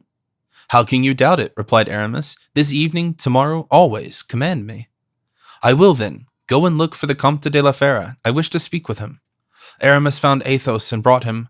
"Monsieur le Comte," said the Duchess, giving him a letter, "here is what I promised you. Our young friend will be extremely well received. Madame, he is very happy in owing any obligation to you. You have no reason to envy him on that score, for I owe to you the pleasure of knowing him," replied the witty woman, with a smile which recalled Marie Michon to Aramis and to Athos. As she uttered that bon mot, she arose and asked for her carriage. Mademoiselle Paulette had already gone. Mademoiselle de Scudery was going. "Vicomte," said Athos to Raoul, "follow the Duchess. Beg her to do you the favor to take your arm in going downstairs, and thank her as you descend." The fair Indian approached Scarron. "You are going already," he said. "One of the last, as you see. If you hear anything of Monsieur Voiture, be so kind to send me word tomorrow." "Oh," said Scarron, "he may die now." "Why?" asked the girl with the velvet eyes. "Certainly, his panegyric has been uttered." They parted, laughing, she turning back to gaze at the poor paralytic man with interest, he looking after her with the eyes of love. One by one, the several groups broke up. Scarron seemed not to observe that certain of his guests had talked mysteriously, that letters had passed from hand to hand, and that the assembly had seemed to have a secret purpose quite apart from the literary discussion carried on with so much ostentation. Was that all to Scarron? At this house, rebellion could be planned with impunity, for, as we have said, since that morning he had ceased to be the queen's invalid. As to Raoul, he had attended the Duchess to her carriage, where, as she took her seat, she gave him her hand to kiss. Then, by one of those wild caprices which made her so adorable and at the same time so dangerous, she had suddenly put her arm around his neck and kissed his forehead, saying, "Vicomte, may my good wishes and this kiss bring you good fortune."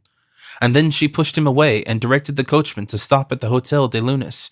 The carriage had started, Madame de Chevreuse had made a parting gesture to the young man, and Raoul had returned in a state of stupefaction. Athos surmised what had taken place and smiled. "Come, Vicomte," he said, "it is time for you to go to bed. You will start in the morning for the army of Monsieur le Prince. Sleep well your last night as citizen." "I am to be a soldier then?" said the young man. "Oh, monsieur, I thank you with all my heart." "Adieu, Count," said the Abbé de Herblay. "I return to my convent." "Adieu, Abbé," said the coadjutor. "I am to preach tomorrow, and have 20 texts to examine this evening." "Adieu, gentlemen," said the Count. "I am going to sleep 24 hours. I am just falling down with fatigue." The three men saluted one another, whilst exchanging a last look. Scarron followed their movements with a glance from the corner of his eye. "Not one of them will do as he says," he murmurs, with his little monkey smile. "But they may do as they please, the brave gentlemen. Who knows if they will not manage to restore me to my pension? They can move their arms, they can, and that is much. Alas, I have only my tongue, but I will try to show that this is good for something. Ho there, Champenoise! Here, it is 11 o'clock. Come and roll me to bed. Really, that Demoiselle Abinet is very charming." So the invalid disappeared soon afterwards, and went into his sleeping room. And one by one, the lights in the salon of the Rue d'Eternalis were extinguished. Chapter 22. Saint Denis. The day had begun to break when Athos arose and dressed himself. It was plain, by a paleness still greater than usual, and by those traces which loss of sleep leaves on the face, that he must have passed almost the whole of the night without sleeping. Contrary to the custom of a man so firm and decided, there was this morning in personal appearance something tardy and irresolute. He was occupied with the preparations for Raoul's departure, and was seeking to gain time. In the first place, he himself furbished a sword, which he drew from its perfumed leather sheath. He examined it to see if its hilt was well guarded and if the blade was firmly attached to the hilt. Then he placed at the bottom of the valise belonging to the young man a small bag of louis called a levain. The lackey who had followed him from Blois and made him pack the valet under his own eyes, watchful to see that everything should be put in which might be useful to a young man entering on his first campaign. At length, after occupying about an hour in these preparations, he opened the door of the room in which the Vicomte slept and entered. The sun, already high, penetrated into the room through the window, the curtains of which Raoul had neglected to close on the previous evening. He was still sleeping, his head gracefully reposing on his arm. Athos approached and hung over the youth with an attitude full of tender melancholy. He looked long on this young man, whose smiling mouth and half-closed eyes bespoke soft dreams and lightest slumber, as if his guardian angel watched over him with solicitude and affection. By degrees, Athos gave himself up to the charms of his reverie and the proximity of youth, so pure, so fresh. His own youth seemed to reappear, bringing with it all those savory remembrances which are like perfumes more than thoughts. Between the past and the present was an ineffable abyss. But imagination has the wings of an angel of light and travels safely through or over the seas where we have been almost shipwrecked, the darkness in which our illusions are lost, the precipice whence our happiness has been hurled and swallowed up. He remembered that all the first part of his life had been embittered by a woman, and he thought with alarm of the influence love might assume over so fine, and at the same time so vigorous, an organization as that of Raoul. In recalling all that he had been through, he foresaw all that Raoul might suffer, and the expression of the deep and tender compassion which throbbed in his heart was pictured in the moist eye with which he gazed on the young man.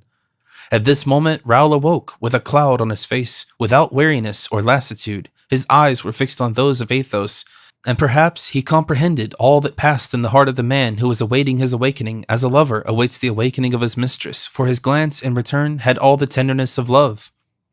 "You are there, sir?" he said respectfully. "Yes, Raoul," replied the count. "And you did not awaken me?"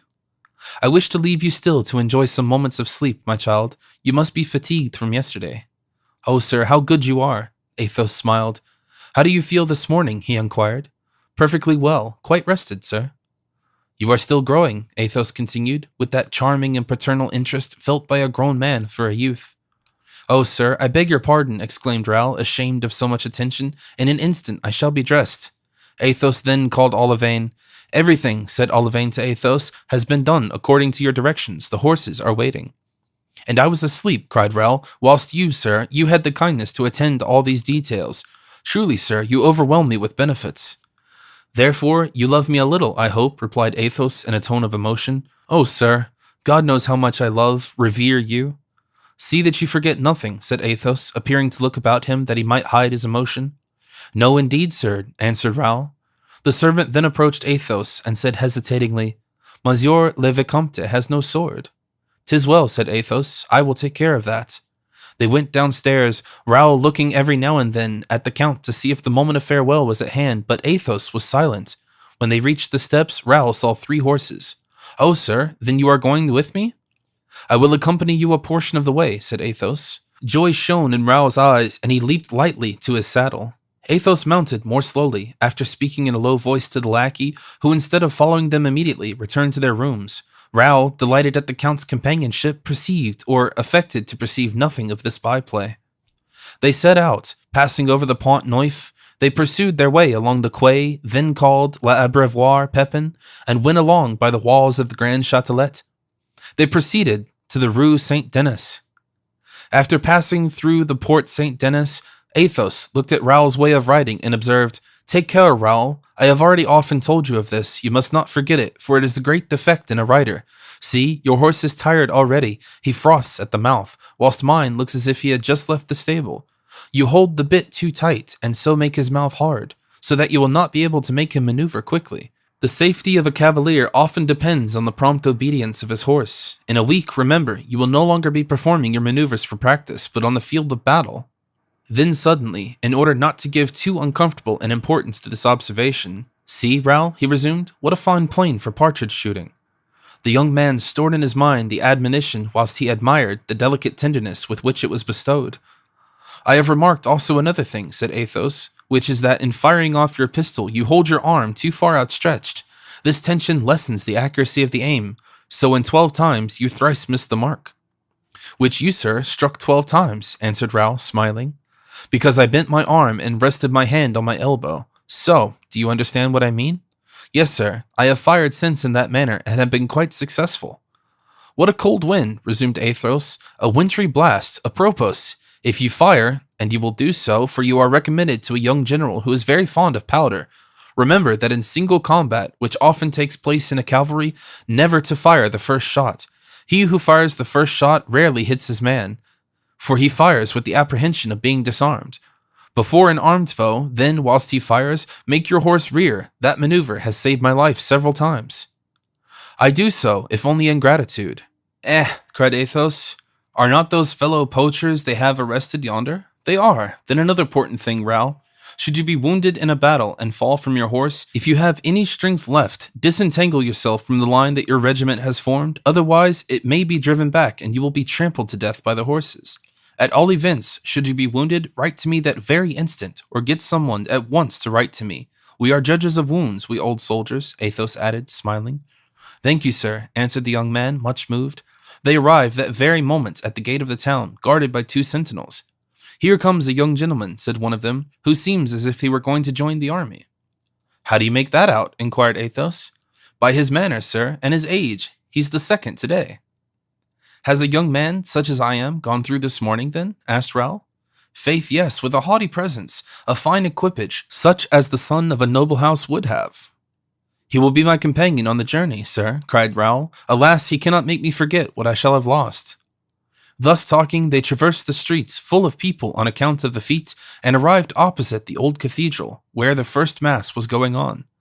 Let us alight, Raoul, said Athos. Olivain, take care of our horses and give me my sword.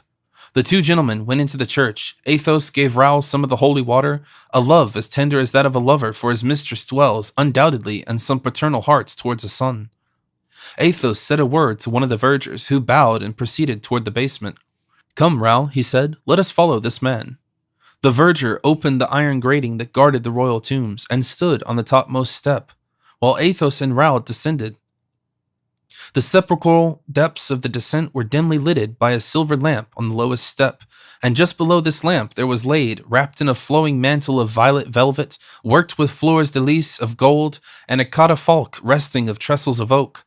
The young man, prepared for the scene by the state of his own feelings, which were mournful, and by the majesty of the cathedral which he had passed through, descended in a slow and solemn manner, and stood with his head uncovered before these mortal spoils of the last king, who was not to be placed by the side of his forefathers until his successor should take his place there, and who appeared to abide on that spot, that he might thus address human pride, so sure to be exalted by the glories of a throne.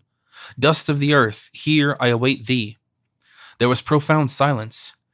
Then Athos raised his hand, and pointing to the coffin, "This temporary sepulture is," he said, "that of a man who was of feeble mind, yet one whose reign was full of great events, because over this king watched the spirit of another man. Even as this lamp keeps vigil over this coffin and illumines it, he whose intellect was thus supreme, Raoul, was the actual sovereign. The other, nothing but a phantom to whom he lent a soul. And yet so powerful is majesty among us, this man was not even the honor of a tomb at the feet of him, in whose service his life was worn away. Remember, Raoul, this, if Richelieu made the king by comparison seem small, he made royalty great. The palace of the Louvre contains 2 things, the king who must die, and royalty which never dies.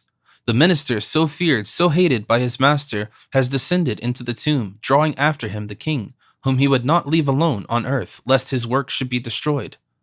So blind were his contemporaries that they regarded the cardinal's death as a deliverance, and I, even I, opposed the designs of the great man who held the destinies of France within the hollow of his hand. Raoul, learn how to distinguish the king from royalty. The king is but a man, royalty is the gift of God.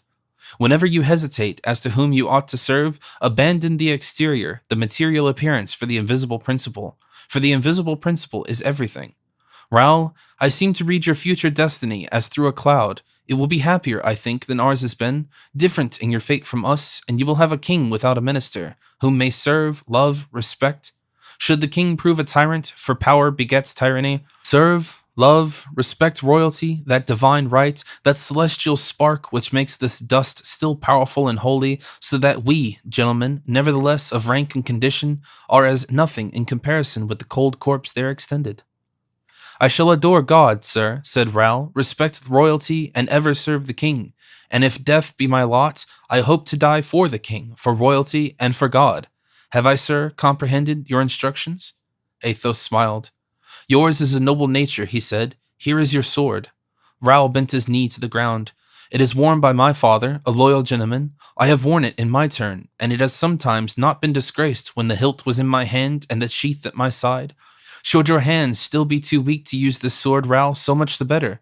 You will have more time to learn to draw it only when it ought to be used.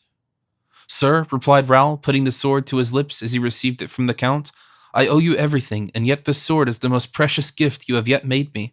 I will wear it, I swear to you, as a grateful man should do. 'Tis well. Arise, Vicomte, embrace me. Raoul arose and threw himself with emotion into the Count's arms. Adieu, faltered the Count, who felt his heart die away within him. Adieu, and think of me. Oh, forever and ever, cried the youth. Oh, I swear to you, sir, should any harm befall me, your name will be the last name I shall utter, the remembrance of you my last thought. Athos hastened upstairs to conceal his emotion, and regained with hurried steps the porch where Olivain was waiting with the horses. Olivain, said Athos, showing the servant Raoul's shoulder belt, tighten the buckle of the sword, it falls too low. You will accompany Monsieur le Vicomte till Grimaud rejoins you. You know, Raoul, Grimaud is an old and zealous servant, he will follow you. Yes, sir, answered Raoul. Now to horse, that I may see you depart. Raoul obeyed. Adieu, Raoul, said the Count. Adieu, my dearest boy. Adieu, sir, adieu, my beloved protector. Athos waved his hand. He dared not trust himself to speak, and Raoul went away, his head uncovered. Athos remained motionless, looking after him until he turned the corner of the street. Then the Count threw the bridle of his horse into the hands of a peasant, remounted the steps, went into the cathedral, there to kneel down in the darkest corner and pray. Chapter 23. One of the 40 methods of escape of the Duc de Beaufort. Meanwhile, time was passing on for the prisoner, as well as for those who were preparing his escape. Only for him it passed more slowly. Unlike other men who enter with ardor upon a perilous resolution and grow cold as the moment of execution approaches, the Duc de Beaufort, whose buoyant courage had become a proverb, seemed to push time before him, and sought most eagerly to hasten the hour of action. In his escape alone, apart from his plans for the future, which, it must be admitted, were the present sufficiently vague and uncertain, there was a beginning of vengeance which filled his heart. In the first place, his escape would be a serious misfortune to Monsieur de Chavigny, to whom he hated for the petty persecutions he owed to him. It would be a still worse affair for Mazarin, whom he execrated for the greater offences he had committed. It may be observed that there was a proper proportion in his sentiments toward the governor of the prison and the minister, toward the subordinate and the master. Then Monsieur de Beaufort, who was so familiar with the interior of the Palais Royal, though he did not know the relations existing between the queen and the cardinal, pictured to himself in his prison all the dramatic excitement which would ensue when the rumors should run from the minister's cabinet to the chamber of Anne of Austria. Monsieur de Beaufort has escaped. While saying that to himself, Monsieur de Beaufort smiled pleasantly and imagined himself already outside, breathing the air of the plains and the forests, pressing a strong horse between his knees and crying out in a loud voice, I am free. It is true that on coming to himself, he found that he was still within 4 walls. He saw La Ramee twirling his thumbs 10 feet from him, and his guards laughing and drinking in the antechamber. The only thing that was pleasant to him in that odious tableau, such as the instability of the human mind, was the sullen face of Grimaud, for whom he had first conceived such hatred, and who now was all his hope. Grimaud seemed to him an Antinous. It is needless to say that this transformation was visible only to the prisoner's feverish imagination. Grimaud was still the same, and therefore he retained the entire confidence of his superior, La Ramee, who now relied upon him more than he did upon himself. For, as we have said, La Ramee felt at the bottom of his heart a certain weakness for Monsieur de Beaufort. And so the good La Ramee made a festivity of the little supper with his prisoner. He had but one fault. He was a gourmand. He found the pates good, the wine excellent. Now the successor of Père Marteau had promised him a pate of pheasant instead of a pate of fowl, and Chambertin wine instead of Macon. All this set off by the presence of that excellent prince who was so good-natured, who invented so droll tricks against Monsieur de Chavigny, and his so fine jokes against Mazarin, made for La Ramee the approaching Pentecost, one of the 4 great feasts of the year. He therefore looked forward to 6 o'clock with as much impatience as the Duke himself. Since daybreak, La Ramee had been occupied with the preparations, and trusting no one but himself, he had visited personally the successor of Père Marteau. The latter had surpassed himself. He showed La Ramee a monstrous pate, ornamented with Monsieur de Beaufort's coat of arms. It was empty as yet, but a pheasant and 2 partridges were lying near it. La Ramee's mouth watered, and he returned to the Duke's chamber, rubbing his hands. To crown his happiness, Monsieur de Chavigny had started on a journey that morning, and in his absence, La Ramee was deputy governor of the chateau. As for Grimaud, he seemed more sullen than ever. In the course of the forenoon, Monsieur de Beaufort had a game of tennis with La Ramee. A sign from Grimaud put him on alert. Grimaud, going in advance, followed the course which they were to take in the evening. The game was played at an enclosure called the Little Court of the chateau, a place quite deserted except when Monsieur de Beaufort was playing, and even then the precaution seemed superfluous, the wall was so high.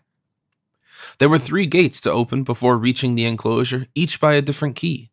When they arrived, Grimaud went carelessly and sat down by a loophole in the wall, letting his legs dangle outside. It was evident that there the rope ladder was to be attached. This maneuver, transparent to the Duc de Beaufort, was quite unintelligible to La Ramee. The game at tennis, which, upon a sign from Grimaud, Monsieur de Beaufort had consented to play, began in the afternoon.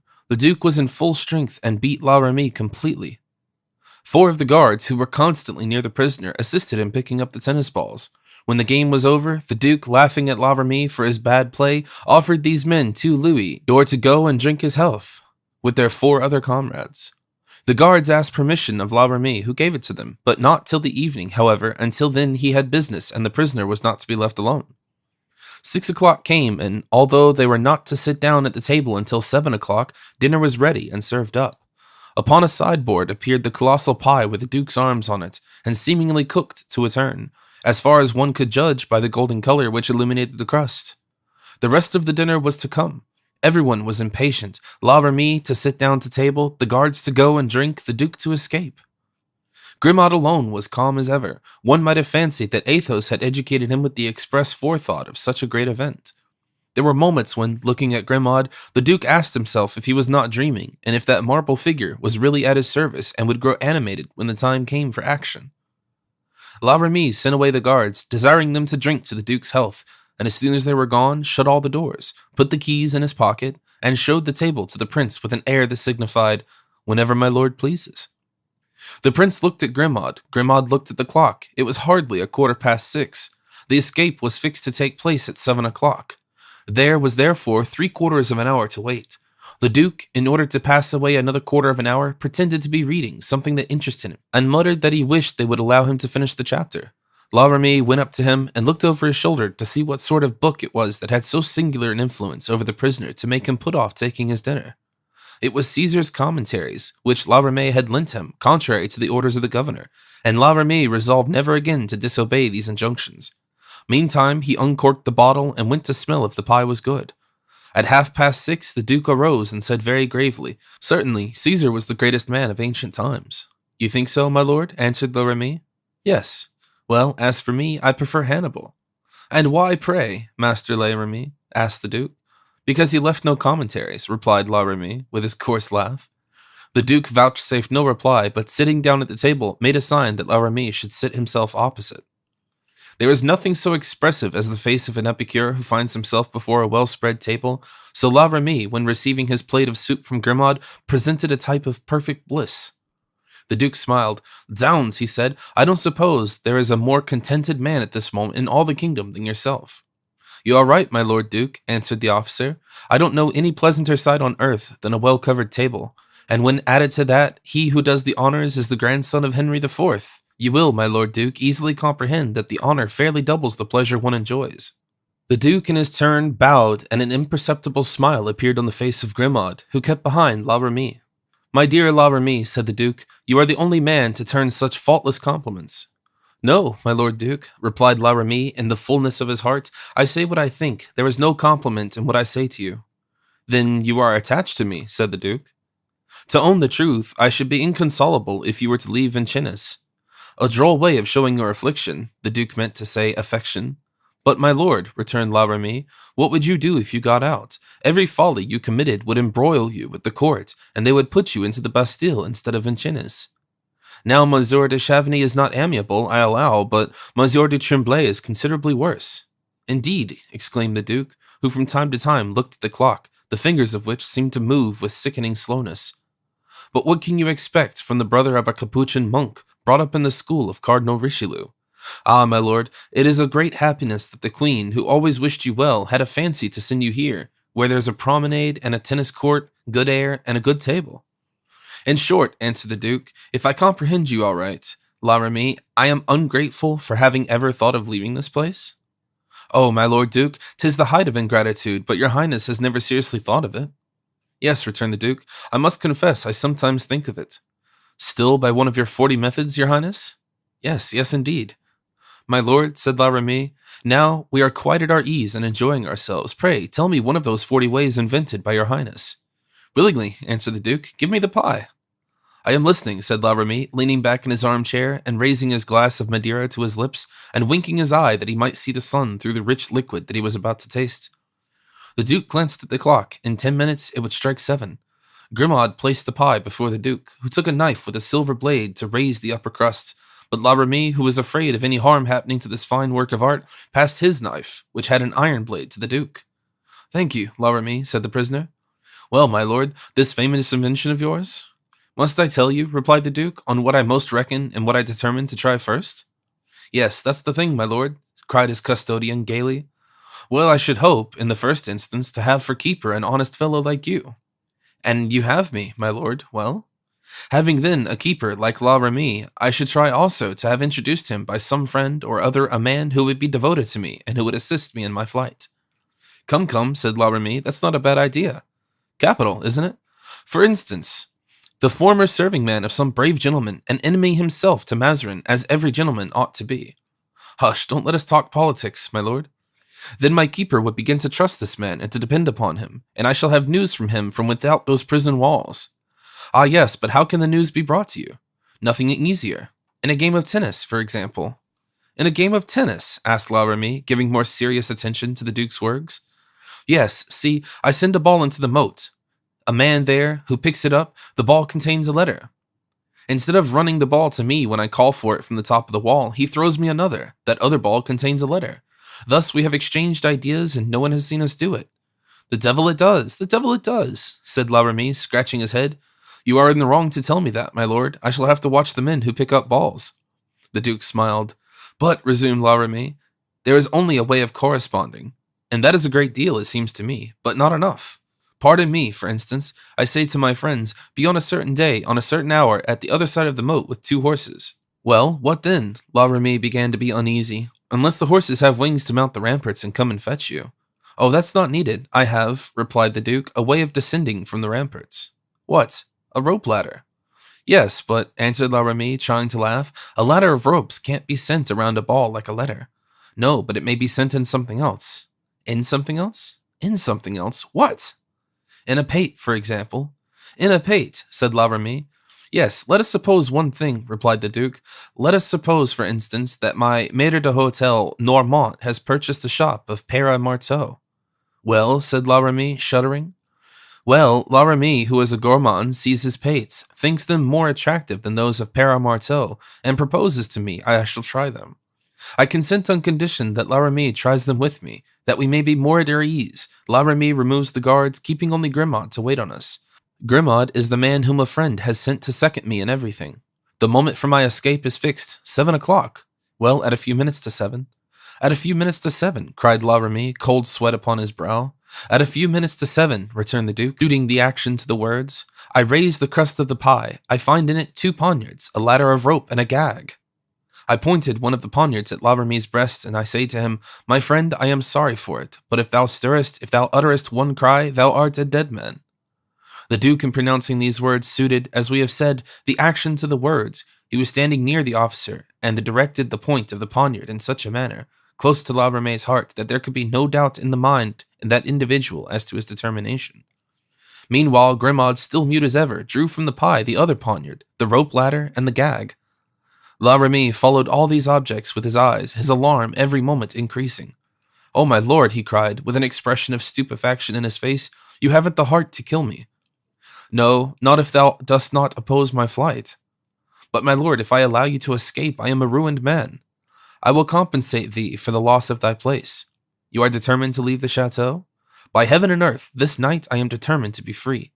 And if I defend myself, or call or cry out, I will kill thee on the honor of a gentleman." At this moment the clock struck. 7 o'clock, said Grimaud, who had not spoken a word. La Ramee made one movement in order to satisfy his conscience. The Duke frowned. The officer felt the point of the poniard, which, having penetrated through his clothes, was close to his heart. "Let us dispatch," said the Duke. "My lord, one last favor." "What? Speak, make haste." "Bind my arms, my lord, fast." "Why bind thee?" "That I may not be considered as your accomplice." "Your hands?" asked Grimaud. "Not before me, behind me." "But with what?" asked the Duke. "With your belt, my lord," replied La Ramee. The Duke undid his belt and gave it to Grimaud, who tied La Ramee in such a way to satisfy him. "Your feet too," said Grimaud. La Ramee stretched out his legs. Grimaud took a tablecloth, tore it into strips, and tied La Ramee's feet together. "Now, my lord," said the poor man, "let me have the poor d'Angoy. I ask for it. Without it, I shall be tried in court of justice, because I did not raise the alarm. Thrust it into my mouth, my lord, thrust it in." Grimaud prepared to comply with this request when the officer made a sign as if he had something to say. "Speak," said the Duke. "Now, my lord, do not forget, if any harm happens to me on your account, that I have a wife and 4 children. Rest assured. Put the gag in, Grimaud." In a second, La Ramee was gagged and laid prostrate. 2 or 3 chairs were thrown down as if there had been a struggle. Grimaud then took from the pocket of the officer all the keys it contained, and first opened the door of the room in which they were, then shut it and double-locked it, and both he and the Duke proceeded rapidly down the gallery which led to the little enclosure. At last they reached the tennis court. It was completely deserted. No sentinels, no one at any of the windows. The Duke ran to the rampart and perceived it on the other side of the ditch. 3 cavaliers with 2 riding horses. The Duke exchanged a signal with them. It was indeed for him that they were there. Grimaud, meantime, undid the means of escape. This was not, however, a rope ladder, but a ball of silk cord with a narrow board which was to pass between the legs, the ball to unwind itself by the weight of the person who sat astride upon the board. "Go," said the Duke. "First, my lord?" inquired Grimaud. "Certainly, if I am caught, I risk nothing but being taken back again to prison. If they catch thee, thou wilt be hung." "True," replied Grimaud, and instantly Grimaud, sitting upon the board as if on horseback, commenced his perilous descent. The Duke followed him with his eyes in involuntary terror. He had gone down about 3/4 of the length of the wall when the cord broke. Grimaud fell, precipitated into the moat. The Duke uttered a cry, but Grimaud did not give a single moan. He must have been dreadfully hurt, for he did not stir from the place where he fell. Immediately, one of the men who were waiting slipped down into the moat, tied under Grimaud's shoulders the end of a cord, and the remaining 2, who held the other end, drew Grimaud to them. "Descend, my lord," said the man in the moat. "There are only 15 more feet from the top down here, and the grass is soft." The Duke had already begun to descend. His task was the more difficult. As there was no board to support him, he was obliged to let himself down by his hands, and from a height of 50 feet. But as we have said, he was active, strong, and in full presence of mind. In less than 5 minutes he arrived at the end of the cord. He was then only 15 feet from the ground, as the gentleman below had told him. He let go of the rope and fell upon his feet without receiving any injury. He instantly began to climb up the slope of the moat, on the top of which he met de Rochefort. The other 2 gentlemen were unknown to him. Grimaud, in a swoon, was tied securely to a horse. "Gentlemen," said the Duke, "I will thank you later. Now we have not a moment to lose. On then! Those who love me, follow me." And he jumped on his horse and set off at a full gallop, snuffing the fresh air in his triumph and shouting out with an expression of the face which it would be impossible to describe, "Free! Free! Free!" Chapter 24. The timely arrival of D'Artagnan in Paris. At Blois, D'Artagnan received the money paid to him by Mazarin for any future service he might render the cardinal. From Blois to Paris was a journey of 4 days for ordinary travelers, but D'Artagnan arrived on the 3rd day at the Barrière Saint-Denis, and turning the corner at the Rue Montmartre in order to reach the Rue Tiquetonne and the Hôtel de la Chevrette, where he had appointed Porthos to meet him, he saw at one of the windows of the hotel that friend himself, dressed in a sky-blue waistcoat, embroidered with silver and gaping, till he showed every one of his white teeth. whilst the people passing by admiringly gazed at this gentleman so handsome and so rich, who seemed too weary of his riches and his greatness. D'Artagnan and Planchet had hardly turned the corner when Porthos recognized them. "Eh, D'Artagnan," he cried, "thank God you have come." "Eh, good day, dear friend," replied D'Artagnan. Porthos came down at once to the threshold of the hotel. "Ah, my dear friend," he cried, "what bad stabling for my horses here." "Indeed," said D'Artagnan, "I am most unhappy to hear it on account of those fine animals." "And I was also wretchedly off," he answered, moving backward and forward as he spoke. "And had it not been for the hostess," he added, with an air of vulgar self-complacency, "who is very agreeable and understands a joke, I should have got a lodging elsewhere." The pretty Madeleine, who had approached during this colloquy, stepped back and turned pale as death on hearing Porthos's words, for she thought the scene with the Swiss was about to be repeated. But to her great surprise, D'Artagnan remained perfectly calm, and instead of being angry, he laughed and said to Porthos, "Yes, I understand. The air of La Rue Tiquetona is not like that of Pierrefonds, but console yourself. I will conduct you to one so much better." "When will you do that?" "Immediately, I hope." "Ah, so much the better." To that exclamation of Porthos's succeeded a groaning, low and profound, which seemed to come from behind a door. D'Artagnan, who had just dismounted, then saw, outlined against the wall, the enormous stomach of Mousqueton, whose down-drawn mouth emitted sounds of distress. "And you too, my poor Monsieur Mouston, are out of place in this poor hotel, are you not?" asked D'Artagnan, in that rallying tone which may indicate either compassion or mockery. "He finds the cooking detestable," replied Porthos. "Why then doesn't he attend to it himself, as at Chantilly?" "Ah, monsieur, I have not here, as I had there, the ponds of Monsieur le Prince, where I could catch those beautiful carp, nor the forest of his highness to provide me with partridges. As for the cellar, I have searched every part, and poor stuff I found." "Monsieur Mouston," said D'Artagnan, "I should indeed console with you, had I not at this moment something very pressing to attend to." Then taking Porthos aside, "My dear Du Vallon," he said, "here you are in full dress, most fortunately, for I am going to take you to the cardinal's." "Gracious me, really?" exclaimed Porthos, opening his great wondering eyes. "Yes, my friend, a presentation, indeed. Does that alarm you?" "No, but it agitates me." "Oh, don't be distressed. You have to deal with a cardinal of another kind. This one will not oppress you by his dignity. 'Tis the same thing, you understand me, D'Artagnan, a court. There's no court now, alas. The queen. I was going to say there's no longer a queen. The queen, rest assured, we shall not see her." "And you say that we are going from here to the Palais Royal?" "Immediately, only that there may be no delay, I shall borrow one of your horses." "Certainly, all the four are at your service." "Oh, I only need one of them for the time being. Shall we take our valets?" "Yes, you may as well take Mousqueton. As to Planchet, he has certain reasons for not going to court." "And what are they?" "Oh, he doesn't stand well with his eminence." "Mouston," said Porthos, "saddle Vulcan and Bayard. And for myself, monsieur, shall I saddle Roustad?" "No, take a more stylish horse, Phoebus or Superbe. We are going with some ceremony." "Ah," said Mousqueton, breathing more freely, "you are only going, then, to make a visit?" "Oh, yes, of course, Mouston, nothing else. But to avoid risk, put the pistols in the holster. You will find mine on my saddle, already loaded." Mouston breathed a sigh. He couldn't understand visits of ceremony made under arms. "Indeed," said Porthos, looking complacently at his old lackey as he went away. "You are right, D'Artagnan. Mouston will do. Mouston has a very fine appearance." D'Artagnan smiled. "But you, my friend, are you not going to change your dress?" "No, I shall go as I am. This traveling dress will serve to show the cardinal my haste to obey his commands." They set out on Vulcan and Bayard, followed by Mousqueton on Phoebus, and arrived at the Palais Royal at about 6:45. The streets were crowded, for it was the day of the Pentecost, and the crowd looked in wonder at these two cavaliers, one as fresh as if he had come out of a bandbox, the other so covered with dust that he looked as though he had just come off a field of battle. Mousqueton also attracted attention, and as the romance of Don Quixote was then the fashion, they said that he was Sancho, who after having lost one master had found two. On reaching the palace, D'Artagnan sent to his eminence the letter in which he had been ordered to return without delay. He was soon ordered to the presence of the cardinal. "Courage," he whispered to Porthos as they proceeded. "Do not be intimidated. Believe me, the eye of the eagle is closed forever. We have only the vulture to deal with. Hold yourself as bolt upright as on the day of the bastion of Saint Gervais, and do not bow too low to this Italian. This might give a poor idea of you." "Good," answered Porthos, "good." Mazarin was in his study, working at a list of pensions and benefices, of which he was trying to reduce the number. He saw D'Artagnan and Porthos enter with internal pleasure, yet showed no joy in his countenance. "Ah, you, is it, Monsieur le Lieutenant? You have been very prompt. 'Tis well. Welcome to ye."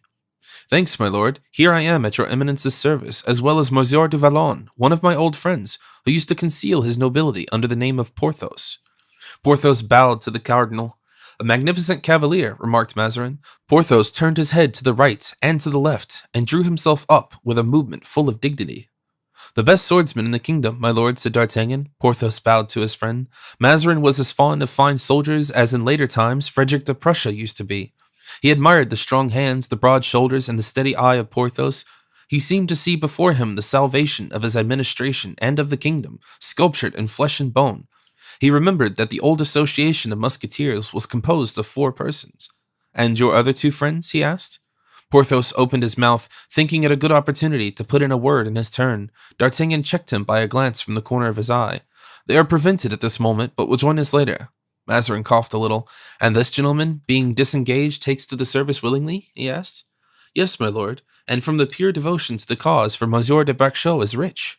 "Rich," said Mazarin, whom that single word always inspired with a great respect. 50,000 francs a year, said Porthos. And those were the first words he had spoken. "From pure zeal," resumed Mazarin, with his artful smile. "From pure zeal and devotion, then?" "My lord has, perhaps, no faith in those words," said D'Artagnan. "Have you, Monsieur le Gascon?" asked Mazarin, supporting his elbows on the desk and his chin on his hands. "I," replied the Gascon, "I believe in devotion as a word at one's baptism, for instance, which naturally comes before one's proper name. Everyone is naturally more or less devout, certainly, but there should be at the end of one's devotion something to gain. And your friend, for instance, what does he expect to have at the end of his devotion? Well, my lord, my friend has 3 magnificent estates, that of Vallon at Corbeil, that of Braccio in the Sonassai, and of the Pierrefions in the Valois. Now, my lord, he would like to have one of his 3 estates erected into a barony." "Only that," said Mazarin, his eyes twinkling with joy on seeing that he could pay for Porthos's devotion without opening his purse. "Only that? Oh, that can be managed." "I shall be baron," explained Porthos, stepping forward. "I told you so," said D'Artagnan, checking him with his hand, "and now his eminence confirms it." "And you, Monsieur d'Artagnan, what do you want?" "My lord," said D'Artagnan, "it is 20 years since Cardinal de Richelieu made me lieutenant." "Yes, and you would be gratified if Cardinal Mazarin should make you captain." D'Artagnan bowed. "Well, that is not possible. We will see, gentlemen, we will see. Now, Monsieur de Vallon," said Mazarin, "what service do you prefer, in the town or in the country?" Porthos opened his mouth to reply. "My lord," said D'Artagnan, "Monsieur de Vallon is like me. He prefers service extraordinary, that is to say, enterprises that are considered mad and impossible." That boastfulness was not displeasing to Mazarin. He fell into meditation. "And yet," he said, "I must admit that I sent for you to appoint you to quiet service. I have certain apprehensions." "Well, what is the meaning of that?" In fact, a great noise was heard in the antechamber. At the same time, the door of the study was burst open, and a man covered with dust rushed into it, exclaiming, "My lord the cardinal! My lord the cardinal!" Mazarin thought that someone was going to assassinate him, and he drew back, pushing his chair on the casters. D'Artagnan and Porthos moved so as to plant themselves between the person entering and the cardinal. "Well, sir," exclaimed Mazarin, "what's the matter, and why do you rush in here, as if you were about to penetrate a crowded marketplace?" "My lord," replied the messenger, "I wish to speak to your eminence in secret. I am Monsieur Dupoins, an officer in the guards, on duty at the dungeon of Vincennes." Mazarin, perceiving by the paleness and agitation of the messenger that he had something of importance to say, made a sign that D'Artagnan and Porthos should give place. D'Artagnan and Porthos withdrew to a corner of the cabin. "Speak, monsieur, speak at once," said Mazarin. "What is the matter?" "The matter is, my lord, that Duc de Beaufort has contrived to escape from the chateau of Vincennes." Mazarin uttered a cry and became paler than the man who had brought the news. He fell back, almost fainting, in his chair. "Escaped? Monsieur de Beaufort escaped? My lord, I saw him run off from the top of the terrace, and you did not fire on him. He was out of range. Monsieur de Chavigny, where was he? Absent. And La Ramee was found locked up in the prisoner's room, a gag in his mouth and a poniard near him. But the man who was under him was an accomplice of the Duke's and escaped along with him." Mazarin groaned. "My lord," said D'Artagnan, advancing toward the cardinal, "it seems to me that your eminence is losing precious time. It may still be possible to overtake the prisoner. France is large, the nearest frontier is 60 leagues distant." "And who is to pursue him?" cried Mazarin. "I, pardieu." "And you would arrest him?" "Well, why not?" "You would arrest the Duc de Beaufort, armed, in the field. If your eminence should order me to arrest the devil, I would seize him by the horns and bring him in." "So would I," said Porthos.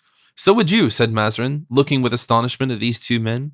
but the Duke will not yield himself without a furious battle." "Very well," said D'Artagnan, his eyes aflame.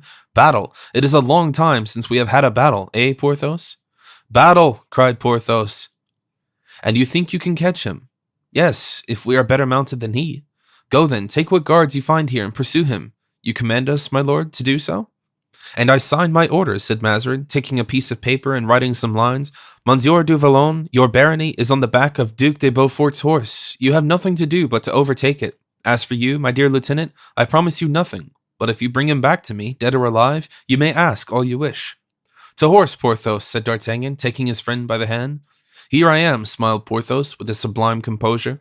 They descended the great staircase, taking with them all the guards they found on their road, and crying out, "To arms! To arms!" and immediately put spur to horse, which set off along the Rue Saint-Honor with the speed of the whirlwind. "Well, Baron, I promise you some good exercise," said the Gascon. "Yes, my captain." As they went, the citizens, awakened, left their doors, and the street dogs followed the cavaliers, barking. At the corner of the Cimetière Saint-Jean, D'Artagnan upset a man.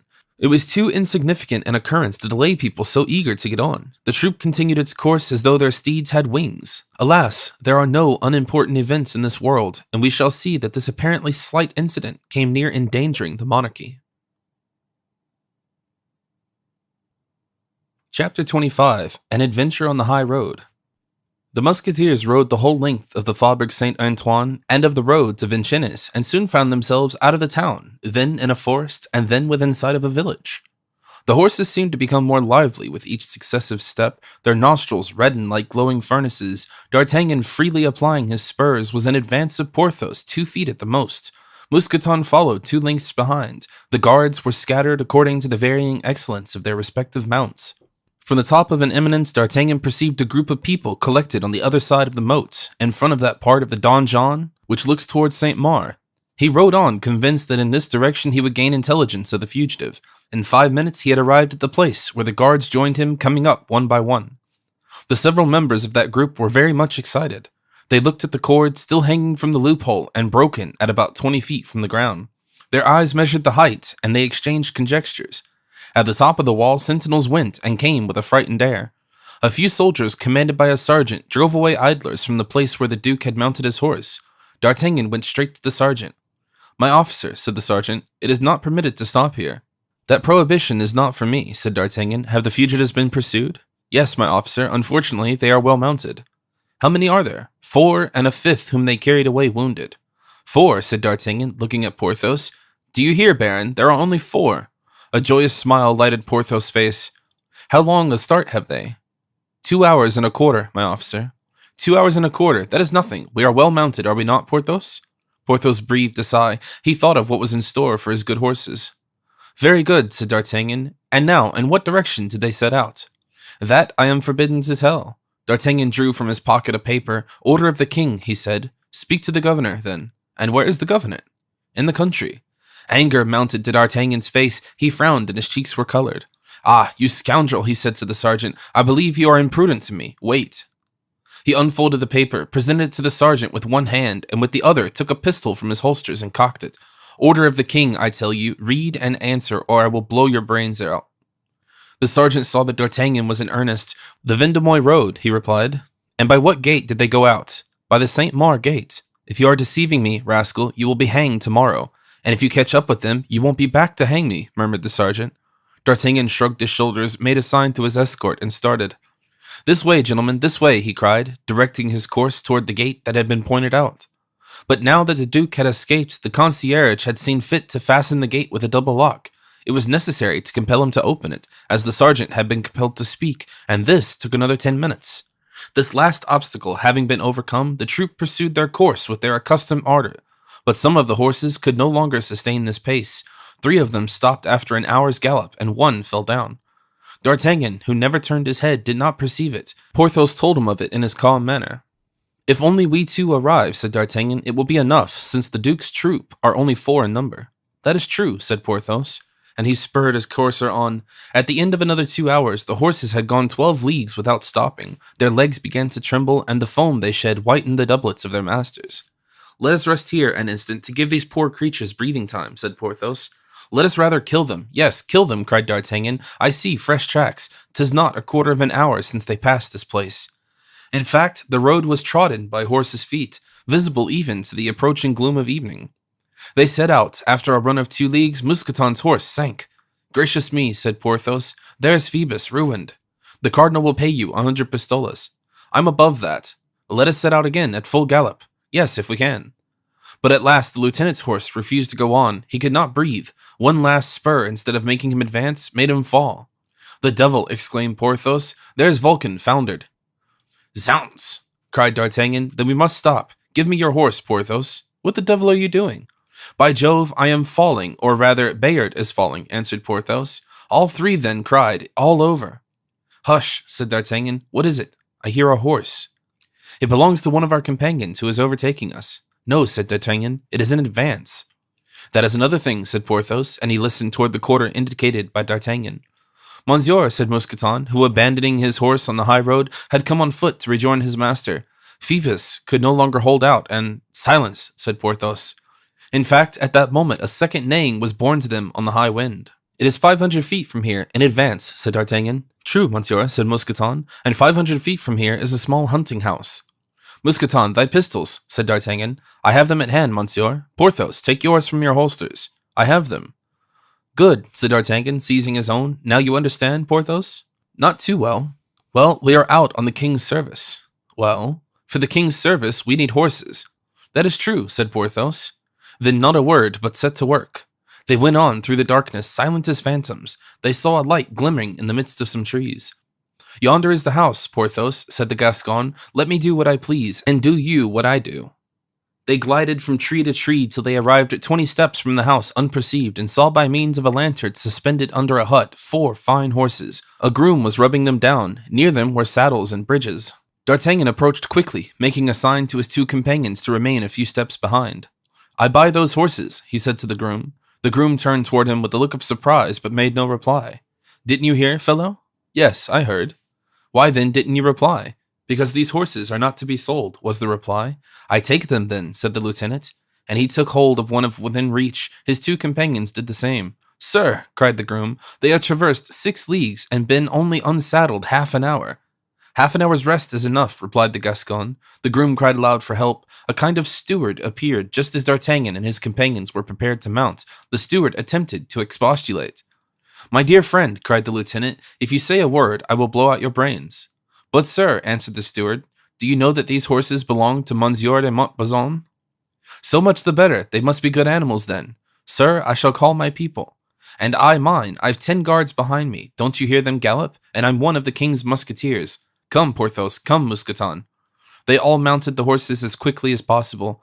"Hallo, hi, hi!" cried the steward. "The house servants, with the carbines!" On, cried D'Artagnan. "They'll be firing, on!" They all set off, swift as the wind. "Here," cried the steward, "here!" whilst the groom ran to a neighboring building. "Take care of your horses," cried D'Artagnan to him. "Fire!" replied the steward. A gleam like a flash of lightning illumined the road, and the flash was heard the whistling of balls, which they fired wildly in the air. "They fire like grooms," said Porthos. "In the time of the cardinal, people fired better than that. Do you remember the road to Crevecoeur, Mousqueton?" "Ah, sir, my left side still pains me." "Are you sure we are on the right track, lieutenant?" "Egad, didn't you hear? These horses belong to Monsieur de Montbazon." "Well, Monsieur de Montbazon is the husband of Madame de Montbazon." "And?" "And Madame de Montbazon is the mistress of the Duc de Beaufort." "Ah, I understand," replied Porthos. "She has ordered relays of horses." "Exactly so." "And we are pursuing the Duke with the very horses he has just left?" "My dear Porthos, you are really a man of my most superior understanding," said D'Artagnan with the look as if he spoke against his conviction.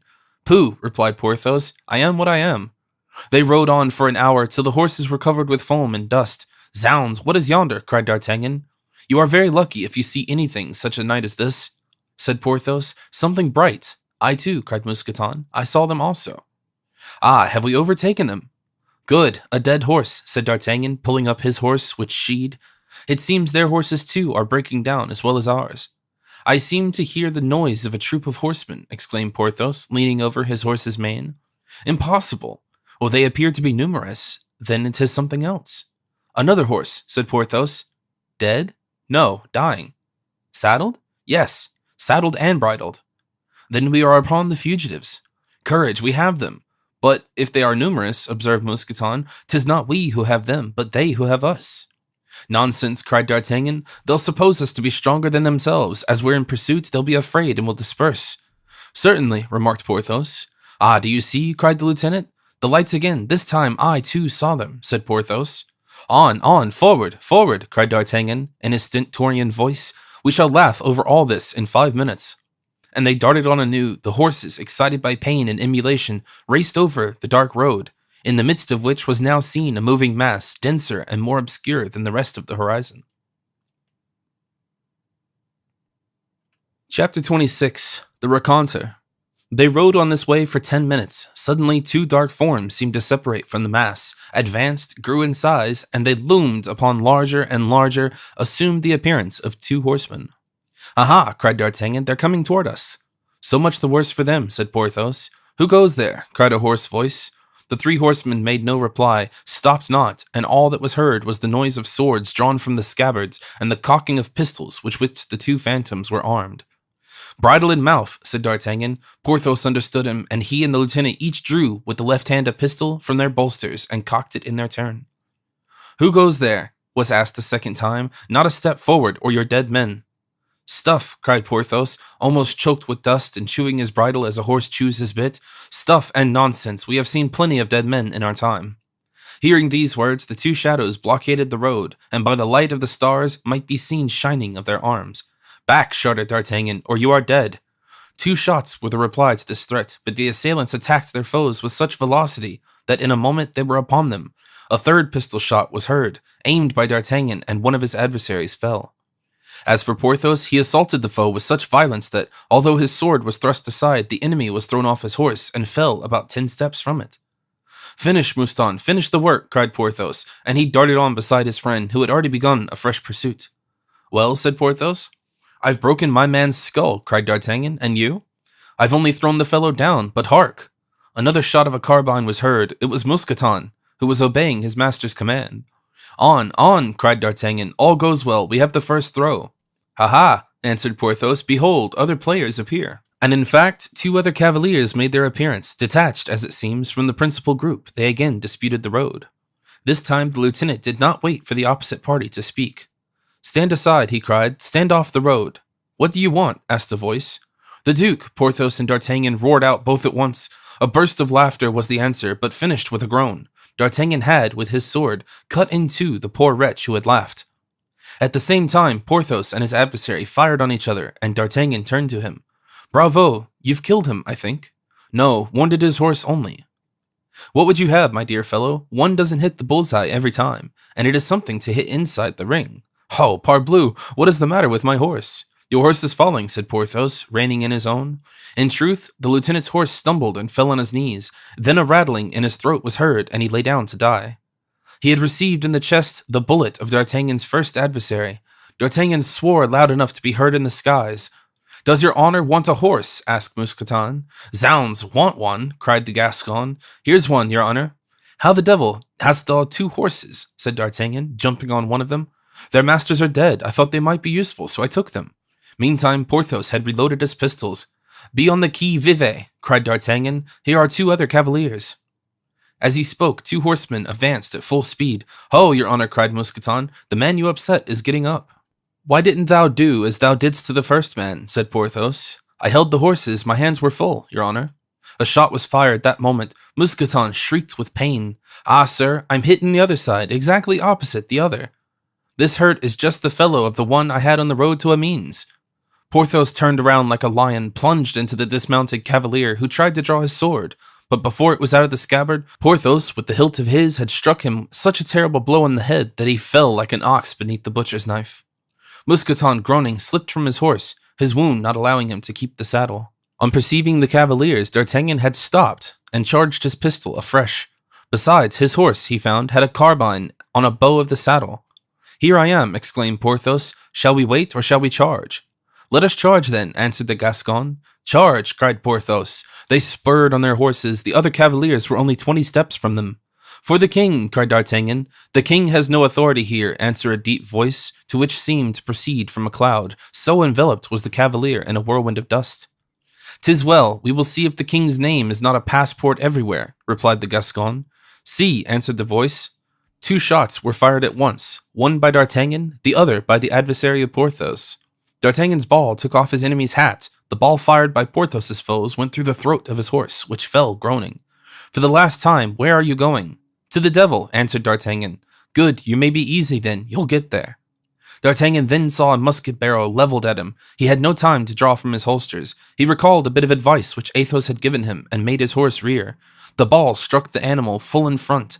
D'Artagnan felt his horse giving way under him, and with his wonderful agility threw himself to one side. "Ah, this," cried the voice, the tone of which was at once polished and jeering, "this is nothing but a butchery of horses, and not a combat between men. To the sword, sir, the sword!" And he jumped off his horse. "To the swords, be it so," replied D'Artagnan. "That is exactly what I want." D'Artagnan in 2 steps was engaged with the foe, whom, according to custom, he attacked impetuously. But he met this time with a skill and a strength of arm which gave him pause. Twice he was obliged to step back.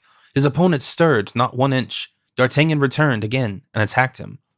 Twice or thrice thrusts were attempted on both sides without effect. Sparks were emitted from the swords like water spouting forth. At last D'Artagnan thought it was time to try one of his favorite feints in fencing. He brought it to bear, skillfully executed it with the rapidity of lightning, and struck the blow with a force which he fancied would prove irresistible.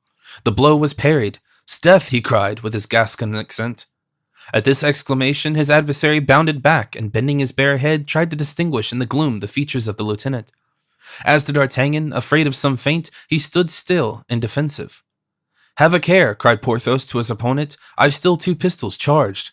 "The more reason you should fire first," cried his foe. Porthos fired. The flash threw a gleam of light over the field of battle. As the light shone on them, a cry was heard from the other combatants. "Athos!" exclaimed D'Artagnan. "D'Artagnan!" ejaculated Athos. Athos raised his sword. D'Artagnan lowered his. "Aramis!" cried Athos. "Don't fire." "Ah, is that you, Aramis?" said Porthos, and he threw away his pistol. Aramis pushed his back into his saddlebags and sheathed his sword. "My son!" exclaimed Athos, extending his hand to D'Artagnan.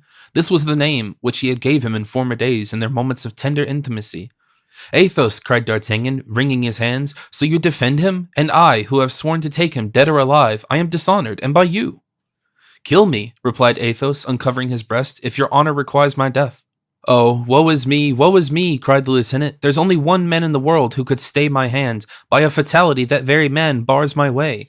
What shall I say to the cardinal?" "You can tell him, sir," answered a voice which was the voice of high command in the battlefield, "that he sent against me the only 2 men capable of getting the better of 4 men, of fighting man to man, without discomfiture, against the Comte de la Fere and the Chevalier de Herblay, and of surrendering only to 50 men.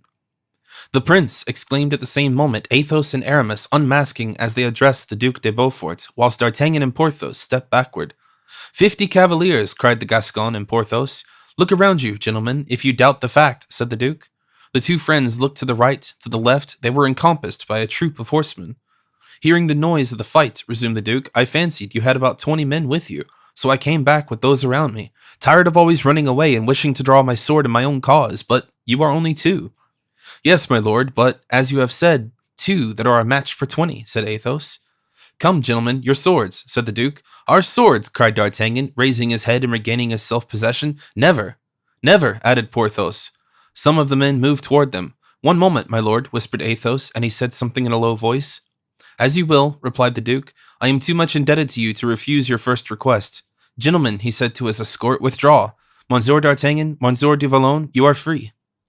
The order was obeyed. D'Artagnan and Porthos then found themselves in the center of a large circle. "Now, D'Herblay," said Athos, "dismount and come here." Aramis dismounted and went to Porthos, whilst Athos approached D'Artagnan. All 4 once more together. "Friends," said Athos, "do you regret you have not shed our blood?" "No," replied D'Artagnan. "I regret to see that we, hitherto united, are opposed to each other. Ah, nothing will ever go well with us hereafter." "Oh, heaven, no, all is over," said Porthos.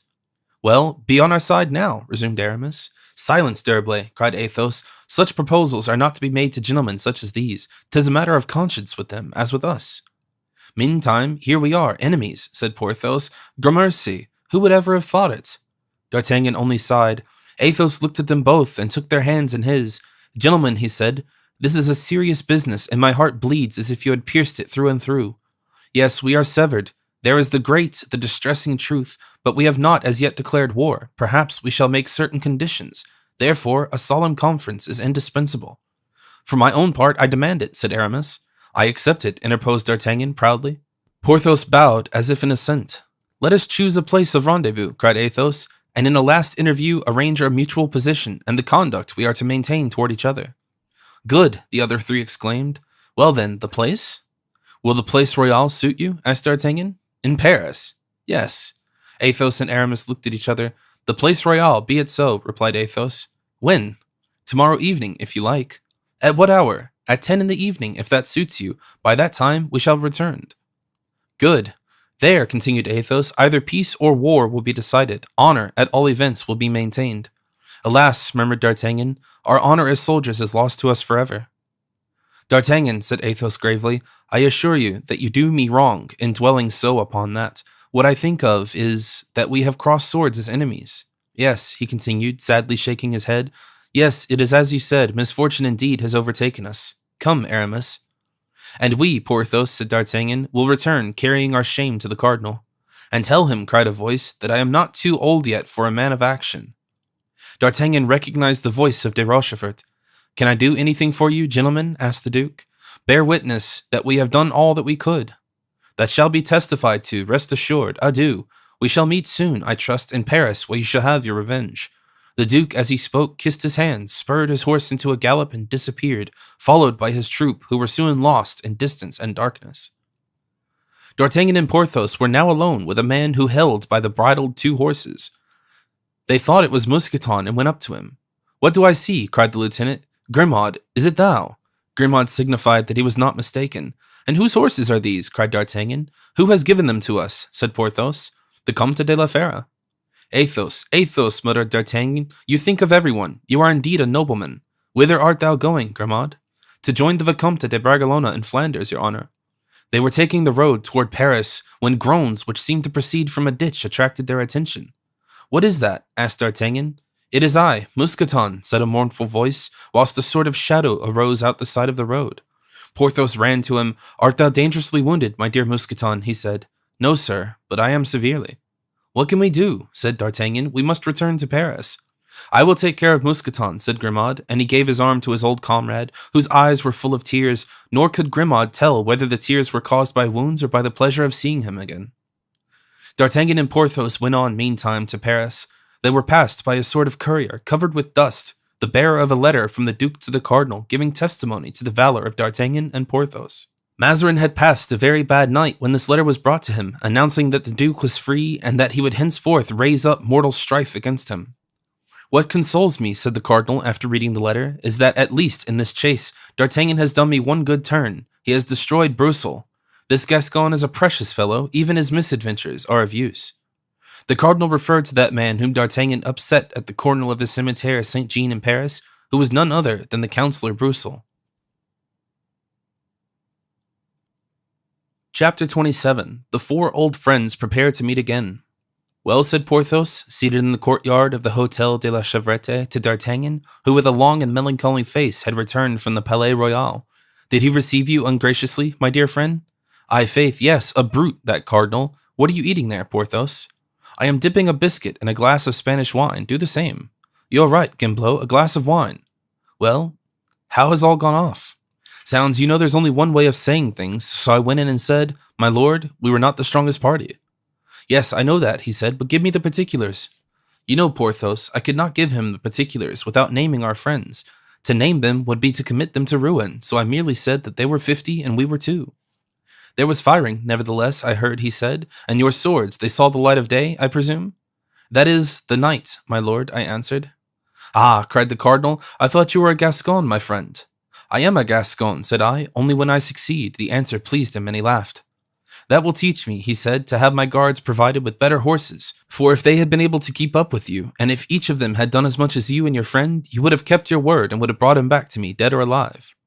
Well, there's nothing bad in that, it seems to me, said Porthos. Oh, mon Dieu, no, nothing at all. It was the way in which he spoke. It is incredible how these biscuits soak up wine. They are veritable sponges. Gimblot, another bottle. The bottle was brought with a promptness which showed the degree of consideration D'Artagnan enjoyed in the establishment. He continued, So I was going away, but he called me back. You have had 3 horses foundered or killed, he asked me. Yes, my lord. How much were they worth? Why, said Porthos, that was very good of him, it seems to me. 1,000 pistoles, I said. 1,000 pistoles, Porthos exclaimed. Oh, that is a large sum. If he knew anything about horses, he would dispute the price. Faith, he was very much inclined to do so, the contemptible fellow. He made a great start and looked at me. I also looked at him. Then he understood, and putting his hand into a drawer, he took from it a quantity of notes on a bank of lions. For 1,000 pistoles? For 1,000 pistoles, just that amount, the beggar, not one too many. And you have them? They are here. Upon my word, I think he acted very generously. Generously? To men who had risked their lives for him, and besides who had done him a great service? A great service? What was that? Why, it seems that I crushed for him a Parliament councillor. What? That little man in black that you upset at the corner of St. Jean's Cemetery? That's the man, my dear fellow. He was an annoyance to the cardinal. Unfortunately, I didn't crush him flat. It seems that he came to himself, and he will continue to be an annoyance. See that now, said Porthos, and I turned my horse aside from going plump onto him. That will be for another time. He owed me for the councillor, the pettifogger. But, said Porthos, if he was not crushed completely. Monsieur de Richelieu would have said 500 crowns for the councillor. Let's say no more about it. How much were the animals worth, Porthos? If poor Mousqueton were he could tell you he were a fraction. No, why, you can tell within 10 crowns. Why, Vulcan and Bayard cost me each 200 pistoles, and putting Phoebus at 150, we should be pretty near the amount. There will remain, then, 450 pistoles, said D'Artagnan contentedly. Yes, said Porthos, but there are the equipments. That is very true. Well, how much for the equipments?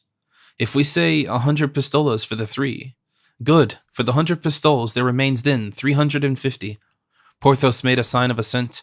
We will give the 50 pistoles to our hostess for our expenses, said D'Artagnan, and share the 300. We will share, said Porthos. A paltry piece of business, murmured D'Artagnan, crumpling his note. Pooh, said Porthos. It is always that. But tell me. What? Didn't he speak of me in any way? Ah, yes, indeed, cried D'Artagnan, who was afraid of disheartening his friend by telling him that the cardinal had not breathed a word about him. Yes, surely, he said. He said, resumed Porthos. Stop, I want to remember his exact words. He said, as to your friend, tell him he may sleep in peace.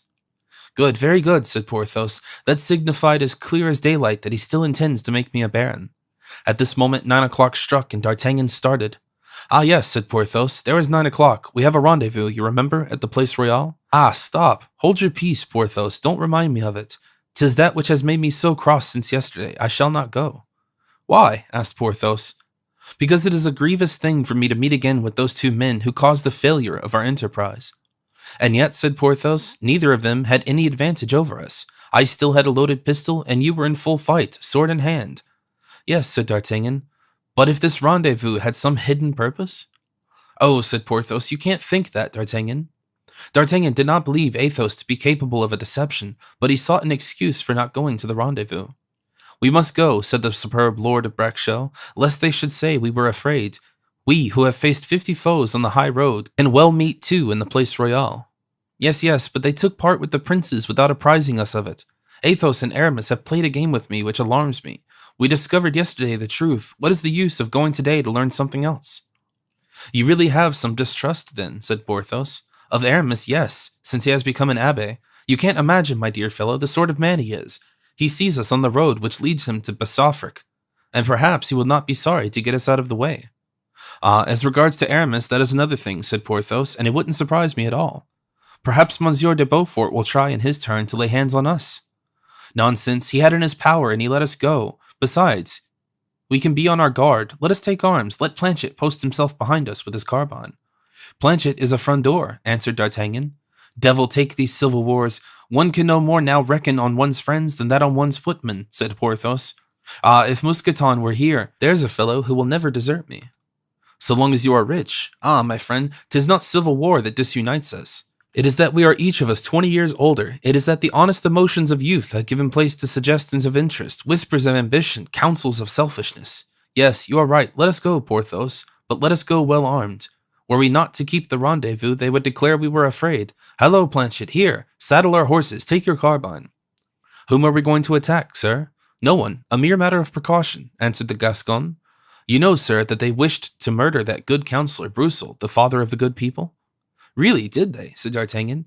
Yes, but he has been avenged. He is carried home in the arms of his people. His house has been full ever since. He has received visits from the coadjutor, from Madame de Longueville and the Prince de Conti. Madame de Chevreuse and Madame de Vendôme have left their names at his door, and now, whenever he wishes. Well, whenever he wishes? Planchet began to sing, vint de fronde, se leve ce matin, je crois qu'il grande contre les Mazarin, vint de fronde se leve ce matin.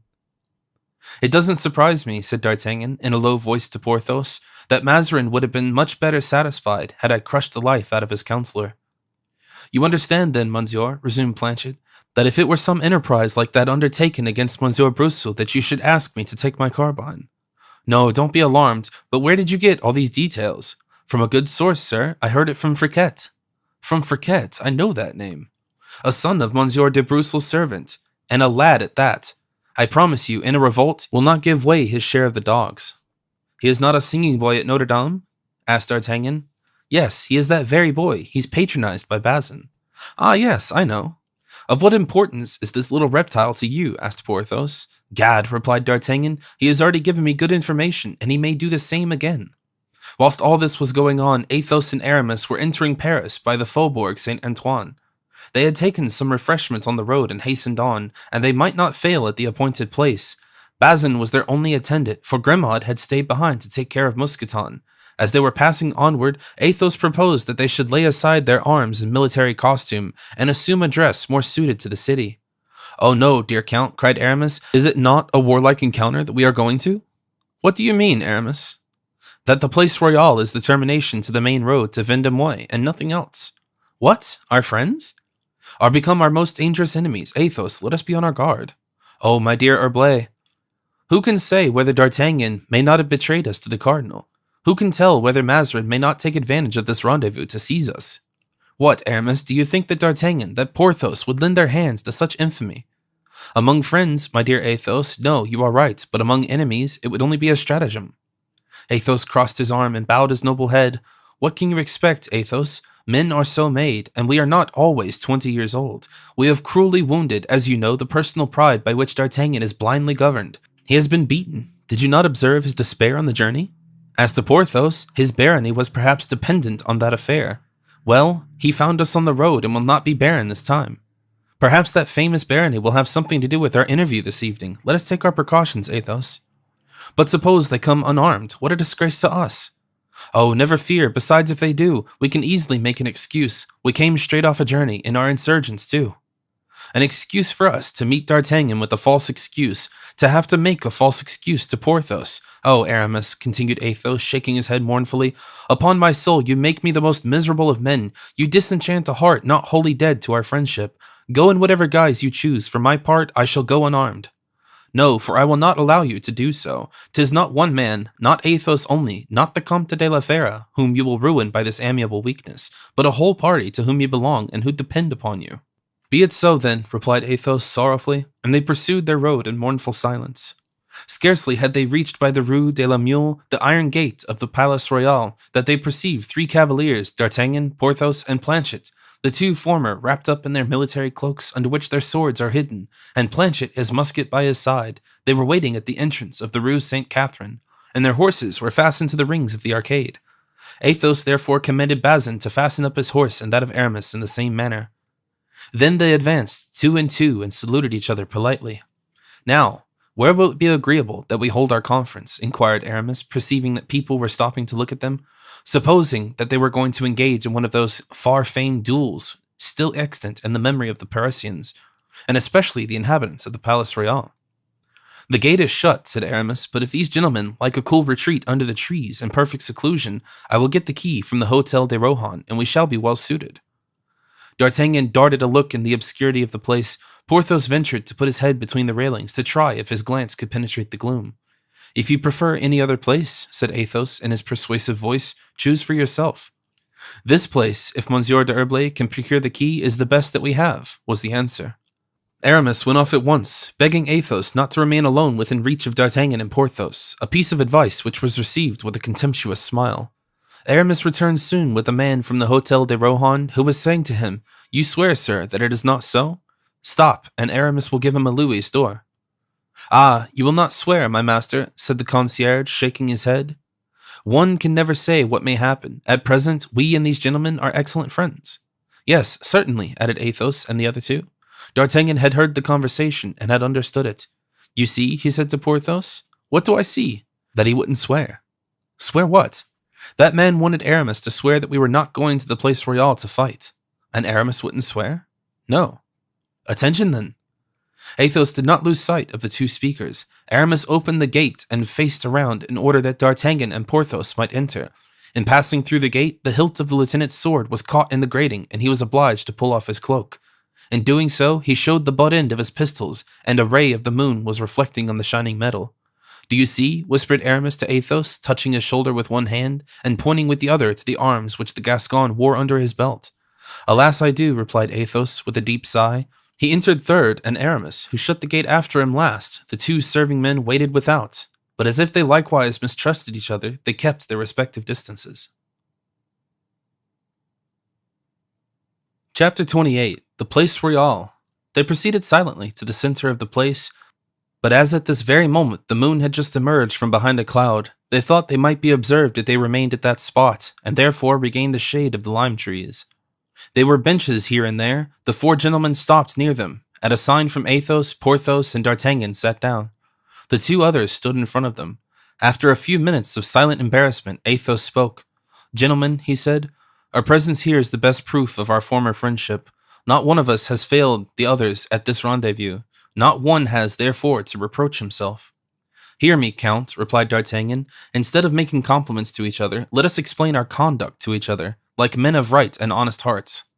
I wished for nothing more. Have you any cause of complaint against me or Monsieur d'Herblay? If so, speak out, answered Athos. I have, replied D'Artagnan. When I saw you at your chateau at Bragelonne, I made certain proposals to you, which you perfectly understood. Instead of answering me as a friend, you played with me as a child. The friendship, therefore, that you boast of was not broken yesterday by the shock of swords, but by your dissimulation at your castle. D'Artagnan, said Athos reproachfully, you asked for candor, and you have it. You ask what I have against you, I tell you, and I have the same sincerity to show you, if you wish, Monsieur d'Herblay. I acted in a similar way to you, and you also deceived me. Really, monsieur, you say strange things, said Aramis. You came seeking me to make me certain proposals. But did you make them? No, you sounded me. Nothing more. Very well, what did I say to you? That Mazarin was contemptible, and that I wouldn't serve Mazarin? But that is all. Did I tell you that I wouldn't serve any other?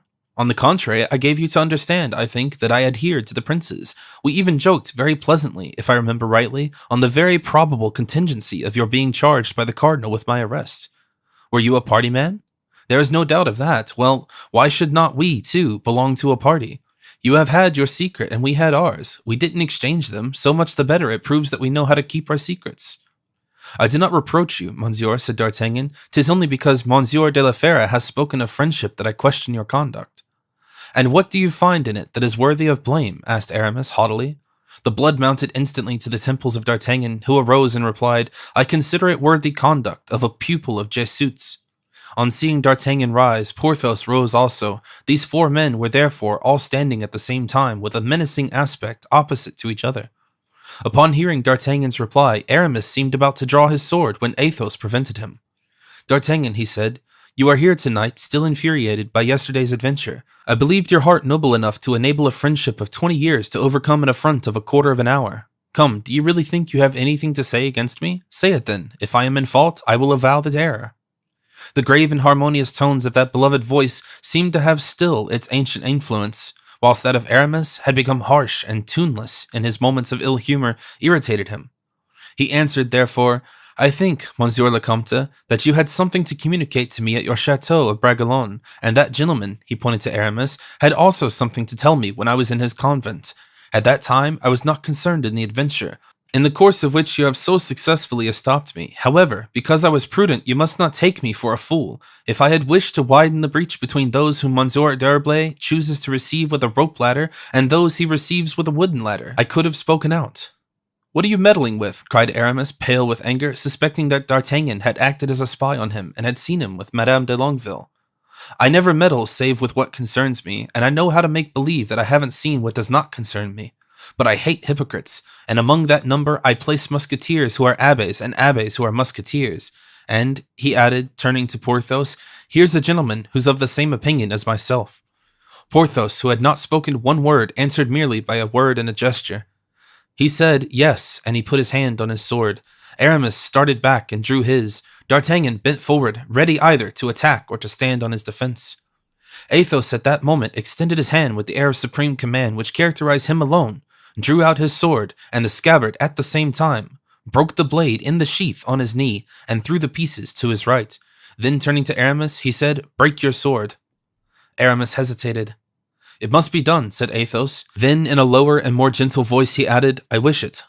Then Aramis, paler than before, but subdued by these words, snapped the serpent blade between his hands, and then folding his arms, stood trembling with rage. These proceedings made D'Artagnan and Porthos draw back. D'Artagnan did not draw his sword. Porthos put his back in the sheath.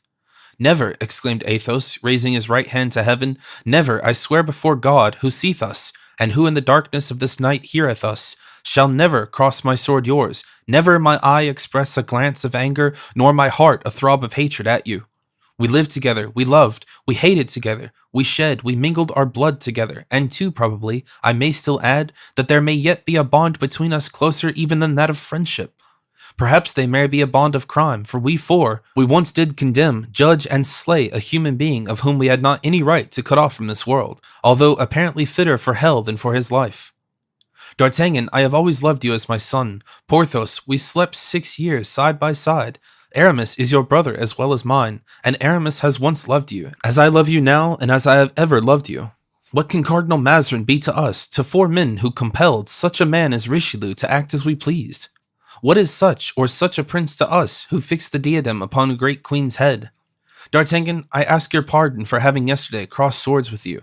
Aramis does the same to Porthos. Now hate me if you can, but for my own part I shall ever, even if you do hate me, retain esteem and friendship for you. I repeat my words, Aramis, and then if you desire it, and if they desire it, let us separate forever from our old friends." There was a solemn though momentary silence which was broken by Aramis. "I swear," he said, with a calm brow and kindly glance, but in a voice still trembling with recent emotion, "I swear that I no longer bear animosity to those who were once my friends. I regret that I ever crossed swords with you, Porthos. I swear not only that it shall never be again pointed at your breast, but that in the bottom of my heart there will never in future be the slightest hostile sentiment. Now, Athos, come." Athos was about to retire. "Oh, no, no, do not go away," exclaimed D'Artagnan, impelled by one of those irresistible impulses which showed the nobility of his nature, the native brightness of his character. "I swear that I would give the last drop of my blood and the last fragment of my limbs to preserve the friendship of such a friend as you, Athos, of such a man as you, Aramis," and he threw himself into the arm of Athos. "My son," exclaimed Athos, pressing him in his arms. "And as for me," said Porthos, "I swear nothing, but I'm choked, forsooth. If I were obliged to fight against you, I think I should allow myself to be pierced through and through, for I never loved anyone but you in the wide world." And honest Porthos burst into tears as he embraced Athos. "My friend," said Athos, "this is what I expected from such hearts as yours. Yes, I have said it, and now I repeat it. Our destinies are irrevocably united. Although we now pursue divergent roads, I respect your convictions, and whilst we fight for opposite sides, let us remain friends. Ministers, princes, kings will pass away like mountain torrents, civil war like a forest flame, but we shall remain. I have a presentiment that we shall." "Yes," replied D'Artagnan, "let us still be musketeers, and let us retain as our battle standard that famous napkin at the Bastion Saint-Gervais, on which the great cardinal had 3 fleurs-de-lis embroidered."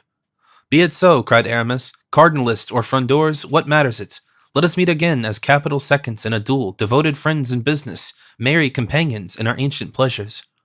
"And whenever," added Athos, "we meet in battle at this word, Place Royale, let us put our swords into our left hands and shake hands with the right, even in the very lust and music of the hottest carnage." "You speak charmingly," said Porthos. "And are the first of men," added D'Artagnan. "You excel us all." Athos smiled with ineffable pleasure.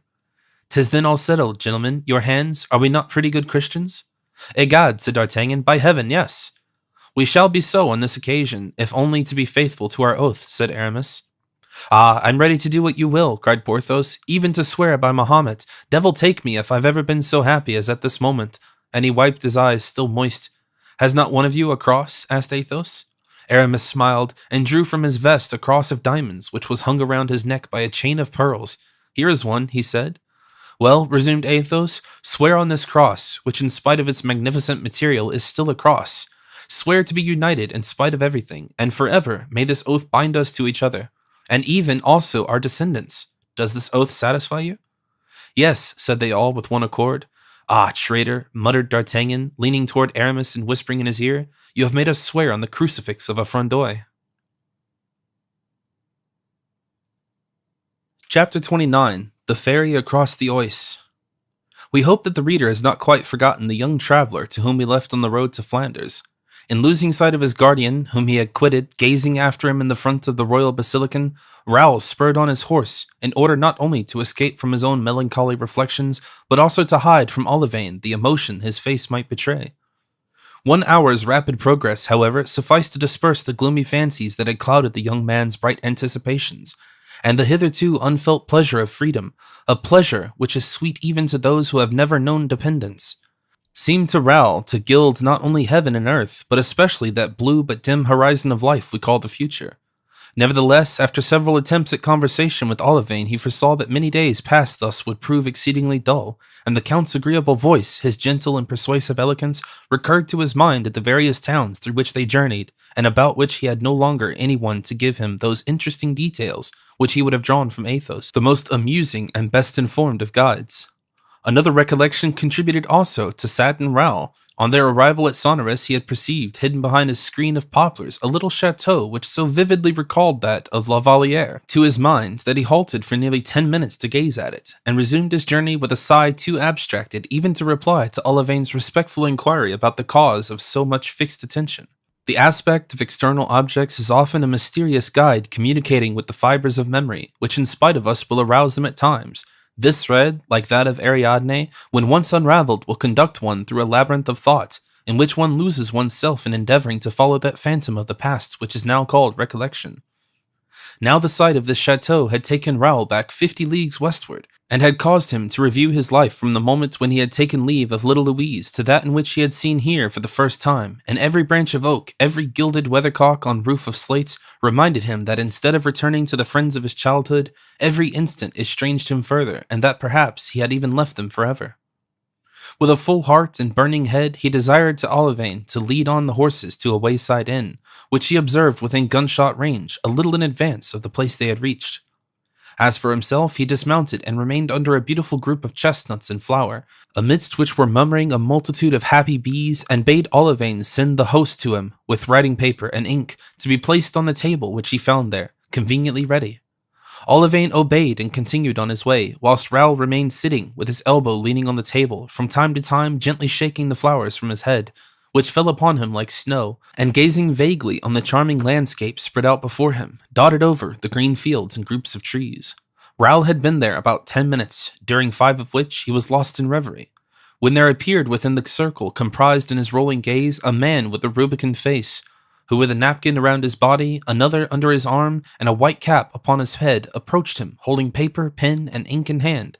"Ha ha!" laughed the apparition, "every gentleman seems to have the same fancy, for not a quarter of an hour ago a young lad, well mounted like you, as tall as you, and of about your age, halted before this clump of trees, and had this table and his chair brought here, and dined here, with an old gentleman who seemed to be his tutor, upon a pie of which they haven't left a mouthful, and 2 bottles of Macon wine, of which they haven't left a drop. But fortunately, we still have some of the same wine, and some of the same pies left, and if your worship will give your orders—" "No, friend," replied Raoul, smiling, "I am obliged to you, but at this moment I want nothing but the things for which I have asked. Only I shall be very glad if the ink prove black and the pen good.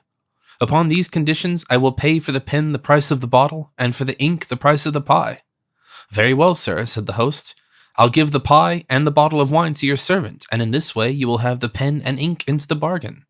"Do as you like," said Raoul, who was beginning his apprenticeship with that particular class of society who then were robbers on the high roads, were connected with them, and who, since highwaymen no longer exist, have advantageously and aptly filled their vacant place.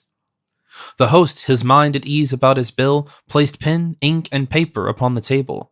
By a lucky chance the pen was tolerably good, and Raoul began to write. The host remained standing in front of him, looking with a kind of involuntary admiration at his handsome face, combining both gravity and sweetness of expression. Beauty has always been and always will be all-powerful. He's not like a guest like the other one here just now, observed mine host Hollivain, who had rejoined his master to see if he wanted anything, and your young master has no appetite. My master had appetite enough 3 days ago, but what can one do? He lost it the day before yesterday. And Olivain and the host took their way together toward the inn. Olivain, according to the custom of serving men, well pleased with their place, relating to the tavern keeper all he could say in favor of the young gentleman, whilst Raoul wrote on thus, Sir, after a 4 hours' march I stopped to write to you, for I miss you every moment. I am always on the point of turning my head as if to reply when you speak to me. I am so bewildered by your departure and so overcome with grief at our separation that I am sure I was able to but very feebly express all the affection and gratitude I feel toward you. You will forgive me, sir, for your heart is of a generous nature that you can well understand all that has passed in mine. I entreat you to write to me, for your form a part of my existence, and, if I may venture to tell you so, I also feel anxious. It seemed to me as if you were yourself preparing for some dangerous undertaking, about which I did not dare question you, since you told me nothing. I have therefore, as you see, great need of hearing from you. Now that you are no longer beside me, I am afraid every moment of erring. You sustained me powerfully, sir, and I protest to you, today I feel very lonely. Will you have the goodness, sir, should you receive news from Blois, to send me a few lines about my little friend, Mademoiselle de la Valera, about whose health, when we left, so much anxiety was felt? You can understand, honored and dear guardian, how precious and indispensable to me is the remembrance of the years that I have passed with you. I hope that you will sometimes too think of me, and if at certain hours you should miss me, if you should feel any slight regret at my absence, I shall be overwhelmed with joy at the thought that you appreciate my affection for, and my devotion to yourself, and that I have been able to prove them to you whilst I had the happiness of living with you. After finishing this letter, Raoul felt more composed. He looked well around him to see if Olivain and the hosts might not be watching him, whilst he impressed a kiss upon the paper, a mute and touching caress, which the heart of Athos might well divine on opening the letter. During this time, Olivain had finished his bottle and eaten his pie. The horses were also refreshed. Raoul motioned to the host to approach, threw a crown upon the table, mounted his horse, and posted his letter at Senlis. The rest had been thus afforded to men and horses enabled to continue their journey at a good round pace. At Verbery, Raoul desired Olivain to make some inquiry about the young man who was preceding them. He had been well observed to pass only 3/4 of an hour previously, but he was well mounted, as the tavern keeper had already said, and rode at a rapid pace. Let us try and overtake this gentleman, said Raoul to Olivain. Like ourselves, he is on his way to join the army, and may prove agreeable company. It was about 4 o'clock in the afternoon when Raoul arrived at Compiègne. There he dined heartily, and again inquired about the young gentleman, who was in advance of them. He had stopped, like Raoul, at the Hotel of the Bell and Bottle, the best at Compiègne, and had started again on his journey, saying that he should sleep at Noyon. Well, let us sleep at Noyon, said Raoul. Sir, replied Olivain respectfully, allow me to remark that we have already much fatigued the horses this morning. I think it would be well to sleep here and to start again very early tomorrow. 18 leagues is enough for the first stage. The Comte de la Fera wishes me to hasten on, replied Raoul, that I might rejoin the prince on the morning of the 4th day. Let us push on then to Noyon. It will be a stage similar to those we have traveled from Blois to Paris. We shall arrive at 8 o'clock. The horses will have a long night's rest, and at 5 o'clock tomorrow we can be on the road again. Olivain dared offer no opposition to this determination, but he followed his master, grumbling. Go on, said he between his teeth. Expend your ardor the first day. Tomorrow, instead of journeying 20 leagues, you will travel 10. The day after tomorrow, 5. And in 3 days you will be in bed. There you must rest. Young people are such braggarts. It was easy to see that Olivain had not been taught in the school of the Planchets and the Grimauds. Raoul felt very tired, but he was desirous of testing his strength, and brought up in the principles of Athos and certain of having heard him speak 1,000 times of stages of 25 leagues, he did not wish to fall far short of his model. D'Artagnan, that man of iron, who seemed to be made of nerve and muscle only, had struck him with admiration. Therefore, in spite of Olivain's remarks, he continued to urge his steed more and more, and following a pleasant little path leading to a ferry, and which he had been assured shortened the distance of the journey by 1 league, he arrived at the summit of a hill and perceived the river flowing before him. A little troop of men on horseback were waiting on the edge of the stream, ready to embark. Raoul did not doubt this was the gentleman and his escort. He called out to him, but they were too distant to be heard. Then, in spite of the weariness of his beast, he made it gallop, but the rising ground soon deprived him of all sight of the travelers, and when he had again attained a new height, the ferry boat had left the shore and was making for the opposite bank. Raoul, seeing that he could not arrive in time to cross the ferry with the travelers, halted to wait for Olivine. At this moment, a shriek was heard that seemed to come from the river. Raoul turned the side whence the cry had sounded, and shaded his eyes from the glare of the setting sun with his hand. "Olivine," he exclaimed, "what do I see below there?" A second scream, more piercing than the first, now sounded. "Oh, sir," cried Olivine, "the rope which holds the ferry boat has broken, and the boat is drifting. But what do I see in the water? Something struggling?" "Oh, yes," exclaimed Raoul, fixing his glance on one point of the stream, splendidly illumined by the setting sun. "A horse, a rider." "They are sinking," cried Olivine in his turn. It was true, and Raoul was convinced that some accident had happened, and that a man was drowning. He gave his horse its head, struck his spurs into its side, and the animal, urged by pain and feeling that he had space open before him, bounded over a kind of paling which enclosed the landing place, and fell into the river, scattering to a distance waves of white froth. "Ah, sir," cried Olivine, "what are you doing? Good God!" Raoul was directing his horse toward the unhappy man in danger. This was, in fact, a custom familiar to him. Having been brought up in the banks of the Loire, he might have been said to have been cradled on its waves. 100 times he had crossed it on horseback, 1,000 times had swum across. Athos, foreseeing the period which he make a soldier of the Viscount, had inured him to all kinds of arduous undertakings. "Oh heavens," continued Olivine in despair, "what would the Count say if he only saw you now?" "The Count would do as I do," replied Raoul, urging his horse vigorously forward. But I, cried Olivine, pale and disconsolate, rushing about on the shore. "How shall I cross?"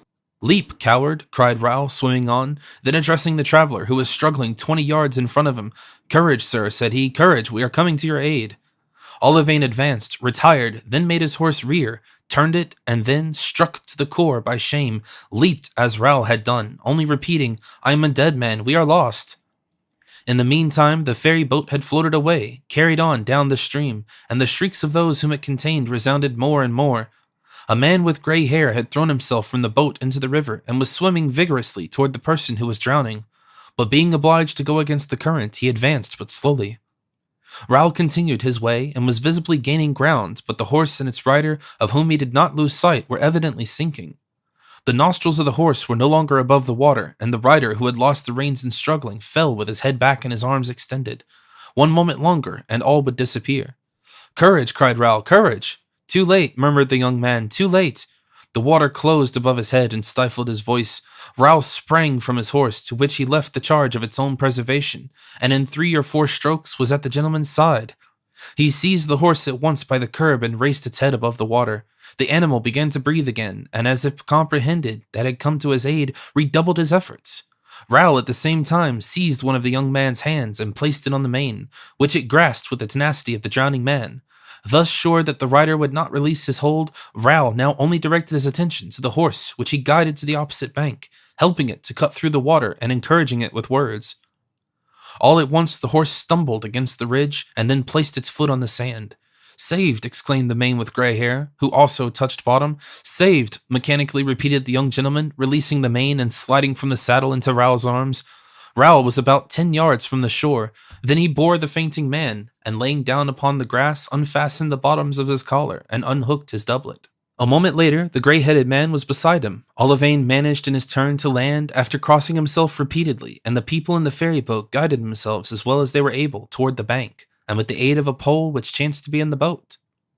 Thanks to the attentions of Raoul and the man who accompanied the young gentleman, the color gradually returned to the pale cheeks of the dying man, who opened his eyes, at first entirely bewildered, but who soon fixed his gaze upon the person who had saved him. "Ah, sir," he exclaimed, "it was you. Without you, I was a dead man, thrice dead." "But one recovers, sir, as you perceive," replied Raoul, "and we have but a little bath." "Oh, sir, what gratitude I feel," exclaimed the man with gray hair. "Ah, there you are, my dear D'Armiges. I have given you a great fright, have I not? But it is your own fault. You were my tutor. Why did you not teach me to swim?" "Oh, Monsieur le Comte," replied the old man, "had any misfortune happened to you, I should never have dared to show myself to the marshal again." "But how did the accident happen?" asked Raoul. "Oh, sir, in the most natural way possible," replied he whom they had given the title of Count. "We were about a third of the way across the river when the cord of the ferry boat broke. Alarmed by the cries and gestures of the boatmen, my horse sprang into the water. I cannot swim and dared not throw myself into the river. Instead of aiding the movements of my horse, I paralyzed them. I was just going to drown myself with the best grace in the world when you arrived just in time to pull me out of the water. Therefore, sir, if you will agree, henceforward we are friends until death."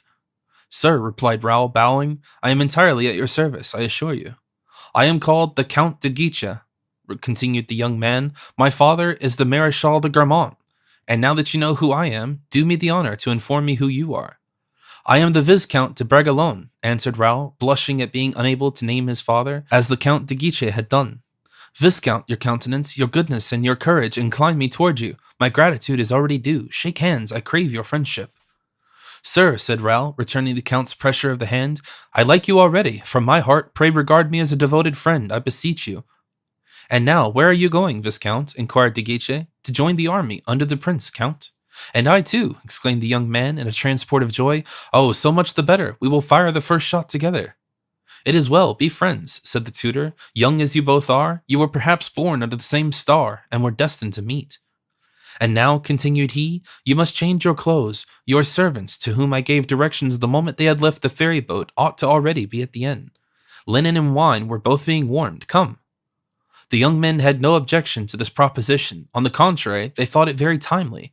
They mounted again at once, whilst looks of admiration passed between them. They were indeed two elegant horsemen, with figures slight and upright, nobles' faces, bright and proud looks, loyal and intelligent smiles. De Guiche might have been about 18 years of age, but he was scarcely taller than Raoul, who was only 15.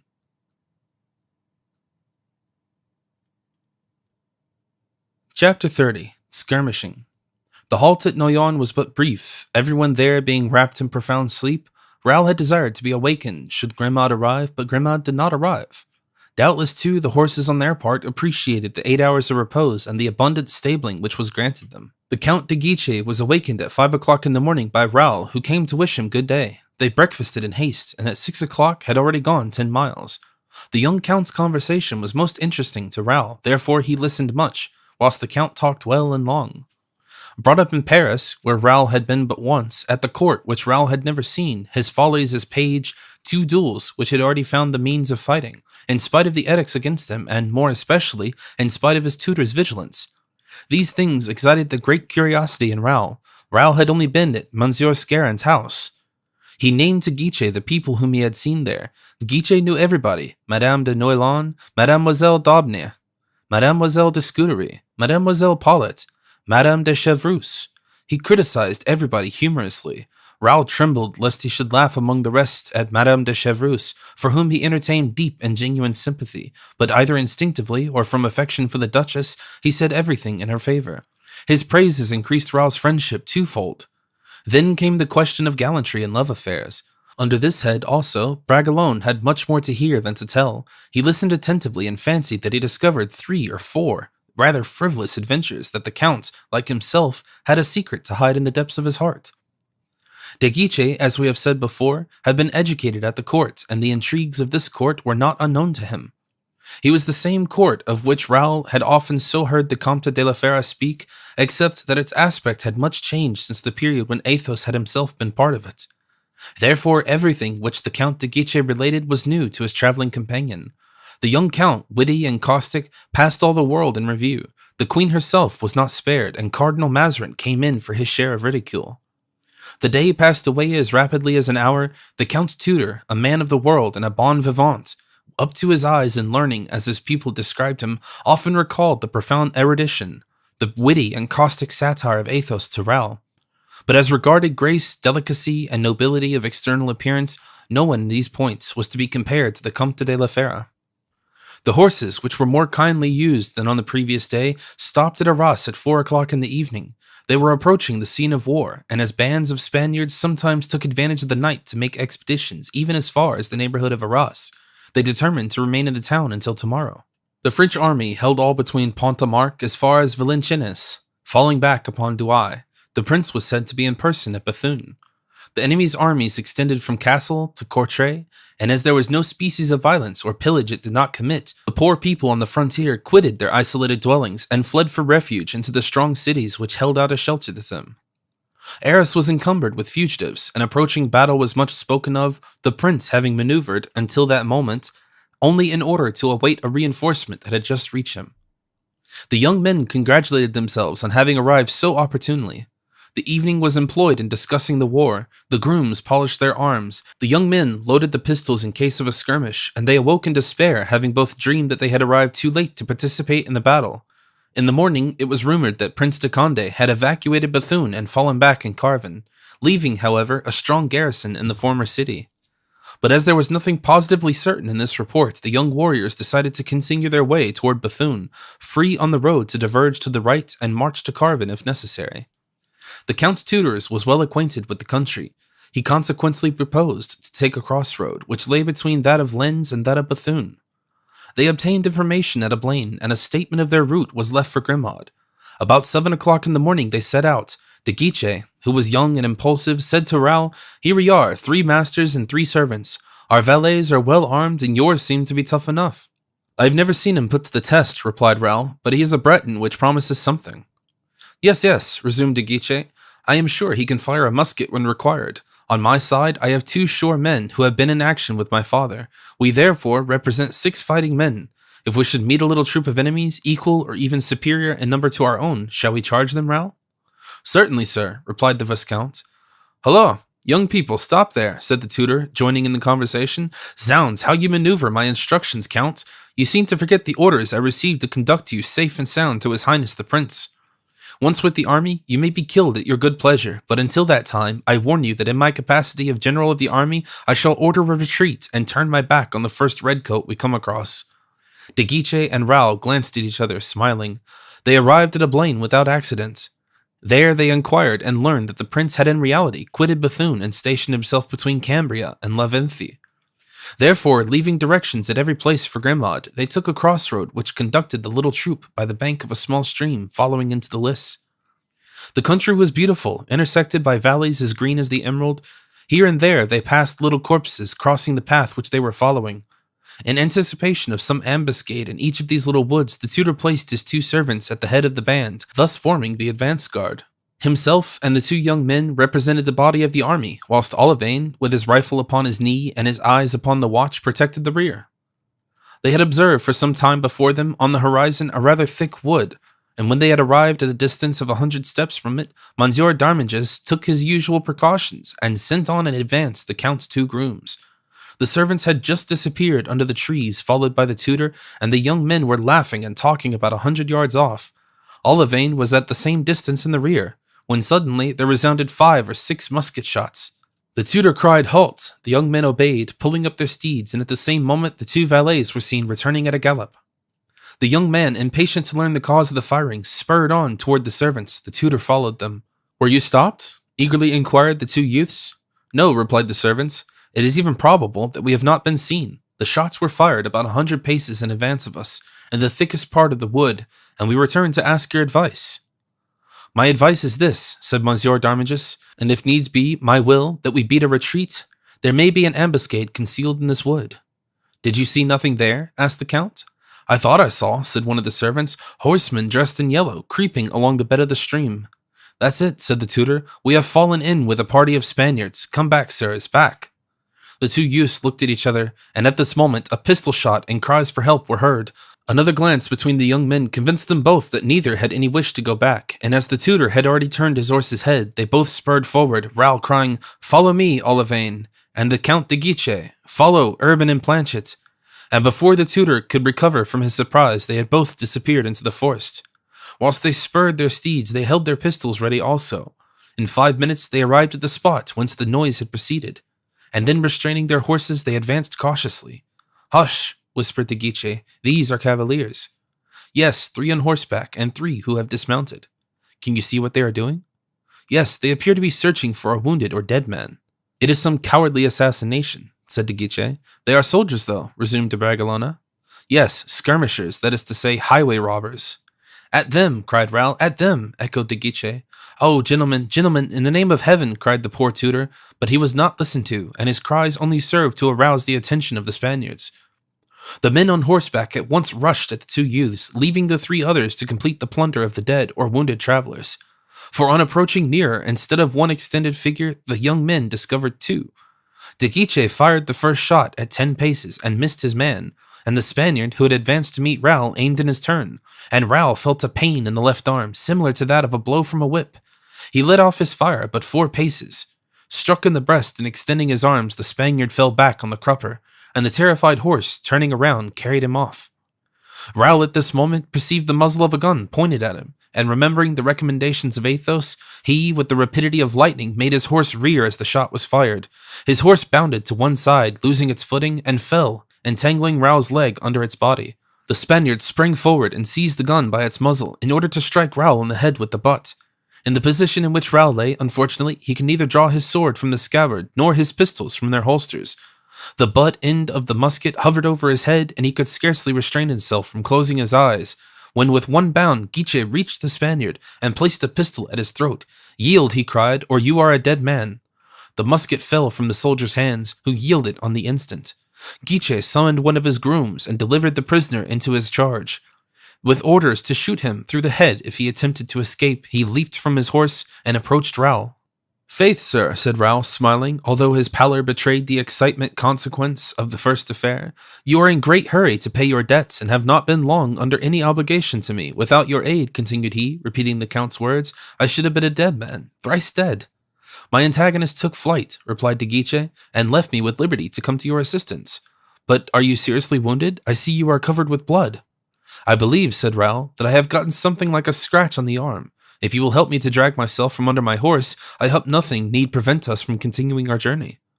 Monsieur d'Armiges and Olivain had already dismounted and were attempting to raise the struggling horse. At last Raoul succeeded in drawing his foot from the stirrup and his leg from under the animal, and in a second he was on his feet again. "Nothing broken?" asked de Guiche. "Faith, no, thank heaven," replied Raoul, "but what has become of the poor wretches whom these scoundrels were murdering?" "I fear we arrived too late. They have killed them, I think, and taken flight, carrying off their booty. My servants are examining the bodies." "Let us go and see whether they are quite dead, or if they can still be helped," suggested Raoul. "Olivain, you have come into possession of 2 horses, but I have lost my own. Take for yourself the better of the 2 and give me yours." They approached the spot where the unfortunate victims lay. Chapter 31. The Monk. 2 men lay prone upon the ground, one bathed in blood and lay motionless, with his face toward the earth. This one was dead. The other leaned against a tree, supported there by 2 valets, and was praying fervently with clasped hands and eyes raised to heaven. He had received a ball in his thigh, which had broken the bone. The young men first approached the dead man. "He is a priest," said Bragelonne. "He has worn the tonsure. Oh, the scoundrels, to lift their hands against a minister of God!" "Come here, sir," said Urban, an old soldier who had served under the Cardinal Duke in all his campaigns. "Come here, there is nothing to be done with him, whilst we may perhaps be able to save the other." The wounded man smiled sadly. "Save me? Oh no," said he, "but help me to die if you can." "Are you a priest?" asked Raoul. "No, sir." "I ask, as your unfortunate companion appeared to me belonged to the church." "He is the curate of Bethune, sir, and was carrying the holy vessels belonging to his church, and the treasure of the chapter, to a safe place, the prince having abandoned our town yesterday, and as it was known that bands of the enemy were prowling about the country, no one dared to accompany the good man, so I offered to do so." "And, sir," continued the wounded man, "I suffer much, and would like, if possible, to be carried to some house." "Where you can be relieved?" asked de Guiche. "No, where I can confess." "But perhaps you are not so dangerously wounded as you think," said Raoul. "Sir," replied the wounded man, "believe me, there is no time to lose. The ball has broken the thigh bone and entered the intestines." "Are you a surgeon?" asked de Guiche. "No, but I know a little about wounds, and mine, I know, is mortal.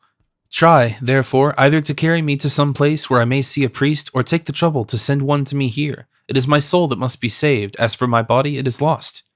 To die whilst doing a good deed is impossible. God will help you."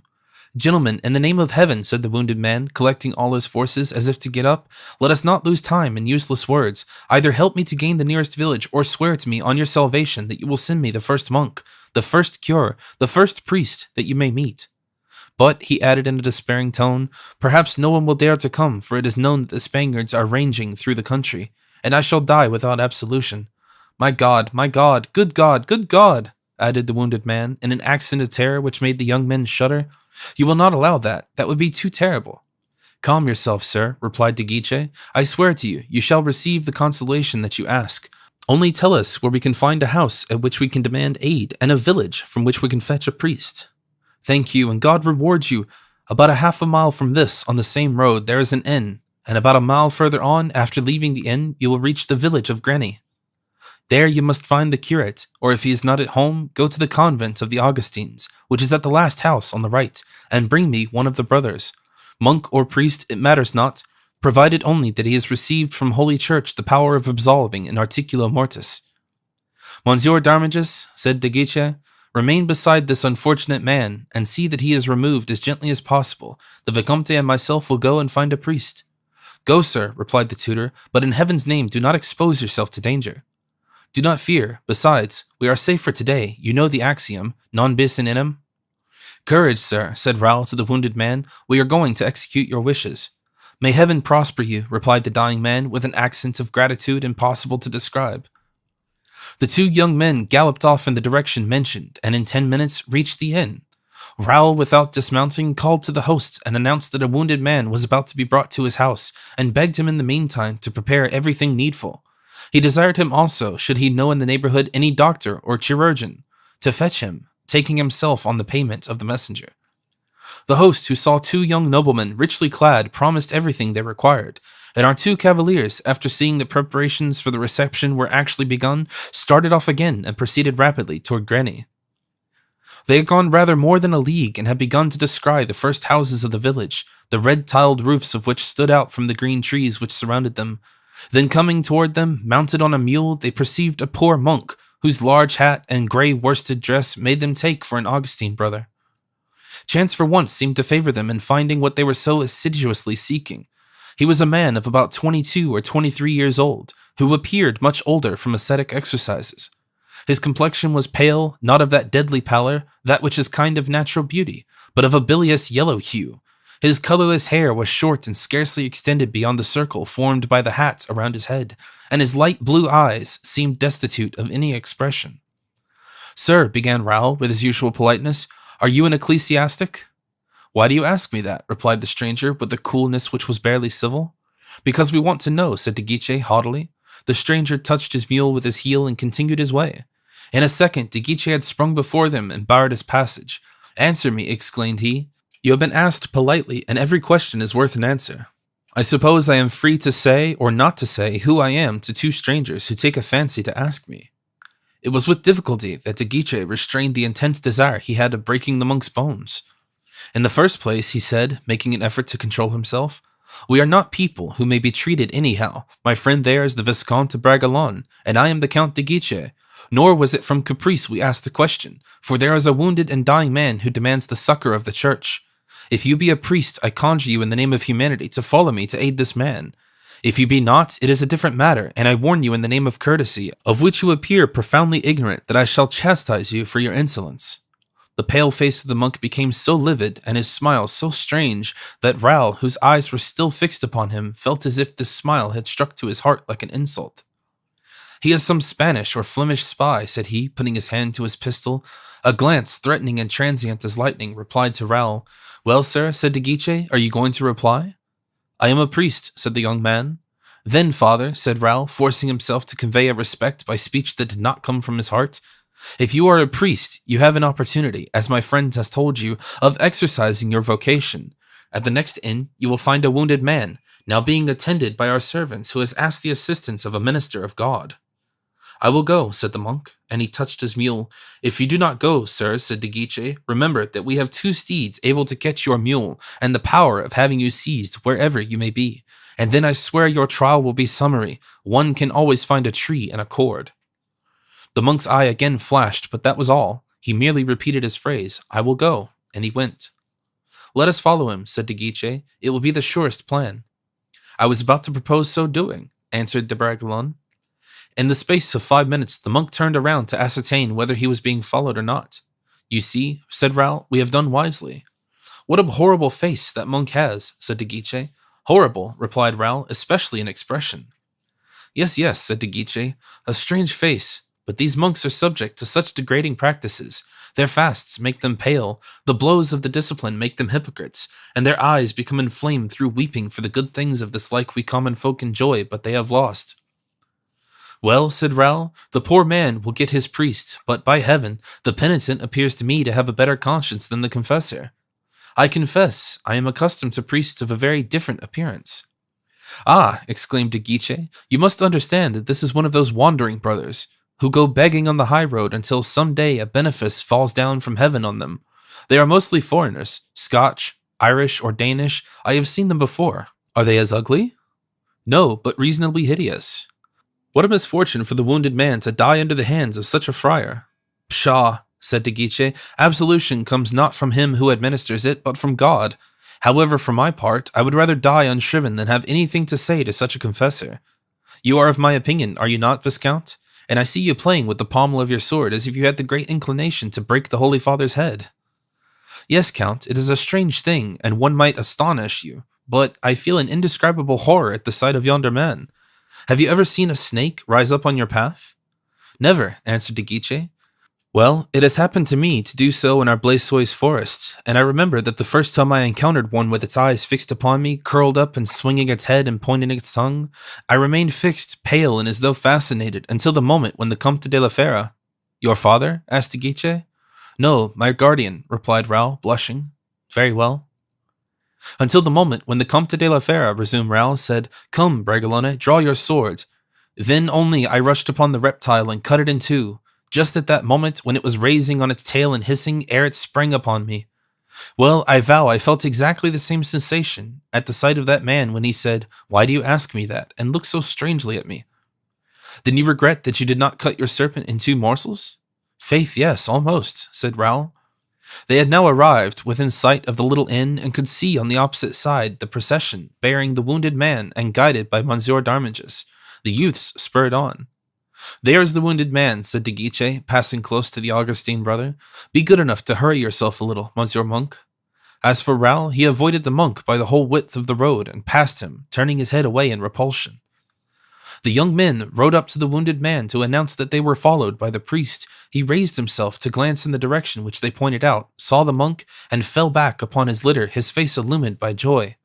And now, said the youths, we have done all we can for you, and as we are in haste to rejoin the prince's army, we must continue our journey. You will excuse us, sir, but we are told that a battle is expected, and we do not wish to arrive the day after it. Go, my young sirs, said the sick man, and may you both be blessed for your piety. You have done for me, as you promised, all that you could do. As for me, I can only repeat, may God protect you, and all dear to you. Sir, said De Guiche to his tutor, we will precede you, and you can rejoin us on the road to Cambrin. The host was at his door, and everything was prepared, bed, bandages, and lint, and a groom had gone to Lens, the nearest village, for a doctor. Everything, said he to Raoul, shall be done as you desire, but you will not stop to have your wound dressed? Oh, my wound, mine, 'tis nothing, replied the Viscount. It will be time to think about it when we next halt. Only have the goodness, should you see a cavalier who makes inquiries about a young man on a chestnut horse, followed by a servant, to tell him, in fact, that you have seen me, but that I continued my journey and intend to dine at Mazingarbe and to stop at Cambrin. This cavalier is my assistant. Would it not be safer and more certain if I should ask him his name and tell him yours? Demanded the host. There's no harm in over-precaution. I am the Viscount de Bragelonne, and he is called Grimaud.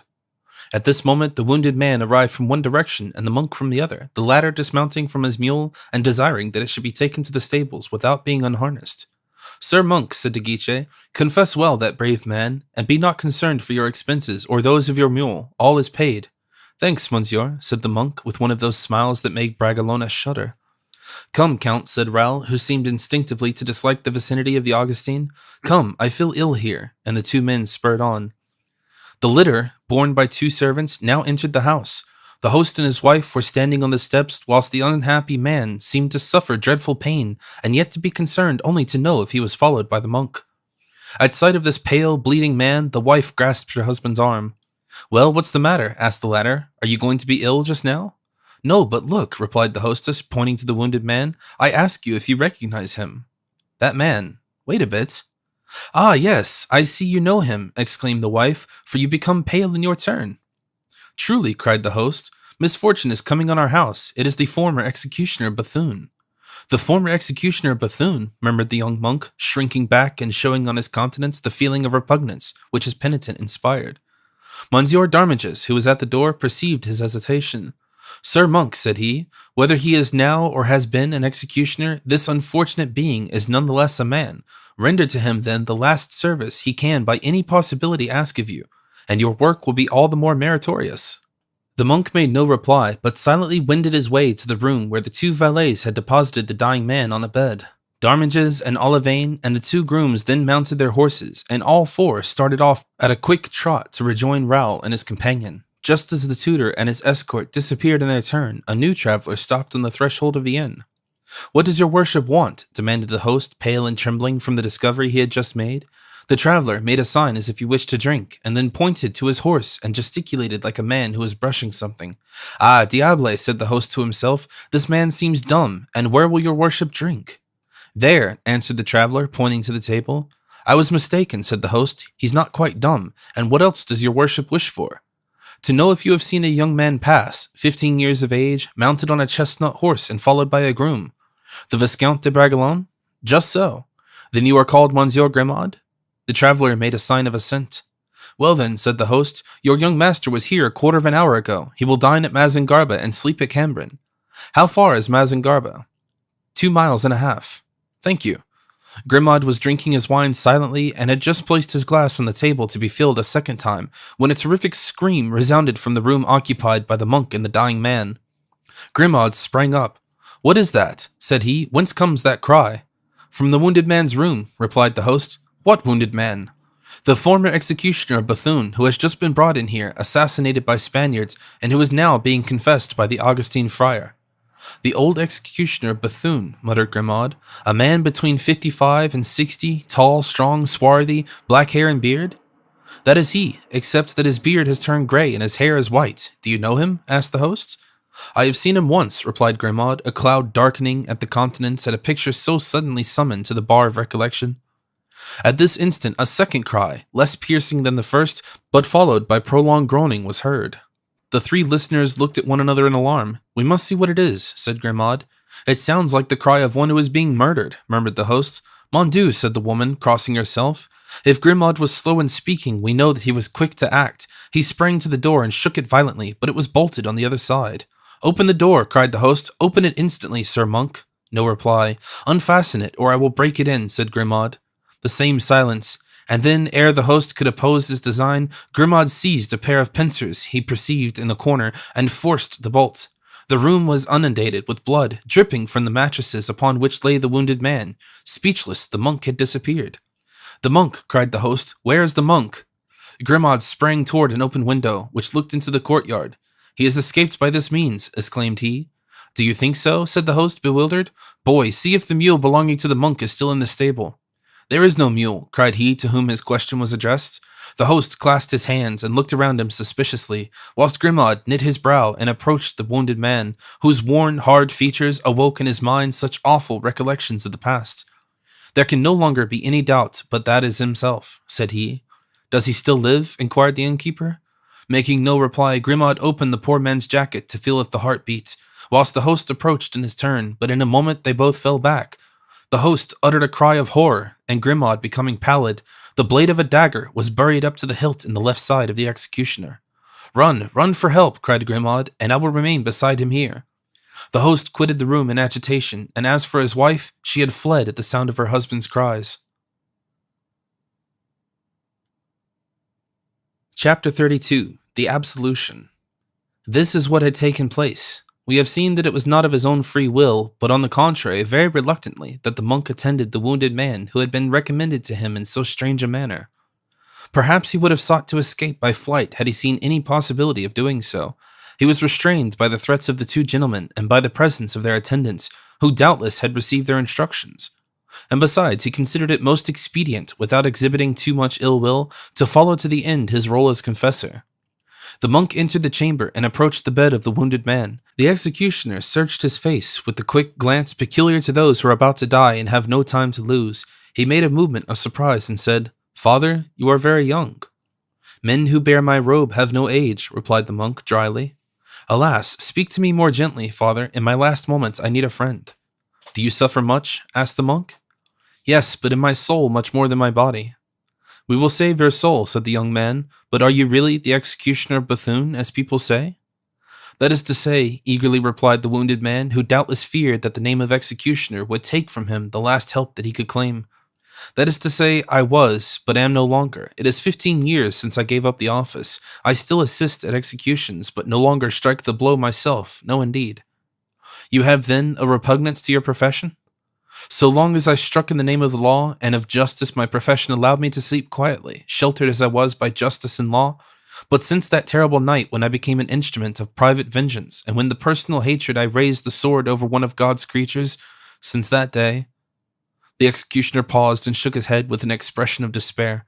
Tell me about it, said the monk, who, sitting on the foot of the bed, began to be interested in a story so strangely introduced. Ah, cried the dying man, with all the effusiveness of a grief declared after a long suppression.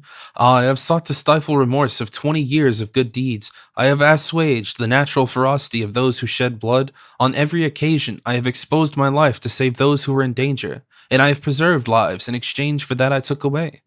That is not all. The money gained in the exercise of my profession I have distributed to the poor. I have been assiduous in attending church, and those who formerly fled from me have been accustomed to seeing me. All have forgiven me, some have even loved me, but I think that God has not parted me, for the memory of that execution pursues me constantly, and every night I see that woman's ghost rising before me.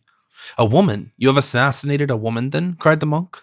You also, exclaimed the executioner. You use that word which sounds ever in my ears, assassinated. I have assassinated, then, and not executed. I am an assassin, then, and not an officer of justice, and he closed his eyes with a groan. The monk doubtless feared that he would die without saying more, for he exclaimed eagerly, Go on, I know nothing as yet. When you have finished your story, God and I will judge. Oh, father, continued the executioner, without opening his eyes, as if he feared on opening them to see some frightful object, it is especially when night comes on, and when I have to cross a river, that this terror which I have been unable to conquer comes upon me. And then it seems as if my hand grew heavy, as if the cutlass was still in its grasp, as if the water had the color of blood, and all the voices of nature, the whispering of the trees, the murmur of the winds, the lapping of the wave, united in a voice tearful, despairing, terrible, crying to me, Place for the justice of God. Delirium, murmured the monk, shaking his head. The executioner opened his eyes, turned toward the young man, and grasped his arm. Delirium, he repeated. Delirium, do you say? Oh no, I remember too well. It was evening. I had thrown the body into the river, and those words which my remorse repeats to me are those which my pride pronounced. After being the instrument of human justice, I aspired to be that of the justice of God. But let me see, how is it done? Speak, said the monk. It was at night. A man came to me and showed me an order, and I followed him. 4 other noblemen awaited me. They led me away, masked. I reserved the right of refusing if the office they required of me should seem unjust. I traveled 5 or 6 leagues, serious, silent, and almost without speaking. At length, through the window of a little hut, they showed me a woman sitting, leaning on a table, and said, There is the person to be executed. Horrible, said the monk, and you obeyed? Father, that woman was a monster. It was said that she poisoned her second husband, that she tried to assassinate her brother-in-law. She had just poisoned a young woman who was her rival, and before leaving England she had, it was believed, caused the favorite of the king to be murdered. Buckingham? Cried the monk. Yes, Buckingham. The woman was English, then? No, she was French, but she had married in England. The monk turned pale, wiped his brow, and went and bolted the door. The executioner thought that he had abandoned him and fell back, groaning upon his bed. No, no, I am here, said the monk, quickly coming back to him. Go on, who were those men? One of them was a foreigner, English, I think. The 4 others were French and wore the uniform of musketeers. Their names? Asked the monk. I don't know them, but the 4 other noblemen called them Englishmen, my lord. Was the woman handsome? Young and beautiful. Oh yes, especially beautiful. I see her now, as on her knees at my feet, with her head thrown back. She begged for life. I have never understood how I could have laid low a head so beautiful, with a face so pale. The monk seemed agitated by a strange emotion. He trembled all over. He seemed eager to put a question which he dared not ask. At length, with a violent effort at self-control, The name of that woman, he said? I don't know what it was. As I have said, she was twice married, once in France, the second time in England. She was young, you say? 25 years old? Beautiful? Ravishingly. Blonde? Yes. Abundance of hair falling over her shoulders? Yes. Eyes of an admirable expression? When she chose, oh yes, it is she. A voice of strange sweetness. Well, how do you know it? The executioner raised himself on his elbow and gazed with a frightened air at the monk, who became livid. And you killed her, the monk exclaimed. You were the tool of those cowards who dared not kill her themselves. You had no pity for that youthfulness, that beauty, that weakness. You killed that woman? Alas, I have already told you, father, that woman, under the angelic appearance, had an infernal soul, and when I saw her, when I recalled to all the evil she had done to me, To you? What could she have done to you? Come, tell me. She had seduced and ruined my brother, a priest. She had fled with him from our convent. With your brother? Yes, my brother was her first lover, and she caused his death. Oh, father, do not look in that way to me. Oh, I am guilty then. You will not pardon me? The monk recovered his usual expression. Yes, yes, he said. I will pardon you if you tell me all. Oh, cried the executioner, all. Answer then, if she seduced your brother, you said she seduced him, did you not? Yes. If she caused his death, you said that she caused his death? Yes, repeated the executioner. Then you must know what her name was as a young girl. Oh, mon Dieu, cried the executioner, I think I am dying. Absolution, father, absolution. Tell me her name, and I will give it. Her name was— My God, have pity on me, murmured the executioner, and he fell back on the bed, pale, trembling, and apparently about to die. Her name, repeated the monk, bending over him as if to tear from him the name he would not utter it. Her name, speak, or no absolution. The dying man collected all his forces. The monk's eyes glittered. Anne de Bile, murmured the wounded man. Anne de Bile, cried the monk, standing up and lifting his hands to heaven. Anne de Bile, you said Anne de Bile, did you not? Yes, that was her name, and now absolve me, for I am dying. I absolve you, cried the priest with a laugh which made the dying man's hair stand on end. I absolve you? I am not a priest. You are not a priest? Cried the executioner. What then are you? I am about to tell you, wretched man. Oh, mon Dieu, I am John Francis de Winter. I did not know you, said the executioner.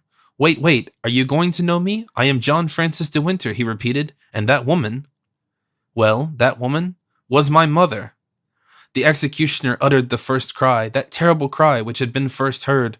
Oh, pardon me, he murmured. If not in the name of God, at least under your own name, if not as a priest, then as a son. Pardon you, cried the pretended monk. Pardon you. Perhaps God will pardon you, but I never. For pity's sake, said the executioner, extending his arms. No pity for him who had no pity. Die, impotent. Die in despair, die and be damned. And drawing a poniard from beneath his robe, he thrust it into the breast of the wounded man, saying, Here is my absolution.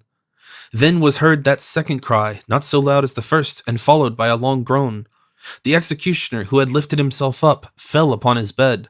As to the monk, without withdrawing the poniard from the wounded, he ran to the window, opened it, leaped out into the flowers of a small garden, glided onward to the stable, took out his mule, went out by the black gate, ran to a neighboring thicket, threw off his monkish garb, took from his valise the complete habiliment of the cavalier, clothed himself in it, went on foot to the first post, secured there a horse, and continued with a loose rein his journey to Paris. Chapter 33. Grimaud Speaks. Grimaud was left alone with the executioner, who in a few moments opened his eyes. Help, he murmured. Oh God, have I not a single friend in the world who will aid me either to live or to die? Take courage, said Grimaud. They are gone to find assistance. Who are you? Asked the wounded man, fixing his eye half opened on Grimaud. An old acquaintance, replied Grimaud. You? The wounded man sought to recall the features of the person now before him. Under what circumstances did we meet? He asked again. One night, 20 years ago, my master fetched you from Bethune and conducted you to Armentières. I know you well now, said the executioner. You were one of the 4 grooms. Just so. Where did you come from now?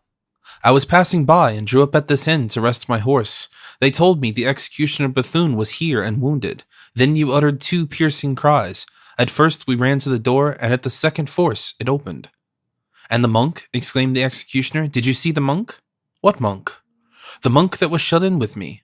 No, he was no longer here. He appears to have fled by the window. Was he the man that stabbed you? Yes, said the executioner. Grimaud moved as if to leave the room. What are you going to do? Asked the wounded man. He must be apprehended.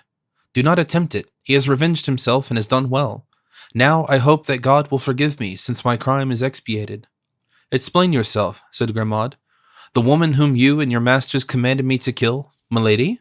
Yes, Milady. It is true you called her thus. What has the monk to do with this Milady?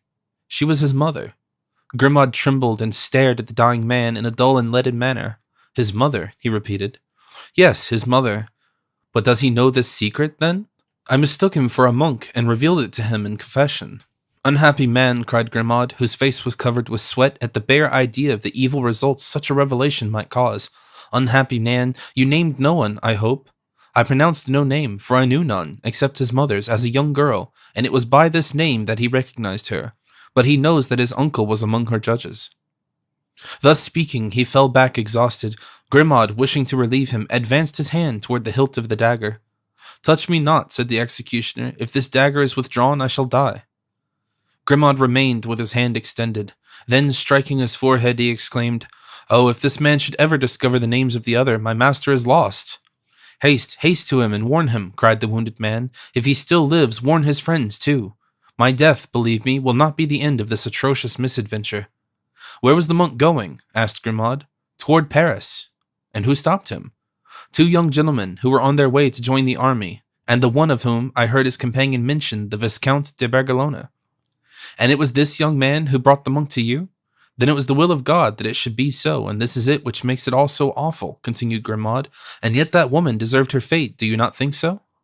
On one's deathbed, the crimes of others appear very small in comparison with one's own," said the executioner. Falling back exhausted, he closed his eyes. Grimaud was reluctant to leave the man alone, and yet he perceived the necessity of starting at once to bear these tidings to the Comte de la Fere. While he thus hesitated, the host re-entered the room, followed not only by a surgeon, but by many other persons whom curiosity had attracted to the spot. The surgeon approached the dying man, who seemed to have fainted. "We must first extract the steel from his side," said he, shaking his head in a significant manner. The prophecy which the wounded man had just uttered recurred to Grimaud, who turned away his head. The weapon, as we have already stated, was plunged into the body to the hilt, and as the surgeon, taking it by hand, drew it forth, the wounded man opened his eyes and fixed them on him in a manner truly frightful. When at the last the blade had been entirely withdrawn, a red froth issued from his mouth of the wounded man, and a stream of blood spouted afresh from the wound when he at length drew breath. Then, fixing his eyes upon Grimaud with a singular expression, the dying man uttered the last death rattle and expired. Then Grimaud, lifting the dagger from the pool of blood which was gilding among the room, the horror of all present, made a sign of the host to follow him, paid him with a generosity worthy of his master, and again mounted his horse. Grimaud's first intention had been to return to Paris, but he remembered the anxiety which his prolonged absence might cause Raoul, and reflecting that there were now only 2 miles between the Vicomte and himself, and a quarter of an hour's riding would unite them, and that the going, returning, and explanation would not occupy an hour, he put spurs to his horse, and a few minutes after had reached the only inn of Mazingarbe. Raoul was seated at table with the Count de Guiche and his tutor, when all at once the door opened and Grimaud presented himself, travel-stained, dirty, and sprinkled with the blood of the unhappy executioner. "Grimaud, my good Grimaud," exclaimed Raoul, "here you are at last." "Excuse me, sirs, this is not a servant, but a friend. How did you leave the Count?" continued he. "Does he regret me a little?"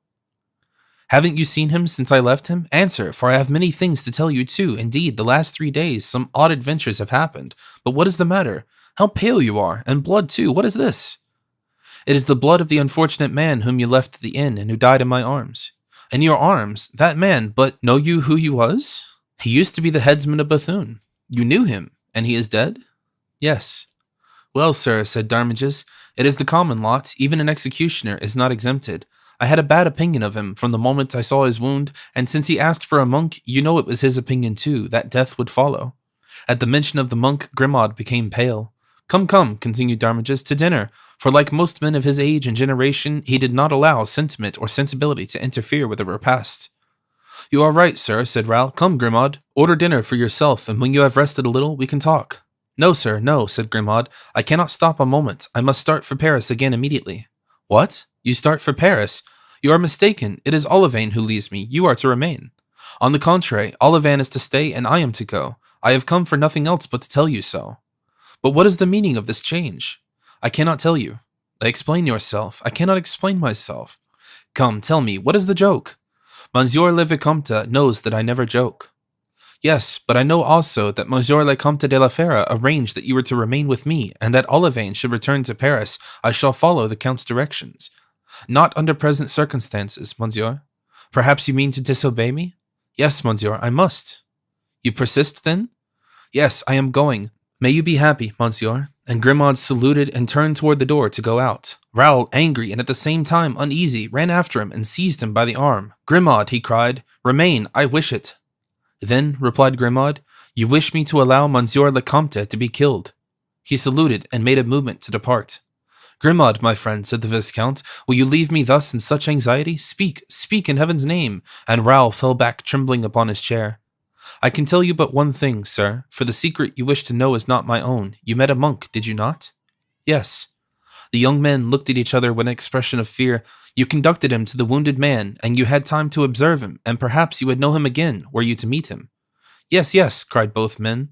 Very well. If you ever meet him again, wherever it may be, whether on the high road or in the street or in a church, anywhere that he or you may be, put your foot on his neck and crush him without pity, without mercy, as you would crush a viper or a scorpion.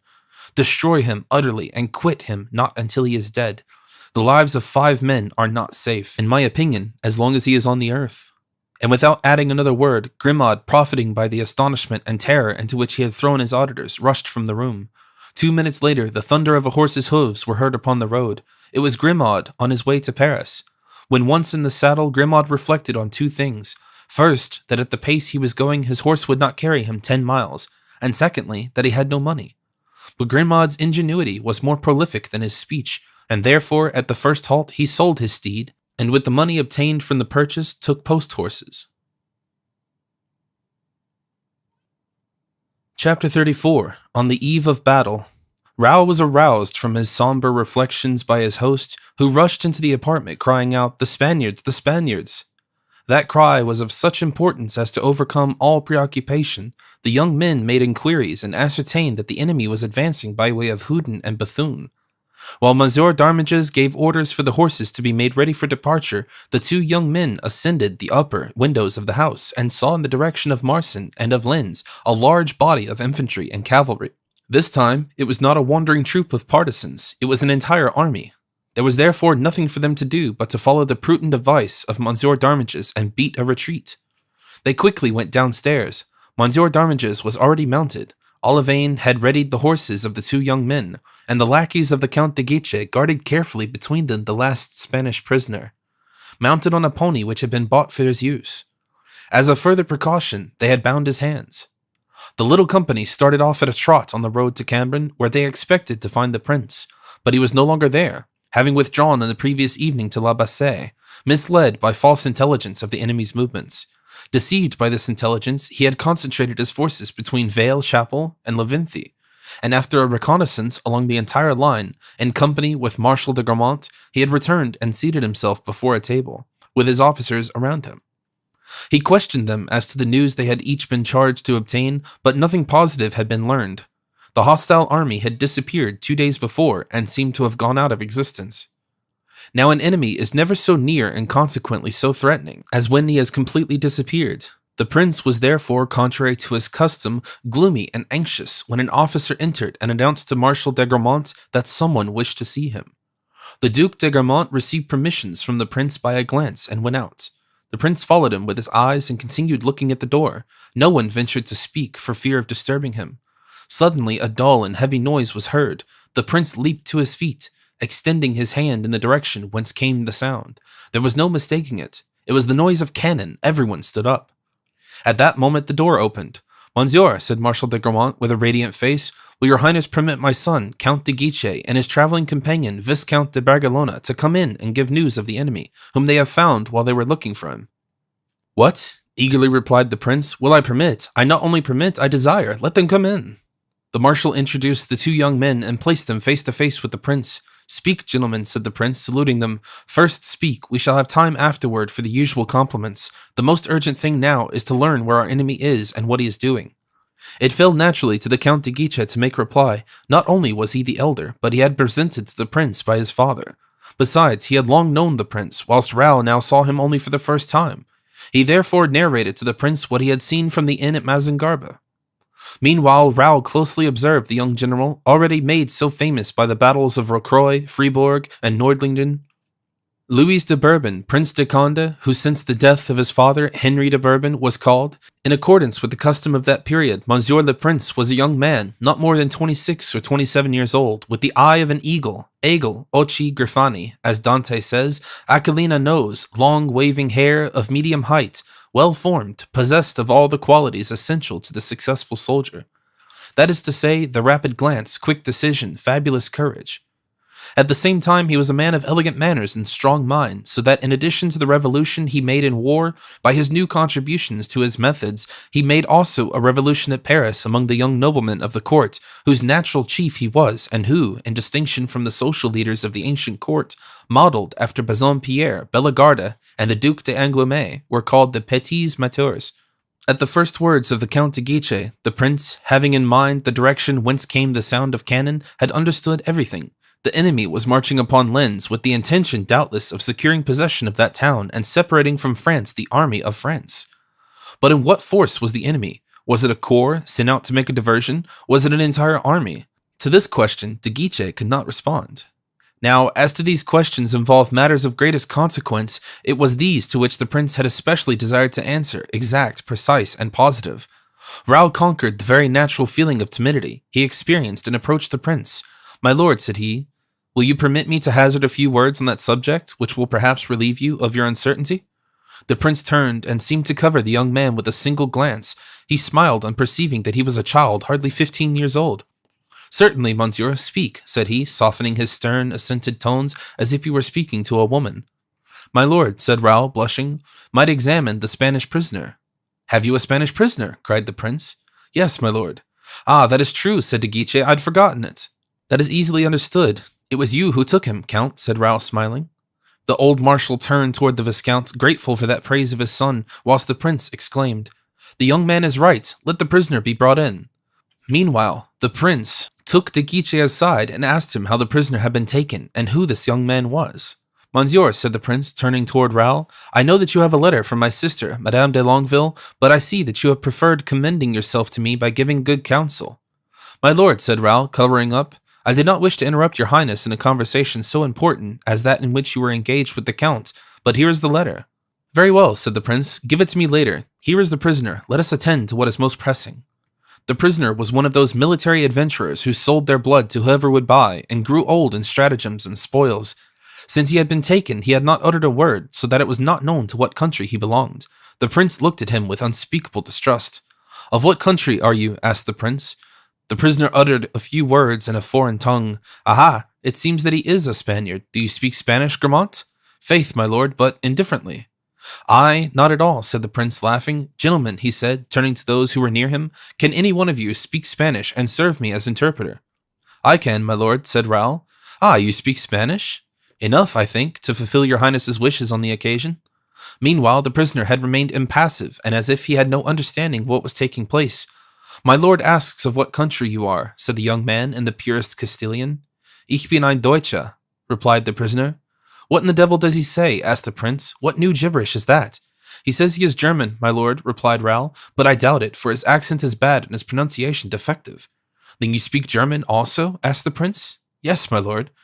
"Well enough to question him in that language?" "Yes, my lord." "Question him, then." Raoul began the examination, but the result justified his opinion. The prisoner did not understand, or seemed not to understand, what Raoul said to him, and Raoul could hardly understand his replies, containing a mixture of Flemish and Alsatian. However, amidst all the prisoner's efforts to elude a systematic examination, Raoul had recognized his natural accent. "Non siete Spagnuolo, non siete Tedesco, siete Italiano." The prisoner started and bit his lips. "Ah, that," said the prisoner. "I understand that language thoroughly, and since he is Italian, I will myself continue the examination. Thank you, Viscount," continued the prince, laughing, "and I appoint you from this moment my interpreter." But the prisoner was not less unwilling to respond in Italian than that of the other languages. His aim was to elude the examination. Therefore, he knew nothing of the entire enemy's numbers, or those in command, or the purpose of the army. "Very good," said the prince, understanding the reason of that ignorance. "The man was caught in the act of assassination and robbery. He might have purchased his life by speaking, but he doesn't wish to speak. Take him out and shoot him." The prisoner turned pale. The two soldiers who had brought him in took him, one in each arm, and led him through the door, whilst the prince, turning to Marshal de Grammont, seemed to have already forgotten the order he had given. When he reached the threshold of the door, the prisoner stopped. The soldiers knew only their orders and attempted to force him along. "One moment," said the prisoner in French. "I am ready to speak, my lord." "Ah," said the prince, laughing. "I thought we should come to that. I have a sure method of limbering tongues. Young men, take advantage of it against the time when you may be in command." "But on condition," continued the prisoner, "that your highness will swear that my life shall be safe." "Upon my honor," said the prince. Question then, my lord. Where did the army cross the Lys? Between St. Venant and Ayr. By whom is it commanded? By Count Juan Saldagna, General Beck, and the Archduke. Of how many does it contain? 18,000 men and 36 cannons. And its aim is? Lens. You see, gentlemen, said the prince, turning with a triumphant air toward Marshal de Grammont and the other officers. Yes, my lord, said the marshal, you have divined all that was possible to human genius. Recall Le Plessis, believer, Villequier, and Delac, said the prince. Recall all the troops that are on this side of the Lys. Let them hold themselves in readiness and march tonight. Tomorrow, according to all probability, we shall attack the enemy. But my lord, said Marshal de Grammont, consider that we have been collected all of our forces. We shall hardly have 13,000 men.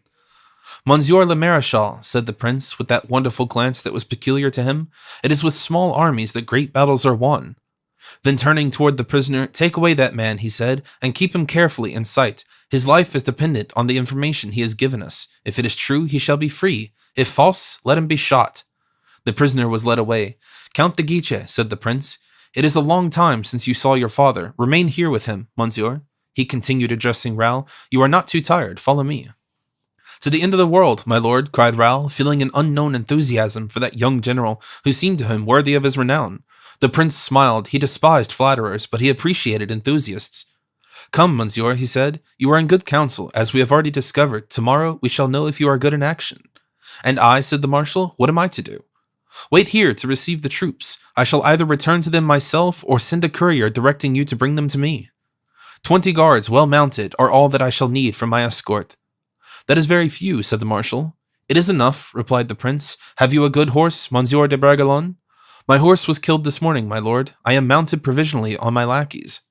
Choose for yourself in my stables the horse you like best. No false modesty. Take the best horse you can find. You will need it this evening, perhaps. You will certainly need it tomorrow. Raoul didn't wait to be told twice. He knew that with superiors, especially when those superiors are princes, the highest politeness is to obey without delay or argument. He went down to the stables, picked out a piebald Andalusian horse, saddled and bridled it himself, for Athos had advised him to trust no one with those important offices at a time of danger, and went to rejoin the prince, who at that moment mounted his horse. Now, monsieur, he said to Raoul, will you give me the letter you have brought? Raoul handed the letter to the prince. Keep near me, said the latter. The prince threw his bridle over the pommel of the saddle, as he wont to do when he wished to have both hands free, unsealed the letter of Madame de Longueville, and started at a gallop on the road to Lens, attended by Raoul and his small escort. Whilst messengers sent to recall the troops set out a loose rein in other directions, the prince read as he hastened on. Monsieur, said he, after a moment, they tell me great things of you. I have only to say, after that little I have seen and heard, that I think even better of you than I have been told. Raoul bowed. Meanwhile, as the little troop drew nearer to Lens, the noise of the cannon sounded louder. The prince kept his gaze fixed in the direction of the sound with the steadfastness of a bird of prey. One would have said that his gaze could pierce the branches of trees which limited his horizon. From time to time, his nostrils dilated, as if eager for the smell of powder, and he panted like a horse. At length they heard the cannon so near that it was evident they were within a league of the field of battle, and at a turn of the road they perceived the little village of Aunay. The peasants were in great commotion. The report of Spanish cruelty had gone out, and everyone was frightened. The women had already fled, taking refuge in Vitry. Only a few men remained. On seeing the prince, they hastened to meet him. One of them recognized him. Ah, my lord, he said, have you come to drive away those rascal Spaniards and those Lorraine robbers? Yes, said the prince, if you will serve me as guide. Willingly, my lord. Where does your highness wish to go? To some elevated spot whence I can look down on Lens and the surrounding country. In that case, I'm your man. I can trust you? You are a true Frenchman? I'm an old soldier of Rocroi, my lord. Here, said the prince, handing him a purse. Here is for Rocroi. Now, do you want a horse, or will you go afoot? Afoot, my lord. I have served always in the infantry. Besides, I expect to lead your highness into places where you will have to walk. Come then, said the prince, let us lose no time. The peasant started off, running before the prince's horse. Then, 100 steps from the village, he took a narrow road hidden at the bottom of the valley. For a half a league they proceeded thus, the cannon shot sounding so near that they expected at each discharge to hear the hum of balls. At length they entered a path which, going out from the road, skirted the mountainside. The prince dismounted, ordered one of his aides and Raoul to follow his example, and directed the others to obey his orders, keeping themselves meanwhile on the alert. He then began to ascend the path. In about 10 minutes they reached the ruins of an old chateau. Those ruins crowned the summit of a hill which overlooked the surrounding country. At a distance of hardly a quarter of a league, they looked down on Linz, at bay, and before Linz the enemy's entire army. With a single glance, the prince took in the extent of country which lay before him, from Linz as far as Vimy. In a moment, the plan of battle, which on the following day was to save France the second time from invasion, was unrolled in his mind. He took a pencil, tore a page from his tablets, and wrote, "My dear Marshal, in an hour, Linz will be in the enemy's possession. Come and rejoin me. Bring with you the whole army. I shall be at Venden to place it in position. Tomorrow we shall retake Linz and beat the enemy." Then, turning toward Raoul, "Go, monsieur," he said, "ride fast and give this letter to Monsieur de Gramont." Raoul bowed, took the letter, went hastily down the mountain, leaped on his horse, and set out at a gallop. A quarter of an hour later, he was with the marshal. A portion of the troops had already arrived, and the remainder was expected from moment to moment. Marshal de Gramont put himself at the head of all the available cavalry and infantry and took the road to Venden, leaving the Duc de Chatillon to await and bring on the rest. All the artillery was ready to move and started off at a moment's notice. It was 7 o'clock in the evening when the marshal arrived at the appointed place. The prince awaited him there, and as he had foreseen, Linz had fallen into the hands of the enemy immediately after Raoul's departure. The event was announced by the cessation of the firing. As the shadows of night deepened, the troops summoned by the prince arrived in successive detachments. Orders were given that no drum should be beaten, no trumpet sounded. At 9 o'clock, the night had fully come. Still a last ray of twilight lighted the plain. The army marched silently, the prince at the head of the column.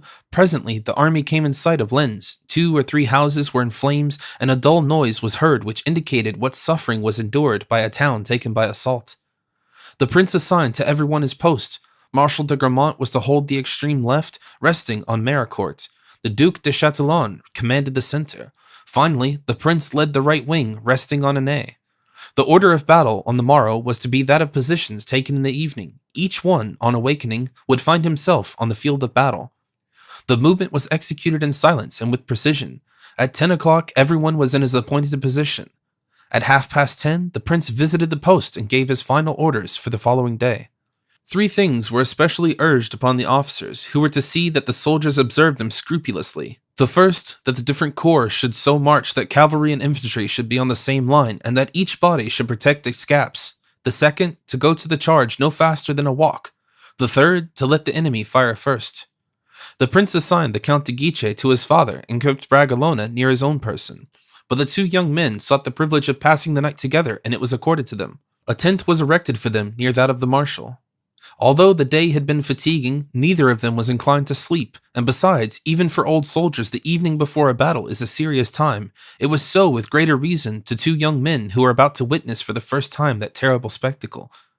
On the evening before a battle, one thinks of 1,000 things forgotten till then. Those who are indifferent to one another become friends, and those who are friends become brothers. It need not to be said that if in the depths of the heart there is a sentiment more tender, it reaches then quite naturally the highest exaltation of which it is capable. Some sentiment of this kind must have been cherished by each of these 2 friends, for each of them almost immediately sat down by himself at the end of a tent and began to write. The letters were long. The 4 pages were covered with closely written words. The writers sometimes looked at each other and smiled. They understood without speaking. Their organizations were so delicate and sympathetic. The letters being finished, each put his own into 2 envelopes, so that no one, without tearing the first envelope, could discover to whom the second was addressed. Then they drew near to each other and smiled, exchanging their letters. "In case any evil should happen to me," said Bragelonne. "In case I should be killed," said de Guiche. Then they embraced each other like 2 brothers, and each wrapped himself in his cloak. They soon passed into that kindly sleep of youth, which is the prerogative of birds, flowers, and infants. Chapter 35. A Dinner in the Old Style. The second interview between the former musketeers was not so formal and threatening as the first. Athos, with his superior understanding, wisely deemed that the supper table would be the most complete and satisfactory point of reunion. And at that moment when his friends, in deference to his deportment and sobriety, dared scarcely speak of some of their former good dinners, he was the first to propose that they should all assemble around some well-spread table and abandon themselves unreservedly to their own natural character and manners. A freedom which had formerly contributed so much to that good understanding between them, which gave them the reason of the inseparables. For different reasons, this was an agreeable proposition to them all, and it was therefore agreed that each should leave a very exact address, and that upon the request of any of the associates a meeting should be convoked at a famous eating house in the Rue de Malamine. of the sign of the Hermitage. The first rendezvous was fixed for the following Wednesday at 8 o'clock in the evening precisely. On that day, in fact, the four friends arrived punctually at the hour, each from his own abode or occupation. Porthos had been trying a new horse, D'Artagnan was on guard at the Louvre, Aramis had been to visit one of his penitents in the neighborhood, and Athos, whose domicile was established in the Rue Guénégaud, found himself close at hand. They were therefore somewhat surprised to meet all together at the door of the Hermitage, Athos starting out from the Pont Neuf, Porthos from the Rue de la Roulette, D'Artagnan from the Rue des Fonts Saint-Germain, La Auxerroise, and Aramis by the Rue Saint-Béthesy. The first words exchanged between the four friends on account of the ceremony with each of them mingled with their demonstration were somewhat forced, and even the repast began with a kind of stiffness. Athos perceived this embarrassment, and by way of supplying an effectual remedy, called for 4 bottles of champagne. At this order, given in Athos's habitually calm manner, the face of the Gascon relaxed, and Porthos's brow grew smooth. Aramis was astonished. He knew that Athos not only never drank, but more so that he had kind of a repugnance to wine. This astonishment was doubled when Aramis saw Athos fill a bumper and toss it off with all his former enthusiasm. His companions followed his example, and in very few minutes the 4 bottles were empty, and this excellent specific succeeded in dissipating even the slightest cloud that might have rested on their spirits. Now the 4 friends began to speak loud, scarcely waiting till one had finished before another began, and each assumed his favorite attitude on or at the table. Soon, strange fact, Aramis undid 2 buttons of his doublet, seeing which Porthos unfastened his entirely. Battles, long journeys, blows given and received sufficed for the first themes of conversation, which turned upon the silent struggle sustained against him who was now called the Great Cardinal.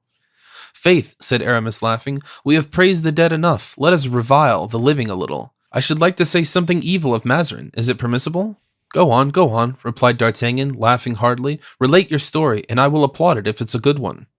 "A great prince," said Aramis, "with whom Mazarin sought an alliance, was invited by him to send him a list of the conditions on which he would do him the honor to negotiate with him. The prince, who had a great repugnance to treat with such an ill-bred fellow, made out a list against the grain and sent it. In this list there were 3 conditions which displeased Mazarin, and he offered the prince 10,000 crowns to renounce them." "Ha ha ha ha!" laughed the 3 friends. "Not a bad bargain, and there was no fear of being taken at this word. What did the prince do then?" "The prince immediately sent 50,000 francs to Mazarin, begging him never to write to him again, and offered 20,000 francs more on condition that he would never speak to him. What did Mazarin do?" "Stormed," suggested Athos. "Beat the messenger," cried Porthos. "Accepted the money," said D'Artagnan. "You have guessed it," answered Aramis, and they all laughed so heartily that the host appeared in order to inquire whether the gentlemen wanted anything. He thought they were fighting. At last their hilarity calmed down, and "Faith," exclaimed D'Artagnan to the 2 friends, "you may well wish ill to Mazarin, for I assure you, on his side he wishes you no good."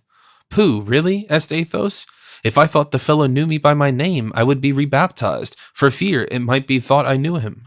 He knows you better by your actions than your name. He is quite aware that there are 2 gentlemen who greatly aided the escape of Monsieur de Beaufort, and he has instigated an active search for them. I can't answer for it." "By whom?" "By me. And this morning he sent for me to ask me if I had obtained any information." "And what did you reply?" "That I had none as yet, but that I was dined today with 2 gentlemen who would be able to give me some." "You told him that," said Porthos, a broad smile spreading over his honest face. "Bravo! You are not afraid of that, Athos?" "No," replied Athos. "It is not the search of Mazarin that I fear." "Now," said Aramis, "tell me a little, what do you fear?" "Nothing for the present, at least nothing in good earnest." "And with regard to the past?" asked Porthos. "Oh, the past is another thing," said Athos, sighing. "The past and the future." "Are you afraid for your young Raoul?" asked Aramis. "Well," said D'Artagnan, "one is never killed in a first engagement." "Nor in the second," said Aramis. "Nor in the third," returned Porthos, "and even when one is killed, one rises again, the proof of which is that we are here." "No," said Athos, "it is not Raoul about whom I am anxious, for I trust he will conduct himself like a gentleman. And if he is killed, well, he will die bravely, but, hold, should such a misfortune happen, well..." Athos passed his hand across his pale brow. "Well?" asked Aramis. "Well, I should look upon it as an expiation." "Ah," said D'Artagnan, "I know what you mean." "And I too," added Aramis. "But you must not think of that, Athos. What is past is past." "I don't understand," said Porthos. "The affair at Armentières," whispered D'Artagnan. "The affair at Armentières?" asked he again. "Milady." Oh, yes, said Porthos. True, I had forgotten it. Athos looked at him intently. You have forgotten it, Porthos? Said he. Faith, yes, it is so long ago, answered Porthos. This affair does not then weigh upon your conscience? Faith, no. And you, D'Artagnan? I own that when my mind returns to that terrible period, I had no recollection of anything but the rigid corpse of poor Madame Bonacieux. Yes, yes, murmured he, I have often felt regret for the victim, but never the very slightest remorse for the assassin. Athos shook his head doubtfully. Consider, said Aramis, if you admit divine justice and its participation in the things of this world, that woman was punished by the will of heaven. We were but the instruments, that is all. But as to free will, Aramis? How acts the judge? He has free will, yet he fearlessly condemns. What does the executioner? He is master of his arm, yet he strikes without remorse. The executioner, muttered Athos, as if arrested by some recollection. I know that it is terrible, said D'Artagnan, but when I reflect that we have killed English, Rochellais, Spaniards, nay, even French, we never did us any harm but to aim and to miss us, whose only fault was to cross swords with us and to be unable to ward off our blows. I can, on my honor, find an excuse for my share in the murder of that woman. As for me, said Porthos, now that you have reminded me of it, Athos, I have the scene again before me, as if I now were there. Milady was there, as it were, where you sit. Athos changed color. I was there, where D'Artagnan stands. I wore a long sword, which cut like a Damascus. You remember it. Aramis, for you always called it Balizarde. Well, I swear to you, all three, that had the executioner Bazoun. Was he not a Bethune? Yes, egad, a Bethune. Not been there, I would have cut off the head of that infamous being without thinking of it, or even thinking after it. She was the most atrocious woman. And then, said Aramis, with a tone of the philosophical indifference which he had assumed since he belonged to the church, and in which there was more atheism than confidence in God, what is the use of thinking of it at all? At the last hour we must confess this action, and God knows better than we can whether it is a crime, a fault, or a meritorious deed. I repent of it? Egad, no. Upon my honor and by the Holy Cross, I only regret it because she was a woman. The most satisfactory part of the matter, said D'Artagnan, is that there remains no trace of it.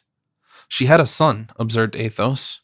Oh yes, I know that, said D'Artagnan, and you mentioned it to me, but who knows what has become of him? If the serpent be dead, why not its brood? Do you think his uncle De Winter would have brought up that young viper? De Winter probably condemned the son as he had done the mother. Then, said Athos, woe to De Winter, for that child had done no harm. May the devil take me if the child be not dead, said Porthos. There is so much fog in that detestable country, at least so D'Artagnan declares. Just as the quaint conclusion reached by Porthos was about to bring back hilarity to the faces now more or less clouded, hasty footsteps were heard upon the stair, and someone knocked at the door. Come in, cried Athos. Please, your honors, said the host, a person in a great hurry wishes to speak to one of you. To which of us? Asked all four of the friends. To him who is called the Comte de la Fere. It is I, said Athos. What is the name of the person? Grimaud. Ah, exclaimed Athos, turning pale, back already. What can have happened, then, to Bragelonne?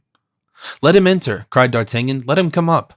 But Grimaud had already mounted the staircase and was awaiting on the last step. So springing into the room, he motioned the host to leave it. The door being closed, the four friends waited in expectation. Grimaud's agitation, his pallor, the sweat which covered his face, the dust which soiled his clothes, all indicated that he was the messenger of some important and terrible news.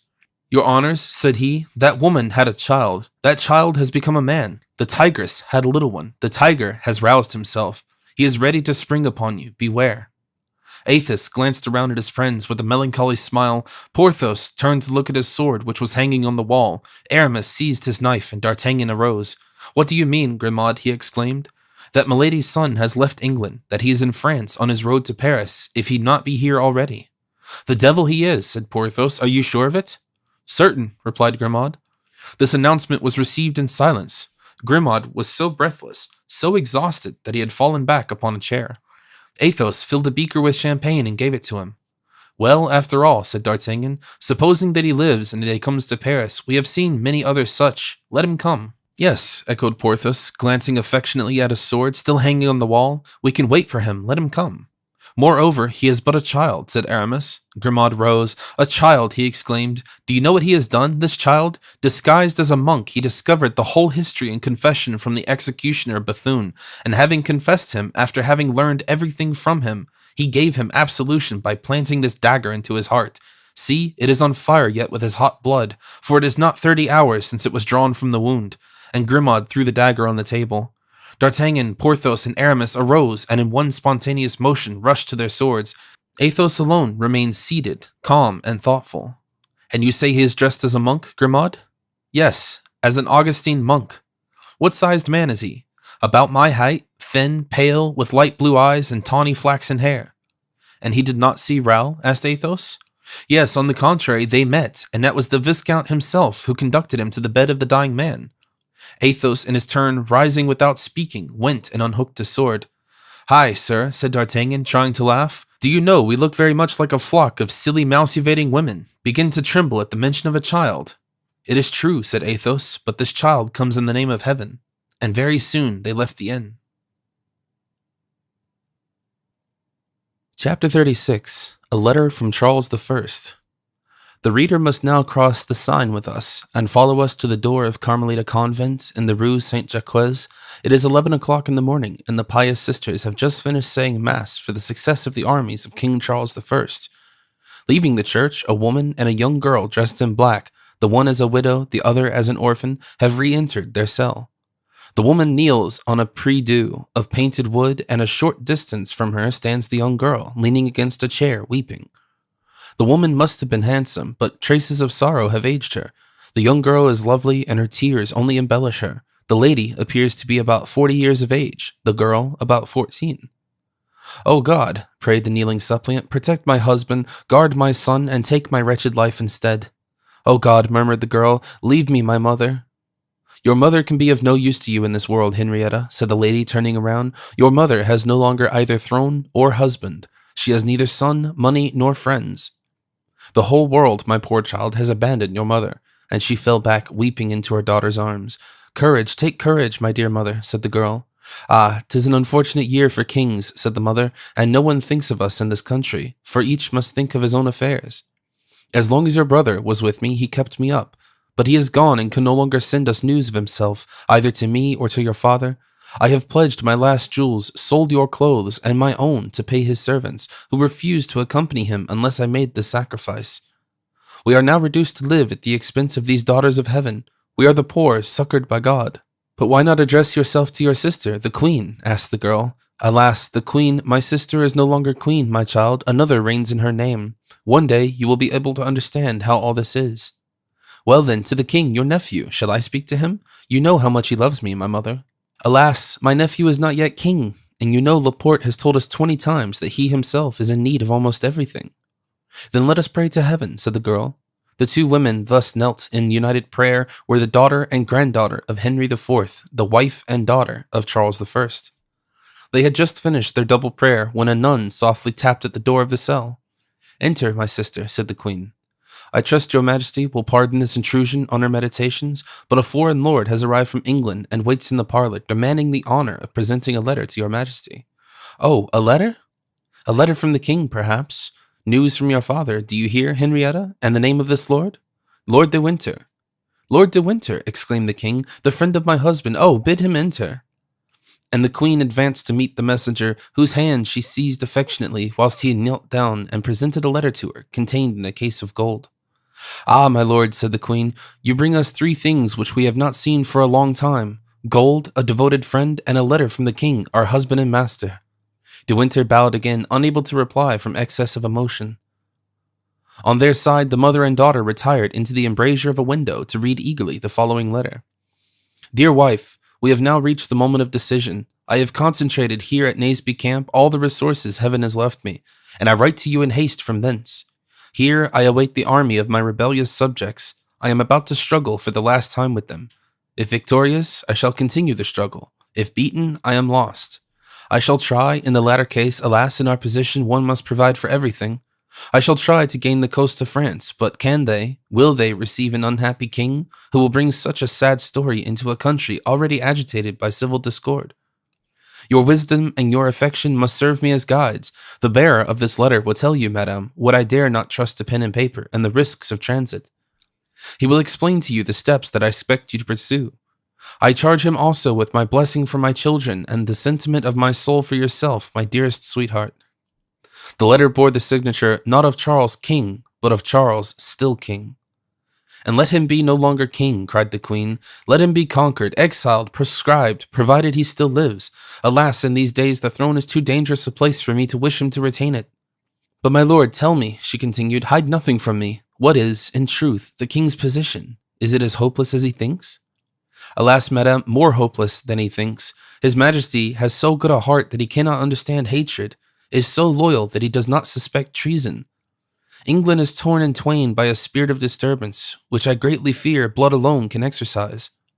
"But Lord Montrose," replied the queen, "I have heard of his great and rapid successes of battles gained. I heard it said that he was marching to the frontier to join the king."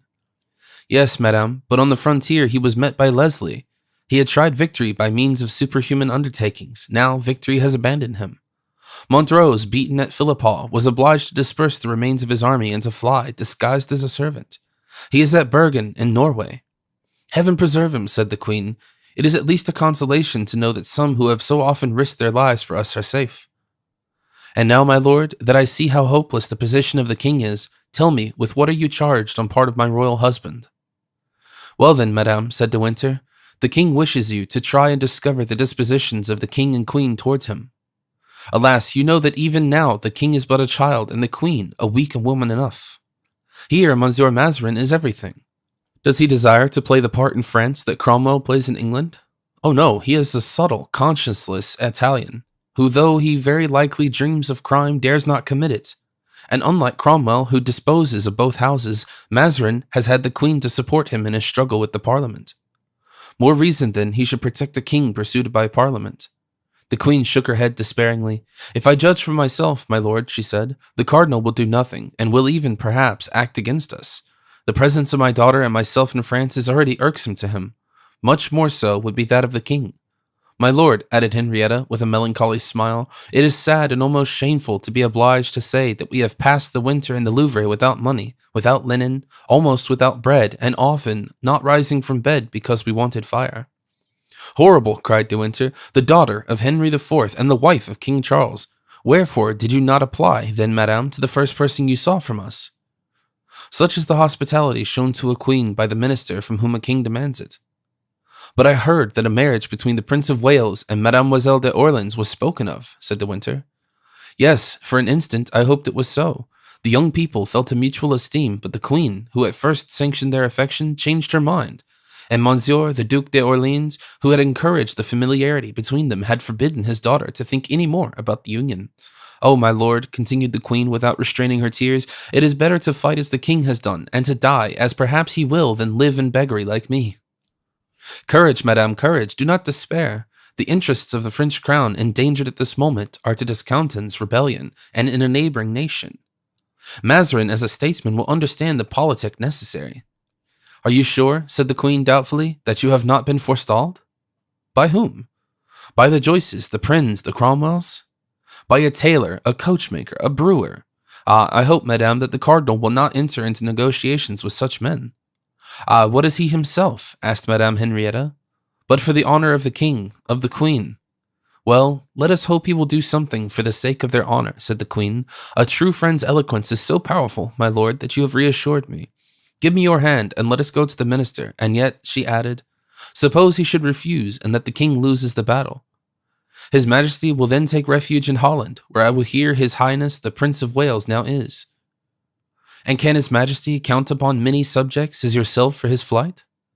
"Alas, no, madame," answered De Winter, "but the case is provided for, and I am come to France to seek allies." "Allies," said the queen, shaking her head. "Madame," replied De Winter, "provided I can find some of my good old friends of former times, I will answer for anything." "Come then, my lord," said the queen, with the painful doubt that is felt by those who have suffered much. "Come, and may heaven hear you." Chapter 37. Cromwell's Letter. At the very moment when the queen quitted the convent to go to the Palais Royal, a young man dismounted at the gate of this royal abode and announced to the guards that he had had something of importance to communicate to Cardinal Mazarin. Although the cardinal was often tormented by fear, he was more often in need of counsel and information, and he was therefore sufficiently accessible. The true difficulty of being admitted was not to be found at the first door, and even the second was passed easily enough. But at the third watched, besides the guards and the doorkeeper, the faithful Bernuin, a Cerberus, who no speech could soften, no wand, even of gold, could charm. It was therefore at the third door that those who solicited or were bidden to an audience underwent their formal interrogatory. The young man, having left his horse tied to the gate in the court, mounted the great staircase and addressed the guard in the first chamber. "Cardinal Mazarin," said he. "Pass on," replied the guard. The cavalier entered the second hall, which was guarded by the musketeers and doorkeepers. "Have you a letter of audience?" asked the porter, advancing to the new arrival. "I have one, but not one from Cardinal Mazarin." "Enter and ask for Monsieur Bernuin," said the porter, opening the door of the third room. Whether he held his usual post or whether it was by accident, Monsieur Bernuin was found standing behind the door and must have heard all that had passed. "You seek me, sir?" said he. "From whom may the letter be you bear to his eminence?" "From General Oliver Cromwell," said the newcomer. "Be so good as to mention this name to his eminence, and bring me word whether he will receive me, yes or no." Saying which, he resumed the proud and somber bearing peculiar at that time to Puritans. Bernuin cast an inquisitorial glance at the person of the young man and entered the cabinet of the cardinal, to whom he transmitted the messenger's words. "A man bringing a letter from Oliver Cromwell," said Mazarin. "And what kind of man?" "A genuine Englishman, your eminence. Hair sandy red, more red than sandy, grey blue eyes, more grey than blue, and for the rest stiff and proud." "Let him give in his letter." "His eminence asks for the letter," said Bernuin, passing back into the antechamber. "His eminence cannot see the letter without the bearer of it," replied the young man. "But to convince you that I am really the bearer of a letter, see, here it is, and kindly add," continued he, "that I am not a simple messenger, but an envoy extraordinary." Bernuin re-entered the cabinet, returning in a few seconds. "Enter, sir," said he. The young man appeared on the threshold of the minister's closet, on one hand holding his hat, in the other the letter. Mazarin rose. "Have you, sir," asked he, "a letter accrediting you to me?" "There it is, my lord," said the young man. Mazarin took the letter and read it thus. "Mr. Mordaunt, one of my secretaries, will remit this letter of introduction to his eminence, the Cardinal Mazarin, in Paris. He is also the bearer of a second confidential epistle for his eminence. Oliver Cromwell." "Very well, Monsieur Mordaunt," said Mazarin. "Give me this letter and sit down." The young man drew from his pocket a second letter, presented it to the cardinal, and took his seat. The cardinal, however, did not unseal the letter at once, but continued to turn it again and again in his hand. Then, in accordance with his usual custom, and judging from experience that few people could hide anything from him when he began to question them, fixing his eyes upon them at the same time, he thus addressed the messenger. "You are very young, Monsieur Mordaunt, for this difficult task of ambassador, in which the oldest diplomatists often fail." "My lord, I am 23 years of age, but your eminence is mistaken in saying that I am young. I am older than your eminence, although I possess not your wisdom. Years of suffering, in my opinion, count double, and I have suffered for 20 years. "Ah, yes, I understand," said Mazarin. "Want of fortune, perhaps. You are poor, are you not?" Then he began to himself, "These English revolutionists are all beggars and ill-bred. My lord, I ought to have a fortune of 6 millions, but it has been taken from me." "You are not, then, a man of the people?" said Mazarin, astonished. "If I bore my proper title, I should be a lord. If I bore my name, you would have heard one of the most illustrious names of England." "What is your name, then?" asked Mazarin. "My name is Mordaunt," replied the young man, bowing. Mazarin now understood that Cromwell's envoy desired to retain his incognito. He was silent for an instant, and during that time he scanned the young man even more attentively than he had done at first. The messenger was unmoved. "Devil take these Puritans," said Mazarin aside. "They are carved from granite." Then he added aloud, "But you have relations, left you?" "I have one remaining. 3 times I presented myself to ask his support, and 3 times he ordered his servants to turn me away." "Oh, mon Dieu, my dear Mr. Mordaunt," said Mazarin, hoping by a display of affected pity to catch the young man in a snare. "How extremely your history interests me. You know not, then, anything of your birth? Have you never seen your mother?" "Yes, my lord, she came 3 times, whilst I was a child, to my nurse's house. I remember the last time she came as well as if it were today." "You have a good memory," said Mazarin. "Oh, yes, my lord," said the young man, with such peculiar emphasis that the cardinal felt a shudder run through every vein. "And who brought you up?" he asked again. "A French nurse, who sent me away when I was 5 years old because no one paid her for me, telling me the name of a relation of whom she had heard my mother often speak." "What became of you?"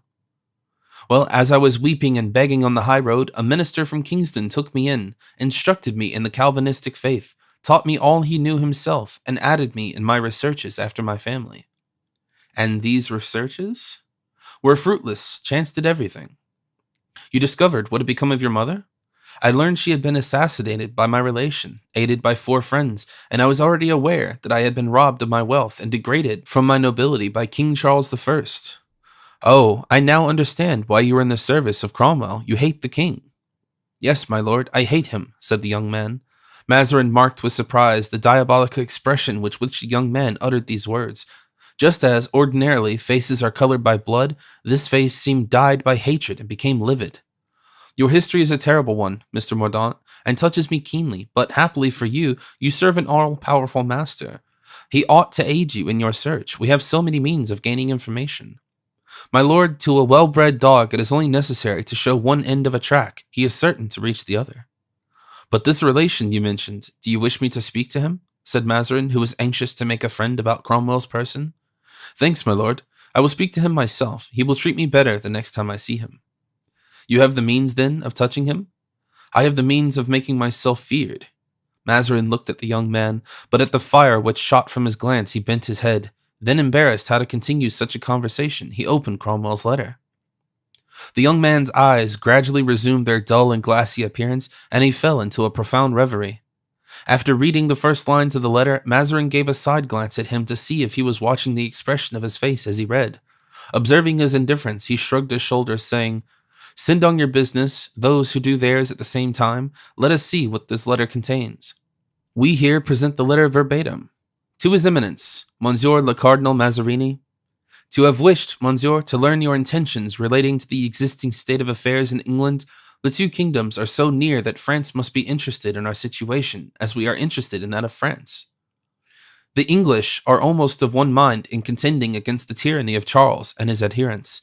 Placed by popular confidence at the head of that movement, I can appreciate better than any other its significance and its probable results.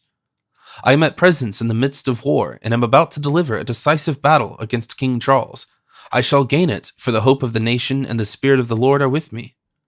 This battle won by me, the king will have no further resources in England or in Scotland, and if he is not captured or killed, he will endeavor to pass over into France to recruit soldiers and to refurnish himself with arms and money.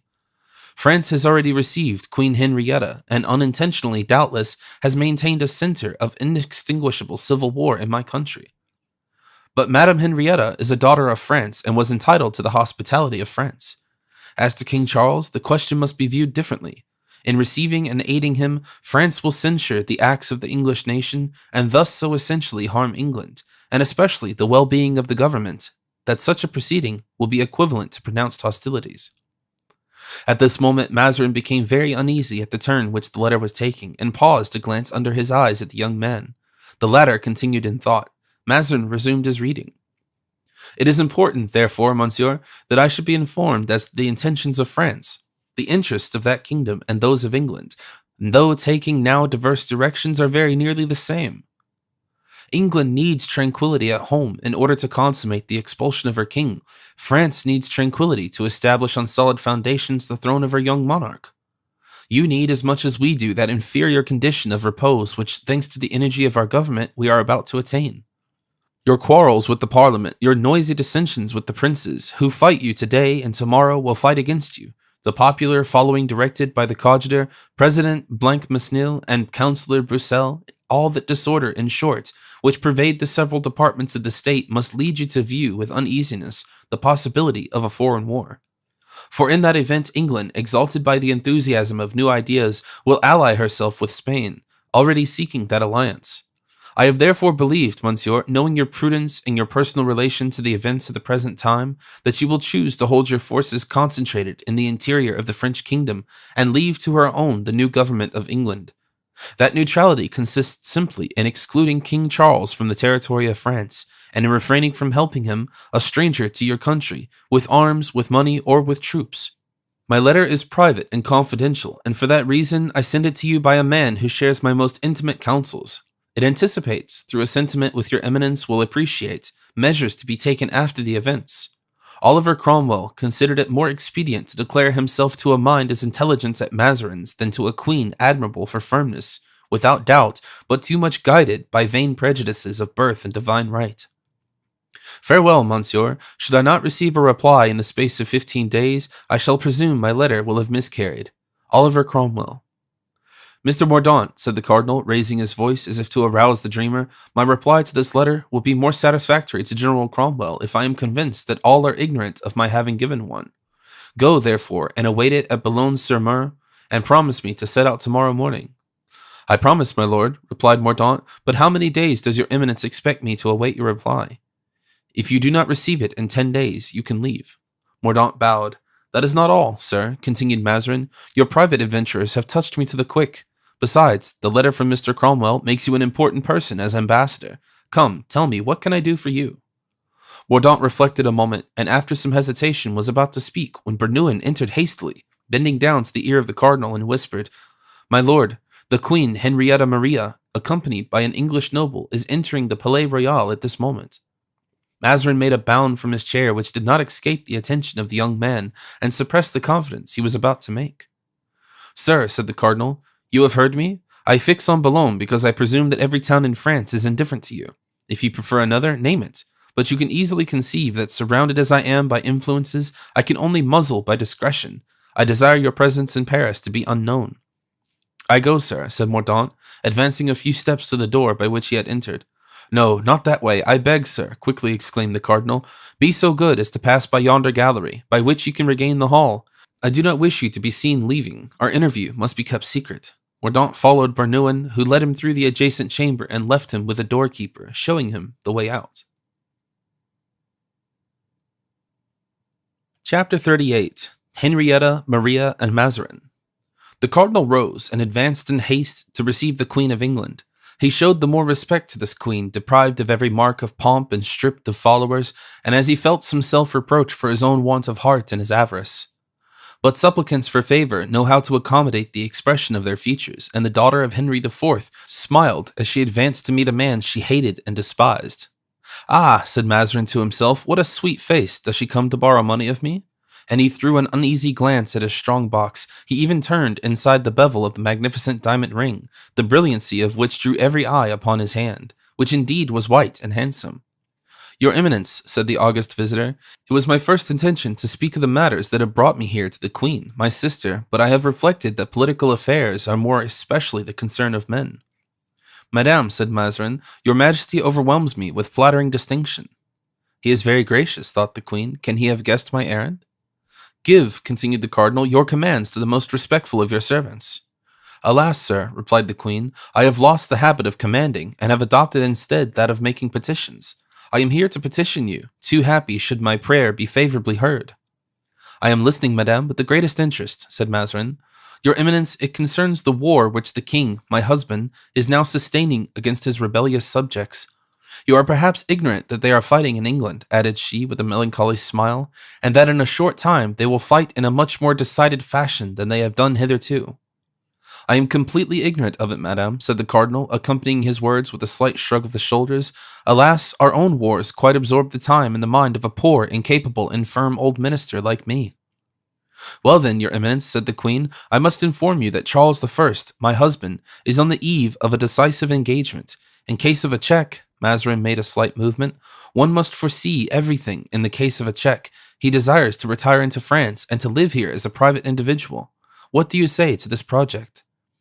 The cardinal had listened without permitting a single fiber of his face to betray what he felt, and his smile remained as it ever was, false and flattering, and when the Queen finished speaking, he said, Do you think, madame, that France, agitated and disturbed as it is, would be a safe retreat for a dethroned king? How will the crown, which is scarcely firm, set on the head of Louis IX, support a double weight? The weight was not so heavy when I was in peril, interrupted the Queen with a sad smile, and I ask no more for my husband than he has done for me. You see that we are very humble monarchs, sir. Oh, you, madame, the cardinal hastened to say, in order to cut short the explanation he foresaw coming. With regard to you, that is another thing, a daughter of Henry IV, of that great, that sublime sovereign. All which does not prevent you refusing hospitality to his son-in-law, sir. Nevertheless, you ought to remember that great, that sublime monarch, when prescribed at one time, as my husband may be, demanded aid from England, and England accorded it to him. And it is just to say that Queen Elizabeth was not his niece. Peccato, said Mazarin, writing beneath the simple eloquence. Your Majesty does not understand me. You judge my intentions wrongly, and that is partly because doubtless I explained myself in French. Speak Italian, sir, ere the cardinal, your predecessor, sent your mother, Marie de Medicis, to die in exile. She taught us that language.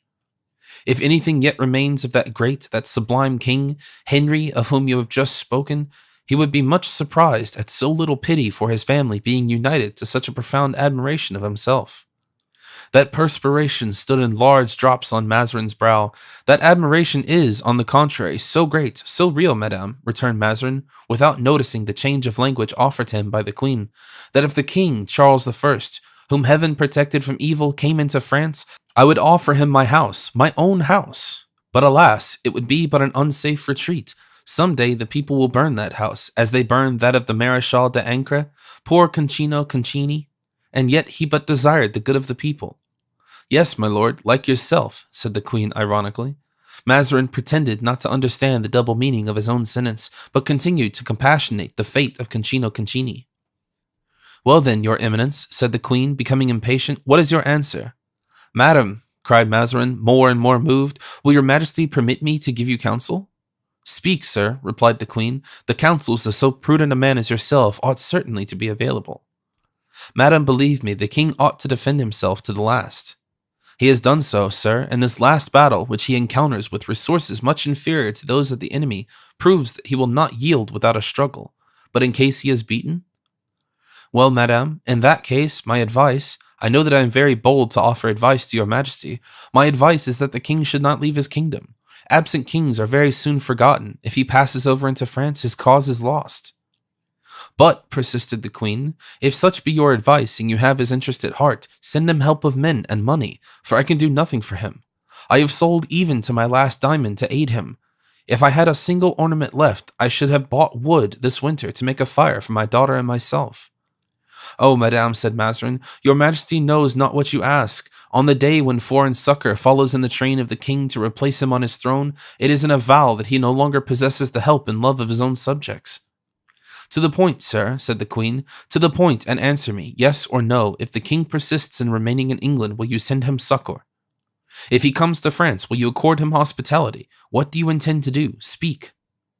Madame, said the cardinal, affecting an effusive frankness of speech, I shall convince your majesty, I trust, of my devotion to you and my desire to terminate an affair which you have so much at heart. After which your majesty will, I think, no longer doubt my zeal in your behalf. The queen bit her lips and moved impatiently on her chair. Well, what do you propose to do? She said at length. Come, speak. I will go this instant and consult the queen, and will refer the affair at once to Parliament. With which you are at war, is it not so? You will charge Brussels to report it. Enough, sir, enough. I understand you, or rather, I am wrong.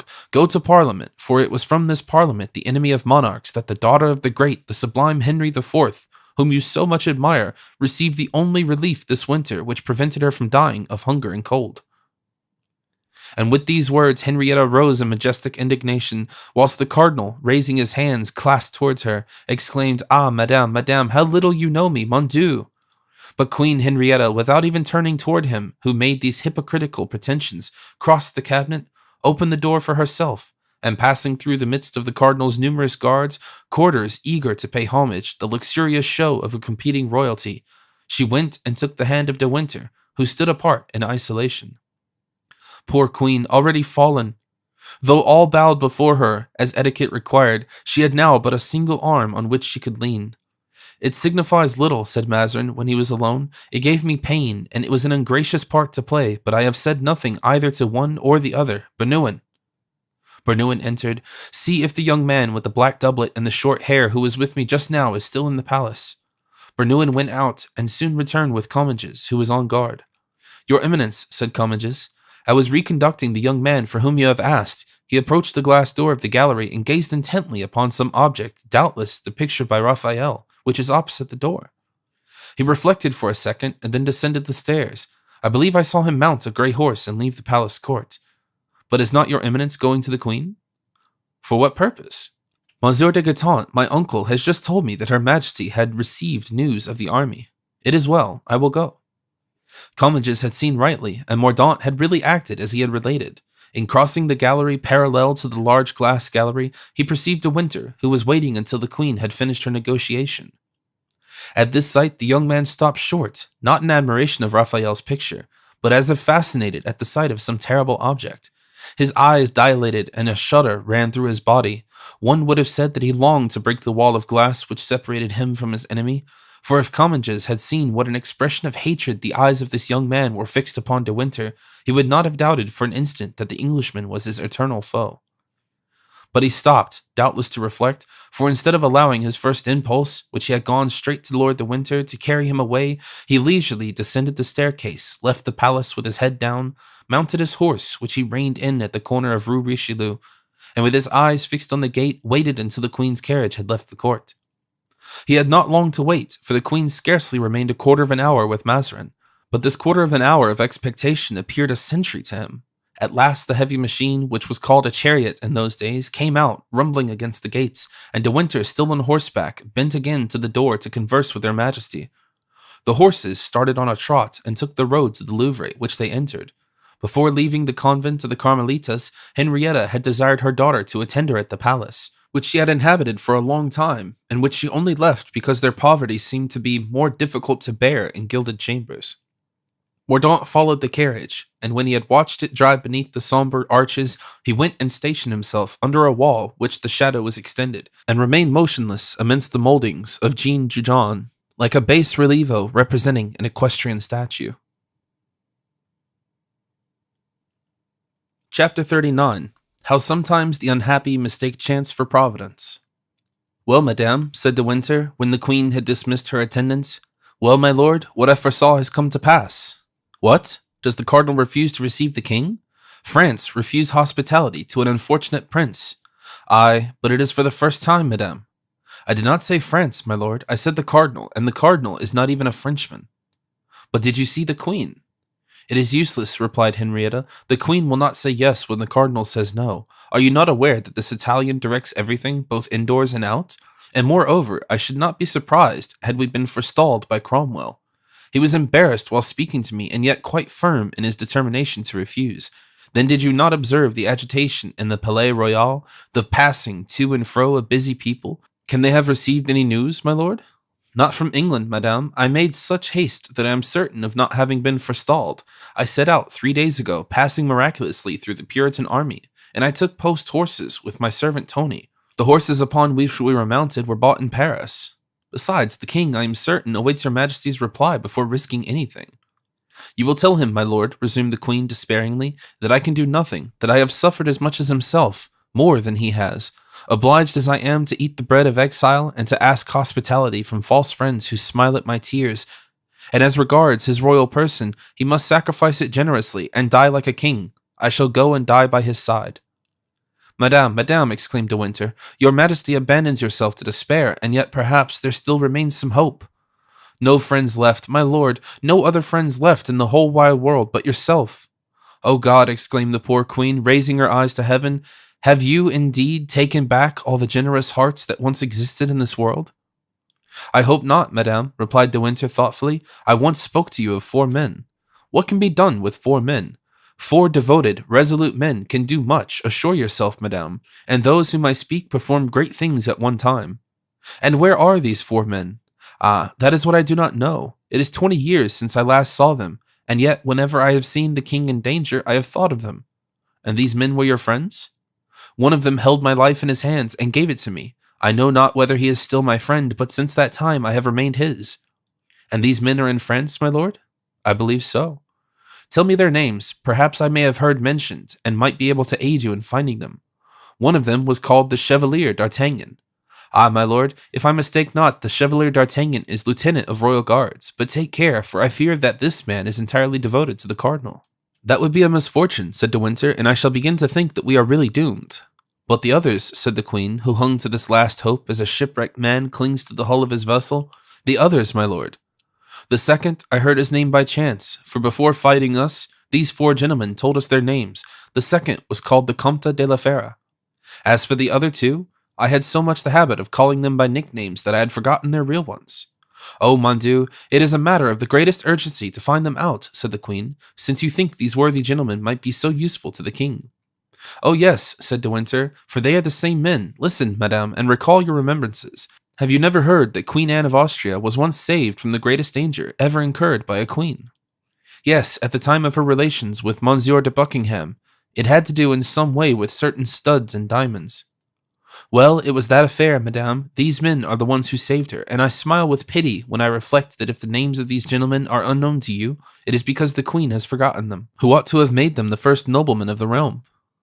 Well then, my lord, they must be found, and what can 4 men, or rather 3 men, do, for I tell you, you must not count on Monsieur d'Artagnan. It will be 1 valiant sword the less, but there will remain still 3, without reckoning my own, now 4 devoted men around the king to protect him from his enemies, to be at his side in battle, to aid him with counsel, to escort him in flight, are sufficient, not to make the king a conqueror, but to save him if conquered. And whatever Mazarin may say, once on the shores of France, your royal husband may find as many retreats and asylums as the seabird finds a storm. Seek, then, my lord, seek these gentlemen, and if they will consent to go with you to England, I will give to each a duchy the day that we reascend to the throne, besides as much gold as you would pave Whitehall. Seek them, my lord, and find them, I conjure you. I will search for them, madame, said De Winter, and doubtless I shall find them, but time fails me. Has your majesty forgotten that the king expects your reply and awaits it in agony? Then indeed we are lost, cried the queen, in the fullness of a broken heart. At this moment the door opened, and the young Henrietta appeared. Then the queen, with that wonderful strength which is the privilege of parents, repressed her tears and motioned to De Winter to change the subject. But that act of self-control, effective as it was, did not escape the eyes of the young princess. She stopped on the threshold, breathed a sigh, and addressing the queen, "Why then, do you always weep, mother, when I am away from you?" she smiled.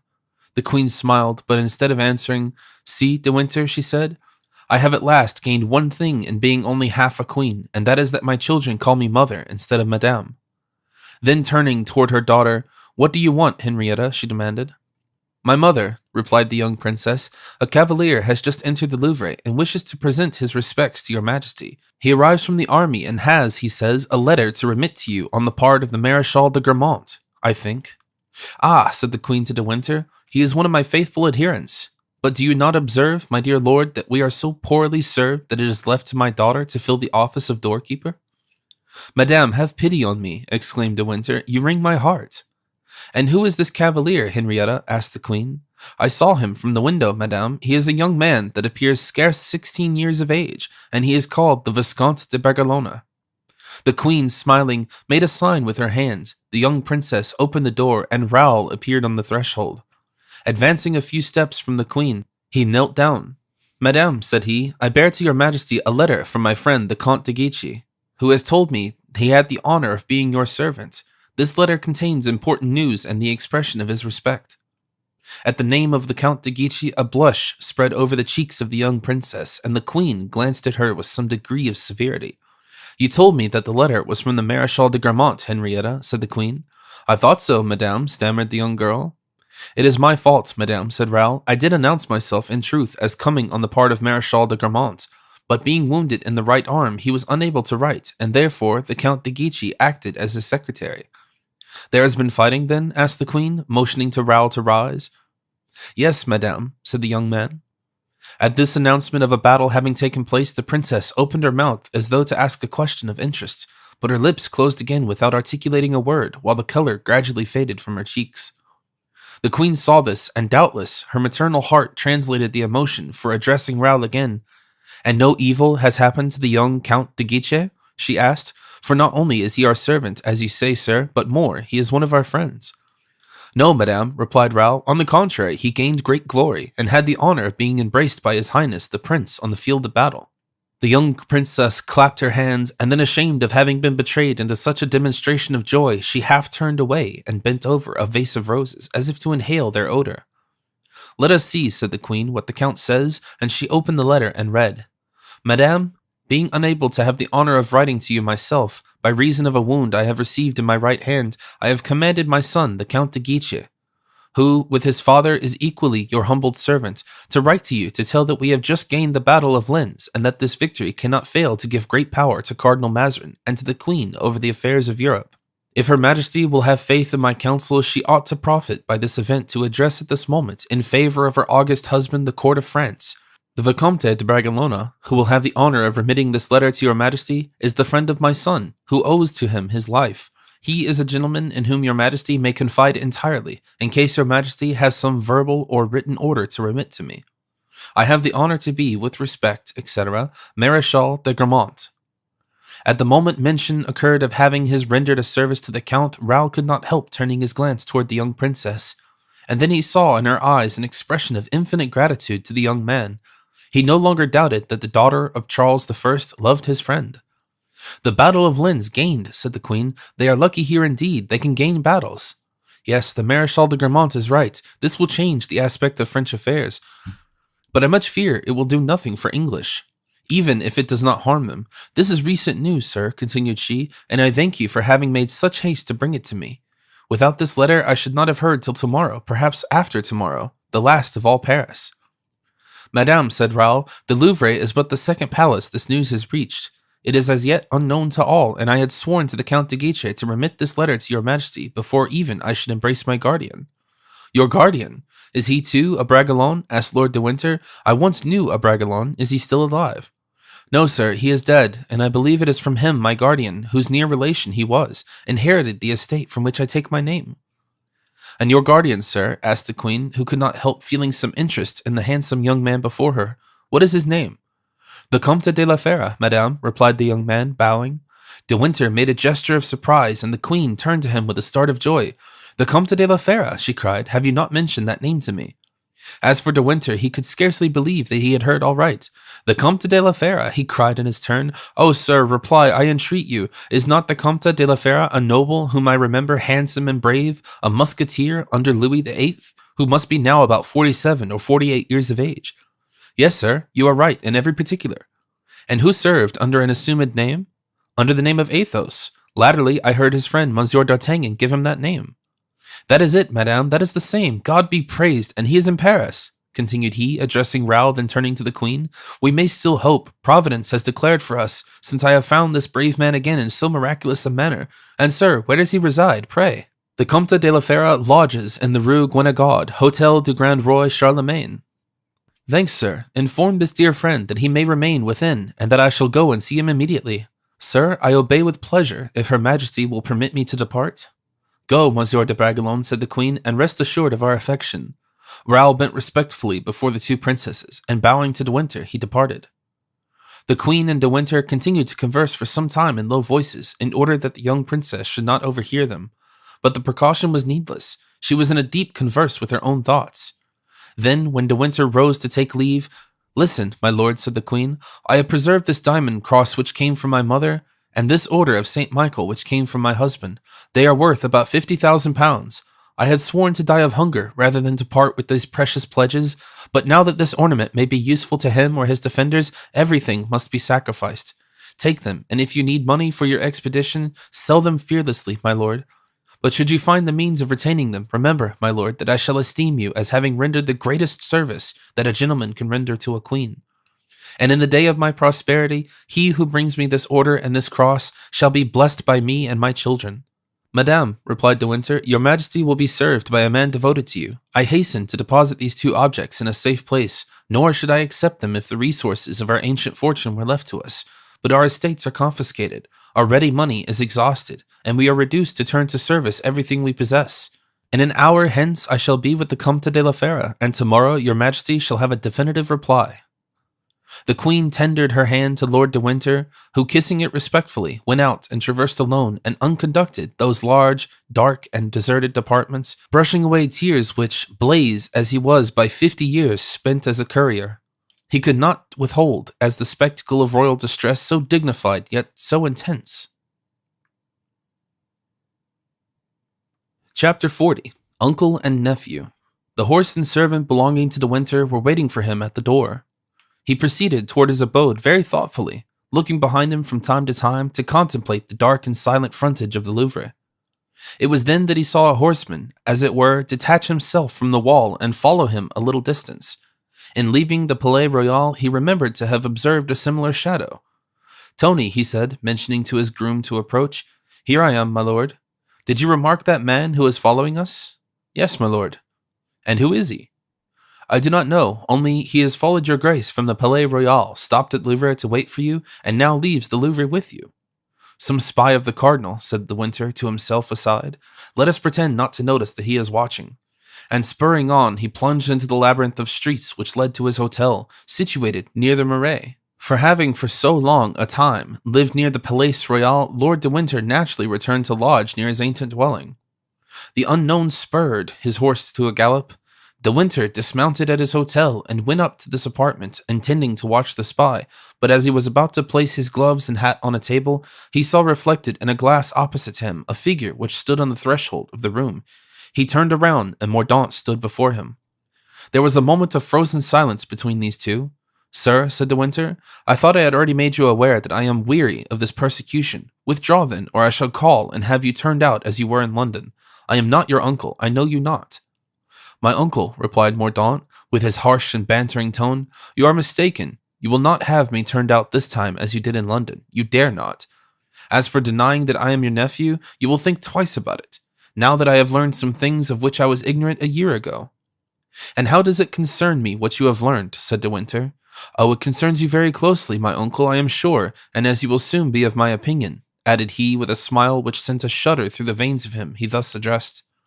When I presented myself before you for the first time in London, it was to ask you what had become of my fortune. The second time, it was to demand who had sullied my name. And this time, I come before you to ask a question far more terrible than any other, to say to you, as God said to the first murderer, Cain, what hast thou done to thy brother Abel? My lord, what have you done with your sister who was my mother? Lord de Winter shrank back from the fire of those scorching eyes. Your mother, he said. Yes, my lord, my mother, replied the young man, advancing into the room until he was face to face with Lord de Winter, and crossing his arms. I have asked the headsman of Bethune, he said, his voice hoarse, and his face livid with passion and grief, and the headsman of Bethune gave me a reply. De Winter fell back in a chair as though struck by a thunderbolt, and in vain attempted a reply. Yes, continued the young man, all is now explained. With this key I open the abyss. My mother inherited an estate from her husband. You have assassinated her. My name would have secured me the paternal estate, and you deprived me of it. You have despoiled me of my fortune. I am no longer astonished that you knew me not. I am not surprised that you refuse to recognize me. When a man is a robber, it is hard to call a nephew whom he has impoverished. When one is a murderer, to recognize the man whom he has made an orphan. These words produced a contrary effect to that which Mordaunt had anticipated. De Winter remembered the monster that Milady had been. He rose, dignified and calm, restraining by the severity of his look the wild glance of this young man. You desire to fathom this horrible secret, said De Winter. Well then, so be it. Know that, what manner of woman it was for whom, today, you call me to account, that woman had, in all probability, poisoned my brother, and in order to inherit from me, she was about to assassinate me in my turn. I have proof of it. What say you to that? I say that she was my mother. She caused the unfortunate Duke of Buckingham to be stabbed by a man who was ere that honest, good, and pure. What say you to that crime of which I have the proof? She was my mother. On her return to Paris, she had a young woman who was attached to one of her opponents poisoned in the convict of the Augustines at Bethune. Will this crime persuade you of the justice of her punishment? For of all this I have the proofs. She was my mother, cried the young man, who uttered these three successive exclamations with constantly increasing force. At last, charged with murders, with debauchery, hated by everyone, and yet threatening still like a panther thirsting for blood, she fell under the blows of men whom she had rendered desperate, though they had never done her the least injury. She met with judges whom her hideous crimes had evoked, and that executioner you saw, that executioner who you say told you everything, that executioner, if he told you everything, told you that he leaped with joy in avenging on her his brother's shame and suicide, depraved as a girl, adulterous as a wife, an unnatural sister, homicide, poisoner, execrated by all who knew her, by every nation that had been visited by her. She died accursed by heaven and earth. A sob which Mordaunt could not repress burst from his throat, and his livid face became suffused with blood. He clenched his fists, sweat covered his face. His hair, like Hamlet's, stood on end, and racked with fury, he cried out, Silence, sir! She was my mother. Her crimes, I know them not. Her disorders, I know them not. Her vices, I know them not. But this I know, that I had a mother, that 5 men leagued against one woman, murdered her clandestinely, by night, silently, like cowards. I know that you were one of them, my uncle, and that you cried louder than the others, She must die. Therefore I warn you, and listen well to my words, that they may be engraved upon your memory, never to be forgotten. This murder, which has robbed me of everything, this murder, which has deprived me of my name, this murder, which has impoverished me, this murder, which has made me corrupt, wicked, implacable, I shall summon you to account for it first, and then those who were your accomplices when I discover them. With hatred in his eyes, foaming at his mouth, and his fist extended, Mordaunt had advanced one more step, a threatening, terrible step toward De Winter, who latter put his hand on his sword, and said with a smile of a man who for 30 years had jested with death, "Would you assassinate me, sir? Then I shall recognize you as my nephew, for you would be a worthy son of such a mother." "No," replied Mordaunt, forcing his features and the muscles of his body to resume their usual places and be calm. "No, I shall not kill you, at least not at this moment. For without you, I cannot discover the others. But when I have found them, then tremble, sir. I stabbed to the heart the headsman of Bethune, without mercy or pity, and he was the least guilty of you all." With these words, the young men went out and descended the stairs with sufficient calmness to pass unobserved. Then upon the lowest landing place he passed Tony, leaning over the balustrade, waiting only for a call from his master to mount to his room. But De Winter did not call. Crushed, enfeebled, he remained standing, and with listening ear, then only when he had heard the step of the horse going away, he fell back on a chair, saying, "My God, I thank thee that he knows me only." Chapter 41. Paternal Affection. Whilst this terrible scene was passing at Lord de Winter's, Athos, seated near his window, his elbow on the table and his head supported on his hand, was listening intently to Raoul's account of the adventures he met on his journey and the details of the battle. Listening to the relation of those emotions so fresh and pure, the fine, noble face of Athos betrayed indescribable pleasure. He inhaled the tones of that young face as harmonious music. He forgot all that was dark in the past and that was cloudy in the future. It almost seemed as if the return of this much-loved boy had changed his fears to hopes. Athos was happy as he had ever been. "And you assisted and took part in this great battle, Bragelonne?" cried the former musketeer. "Yes, sir." "And it was a fierce one?" "His Highness the Prince charged 11 times in person." "He is a great commander, Bragelonne." "He is a hero, sir. I did not lose sight of him for an instant. Oh, how fine it is to be called Conde and to be worthy of such a name." "He was calm and radiant, was he not?" "As calm as at parade, radiant as at a fete. When he went up to the enemy, it was slowly. We were forbidden to draw first, and we were marching toward the Spaniards, who were on a height with lowered muskets. When we arrived about 30 paces from them, the prince turned around to his soldiers. 'Comrades,' he said, 'you are about to suffer a furious discharge, but after that you will make short work of those fellows.' There was such a dead silence that friends and enemies could have heard these words. Then raising his sword, 'Sound trumpets,' he cried. 'Well, very good. You will do as much when the opportunity occurs, will you, Raoul?' 'I know not, sir, but I thought it really very fine and grand.' 'Were you afraid, Raoul?' asked the Count. 'Yes, sir,' replied the young man naively. 'I felt a great chill at my heart, and at the word fire, which resounded in Spanish from the enemy's ranks, I closed my eyes and thought of you.' 'In honest truth, Raoul,' said Athos, pressing his hand. 'Yes, sir. At that instant, there was such a rataplan of musketry that one might have imagined the infernal regions had opened. Those who were not killed felt the heat of the flames. I opened my eyes, astonished to find myself alive and even unhurt. A third of the squadron were lying on the ground, wounded, dead, or dying. At that moment, I encountered the eye of the prince. I had but one thought, and that was that he was observing me. I spurred on and found myself in the enemy's ranks.' 'And the prince was pleased with you?' 'He told me so, at least, sir, when we desired to return to Paris with Monsieur de Chatillon, who was charged to carry the news to the queen and to bring the colors we had taken. "Go," said he, "the enemy will not rally for 15 days, and until that time I have no need of your service. Go and see those whom you love and who love you, and tell my sister de Longueville that I thank her for the present that she made me of you." "And I came, sir," added Raoul, gazing at the Count with a smile of real affection, "for I thought you would be glad to see me again." Athos drew the young man toward him and pressed his lips to his brow as he would have done to a young daughter.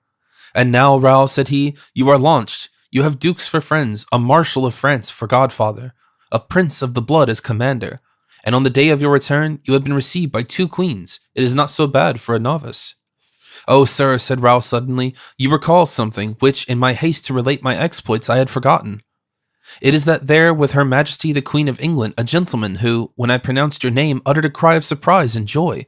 He said he was a friend of yours, asked your address, and is coming to see you." "What is his name?" I did not venture to ask, sir. He spoke elegantly, as though from an accent he was an Englishman. Ah, said Athos, leaning down his head as if to remember who it could be.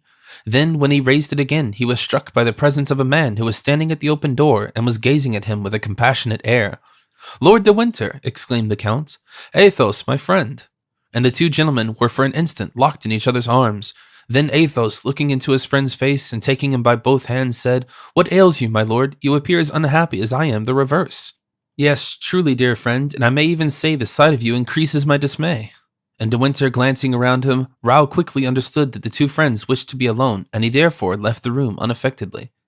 Come, now that we are alone, said Athos, let us talk of yourself. Whilst we are alone, let us speak of ourselves, replied De Winter. He is here. Who? Milady's son. Athos, again struck by this name, which seemed to pursue him like an echo, hesitated for a moment, and then slightly knitting his brows, he calmly said, I know it. Grimaud met him between Bethune's and Arras, and then came here to warn me of his presence. Does Grimaud know him, then? No, but he was present at the deathbed of a man who knew him. The headsman of Bethune? Exclaimed De Winter. You know about that? Cried Athos, astonished. He has just left me, replied De Winter, after telling me all. Ah, my friend, what a horrible scene. Why did we not destroy the child with the mother? What need you fear, said Athos, recovering from the instinctive fear that he had first experienced, by aid of reason. Are we not men accustomed to defend ourselves? Is this young man an assassin by profession, a murderer in cold blood? He has killed the executioner of Bethune in an access of passion, but now his fury is assuaged. De Winter smiled sorrowfully and shook his head. Do you not know the race? Said he. Pooh, said Athos, trying to smile in his turn. It must have lost its ferocity in the second generation. Besides, my friend, Providence has warned us, and that we may be on our guard. All we can do now is to wait. Let us wait, and as I said before, let us speak of yourself. What brings you to Paris? Affairs of importance, which you shall know later. But what is this that I hear from Her Majesty the Queen of England? Monsieur d'Artagnan sides with Mazarin? Pardon my frankness, dear friend. I neither hate nor blame the cardinal, and your opinions will be held ever sacred by me. But do you happen to belong to him? Monsieur d'Artagnan, replied Athos, is in the service. He is a soldier and obeys all constitutional authority. Monsieur d'Artagnan is not rich and has need of his position as lieutenant to enable him to live. Millionaires like yourself, my lord, are rare in France. Alas, said De Winter, I am at this moment as poor as he is, if not poorer. But to return to our subject. Well then, you wish to know if I am of Mazarin's party? No, pardon my frankness too, my lord. I am obliged to you, Count, for this pleasing intelligence. You make me young and happy again by it. Ah, so you are not a Mazarinist. Delightful. Indeed, you could not belong to him. But pardon me, are you free? I mean to ask if you are married? Ah, as to that, no, replied Athos, laughing. Because that young man, so handsome, so elegant, so polished, is a child that I have adopted, and who does not even know who was his father. Very well, you are always the same, Athos, great and generous. Are you still friends with Monsieur Porthos and Monsieur Aramis? Add Monsieur d'Artagnan, my lord, we still remain 4 friends devoted to each other, but when it comes a question of serving the cardinal or of fighting him, of being Mazarinists or Frondists, then we are only 2. Is Monsieur Aramis with d'Artagnan? Asked Lord de Winter. No, said Athos, Monsieur Aramis does me the honor to share my opinions. Could you put me in communications with your witty and agreeable friend? Is he much changed? He has become an abbé, that is all. You alarm me. His profession must have made him renounce any great undertakings. On the contrary, said Athos, smiling, he has never been so much a musketeer as he became an abbé, and you will find him a veritable soldier. Could you engage to bring him to me tomorrow morning at 10 o'clock on the Pont de Louvre? Oh, exclaimed Athos, smiling, you have a duel in prospect. Yes, Count, and a splendid duel, too, a duel in which I hope you will take your part. Where are we to go, my lord? To Her Majesty, the Queen of England, who has desired me to present you to her. This is an enigma, said Athos, but it matters not. Since you know the solution of it, I ask no further. Will your lordship do me the honor to sup with me? Thanks, Count, no, replied De Winter. I own to you that the young man's visit has subdued my appetite, and probably will rob me of my sleep. What undertaking can have brought him to Paris? It was not to meet me that he came, for he was ignorant of my journey. This young man terrifies me, my lord. There lies in him a sanguinary predisposition. What occupies him in England? He is one of Cromwell's most enthusiastic disciples. But what attached him to the cause? His father and mother were Catholics, I believe. His hatred of the king, who deprived him of his estates and forbid him to bear the name of De Winter. And what name does he now bear? Mordaunt. A Puritan, yet disguised as a monk, he travels alone in France. Do you say as a monk? It was thus, and by mere accident, may God pardon me if I blaspheme, that he heard the confession of the executioner of Bethune. Then I understand it all. He has been sent by Cromwell to Mazarin, and the queen guessed rightly. We have been forestalled. Everything is clear to me now. Adieu, Count, till tomorrow. But the night is dark, said Athos, perceiving that Lord de Winter seemed more uneasy than he wished to appear, and you have no servant. I have Tony, a safe, if simple youth. Hello there, Grimaud, Olivain, and Blaisois. Call the Viscount and take the musket with you. Blaisois was the tall youth, half groom, half peasant, whom we saw at the Chateau de Bragelonne, whom Athos had christened by the name of his province. Viscount, said Athos to Raoul as he entered, you will conduct my lord as far as his hotel and permit no one to approach him. Oh, Count, said De Winter, for whom do you take me? For a stranger who does not know Paris, said Athos, and to whom the Viscount will show the way. De Winter shook him by the hand. Grimaud, said Athos, put yourself at the head of the troop and beware of the monk. Grimaud shuddered and nodding awaited the departure, regarding the butt of his musket with silent eloquence. Then, obeying the orders given him by Athos, he headed the small procession, bearing the torch in one hand and the musket in the other, until it reached De Winter's inn, when pounding on the portal with his fist, he bowed to my lord and faced about without a word. The same order was followed in returning, nor did Grimaud's searching glance discover anything of a suspicious appearance, save a dark shadow, as it were, an ambuscade at the corner of the Rue Guénégaud and the Quai. He fancied also that in going, he had already observed the street watcher who had attracted his attention. He pushed on toward him, but before he could reach it, the shadow had disappeared into an alley, into which Grimaud seemed it scarcely prudent to pursue it. The next day, on awaking, the Count perceived Raoul by his bedside. The young man was already dressed and was reading a new book by Monsieur Chaplin. Already up, Raoul? Exclaimed the Count. Yes, sir, replied Raoul with slight hesitation. I did not sleep well. You, Raoul, not sleep well? Then you must have something on your mind, said Athos. Sir, you will perhaps think I am in a great hurry to leave when you have only just arrived, but have you only 2 days of leave, Raoul? On the contrary, sir, I have 10, nor is it to camp I wish to go. Where then, said Athos, smiling, if it not be a secret?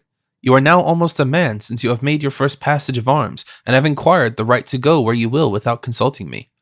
Never, sir, said Raoul. As long as I possess the happiness of having you for a protector, shall I deem I have the right of freeing myself from a guardianship so valuable to me. I have, however, a wish to go and pass a day at Blois. You look at me, and you are going to laugh at me. No, on the contrary, I am not inclined to laugh, said Athos, suppressing a sigh. You wish to see Blois again. It is but natural. Then you permit me to go? You are not angry in your heart? Exclaimed Raoul joyously. Certainly, and why should I regret what gives you pleasure? Oh, how kind you are, exclaimed the young man, pressing his guardian's hand, and I can set out immediately? When you like, Raoul. Sir, said Raoul as he turned to leave the room, I have thought of one thing, and that is the Duchess of Chevreuse, who was so kind to me, and whom I owe introduction to the prince. And you ought to thank her, Raoul. Well, try the Hotel de Lines, Raoul, and ask if the Duchess can receive you. I am glad to see you pay attention to the usages of this world. You must take Grimaud and Olivain. Both, sir? Asked Raoul, astonished. Both. Raoul went out, and when Athos heard his young joyous voice calling to Grimaud and Olivain, he sighed. It is very soon to leave me, he thought, but he follows the common custom. Nature has made us thus. She makes the young look ever forward, not behind. He certainly likes the child, but will he love me less as his affection grows for her? And Athos confessed to himself that he was unprepared for so prompt a departure. But Raoul was so happy that his reflection effaced everything else from the consideration of his guardian. Everything was ready at 10 o'clock for the departure, and as Athos was watching Raoul mount, a groom rode up from the Duchess de Chevreuse. He was charged to tell the Comte de la Fere that she had learned of the return of her youthful protégé, and also the manner he had conducted himself on the field, and she added that she should be very glad to offer him her congratulations. Tell her grace, replied Athos, that the Viscount has just mounted his horse to proceed to the Hotel de Lines. Then, with renewed instructions to Grimaud, Athos signified to Raoul that he could set out, and ended by reflecting that it was perhaps better that Raoul should be away from Paris at the moment. Chapter 42. Another Queen in Want of Help. Athos had not failed to send early to Aramis, and had given his letter to Blaisois, the only serving man whom he had left. Blaisois found Bazin donning his beadle's gown, his services being required that day at Notre Dame. Athos had desired Blaisois to speak to Aramis himself, Blaisois, a tall, simple youth who understood nothing but what he had expressly told, asked, therefore, for the Abbé d'Herblay, and in spite of Bazin's assurances that his master was not at home, he persisted in such a manner as to put Bazin into a passion. Blaisois, seeing Bazin in clerical guise, was a little discomposed at the denials and wanted to pass at all risks, believing too that the man with whom he had to do was endowed with the virtues of his cloth, namely, patience and Christian charity. But Bazin, still the servant of a musketeer, when once the blood mounted to his fat cheeks, seized a broomstick and began belaboring Blaisois, saying, "You have insulted the church, my friend, you have insulted the church." At this moment Aramis, aroused by this unusual disturbance, cautiously opened the door of his room, and Blaisois, looking reproachfully at the Cerberus, drew the letter from his pocket and presented it to Aramis. "From the Comte de la Fere," said Aramis, "all right," and he retired into his room without even asking the cause of so much noise. Blaisois returned disconsolate to the hotel of the Grand Roi Charlemagne, and when Athos inquired if his commission was executed, he related his adventure. "You foolish fellow," said Athos, laughing, "and you did not tell him that you came from me?" "No, sir." At 10 o'clock, Athos, with his habitual exactitude, was waiting at the Point de Louvre, and was almost immediately joined by Lord de Winter.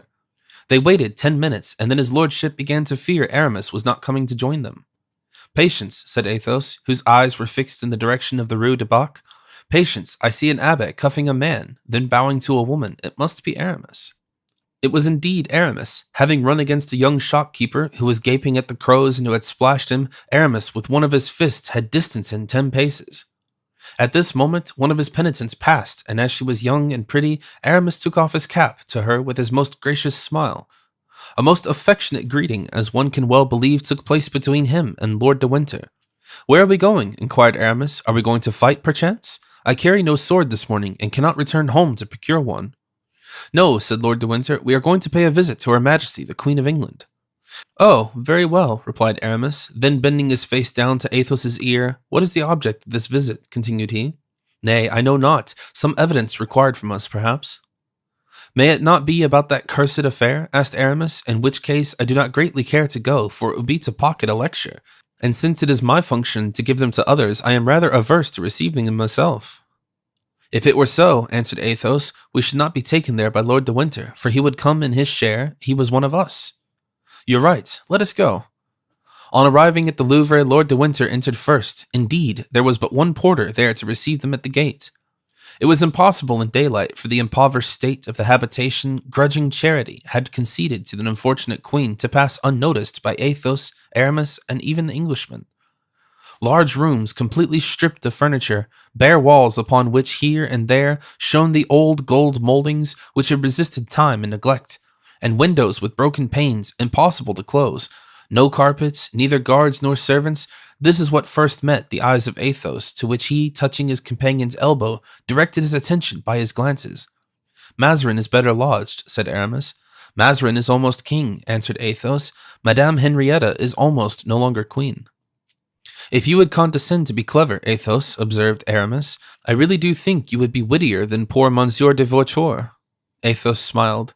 The queen appeared to be impatiently expecting them, for at the first slight noise she had heard in the hall leading to her room, she came herself to the door to receive those courtiers in the corridors of misfortune.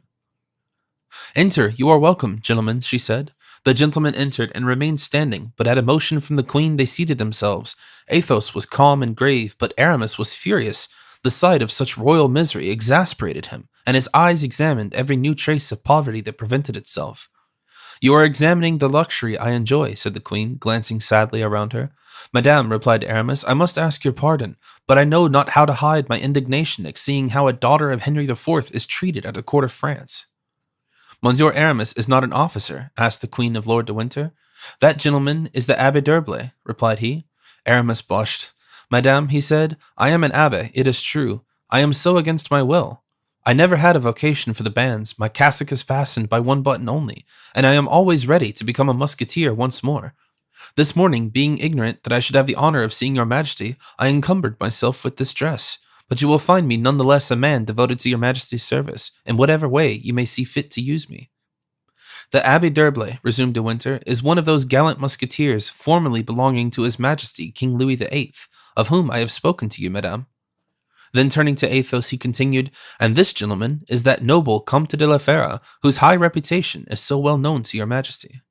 "Gentlemen," said the queen, "a few years ago I had around me ushers, treasures, armies, and by the lifting of a finger all these were busied in my service.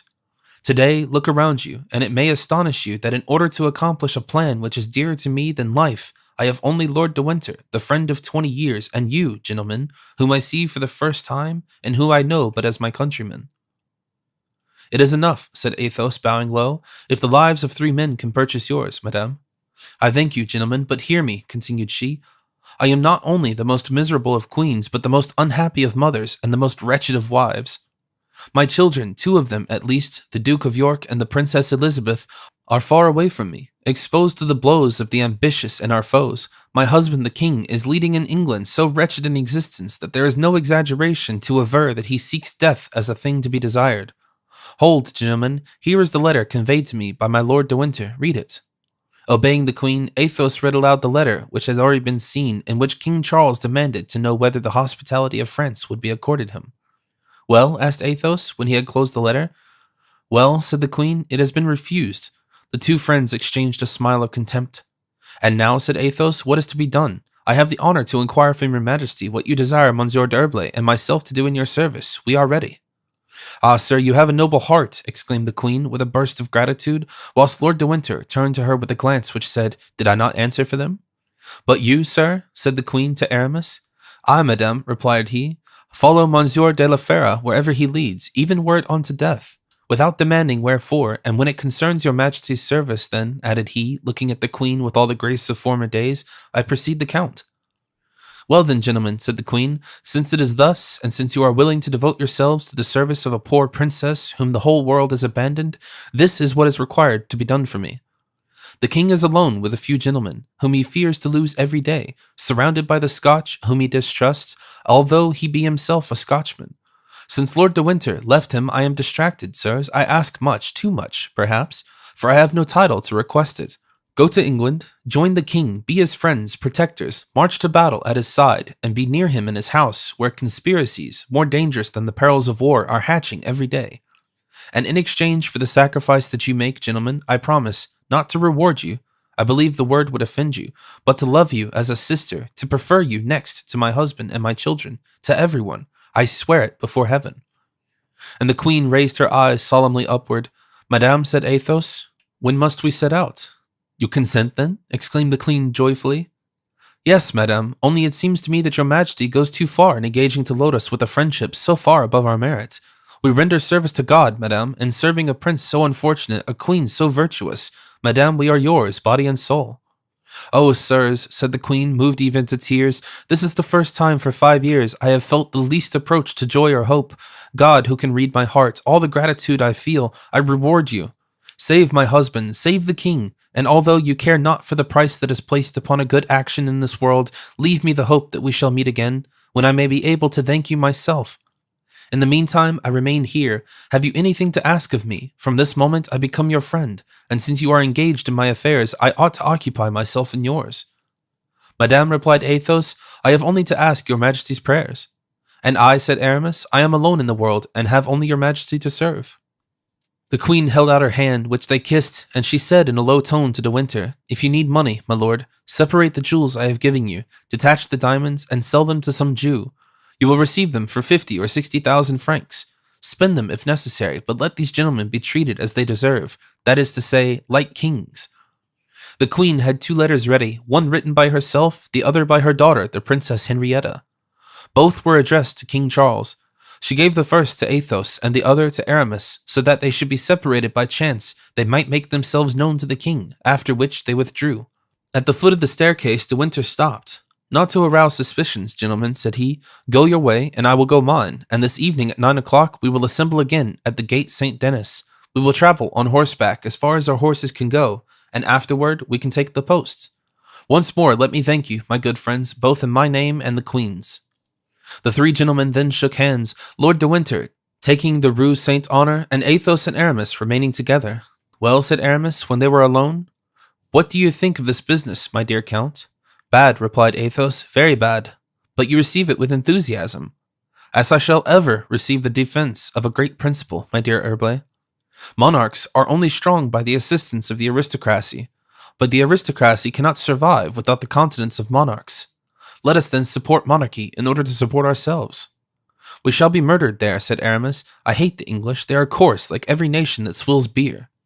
Would it be better to remain here, said Athos, and take a turn in the Bastille or the dungeon of Vincennes for having favored the escape of Monsieur de Beaufort? Faith, Aramis, believe me, there is little left to regret. We avoid imprisonment and we play the part of heroes. The choice is easy.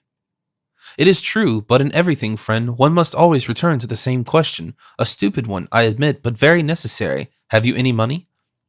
Something like 100 pistoles, that my farmer sent to me the day before I left Bragelonne, but out of that sum I ought to leave 50 for Raoul. A young man must live respectably. I have then about 50 pistoles, and you? As for me, I am quite sure, after turning out all my pockets and emptying my drawers, that I shall not find 10 louis at home. Fortunately, Lord de Winter is rich. Lord de Winter is ruined for the moment. Oliver Cromwell has annexed his income resources. Now it is time when Baron Porthos would be useful. Now it is that I regret D'Artagnan. Let us entice them away. This secret, Aramis, does not belong to us. Take my advice then, and let no one into our confidence. And moreover, in taking such a step, we should appear to be doubtful of ourselves. Let us regret their absence to ourselves for our own sakes, but not speak of it. You are right, but what are you going to do until this evening? I have 2 things to postpone. And what are they? First, a thrust with the coadjutor, whom I met last night at Madame Rumbelay's, and whom I found particular in his remarks respecting me. Oh, fie, a quarrel between priests, a duel between allies. What can I do, friend? He is a bully and so am I. His cassock is a burden to him, and I imagine I have had enough of mine. In fact, there is so much resemblance between us that I sometimes believe he is Aramis and I am the coadjutor. This kind of life fatigues and oppresses me. Besides, he is a turbulent fellow who will ruin our party. I am convinced that if I gave him a box on the ear, such as I gave this morning to the little citizen who splashed me, it would change the appearance of things. And I, my dear Aramis, quietly replied Athos, I think it would only change Monsieur de Retz's appearance. Take my advice, leave things just as they are. Besides, you are neither of you now your own masters. He belongs to the Fronde, and you to the Queen of England. So if the second matter, which you regret being unable to attend, is not more important than the first. Oh, that is of the first importance. Attend to it then, at once. Unfortunately, it is a thing I can't perform at any time I choose. It was arranged for the evening, and no other time will serve. I understand, said Athos, smiling. Midnight. About that time.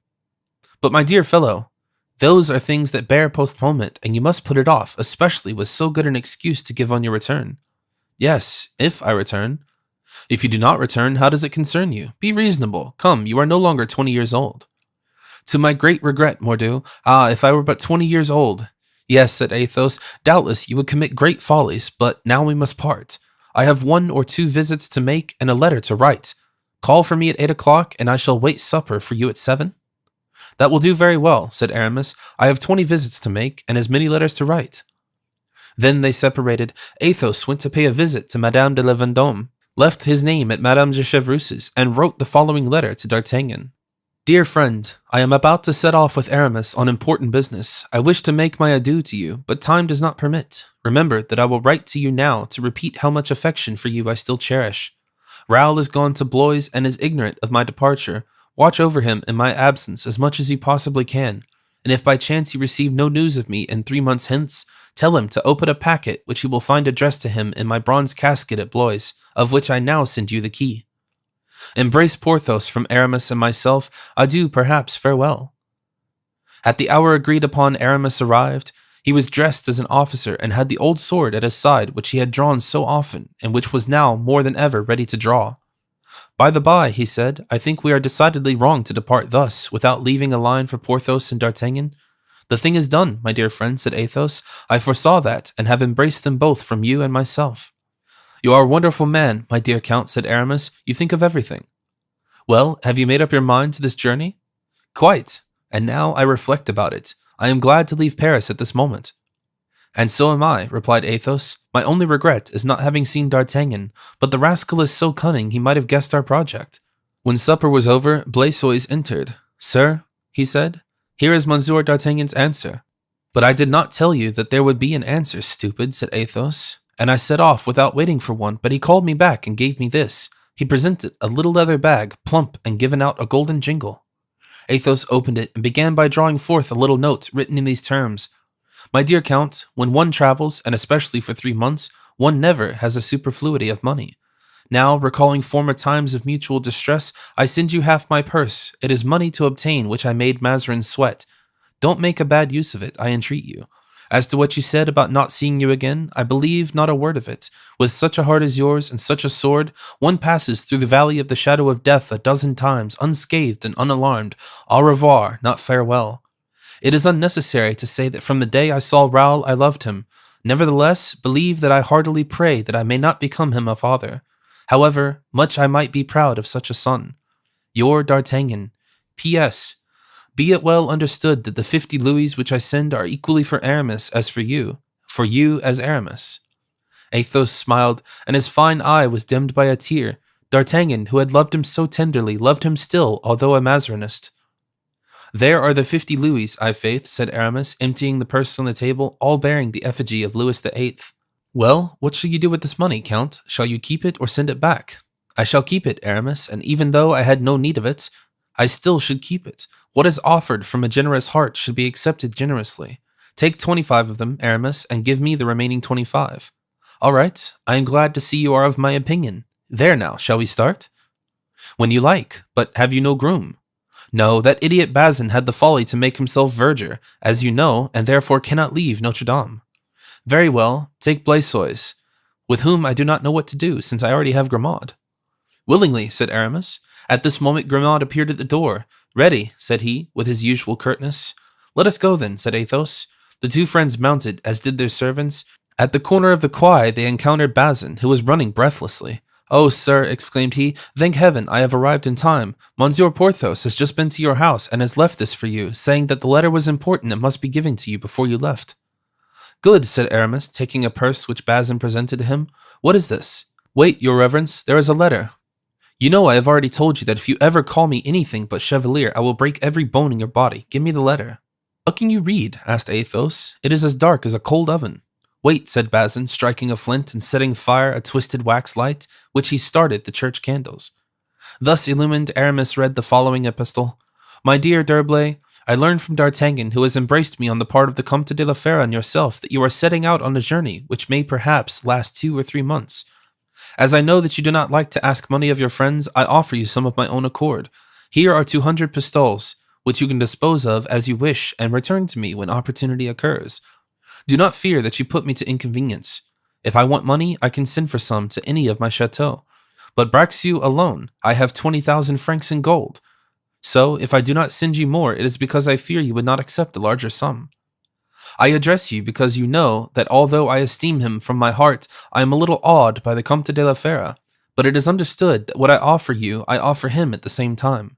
I am, as I trust you do not doubt, your devoted, Du Vallon de Bracieux de Pierrefonds. Well, said Aramis, what do you say to that? I say, my dear D'Herblay, that it is almost sacrilege to distrust Providence when one has such friends, and therefore we will divide the pistoles from Porthos, as we divided the louis sent by D'Artagnan. The division being made by the light of Bazin's taper, the two friends continued their road, and a quarter of an hour later they had joined De Winter at the Port St. Denis. Chapter 43, in which it is proved that first impulses are oftentimes the best. The three gentlemen took the road to Picardy, a road so well known to them, and which recalled to Athos and Aramis some of the most picturesque adventures of their youth.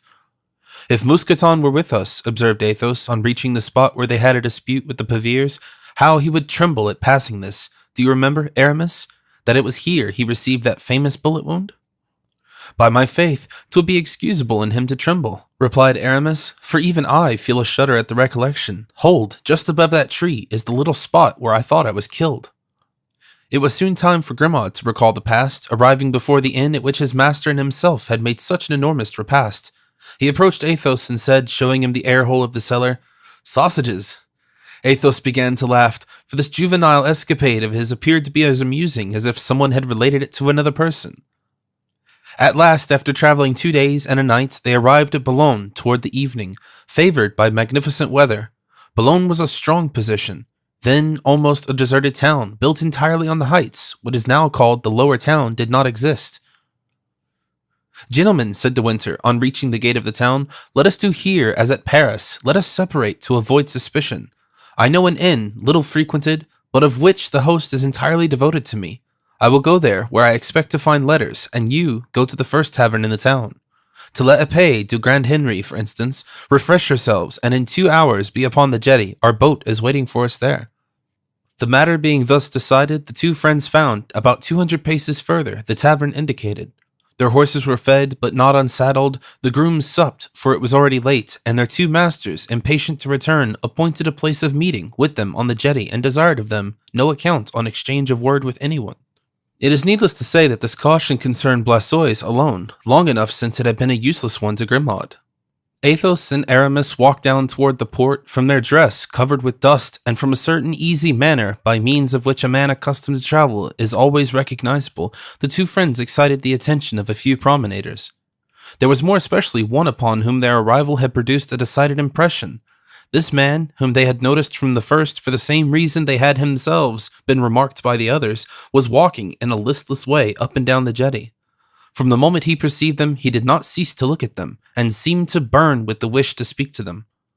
Upon reaching the jetty, Athos and Aramis stopped to look at a little boat made fast to a pile and ready rigged as if waiting to start. "That is doubtless our boat," said Athos. "Yes," replied Aramis, "and the sloop out there, making ready to sail, must be that which to take us to our destination. Now," continued he, "if only De Winter does not keep us waiting, it is not at all amusing here. There is not a single woman passing." "Hush," said Athos, "we are overheard." In truth, the walker, who during the observations of the two friends had passed and repassed behind them several times, stopped at the name of De Winter. But as his face betrayed no emotion at mention of his name, it might have been chance that he stood so still. "Gentlemen," said the man, who was young and pale, bowing with ease and courtesy, "pardon my curiosity, but I see you come from Paris, or at least that you are strangers to Boulogne." "We come from Paris, yes," replied Athos, with the same courtesy. "What is there we can do for you?" "Sir," said the young man, "will you be so good as to tell me if it will be true that Cardinal Mazarin is no longer minister?" "That is a strange question," said Aramis. "He is and he is not," replied Athos. "That is to say, he is dismissed by one half of France, but by intrigues and promises he makes the other half sustain him. You will perceive that this may last a long time." "However, sir," said the stranger, "he is neither fled nor is in prison?" "No, sir, not at this moment at least." "Sirs, accept my thanks for your politeness," said the young man, retreating. "What do you think of that interrogator?" asked Aramis. "I think he is either a dull provisional person or a spy in search of information." "And you replied to him with that notion?" "Nothing warranted me to answer him otherwise. He was polite to me, and I was so to him." "But if he be a spy, what do you think a spy would be about here? We are not living in the time of Cardinal Richelieu, who would have closed the ports on bare suspicion." "It matters not. You were wrong to reply to him as you did," continued Aramis, following with his eyes the young man now vanishing behind the cliffs. "And you," said Athos, "you forget that you committed a very different kind of imprudence in pronouncing Lord de Winter's name. Did you not see that at that name the young man stopped?" "More reason, then, when he spoke to you for sending him about his business." "A quarrel?" asked Athos. "And since when have you become afraid of a quarrel?" "I am always afraid of a quarrel when I am expected at any place, and when such a quarrel might possibly prevent my reaching it. Besides, let me own something to you. I am anxious to see that young man nearer." "And wherefore?" "Aramis, you will certainly laugh at me. You will say that I am always repeating the same thing, and you will call me the most timorous of visionaries. But to whom do you see a resemblance in that young man?" "In beauty, or on the contrary?" asked Aramis, laughing. "In ugliness, in so far as a man can resemble a woman." "Ah, egad!" cried Aramis, "you set me thinking. No, in truth, you are no visionary, my dear friend, and now I think of it, yes, I faith you're right. Those delicate yet firm-set lips, those eyes which seem always at the command of the intellect and never of the heart. Yes, it is one of Milady's bastards." "You laugh, Aramis." "From habit, that is all, I swear to you. I like no better than yourself to meet that viper in my path." "Ah, here is De Winter coming," said Athos. "Good. One thing now is only wanting, and that is that our grooms should not keep us waiting." "No," said Athos, "I see them about 20 paces behind my lord. I recognize Grimaud by his long legs and his determined slouch. Tony carries our muskets." Then we set sail tonight? Asked Aramis, glancing toward the west, where the sun had left a single golden cloud, which, dipping into the ocean, appeared by degrees to be extinguished. Probably, said Athos. Diable, replied Aramis, I have little fancy for the sea by day, still less at night. The sound of wind and waves, the frightful movements of the vessel, I confess I prefer the convent of Noisy. Athos smiled sadly, for it was evident that he was thinking of other things as he listened to his friend and moved toward De Winter. What ails our friend? Said Aramis. He resembles one of Dante's damned, whose neck Apollyon has dislocated, and who are ever looking at their heels. What the devil makes him glower thus behind him? When De Winter perceived them, in his turn he advanced toward them with surprising rapidity. What is the matter, my lord? Said Athos, and what puts you out of breath thus? Nothing, replied De Winter, nothing. And yet, in passing the heights, it seemed to me, and he turned around again. Athos glanced at Aramis. But let us go, continued De Winter. Let us be off. The boat must be waiting for us, and there is our sloop at anchor. Do you see it there? I wish I were on board already, and he looked back again. He has seen him, said Athos in a low tone to Aramis. They had reached the ladder which led to the boat. De Winter made the grooms who carried the arms and the porters with the luggage descend first, and was about to follow them. At this moment Athos perceived a man walking on the seashore, parallel to the jetty, and hastening his steps, as if to reach the other side of the port, scarcely 20 steps from the place of embarking. He fancied in the darkness that he recognized the young man who had questioned him. Athos now descended the ladder in his turn without losing sight of the young man. The latter, to make a short cut, he appeared on a sluice. He certainly bodes us no good, said Athos, but let us embark. Once out at sea, let him come. And Athos sprang into the boat, which was immediately pushed off, and which soon sped seawards under the efforts of 4 stalwart rowers. But the young man had begun to follow, or rather to advance before the boat. She was obliged to pass between the point of the jetty, surmounted by a beacon just lighted, and a rock which jutted out. They saw him in the distance, climbing the rock in order to look down upon the boat as it passed.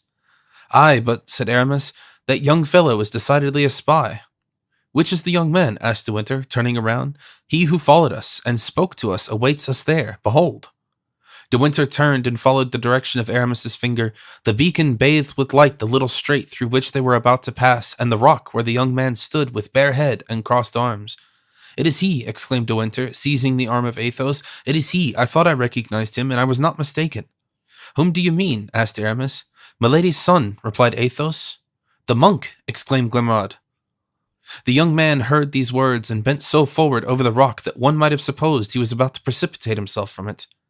Yes, it is I, my uncle, I, the son of Milady, I, the monk, I, the secretary and friend of Cromwell. I know you now, both you and your companions.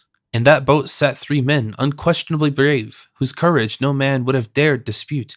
Nevertheless, at that voice, that accent, and those gestures, they felt a chill access of terror cramp their veins. As for Grimaud, his hair stood on end, and drops of sweat ran down his brow. Ah, exclaimed Aramis, that is the nephew, the monk, and the son of Milady, as he says himself. Alas, yes, murmured De Winter. Then wait, said Aramis, with the terrible coolness which on important occasions he showed. He took one of the muskets from Tony, shouldered, and aimed it at the young man, who stood like the accusing angel upon the rock. Fire, cried Grimaud unconsciously. Athos threw himself on the muzzle of the gun, and arrested the shot which was about to be fired. The devil take you, said Aramis. I had him so well at the point of my gun, I should have sent a ball into his breast. It is enough to have killed the mother, said Athos hoarsely. The mother was a wretch who struck at us all and those dear to us. Yes, but the son has done us no harm. Grimaud, who had risen to watch the effect of the shot, fell back, hopeless, wringing his hands. The young man burst into a laugh. Ah, it is certainly you, he cried. I know you even better now. His mocking laugh and threatening words passed over their heads, carried by the breeze until lost in the depths of the horizon. Aramis shuddered. Be calm, exclaimed Athos. For heaven's sake, have we ceased to be men? No, said Aramis, but that fellow is a fiend, and ask the uncle whether I was wrong to rid him of his dear nephew. De Winter only replied by a groan. It was all up with him, continued Aramis. Ah, I much fear that with all your wisdom such mercy yet will prove supernal folly. Athos took Lord de Winter's hand and tried to turn the conversation. Then shall we land in England? He asked, but de Winter seemed not to hear his words and made no reply. Hold, Athos, said Aramis. Perhaps there is yet time. See if he is still in the same place. Athos turned around with an effort. The sight of the young man was evidently painful to him. And there he still was, in fact, on the rock, the beacon shedding around him, as it were, a doubtful aureole. "Decidedly, Aramis," said Athos, "I think I was wrong not to let you fire." "Hold your tongue," replied Aramis. "You would make me weep if such a thing were possible." At this moment, they were hailed by a voice from the sloop, and a few seconds later, men, servants, and baggage were aboard. The captain was only waiting for his passengers. Hardly had they put their foot on deck ere her head was turned towards Hastings, where they were to disembark. At this instant, the three friends turned, in spite of themselves, at last look on the rock upon the menacing figure which pursued them, and now stood out with a distinctness still. Then a voice reached them once more, sending his threat, "To our next meeting, sirs, in England." Chapter 44. Te Deum for the Victory of Lens. The bustle which had been observed by Henrietta Maria, and for which she had vainly sought to discover a reason, was occasioned by the battle of Lens, announced by the prince's messenger, the Duc de Chatillon, who had taken such a noble part in the engagement. He was, besides, charged to hang 25 flags taken from the reigning party, as well as from the Spaniards, upon the arches of Notre Dame. Such news was decisive. It destroyed, in favor of the court, the struggle commenced with Parliament. The motive given for all the taxes summarily imposed, and to which the Parliament had made opposition, was the necessity of sustaining the honor of France and the uncertain hope of beating the enemy. Now, since the affair of Norlingen, they had experienced nothing but reverses. The Parliament had a plea for calling Mazarin to account for imaginary victories always promised, ever deferred. But this time, there really had been fighting, a triumph and a complete one. And this all knew so well that it was double victory for the court, a victory at home and abroad, so that even when the young king learned the news, he exclaimed, "Ah, gentlemen of the Parliament, we shall see what you will say now." Upon which the queen had pressed the royal child to her heart, whose haughty and unruly sentiments were in such harmony with her own. A council was called on the same evening, but nothing transpired of what had been decided on. It was only known that on the following Sunday, a Te Deum would be sung at Notre Dame in honor of the victory of Lens. The following Sunday, then, the Parisians arose with joy. At the period, a Te Deum was a grand affair. This kind of ceremony had not been abused, and it produced a great effect. The shops were deserted, houses closed, everyone wished to see the young king with his mother, and the famous Cardinal Mazarin, whom they hated so much that no one wished to be deprived of his presence. Moreover, great liberty prevailed throughout the immense crowd. Every opinion was openly expressed and coursed, so to speak, of coming insurrection, as the 1,000 bells of the Paris churches rang out the Te Deum. The police belonging to the city being formed by the city itself, nothing threatening presented itself to disturb this concert of universal hatred or freeze the frequent scoffs of slanderous lips. Nevertheless, at 8 o'clock in the morning, the regiment of the Queen's Guard, commanded by Guitant, under whom was his nephew Comminges, marched publicly, preceded by drums and trumpets, filing off from the Palais Royal as far as Notre Dame, a maneuver which the Parisians witnessed tranquilly, delighted as they were with military music and brilliant uniforms. Friquet had put on his Sunday clothes under the pretext of having a swollen face, which he managed to simulate by introducing a handful of cherry kernels into one side of his mouth, and had procured a whole holiday from Bazin. On leaving Bazin, Friquet started off to the Palais Royal, where he arrived at the moment of the turning out of the regiment of guards, and as he had only gone there for the enjoyment of seeing it and hearing the music, he took his place at their head, beating the drum on 2 pieces of slate, and passing from that exercise to that of the trumpet, which he counterfeited quite naturally with his mouth in the manner which had more than once called forth the praises of amateurs of imitative harmony. This amusement lasted from the Barrière des Surgeons to the place of Notre Dame, and Friquet found it a very real enjoyment.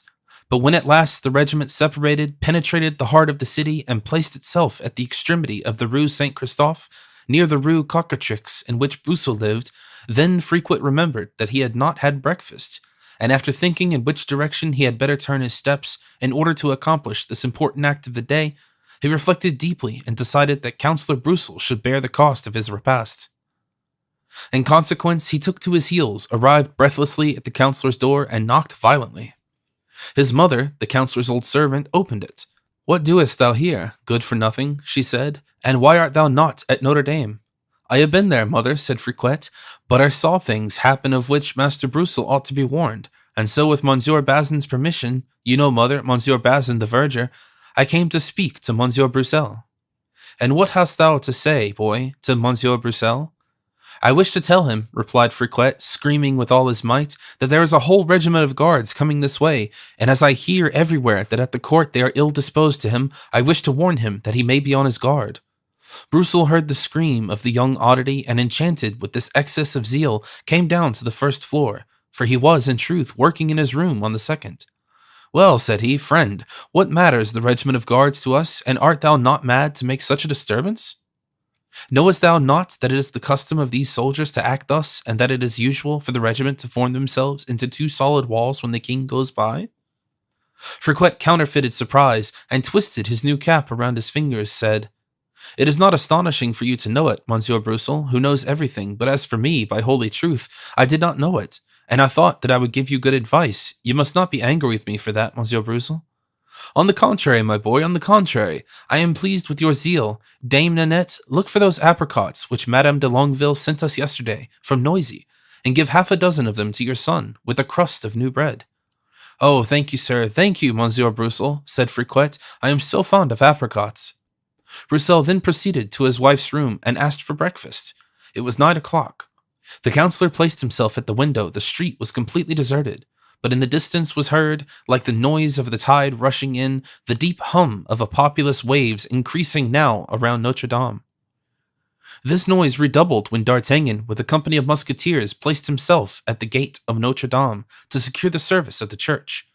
He had instructed Porthos to profit by this opportunity to see the ceremony, and Porthos, in full dress, mounted his finest horse, taking the part of supernumerary musketeer, as D'Artagnan had so often done formerly.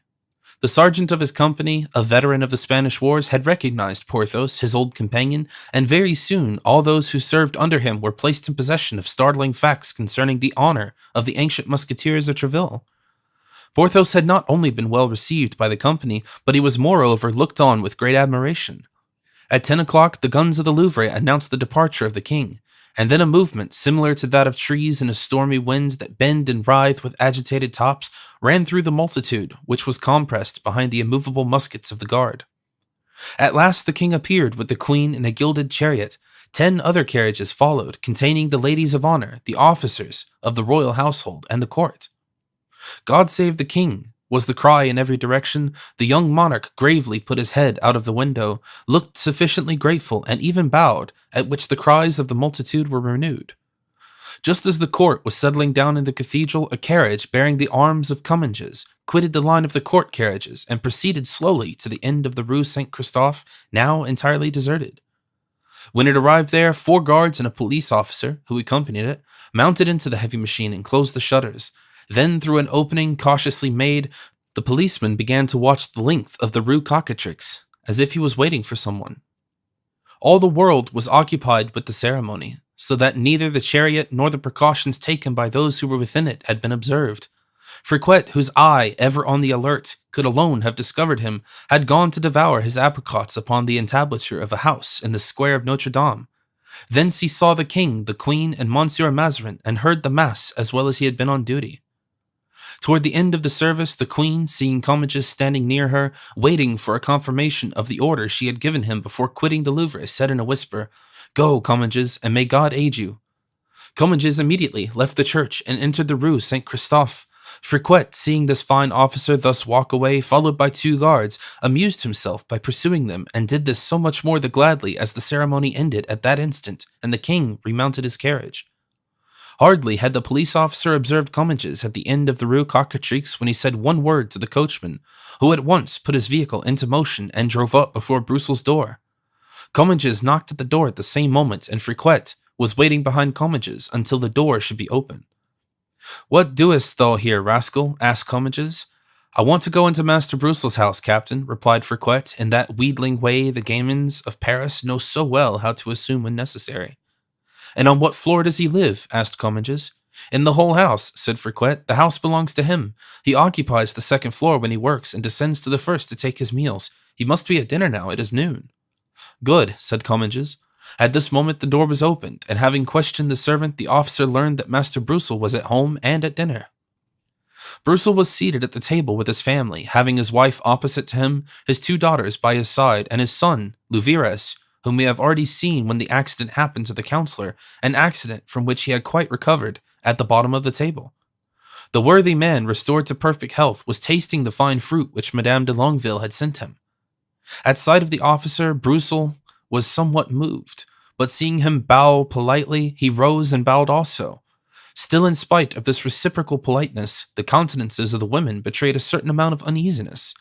Louviers became very pale and waited impatiently for the officer to explain himself. "Sir," said Comminges, "I am the bearer of an order from the king."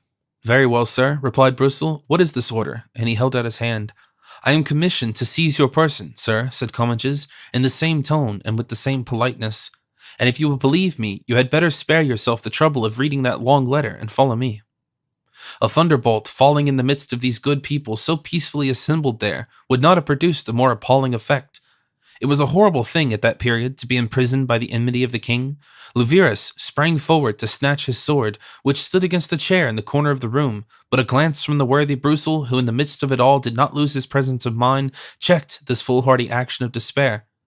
Madame Broussel, separated by the width of the table from her husband, burst into tears, and the young girls clung to their father's arms. "Come, sir," said Comminges, "make haste, you must obey the king." "Sir," said Broussel, "I am in bad health, and cannot give myself up a prisoner in this state. I must have time." "It is impossible," said Comminges. "The order is strict, and must be put into execution this instant." "Impossible," said Louviers. "Sir, beware of driving us to despair." "Impossible," cried a shrill voice from the end of the room. Comminges turned and saw Dame Nanette, her eyes flashing with anger and a broom in her hand. "My good Nanette, be quiet, I beseech you," said Broussel. "Me, keep quiet while my master is being arrested. He, the support, the liberator, the father of the people. Ah, well, yes, you have to know me yet. Are you going?" added she to Comminges. The latter smiled. "Come, sir," said he, addressing Broussel, "silence that woman and follow me." "Silence me? Me, said Nanette. "Ah, yet one wants one besides you for that, my fine king's cockatoo, you shall see." And Dame Nanette sprang to the window, threw it open, and in such a piercing voice that it might have been heard in the square of Notre Dame. "Help!" she cried. "My master is being arrested. The Councillor Broussel is being arrested. Help!" "Sir," said Comminges, "declare yourself at once. Will you obey, or do you intend to rebel against the king?" I obey, sir," cried Broussel, trying to disengage himself from the grasp of his two daughters, and by the look of restraint his son, who seemed determined to dispute authority. "In that case," commanded Comminges, "silence that old woman." "Ah, old woman!" screamed Nanette, and she began to shriek more loudly, clinging to the bars of the window. "Help, help, from Master Broussel, who is arrested because he has defended the people, help!" Comminges seized the servant around the waist and would have dragged her from her post, but at that instant a treble voice, proceeding from a kind of entresol, was heard screeching, "Murder! Fire! Assassins! Master Broussel is being killed! Master Broussel is being strangled!" It was Friquet's voice, and Dame Nanette, feeling herself supported, recommenced with all her strength to sound her shrilly squawk. Many curious faces had already appeared at the windows, and the people attracted to the end of the street began to run, first men, then groups, and then a crowd of people, hearing cries and seeing a chariot. They could not understand it. But Friquet sprang from the entresol and on top of the carriage. "They want to arrest Master Broussel," he cried. "The guards are in the carriage, and the officer is upstairs." The crowd began to murmur and approached the house. The two guards who had remained in the lane mounted to the aid of Comminges. Those who were in the chariot opened the doors and presented arms. "Don't you see them?" cried Friquet. "Don't you see? There they are." The coachman turned around, gave Friquet a slash with his whip, which made him scream with pain. "Ah, devil's coachman!" cried Friquet. "You're meddling too. Wait!" And regaining his entresol, he overwhelmed the coachman with every projectile he could lay hands on. The tumult now began to increase. The street was not able to contain the spectators who assembled from every direction. The crowd invaded the space which the dreaded pikes of the guards had till then kept clear between them and the carriage. The soldiers, pushed back by these living walls, were in danger of being crushed against the spokes of the wheels and the panels of the carriages. The cries which the police officer repeated 20 times, "In the king's name," were powerless against this formidable multitude. Seemed, on the contrary, to exasperate it still more, when at the shout, "In the name of the king," an officer ran up, and seeing the uniforms ill-treated, he sprang into the scuffle, sword in hand, and brought unexpected help to the guards. This gentleman was a young man, scarcely 16 years of age, now white with anger. He leaped from his charger, placed his back against the shaft of the carriage, making a rampart of his horse, drew his pistols from their holsters, fastened them to his belt, and began to fight with the back sword, like a man accustomed to the handling of his weapon. During 10 minutes alone, he kept the crowd at bay. At last, Comminges appeared, pushing Broussel before him. "Let us break the carriage," cried the people. "In the king's name," cried Comminges. "The first who advances is a dead man," cried Raoul, for it was in fact he who, feeling himself pressed and almost crushed by a gigantic citizen, pricked him with the point of his sword and sent him howling back. Comminges, so to speak, threw Brussel into the carriage and sprang in after him. At this moment a shot was fired, and a ball passed through the hat of Comminges and broke the arm of one of the guards. Comminges looked up and saw amidst the smoke the threatening face of Louverus appearing at the window of the second floor.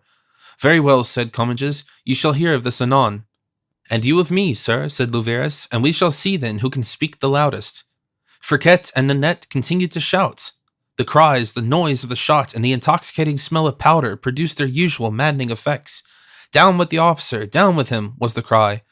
"One step nearer," said Comminges, putting down the sashes that the interior of the carriage might well be seen, and placing his sword on the prisoner's breast. "One step nearer, and I kill the prisoner. My orders were to carry him off, dead or alive. I will take him dead, that's all." A terrible cry was heard, and the wife and daughters of Brussel held up their hands in supplication to the people. The latter knew that this officer, who was so pale, but who appeared so determined, would keep his word.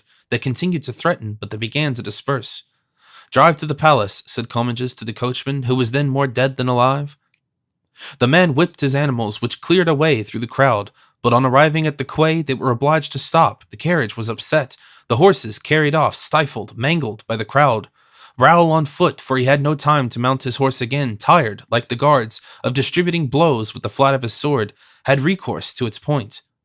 But this last and dreaded resource served only to exasperate the multitude. From time to time, a shot from a musket or the blade from a rapier flashed among the crowd. Projectiles continued to hail down from the windows, and some shots were heard, the echo of which, though they were probably fired in the air, made all hearts vibrate. Voices unheard except on days of revolution were distinguished. Faces were seen only that appeared on days of bloodshed. Cries of "Death! Death to the guards! To the Sina with the officer!" were heard above all the noise, deafening as it was. Raoul, his hat and ribbons, his face bleeding, felt not only his strength but also his reason going. A red mist covered his sight, and through this mist he saw 100 threatening arms stretched over him, ready to seize upon him when he fell. The guards were unable to help anyone. Each one was occupied with his self-preservation. All was over. Carriage, horses, guards, and perhaps even the prisoner were about to be torn to shreds, when all at once a voice well known to Raoul was heard. Suddenly a great sword glittered in the air. At the same time the crowd opened, upset, trodden down, and an officer of the musketeers, striking and cutting right and left, pushed up to Raoul and took him in his arms just as he was about to fall. "God's blood," cried the officer, "have they killed him? Woe to them if it be so." And he turned around so stern with anger, strength, and threat that the most excited rebels hustled back on one another in order to escape, and some even rolled into the Sina. "Monsieur d'Artagnan," murmured Raoul. "Yes, it's death in person. Unfortunately, it seems for you, my young friend. Come on, here, you others," he continued, rising in his stirrups, raising his sword, and addressing those musketeers who had not been able to follow his rapid onslaught. "Come, sweep away all that from me. Shoulder muskets, present arms, aim." At this command, the mountain of populace thinned so suddenly that D'Artagnan could not repress a burst of Homeric laughter. "Thank you, D'Artagnan," said Comminges, showing half his body through the window of the broken vehicle. "Thanks, my young friend. Your name, that I may mention it to the queen?"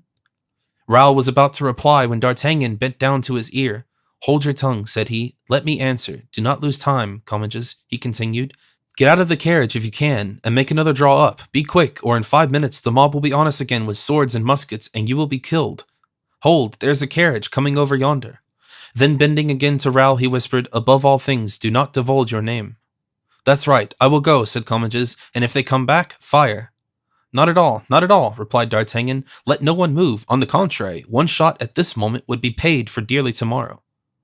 Comminges took down his 4 guards and as many musketeers and ran to the carriage, from which he made the people inside dismount and brought them to the vehicle which had upset. But when it was necessary to convey the prisoner from one carriage to the other, the people, catching sight of him, whom they called their liberator, uttered every imaginable cry and knotted themselves once more around the vehicle. "Start, start," said D'Artagnan. "There are 10 men to accompany you, and I will keep 20 to hold in check the mob. Go, and lose not a moment. 10 men for Monsieur de Comminges." As the carriage started off, the cries were redoubled, and more than 10,000 people thronged the quay and overflowed the Pont Neuf and adjacent streets. A few shots were fired, and one musketeer was wounded. "Forward!" cried D'Artagnan, driven to extremities, biting his moustache. And then he charged with his 20 men and dispersed them in fear. One man alone remained in his place, gun in hand. "Ah," he exclaimed, "is it thou who wouldst have him assassinated? Wait an instant." And he pointed his gun at D'Artagnan, who was riding toward him at full speed. D'Artagnan bent to his horse's neck. The young man fired, but the ball severed the feathers from the hat. The horse started, brushed against the imprudent man, who thought by his strength alone to stay the tempest, and he fell against the wall.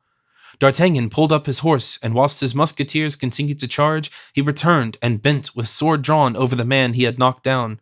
"Oh, sir," exclaimed Raoul, recognizing the young man as seeing him on the Rue Cocatrix, "spare him, it is his son." D'Artagnan's arm dropped to his side. "Ah, you are his son," he said. "That is a different thing." "Sir, I surrender," said Louvieres, presenting his unloaded musket to the officer. No, do not surrender, Egad. On the contrary, be off, and quickly. If I take you, you will be hung." The young man did not wait to be told twice, but passing under the horse's head, disappeared at the corner of the Rue Guénégaud. "Ay, faith," said D'Artagnan to Raoul, "we were just in time to stay my hand. He was a dead man, and on my honor, if I had discovered that it was his son, I should have regretted having killed him." "Ah, sir," said Raoul, "allow me, after thanking you for that poor fellow's life, to thank you on my own account. I too, sir, was almost dead when you arrived."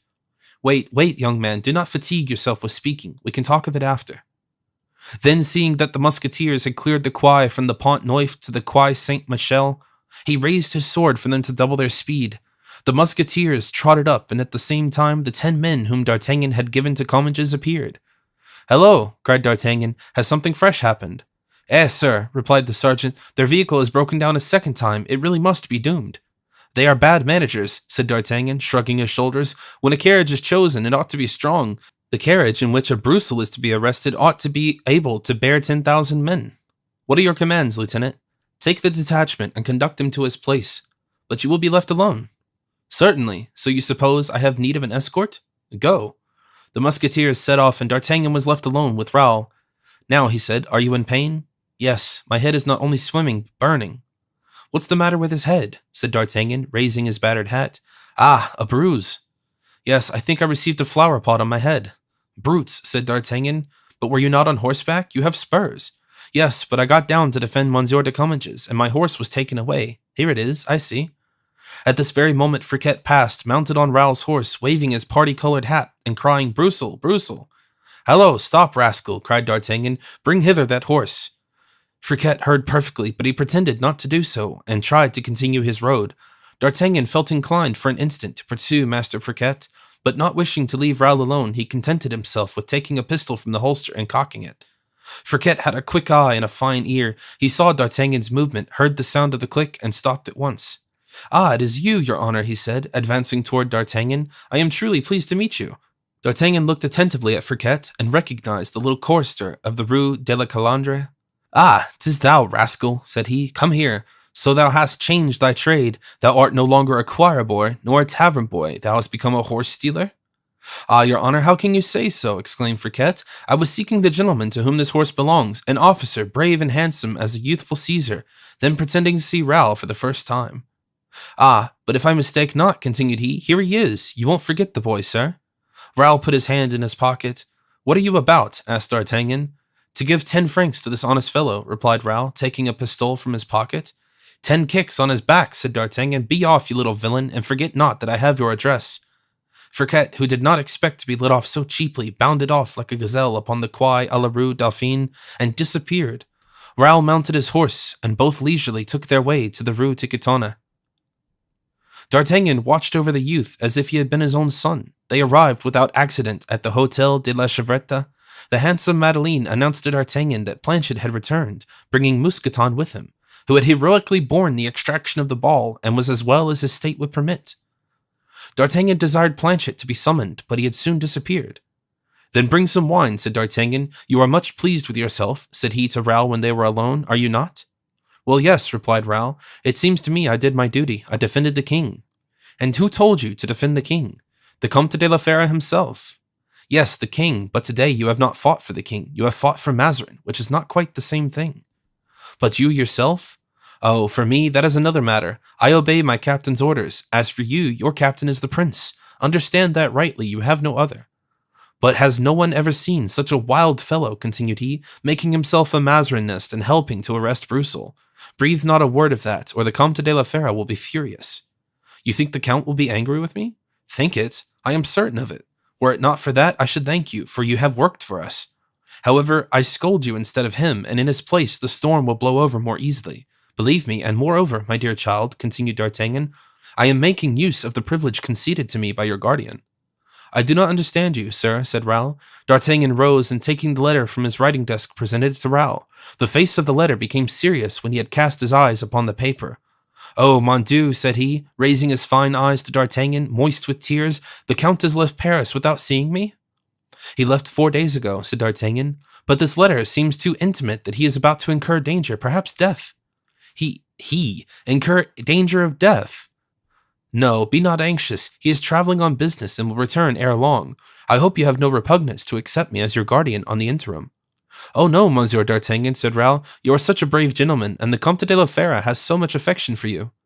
Egad, love me too. I will not torment you such, but only on condition that you become a Frondist, my young friend, and a hearty Frondist too. But can I continue to visit Madame de Chevreuse? I should say you could, and the Coadjutor and Madame de Longueville, and if the worthy Broussel were there, whom you so studdily helped arrest, I should tell you to accuse yourself to him at once and kiss him on both cheeks. Well, sir, I will obey you, although I do not understand you. It is unnecessary for you to understand. Hold, continued D'Artagnan, turning to the door which had just opened. Here is Monsieur de Vallon, who comes with his coat torn.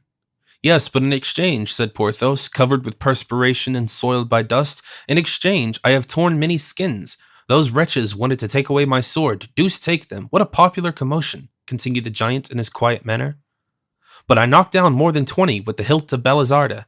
A draught of wine, D'Artagnan. Oh, I'll answer for you, said the Gascon, filling Porthos's glass to the brim. But when you have drunk, give me your opinion. Upon what? Asked Porthos. Look here, resumed D'Artagnan.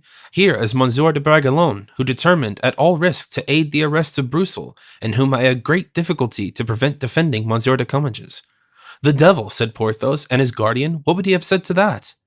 Do you hear? Interrupted D'Artagnan. Become a Frondist, my friend, belong to the Fronde, and remember that I fill the Count's place in everything, and he jingled his money. Will you come? Said he to Porthos. Where? Asked Porthos, filling a second glass of wine. To present our respects to the cardinal. Porthos swallowed the second glass with the same grace with which he had imbibed the first, took his beaver, and followed D'Artagnan. As for Raoul, he remained bewildered with what he had seen, having been forbidden by D'Artagnan to leave the room until the tumult was over. Chapter 45. The Beggar of Saint Eustache. D'Artagnan had calculated that in not going at once to the Palais Royal, he would give Comminges time to arrive before him, and consequently to make the cardinal acquainted with the eminent service which he, D'Artagnan, and his friend had rendered to the Queen's party in the morning.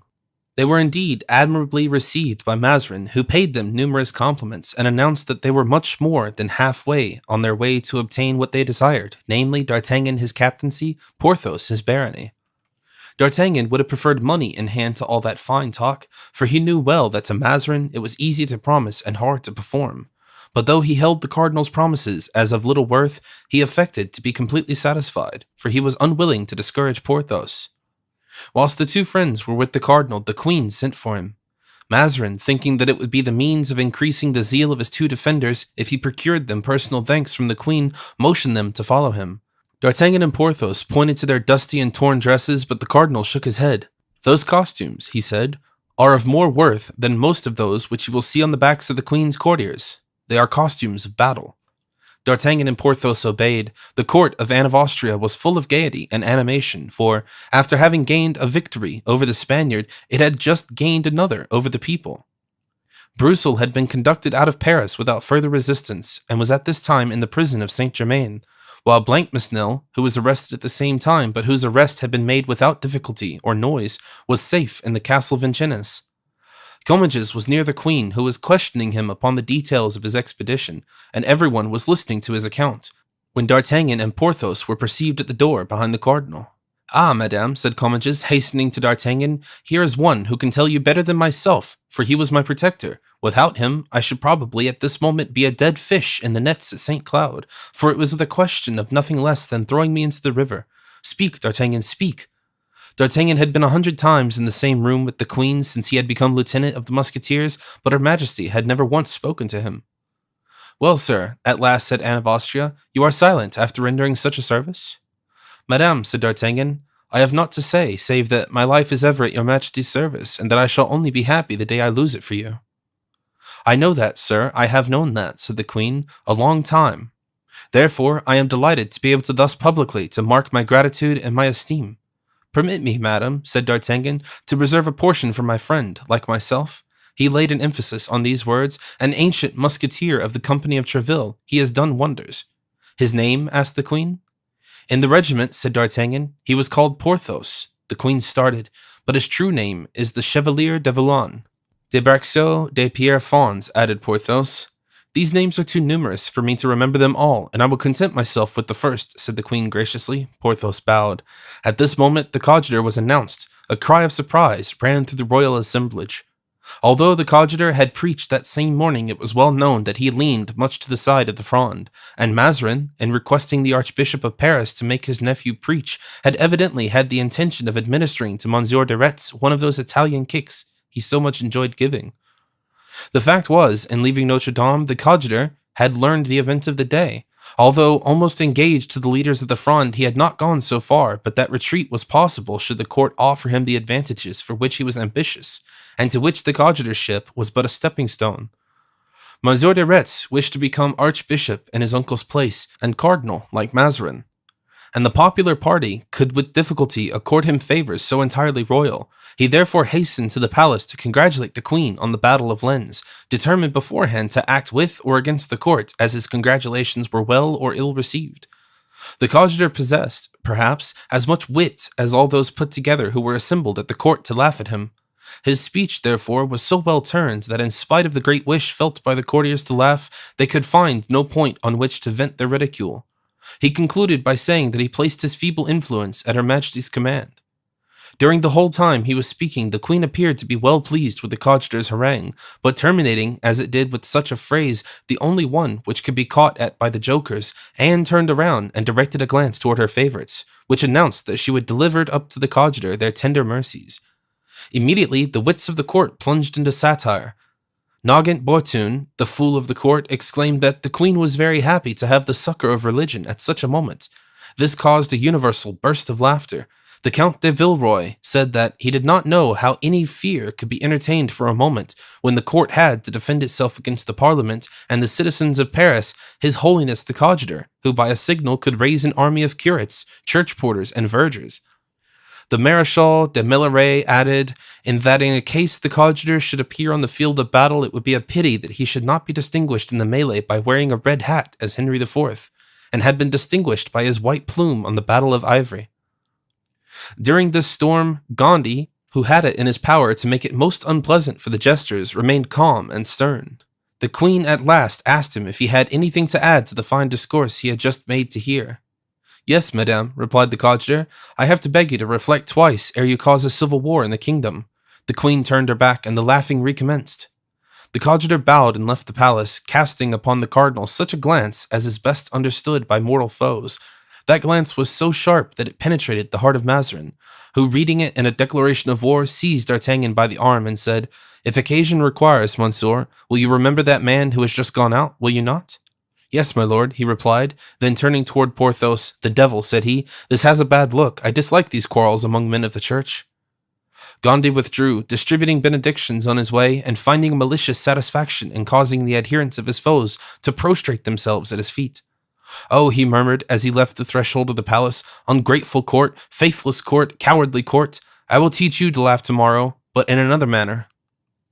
But whilst they were indulging in extravagant joy at the Palais Royal, to increase the hilarity of the queen, Mazarin, a man of sense, and whose fear, moreover, gave him foresight, lost no time in making idle and dangerous jokes. He went out after the coadjutor, settled his account, locked up his gold, and had confidential work to contrive hiding places in his walls. On his return home, the coadjutor was informed that a young man had come in after his departure and was waiting for him. He started with delight when, on demanding the name of this young man, he learned that it was Louverus. He hastened to his cabinet. Brusel's son was there, still furious, and still bearing bloody marks of his struggle with the king's officers. The only precaution he had taken in coming to the archbishopric was to leave his arquebus in the hands of a friend. The coadjutor went to him and held out his hand. The young man gazed at him as if he would have read the secret of his heart. "My dear Monsieur Louveras," said the coadjutor, "believe me, I am truly concerned for the misfortune which has happened to you." "Is that true, and do you speak seriously?" asked Louveras. "From the depth of my heart," said Gondy. "In that case, my lord, the time for words has passed and the hour for action is at hand. My lord, in 3 days, if you wish it, my father will be out of prison, and in 6 months you may be cardinal." The coadjutor started. "Oh, let us speak frankly," continued Louveras, "and act in a straightforward manner. 30,000 crowns in alms is not given, as you have done in the last 6 months, out of pure Christian charity. That would be too grand. You are ambitious, it is natural. You are a man of genius, and you know your worth. As for me, I hate the court, and have but one desire at this moment: vengeance. Give us the clergy and the people, of whom you can dispose, and I will bring you the citizens and the parliament. With these 4 elements, Paris is ours in a week. And believe me, Monsieur Coadjutor, the court will give from fear what it will not give from goodwill." It was now the coadjutor's turn to fix his piercing gaze on Louveras. "But Monsieur Louveras, are you aware that it is simply civil war you are proposing to me?" "You have been preparing long enough, my lord, for it to be welcome to you now." "Never mind," said the coadjutor. "You must be well aware this requires reflection. And how many hours of reflection do you ask?" 12 hours, sir. Is it too long?" "It is now noon. At midnight I will be at your house." "If I should not be in, wait for me." "Good. At midnight, my lord." "At midnight, my dear Monsieur Louveras." When once more alone, Gondy sent to summon all the curates with whom he had any connection to his house. 2 more hours later, 30 officiating ministers from the most populous and consequently the most disturbed parishes of Paris had assembled there. Gondy related to them the insults he had received from the Palais Royal and retailed the jests of Boutin, the Count de Villeroy, and Maréchal de Meilleraye. The curates asked him what was to be done. "Simply this," said the coadjutor, "you are the directors of all consciences. Well, undermine in them the miserable prejudice of respect and fear of kings, teach your flocks that the queen is a tyrant, and repeat often and loudly, so that all may know it, that the misfortunes of France are caused by Mazarin, her lover and her destroyer. Begin this work today, this instant even, and in 3 days I shall expect the result. For the rest, if any one of you have further or better counsel to expound, I will listen to him with the greatest pleasure." 3 curates remained, those of St. Mary, St. Sulpice, and St. Eustache. The others withdrew.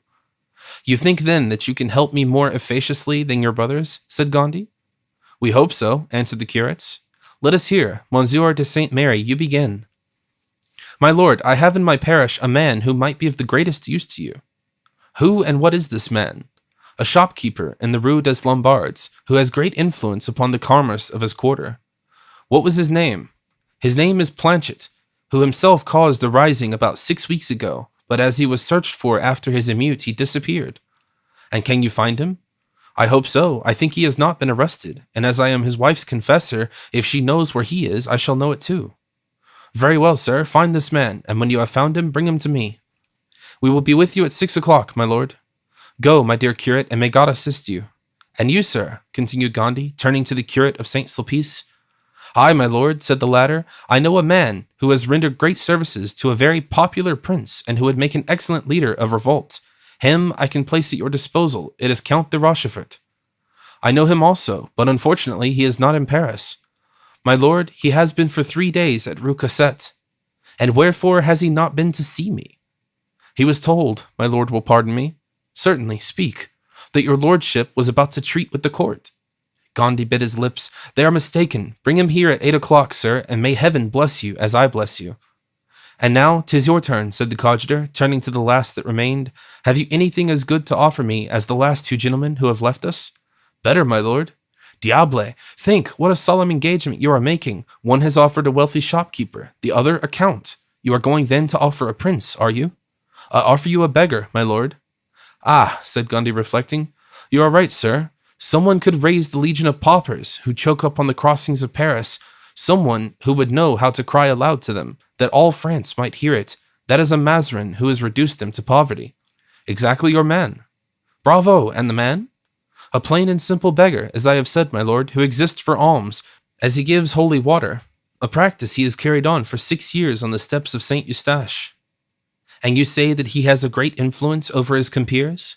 Are you aware, my lord, that mendacity is an organized body, a kind association of those who have nothing against those who have everything, an association in which everyone takes his share, one that elects a leader?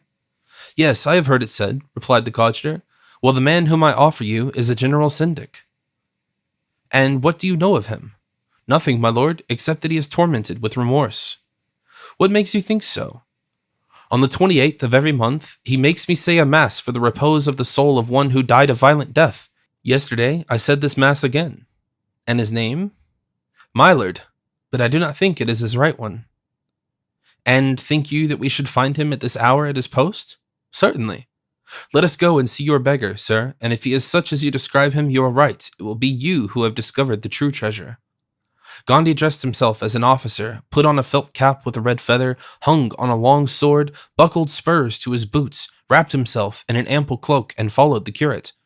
The coadjutor and his companion passed through all the streets lying between the archbishopric and the St. Eustace church, watching carefully to ascertain the popular feeling. The people were in an excited mood, but, like a swarm of frightened bees, seemed not to know at what point to concentrate. And it was very evident that if leaders of the people were not provided, all this agitation would pass off in idle buzzing. On arriving at the Rue St. Prouvaires, the curate pointed toward the square before the church. Stop, he said. There he is, at his post. Gandhi looked at the spot indicated and perceived a beggar seated in a chair, leaning against one of the moldings. A little basin was near him, and he held a holy water brush in his hand. Is it by permission that he remains there? Asked Gandhi. No, my lord. These places are bought. I believe this man paid his predecessor 100 pistoles for his. The rascal is rich, then. Some of those men sometimes die worth 20,000 and 25 and 30,000 francs, and sometimes more. Said Gandhi, laughing. I was not aware my alms were so well invested. In the meantime, they were advancing toward the square, and the moment the coadjutor and the curate put their feet on the first step, the mendicant arose and proffered his brush. He was a man between 66 and 68 years of age, little, rather stout, with gray hair and light eyes. His countenance denoted the struggle between two opposite principles, a wicked nature subdued by determination, perhaps by repentance. He started on seeing the cavalier with the curate. The latter and the coadjutor touched the brush with the tips of their fingers and made the sign of the cross. The coadjutor threw a piece of money into the hat which was on the ground. Maillard, began the curate, this gentleman and I have come to talk with you a little. With me, said the mendicant, it is a great honor for a poor distributor of holy water. There was an ironical tone in his voice which he could not quite disguise and which astonished the coadjutor. Yes, continued the curate, apparently accustomed to this tone. Yes, we wish to know your opinion of the events of today and what you have heard said by people going in and out of the church. The mendicant shook his head. These are melancholy doings, your reverence, which always fall again upon the poor. As to what is said, everybody is discontented, everybody complains, but everybody means nobody. Explain yourself, my good friend, said the coadjutor. I mean that all these cries, all these complaints, these curses produce nothing but storms and flashes, and that is all. But the lightning will not strike until there is a hand to guide it. My friend, said Gandhi, you seem to be a clever and a thoughtful man. Are you disposed to take part in a little silver war? Should we have one, and put at the command of the leader, should we find one, your personal influence, and the influence you have acquired over your comrades? Yes, sir, provided this war were approved of by the church, and would advance the end I wish to attain, I mean, the remission of my sins. The war will not only be approved of, but directed by the church. As for the remission of your sins, we have the Archbishop of Paris, who has the very greatest power at the court of Rome, and even the coadjutor, who possesses some plenary indulgences. We will recommend you to him. Consider, Maillard, said the curate, that I have recommended you to this gentleman, who is a powerful lord, and that I have made myself responsible for you. I know, Monsieur le Curé, said the beggar, that you have always been very kind to me, and therefore I, in my turn, will be serviceable to you. And do you think your power as great as the fraternity as Monsieur le Curé told me as it was just now? I think they have some esteem for me, said the mendicant with pride, and that not only will they obey me, and wherever I go they will follow me. And could you count on 50 resolute men, good, unemployed, but active souls, brawlers, capable of bringing down the walls of the Palais Royal by crying, down with Mazarin, as fell those as Jericho? I think, said the beggar, I can undertake things more difficult and more important than that. Ah, said Gandhi, you will undertake then some night to throw up some 10 barricades? I will undertake to throw up 50, and when the day comes to defend them. "Aye, faith," exclaimed Gandhi, "you speak with a certainty that gives me pleasure, and since Monsieur le Curé can answer for you—" "I answer for him," said the curate. "Here is a bag containing 500 pistolas in gold. Make all your arrangements, and tell me where I shall be able to find you this evening at 10 o'clock. It must be on some elevated place whence a given signal may be seen in every part of Paris. Shall I give you a line for the vicar at Saint-Jacques at the La Boucherie? He will let you into the rooms in his tower," said the curate. "Capital," answered the mendicant. "Then," said the coadjutor, "this evening at 10 o'clock, and if I am pleased with you, another bag of 500 pistolas will be at your disposal." The eyes of the mendicant dashed with cupidity, but he quickly suppressed his emotion. "This evening, sir," he replied, "all will be ready."